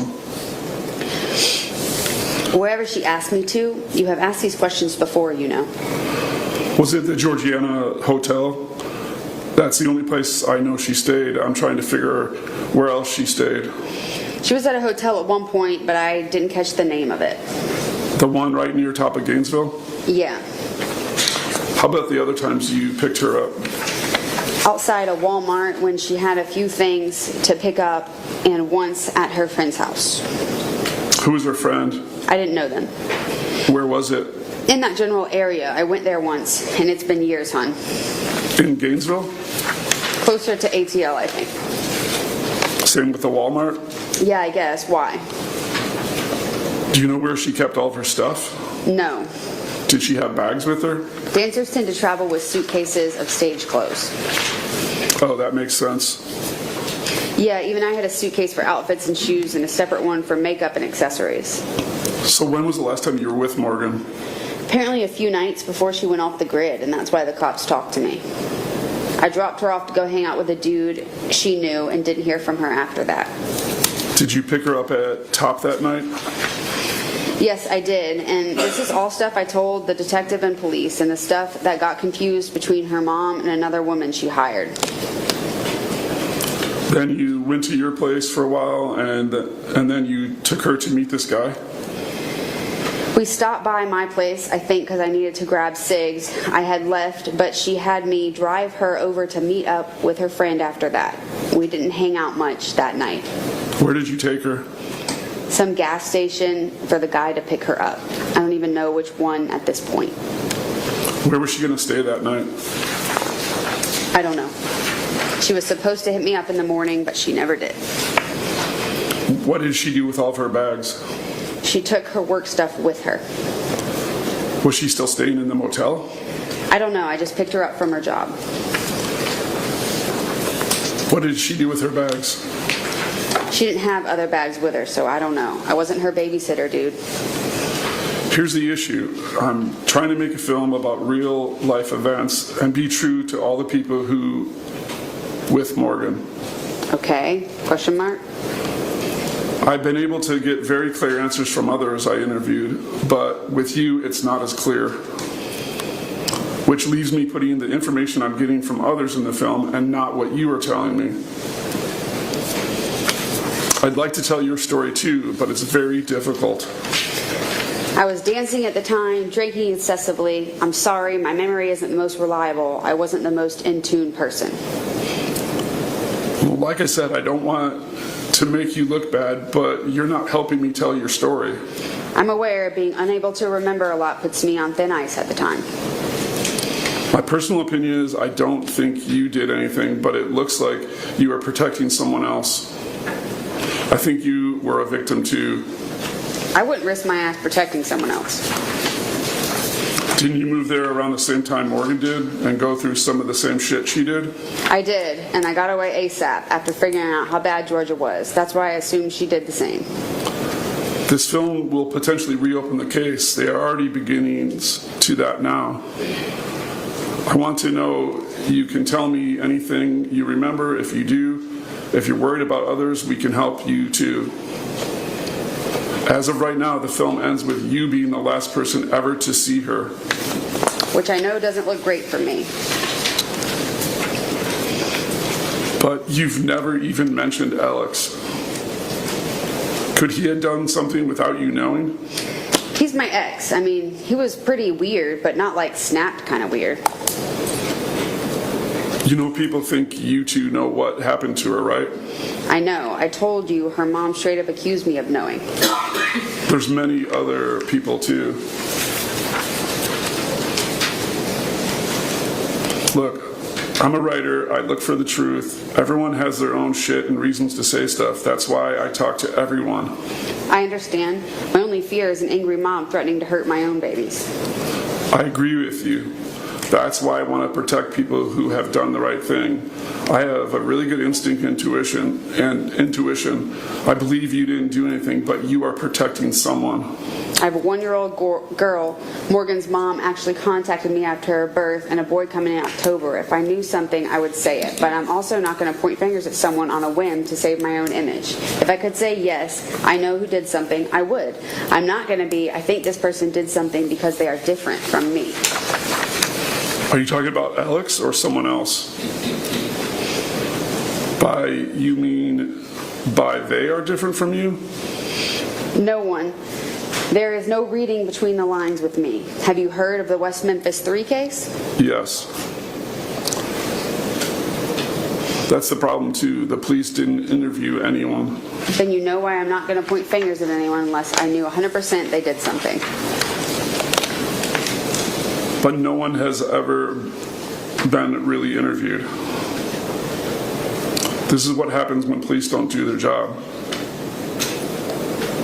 And the real victim, Morgan, is either dead or missing, and so the story still needs to be told. I thought officers did interview people. Nope. Were you interviewed? I talked to Porterdale officers and some detective over the phone after I moved, but I was never brought in for questioning. Exactly. When was the date? I don't know. When did you move? After a few months, me and Alex broke up and I decided to go out west before coming home to Chicago. Why did you break up? Do you know how I can get a hold of him? His drug and alcohol habits. I haven't really talked to him since. And she's referencing that's why they broke up, right? Correct, yes. And then she said, I haven't talked to him since. I met my fiance July 2016 and we got together October 2016. And I haven't had any reason to talk to Alex. Most likely he's some homeless drug addict. Okay, well, thanks. Yeah, sorry, I'm pretty useless. If you remember anything else, let me know. We have until September to make some changes to the film. Is my name being used? Right now, I can't answer that for sure. Like I said, I'm only really worried about my kids being put in danger over some witch hunt. No, I understand, but you were the last person to see her, and that needs to be in the film as of now. I will say this. After being made the bad guy through Morgan's mom's speculation, after meeting with her and being as forward as possible, after her and even yourself saying my own children's safety doesn't matter because I must know something, and my biggest fear being someone hurting or taking my children because I must know something, I really and truly wish I had never met or offered to help Morgan. When she finally decides to show her face to her mom, I may find out if I can personally sue both of them for defamation of my character and the stress of wondering if one of her mom's followers may try to take police matters into their own hands. I believe if the cops saw me as a suspicious person, they would have brought me in. So she is threatening to sue Morgan, who she knows is dead. Yes. All right, I tried to be helpful and understand to her mom when Morgan first fell out of contact, and it bit me in the ass by making me the last person who saw her who's actually come forward. I did learn a lesson from this, though. I don't offer to help new dancers, and I sure as hell don't offer rides to anyone. I believe there's a $25,000 reward now for information. Okay, if I had information, that would be awesome, but I don't. So how many of my old high school friends are going to be contacted and questioned? Are you going to talk to ex-boyfriends too? I can give you my mom's number, even though I haven't spoken to her in a year.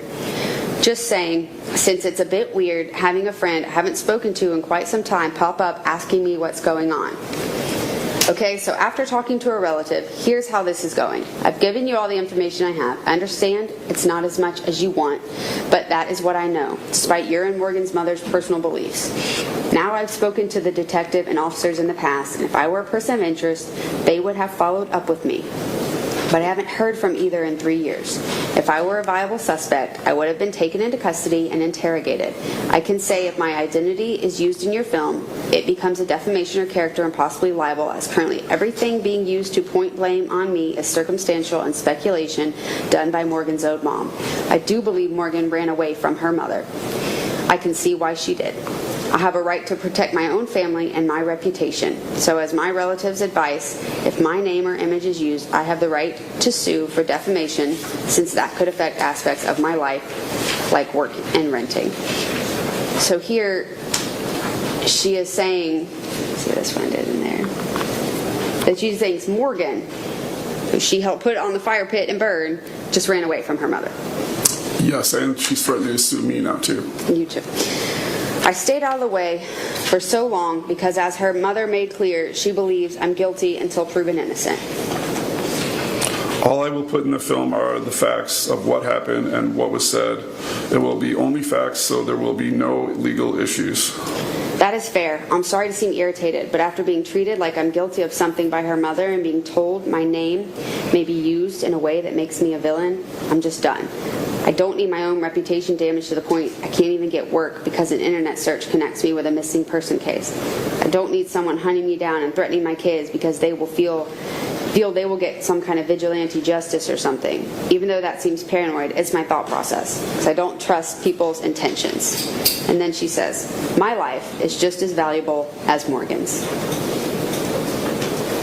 I get it. Just remember when I asked you how you met Morgan, where you picked her up, where she stayed, what your relationship was, you haven't given me answers. The real information you offered to me was that you went to a couple of dance clubs, but you seem unwilling to tell me anything completely. So because of that, I have to go on what others tell me and the research I've done. Unless you want to give me complete information about the events like others have, what else can I do? The facts you have gotten from Morgan's mom are from 3 years of speculation and focusing on the wrong people, because I was the last one to come forward and say anything. And if something did happen to her, Morgan's mom has focused all her time tracking my life, telling me she knows where I live and who I'm with, when my own daughter was born, that Morgan's case had gone cold. I've been accused not by law enforcement, but by a distraught, erratic mother who wants an easy scapegoat. I appreciate that you're the first media to even bother contacting me. Like I explained before, I can't be confident in a lot of details, like times or exact places, because I was a severe alcoholic at the time and didn't have many nights where I didn't drink to the point of being unable to function. I have told you what I can. It's not much, and I'm sorry it's dissatisfying.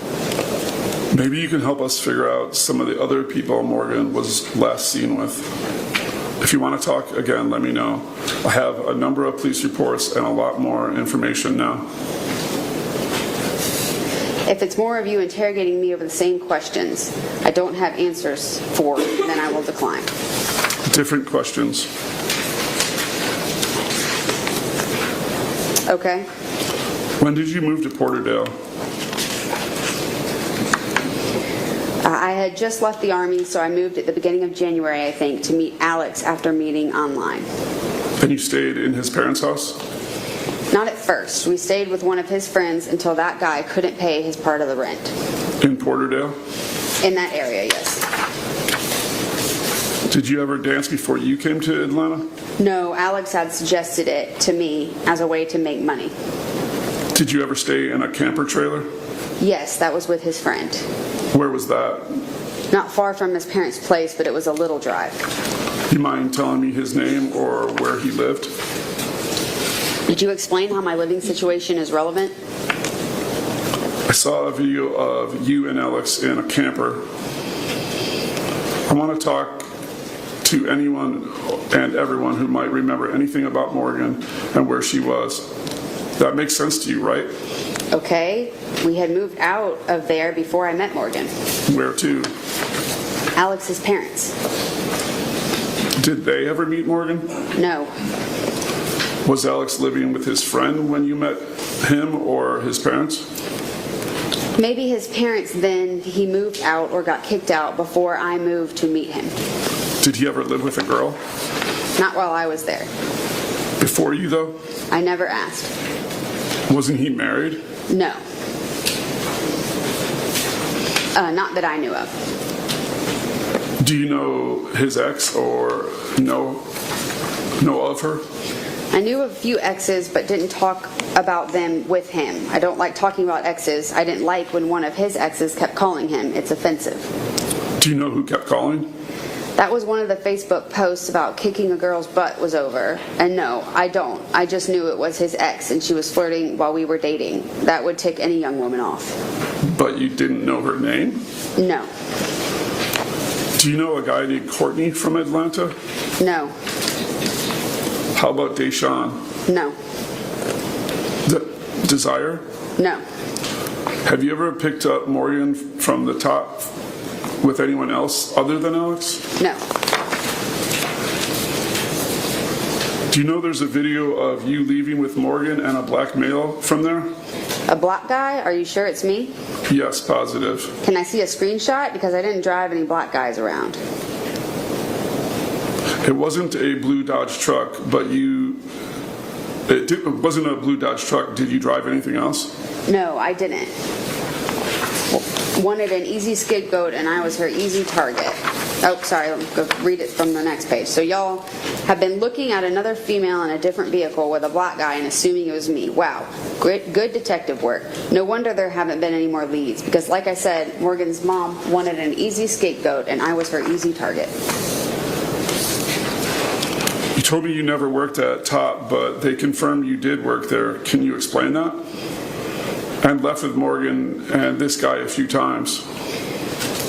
A ton of girls go through the clubs. Do they know what state my ID was from? Because it wasn't Georgia. So they are either lying to get eyes off of them or think I'm someone else. Okay. Because now I know for a fact I'm being used as an easy target. I figured it was because I was the last person to say I knew where she was, but after what you just told me, I know some BS is going around. Did Morgan ever say anything about who she first stayed with when she got here? No, she didn't. Nothing about a Craigslist posting she placed? No, I learned that from her mom. I forget, did you say you met Plug? Or was it just Alex who met him? I never personally talked to him. I knew of him through Morgan. Do you know if Alex met him? I don't know of Alex meeting him anywhere. He was Morgan's dealer. Alex told police that he met him. Would you recognize him from a picture? I think so. He was a fitness instructor too? It has been 3 years though. I wouldn't know that.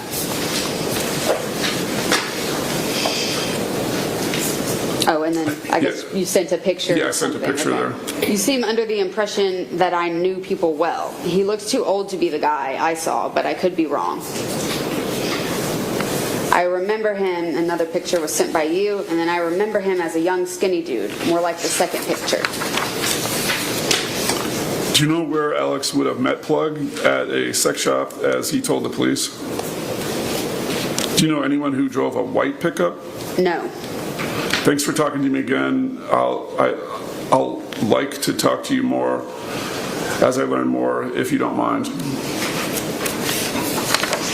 The only reason I'm bothering to talk to you is hopefully protect my family from Morgan's mom. After he accusing me and threatening me, after her accusing me and threatening me, I was ready to go F yourself, but I don't want her followers showing up at my door. Thank her, not me. I'm hoping to tell your story too. I just need to understand a few more things. Thanks again. I'd like to ask you a few more questions if you don't mind. There's a good chance I've located Morgan. Okay. So obviously the person who you really did think maybe you located someone, Yeah, someone right? had contacted me and... Okay. I guess there's some people on the internet sometimes that Yes, unfortunately. do unfortunate things and pretend to do that. So Obviously, it couldn't have been Morgan, and obviously she would know that, right? Yes. Okay. And she says, though, that's awesome. Have you gotten in contact with her? Yes, if it's really her. I hope it is. I would like to know what happened that night and why she went silent all these years. What did she ever say to you about getting away from her mom or friends? She had told me how her mom was controlling and mentally abusive to her growing up, and she told everyone how her parents weren't around anymore because they were in jail for meth or something like that. Which was true. I thought her mom said she had never been to jail. Nope, I found evidence she was in jail for meth and bath salts distribution. I feel bad now for thinking she had been lying. It happens. Everyone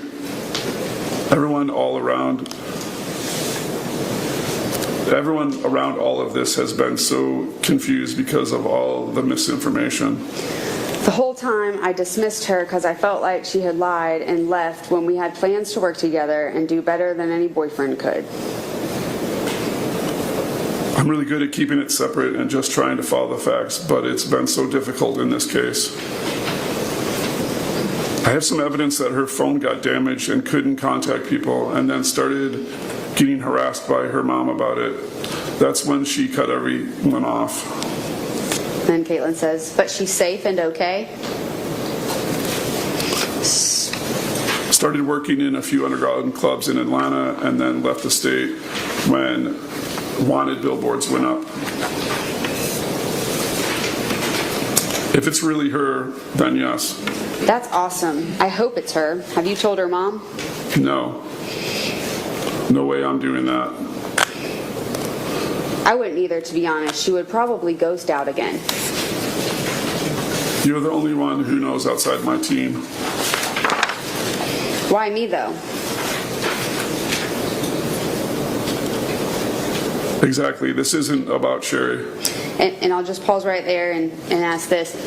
So Morgan's mother had this whole blog of missing Morgan, and obviously she's a distraught mother who did not know what happened to her daughter for 7 to 8 years, right? Correct. So was there just a lot of emotions and feelings coming from that situation? There was a lot of trolls that really messed with Sherry and messed with that group and caused a lot of harm and right. Sadness, I think, too, and just confusion. In fact, I mean, there were people pretending to be Morgan online and contacting her, and just kind of awful people doing it. It was terrible. Yeah, it was very awful. Okay. But obviously also that made it confusing on your end, trying to investigate stuff that's just, Yeah, there was a lot of trolls and a lot of confusion. Okay. All right, where were we? I think we're at where you say you can't expose this to social media. Yeah.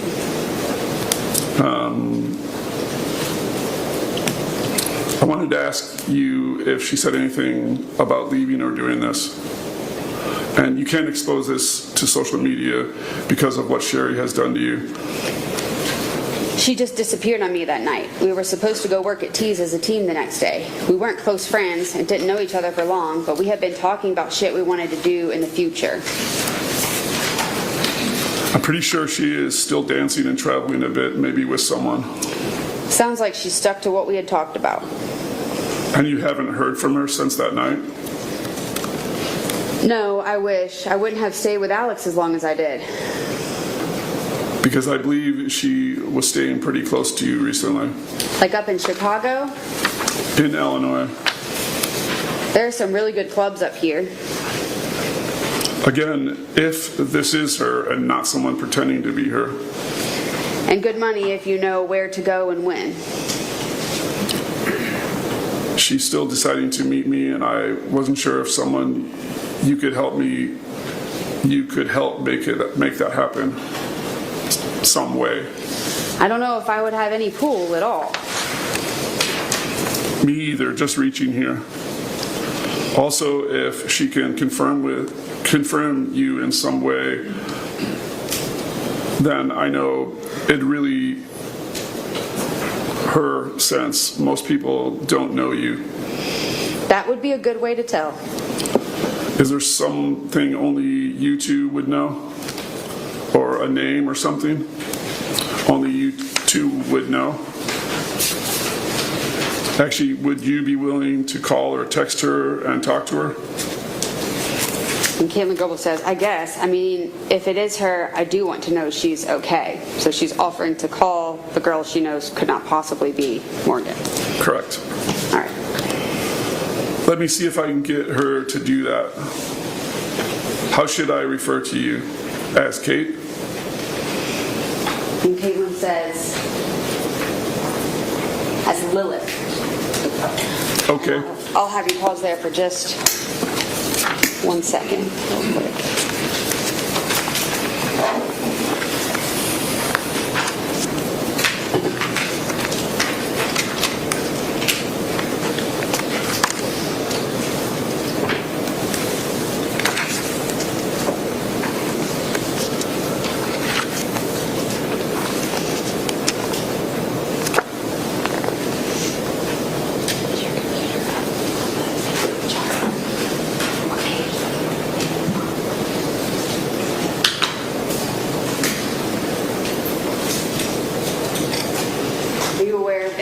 Katelyn Goble's Facebook records, she says that she's got lots of different personalities. Lilith is one. It's her favorite because it's cold-hearted and likes to hurt people.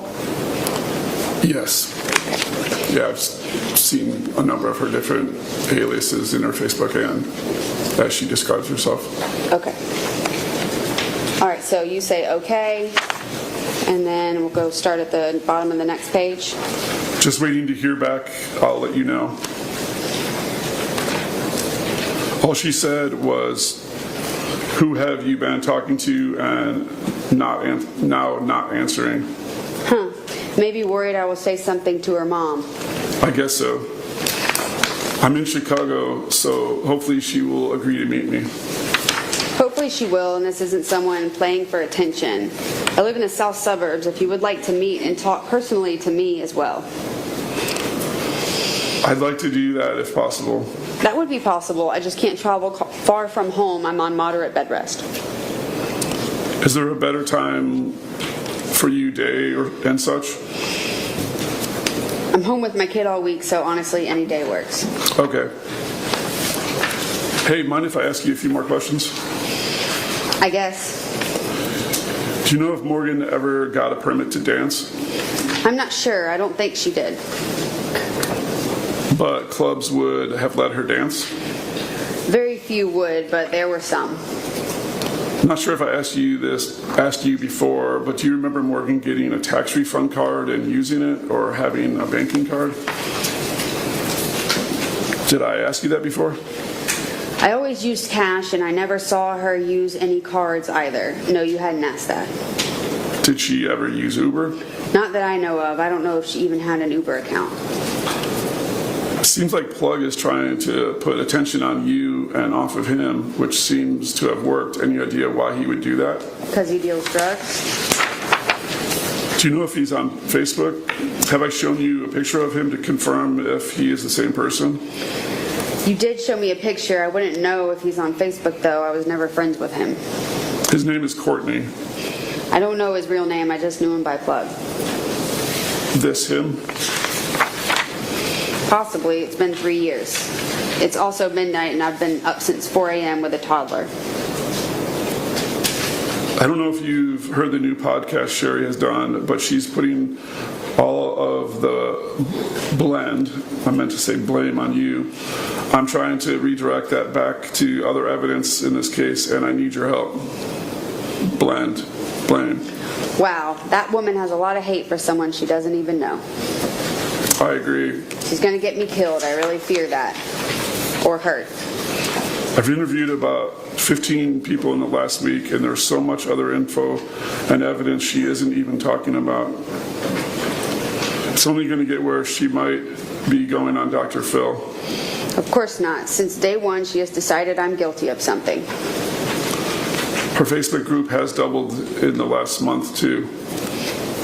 Wow, so because she's a shitty mom and her daughter ran away, she wants to destroy my family's lives.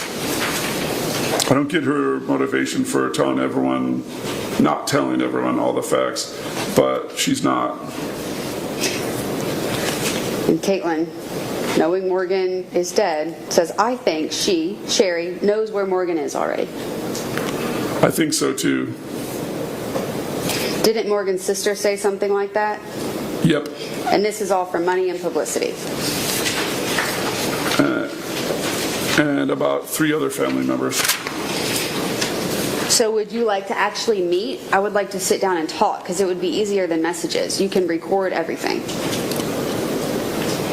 Sherry just confirmed with me a few weeks ago that a picture from last year was 100% Morgan.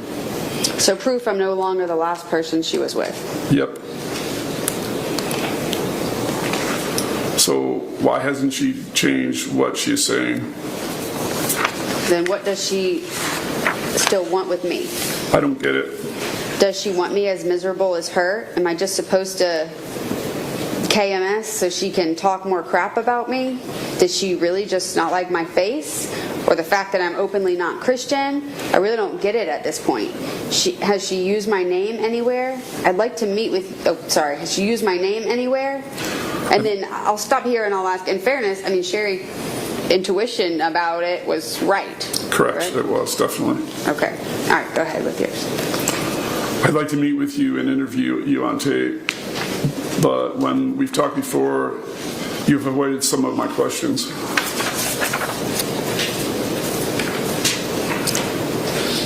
No, she hasn't ever stated your name. She's been very careful about that. Maybe because she knows in her hurt that it is true. She told me when I first tried to her that I had to promise not to ever use your name, talk to her. Like I said before, I don't have the best memory when it comes to very specific details. It's been years. I wasn't sober often. I really regret that part. I get it. It just doesn't mean you sound very honest. I'm not saying I don't believe you. I'm saying if I use what you say in a film, it doesn't make you look good. Again, I wish you wouldn't name you, but refer to the couple as Sherry does.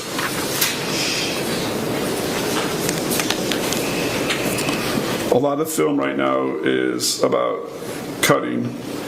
I challenging what Sherry claims, especially if she goes on Dr. Phil. I'm going to be sure everything is told, not just what she wants to tell. If I had known these people and places I was around was going to be important at the time, I wouldn't have drank as much or smoked as much. I spent a lot of money and time to not notice reality. I don't know if you would understand that mindset. Yes, I actually would. It was a really bad time for me, to be honest. I just flunked out of the Army and moved to Georgia from Illinois for Alex. That was stupid. Then he basically leached off of me. No job or money, so I started stripping. I was miserable, so every dollar I didn't give him, I drank. Yeah, it makes me sound like a shitty person. I was a shitty person, but I never hurt anyone or even stole from anyone. I offered to help Morgan because I didn't want her to end up doing the same crap. Did she start doing the same stuff? As far as I know, she only drank and smoked weed. Did Alex try to get Morgan to strip too? A few witnesses I've talked to say he was at her audition with a black guy, described him perfectly. She was dancing before that audition. I'm guessing the girl you were talking to wasn't her or still isn't answering. She answered but won't commit to meet. I can talk to you more tomorrow, okay? I'm fighting sleep at this point. Yes, no problem. Where was she dancing before that? And then, yes, sir. And then I think you say, I'm sorry, I'm following. All right, so she was at Top when we auditioned at Tease together. I don't know if she was legally working there, though. I really don't understand why you seem to want to help me clear my name, especially when I'm not the greatest help to myself by not being able to remember a lot of exact details. Because the evidence I have points pretty strongly to other areas. I can't even believe how much publicly Sherry has gotten. We have Indigenous women going missing daily, actually children going missing, but she's on a freaking warpath. You said you have a picture of Morgan from the last year, and Sherry is still out for blood, and I just want to live my quiet life as a mom. I feel like I have to run away from the psycho. How about when she auditioned at Top of Gainesville? Do you know who was with her? people describe someone who looked like Alex there too. Yep, I can't figure out what Sherry's plan is. I don't know who she was with at that time. I wasn't there, and I hadn't heard from her for a while between when she was considering dancing and when she started dancing. She deletes a lot of things that are posted that don't point to you and talk about Morgan being a dancer. I have evidence someone paid for motel stay and went to the audition with her. He was acting like her pimp or something from a few people I've talked to. Like I said before, I would like to be able to sit down and talk through as much as I can remember. I've been trying to put pieces back in place for myself. Sounds good. Maybe Tuesday? Did she ever say anything to you about the underground club she went to? Not a lot. I know I told her to be careful of clubs that let her work without a permit because those usually involve more drugs and possible brothels. I think that subject pissed her off at me, though. I'm pretty sure that's the route she took. I think I may even have a video of her dancing at one of the clubs a few months after she disappeared. Does Sherry know this? No, I haven't shown a lot of things to her. Once people do that, she seems to get angry and rips them in social medias and tries to discredit them. I showed it to Casey McClure, who was helping Sherry, and she never responded to it. So Sherry may know about it, though. Same with the picture from last year. She has a woman helping her, and there's a lot of weird things around that, too. What about taking all the proof you found and posting it on her Facebook page? All these people will see it, and you have the messages with Sherry confirming that a year-old picture is Morgan, and that would be enough to prove she's using all of this to her advantage. That's somewhat my plan. I'm pretty sure I'm going to make a documentary and post on Sherry's page, and then the documentary ready for people to see. Is she making money from donations? I just need a couple more people who were around last around Morgan to give me info. I've talked to 3 or 4 dancers from Top and the house mom, all who gave me a lot of info. I just need more info on Plug and DJ Dutch. It seems those two had a lot to do with Morgan going to the underground clubs. If they had something to do with drawing girls to those situations, they probably won't be very talkative. I will find info. I just need to connect them back to that and to Morgan, which I'm very close to. Something I keep hearing from people around Sherry is you and Plug didn't like each other at all, and he really didn't want Morgan around you for some reason. I have all the social media of Dutch promoting the club. I just can't find how Plug connects, but something tells me is very much connected. Probably because he knew I didn't trust him. I wanted Morgan to have more experienced dancers as friends, like I did, who took me under their wing. Dancers and house moms are supposed to stick close together to keep the males from taking advantage of us. Plug said you called him and told him you, Morgan, was gone since last night. Why would I call him and tell him anything, though, if I didn't like him? He texted that to Morgan, and Sherry says he said it was you. I saw the text. Quote, "Your friend called me and say you've been gone since last night. Let me know you're okay." So there's actually this message from Plug that's in sort of APD file or something that says that, right? Correct, to Morgan's yes. phone. Okay. Yes. I don't remember ever calling him. I might have been trying to figure out where she was, though, because we were supposed to meet and start at the Better Club. I know I was looking forward to us working together and teaching her things I had learned to make money the clean ways. At T's. Last thing, and we can plan on meeting. Yeah, I had never worked there, but right in ATL, and the permit was like $300+ to work. It had to be a nice place with good income. So I have a few evidence. The night after she went missing, a few dancers went with her the next day to the underground club to audition.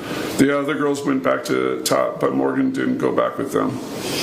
What was the underground club? That's why people need to look other places, because if that's true, she was with other people the next day. I can't confirm it, but I think I know the name. Numa Lange. I don't know that one. Did you follow what I just said? I have evidence that she was not with you last, but with these dancers from Top going to that club. Yeah, I followed that.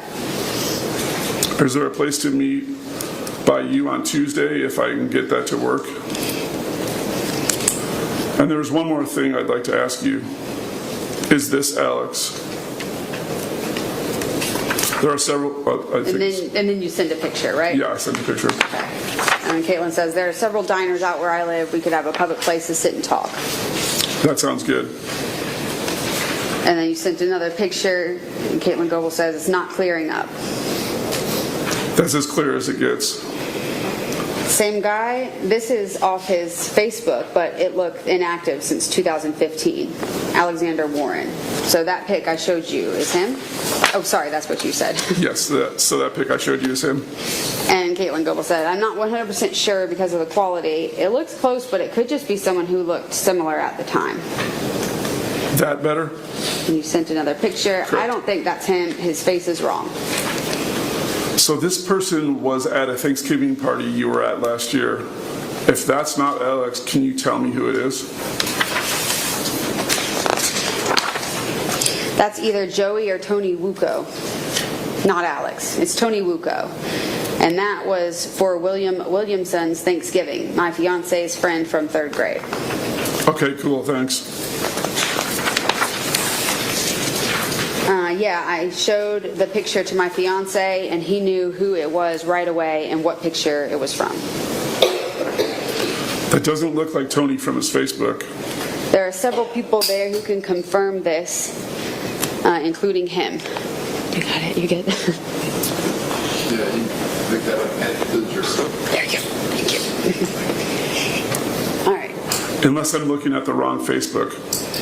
He goes by, oh, that's you, sir. He goes by Joey too? Sorry, but I haven't had contact with his crazy ass for years. I don't need people like that around my family. No, he has a twin brother named Joey. Joey and Tony are brothers. You haven't had contact with who? Alex. Tony or Alex? Alex.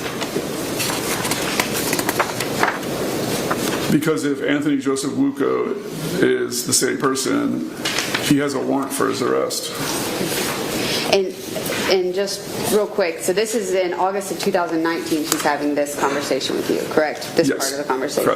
Correct. August 18th of 2019. Are you aware that her daughter was born in 2018? Yes. Okay, and so she's saying she hasn't had any contact with Alex recently. That's correct. All right, and then I guess, okay, going on to the next page. I wouldn't know about that, and that wouldn't be my business either, talking about the warrant. I don't think it makes sense to meet unless you feel it's necessary for some reason. I just thought it would be easier to meet face to face and get some sense of each other. It seems like you have something to tell me if I show up and you trust me. But I feel like I've been trustworthy all along. Texting and talking are very different. Half the reason Sherry thinks I'm a bad person is literally from 2 Facebook posts. One from being upset at a woman for hitting on Alex while we were dating, and another that hundreds of people had shared as well. I've told you when I started talking to you, I'm only after the truth, or what I believe to be the truth. I have to talk about you because it's part of the story. I believe you, but a lot of what you have said, or more, so didn't make sense. So you look bad. No one will know your name from me, but I do worry if I corner Sherry, she could share your name, possibly. If she shares my name, I have a lawyer ready to slam her for libel, slander, and harassment. I've done my homework at this point to protect my reputation and my family. Was that night the last night you heard from Morgan? Yeah. Do you remember where you were coming back from that night? Do you remember if Morgan ever got a license to dance? I'll check back with you in a couple weeks before I release the film in case there's something you might want to add or make some statement.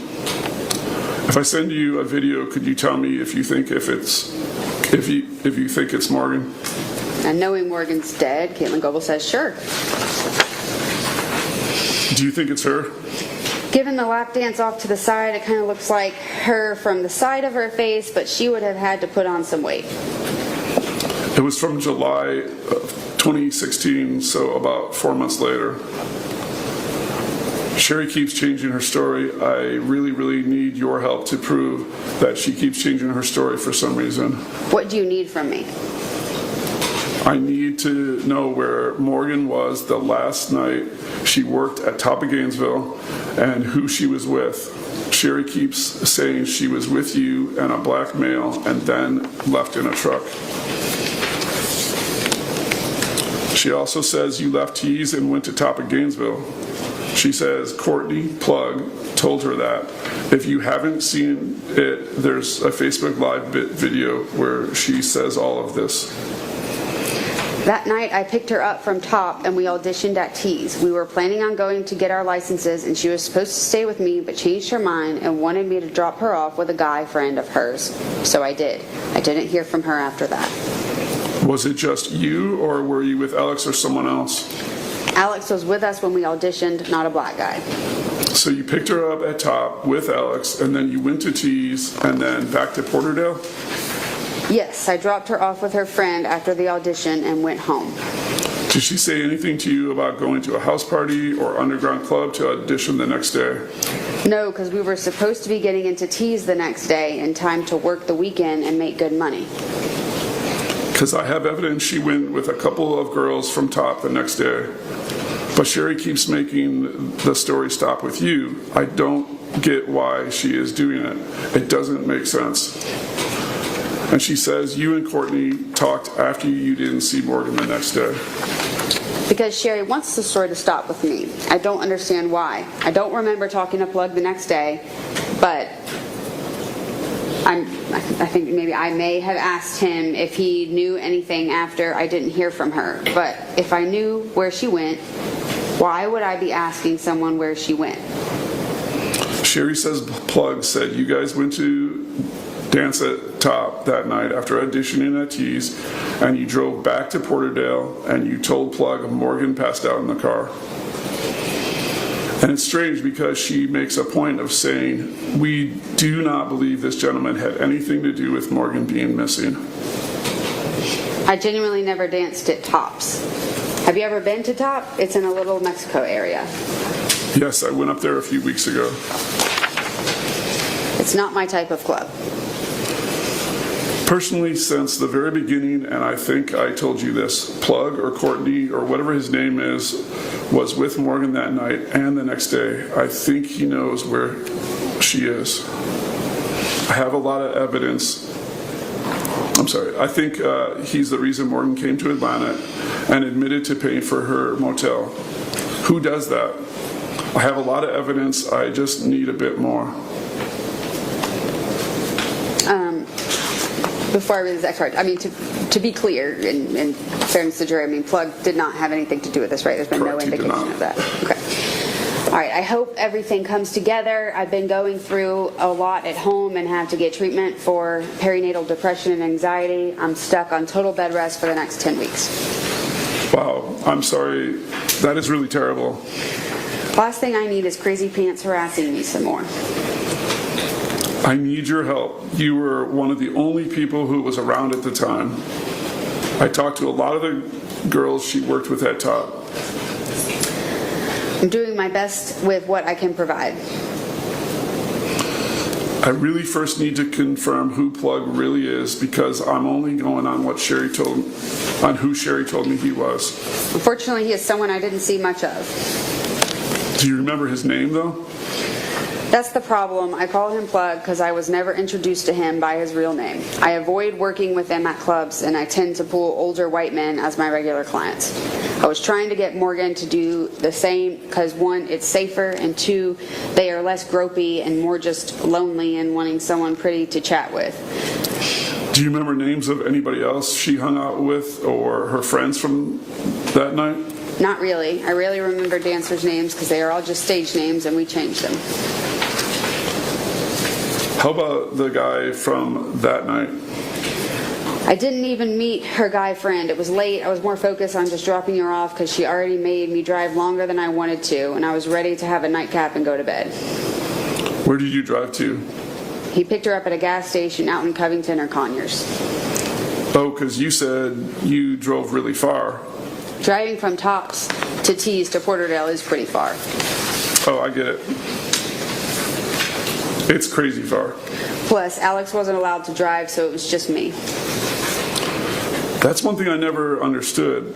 How far Morgan traveled around Georgia, and also evidence her phone was last pinged in North Georgia, not Porterdale, like she tells everyone. That would be a good thing for Dr. Phil to know. All this evidence you're coming up with, have her questioned on television. And I want to say this in fairness real quick. You aren't like a expert in phone records or interpreting them or anything. Definitely not, no. Sort of information you're hearing. Yeah, this is just all information I'm getting from people. Okay. And like I said, there's a lot of trolls and a lot of people giving me false information. Okay. All right, I think you're at I know I contacted them. I haven't heard back. So were you ever able to figure out what was going on with the girl who was possibly Morgan? That's why I need you to tell me what other issues there are with her story. No, she ghosted me. I don't even know everything Sherry has said at this point. I got bad vibes from that woman and want nothing to do with her, but she's stuck on my ass like a fat tick, apparently. Yeah, she is. You have always been and still are her main focus, even as new evidence pops up. Even though she saw a picture of Morgan from last year and said, that is 100% Morgan, and I have never said that before. That alone should have been enough for her to know I had nothing to do with Morgan leaving. Unless she thinks I'm helping her or holding her hostage, which I have no freaking time, space, or money to be holding a hostage. Yep, and she also said that once she proved Morgan crossed state lines, the FBI could be brought in. LOL, that's a funny one. I wish I was helping Morgan. Then I would have a free nanny. LOL. I'm glad my mom isn't Sherry. It's been over a year since she's heard anything about me. Is that good? Yep, very good, and healthy for me and my child. I cut off contact after finding out I was pregnant to protect my daughter from my mom's crazy ass. Maybe Morgan has a similar situation. That would be nice. So did you guys get the job at Tees? We would have been hired if we came back with our permits. Did you ever go back? I did go back because I was hoping she would have done the same, and that's when I met Sherry and found out Morgan was missing. Were you dancing then? Yeah, but I don't really remember which club I was at that time. She said it was Tees. I never got a permit for Tees and wasn't dancing there. Do you need different permits? For each city, different police jurisdictions. Oh, okay. Did Morgan have one for Top? I don't know. I really don't think she did. Did she ever talk to you about the underground club or house parties? She did a few times, but I always told her going anywhere with a customer or without documentation that you worked there was not a good idea. But she went anyway? That's what I don't know. I don't know what she did after we parted ways that night. Where was she living at that time? You said Plug had paid for her to have a hotel room at that time. He said he paid for 5 days and was trying to get the room key back, but she was with you and couldn't get it back. Here's the video, by the way. That's a video you're talking about from Sherry. Correct. She says it's here, and she says it here and on all the other podcasts too. If you watch it, you can note where she is not correct and let me know. Morgan never came to my home, and I never went to the hotel Morgan was staying at. I never worked at Top. Also, I remember the stupid post on Facebook and what it said because it was brought up to me so many times. It said, "This is Bob. Bob kills people. Bob is a sick mofo," or something along those lines with a stick figure on it. How is that a post about killing and excitement of death? So listening to it, I get the idea that she is thinking and possibly even hoping her daughter will be found dead. I really don't know what to think. Me either. One thing that's crossed my mind is that she knows Morgan is okay, but just not where she is, so she keeps keeping this up to find out where Morgan is living so Sherry can try to control her life again. Exactly what a lot of people think. But why does she have to harass me too? Is it because I'm the same age and making it on my own? I really want to ask her, but I know I won't get the real reason. No, she won't answer that. Hey, maybe when you're done with Morgan's story, you could dig up clues to this one. Kenny is like a grandpa to me and a close friend to my fiance. Bob is a good friend of his. So she's talking about something entirely different to what you're looking into now. Okay. I'll look into it. Do you know his daughter's name? Oh, that's you again. Do you know his daughter's name? Looks like I found one, Laura. Kelly. The last update police gave us is they're considering a suicide, but there is no body. His purple pickup was found a few months after he went missing in South Holland. Do you know if the family has police reports? They most likely do. Bob's ex-wife's name is Debbie. She works as a police dispatcher. Okay. Like I said, maybe after you wrap up Morgan's story, you can see what you can find out on Bob and maybe help his family find him or get some closure. Do you have Kelly's Facebook page? Let me get permission from Kenny and he should be able to help with that stuff. Okay. Only thing is, he said they wouldn't be able to afford it. I don't charge anything. So you just do this as a hobby?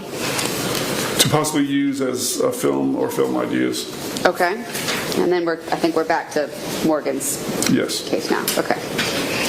Have you ever seen the Instagram posts from Morgan with a black guy in the background and a black car?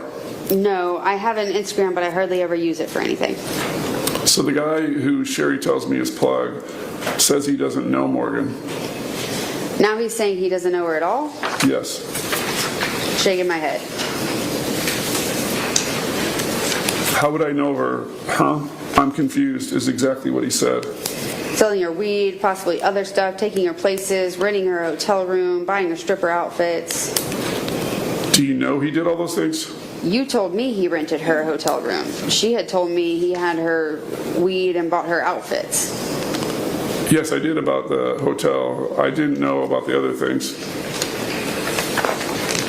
I don't know how much she said was truth, simply that they were close. For him to deny knowing her at all, WTF. I'm liking this whole thing less and less. Yep. I'm paranoid as hell about Sherry and it doesn't feel misplaced. I totally agree with you. Do you know if he ever paid for hair extensions or for her to get her nails done? I don't.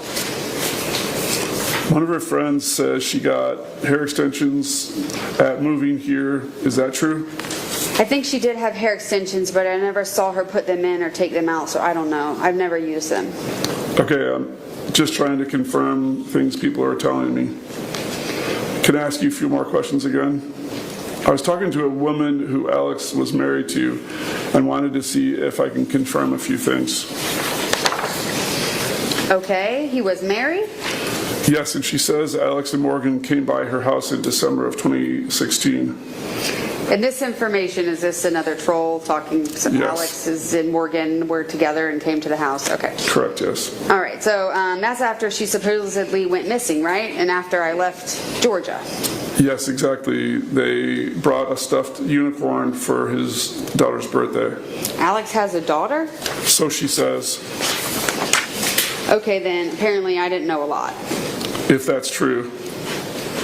Fuck if I know. I wasn't ever told he was married or had a kid. Wouldn't Alex have said something to you if Morgan was still around at Christmas time?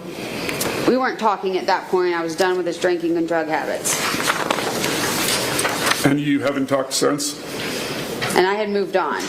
Not a lot. Briefly so I could get some of my stuff back, but I had started dating the man I'm with now, and I didn't want an ex hurting my new relationship. That's not something he would have brought up. I have no idea what went through his head. If he was around Morgan in December, he would have known that I wanted to know what happened to her. I would have ratted her out to the APD at that time too. So obviously she knows there is no Morgan and Alex together. And Yes. Okay.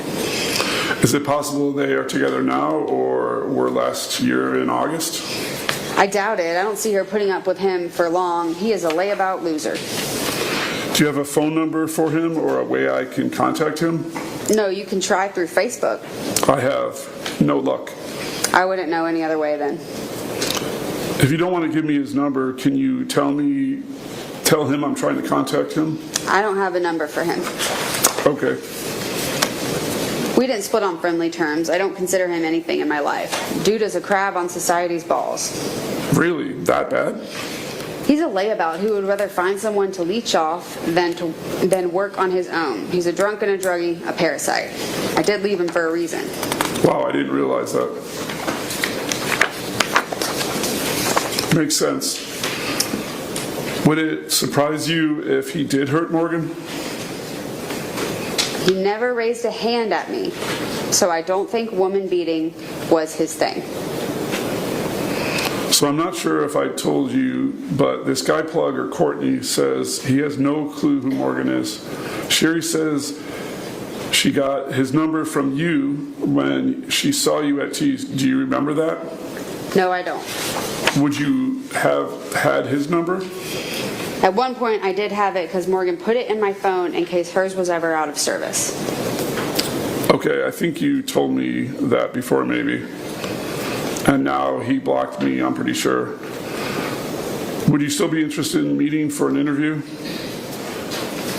And then it shows I sent an attachment.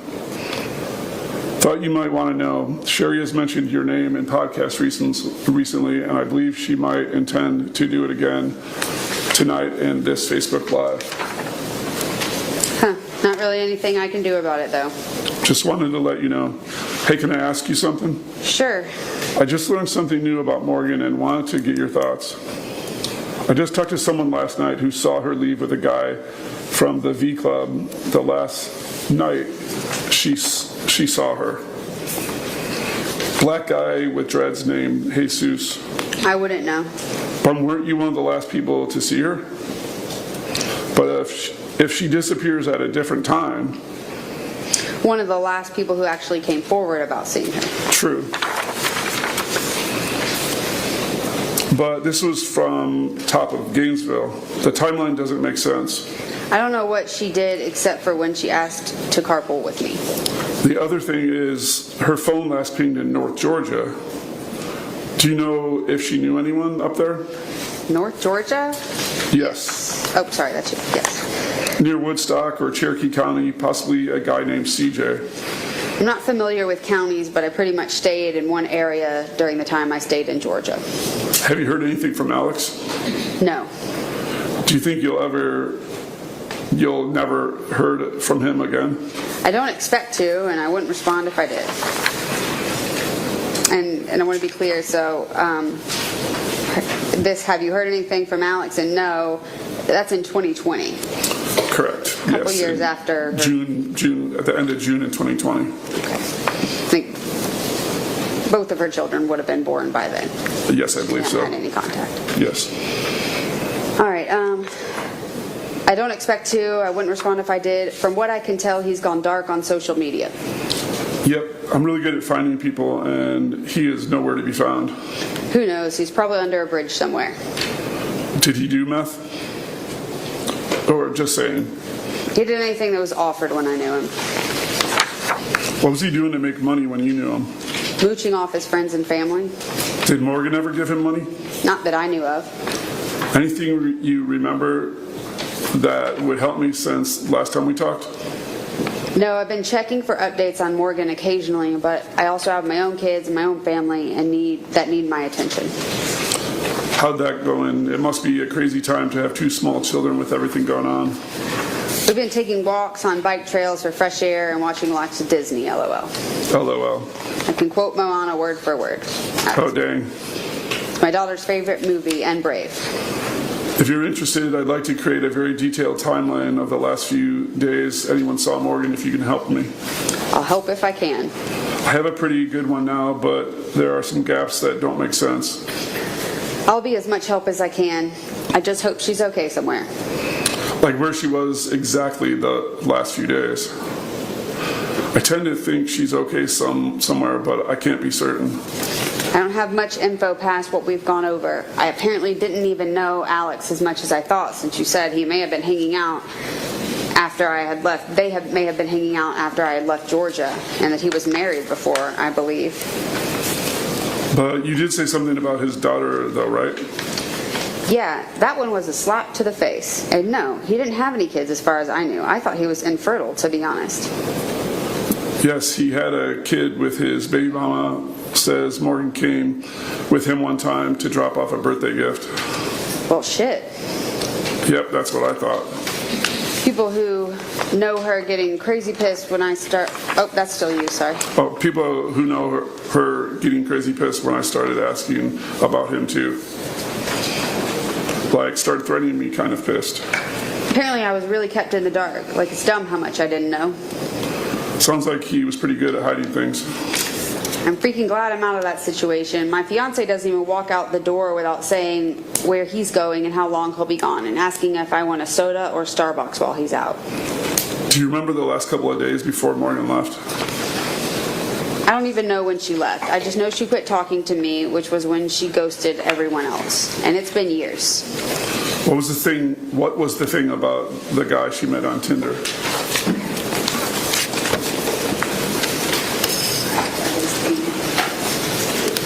End of States 94.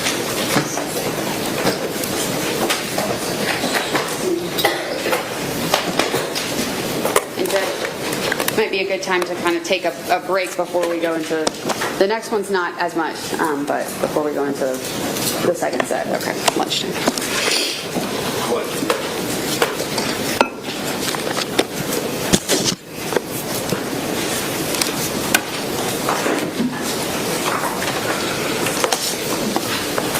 Ladies and gentlemen, it's a little bit after 12. Thought we, yesterday's time frame worked 12, 75 minutes. Okay. Why don't we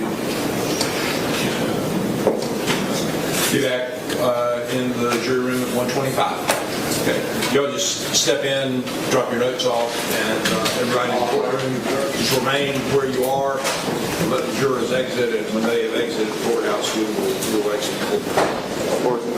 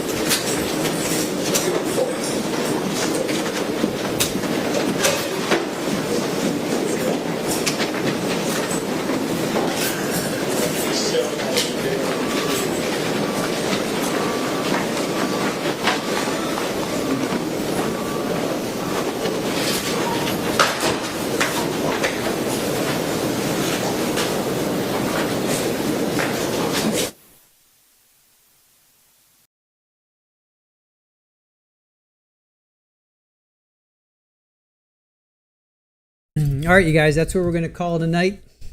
We're going to pick up on the afternoon tomorrow. So we'll pick up on the afternoon of day 2 tomorrow, and then we'll roll that into day 3, and then we'll watch day 4, which was today. So we'll be caught up. By the end of Sunday, we will be caught up. Oh, hello, Super Ball. Come here.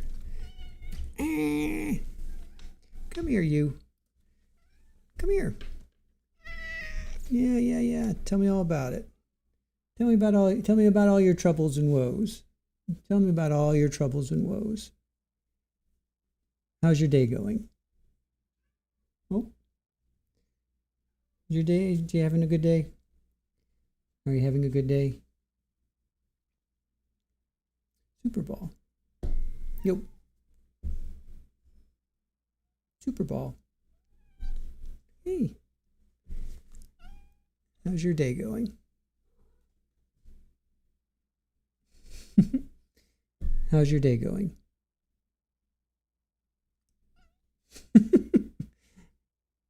How's your day going? Are those little kittens bothering you? Oh, it's a good boy, Roger. Yes. All right. How's your day going? Yeah, it's a good girl. All right. That's for you, Grampy. I know Super Ball is your therapist. All right, you guys. All right, so we'll pick up on day 2 afternoon into day 3, and then day 4 will be on Sunday. So if you're into this trial and you want to keep watching with us, join us over the weekend. We'll be doing Saturday and Sunday stream, and then Monday we will be live with day 5. So looking forward to being live. I think it's only supposed to go 2 weeks, so it's probably going to be even less as it usually works out. So they'll probably be done by Wednesday or Thursday, I would think. And then we're going to be looking for another trial. So now that Shanna Gardner has been kicked down the road until May of 2027. So, all right. Really appreciate you guys spending your day with us. Thank you so much. 430 likes, so really appreciate that. And thank you for the super chats. Thank you for the gifts. Thank you for the memberships, and just thank you for spending your day with us. Really, really do appreciate that. Thank you to our mods. Thank you to Aaron. I found David Settle's Facebook page as well as Katelyn's Facebook page. So I won't show David's because he's not on trial. He has nothing to do with this. Maybe we'll take a look at Katelyn's. We've seen a couple pictures. We've seen a couple posts. So I'll talk to Aaron about that and see if we can. I don't want to get in trouble or anything. There's some stuff on there that I don't know may get us. YouTube may not like what we're showing, so I may not show it. So anyway, I'll talk to Aaron about that. Tomorrow, when will we stream tomorrow? It's going to be like a 9-hour day, so probably noon. We'll start at noon, so we'll be done around 9 o'clock at night. So look for us at noon tomorrow, and then Sunday. I'll do Sunday probably noon as well, because I think that's only going to be about a 6-hour stream. So noon. So look for us both Saturday and Sunday at noon. That's all Eastern time. So have a great rest of your evening. Hopefully this wasn't too disturbing for you guys. There were definitely some moments in there that I was like, all right, don't watch this at night. But interesting stuff. All right, you guys, I will let you go. Have a fantastic rest of your evening. Thank you for spending your day with us, and we'll see you tomorrow at noon. Take care, guys. Bye.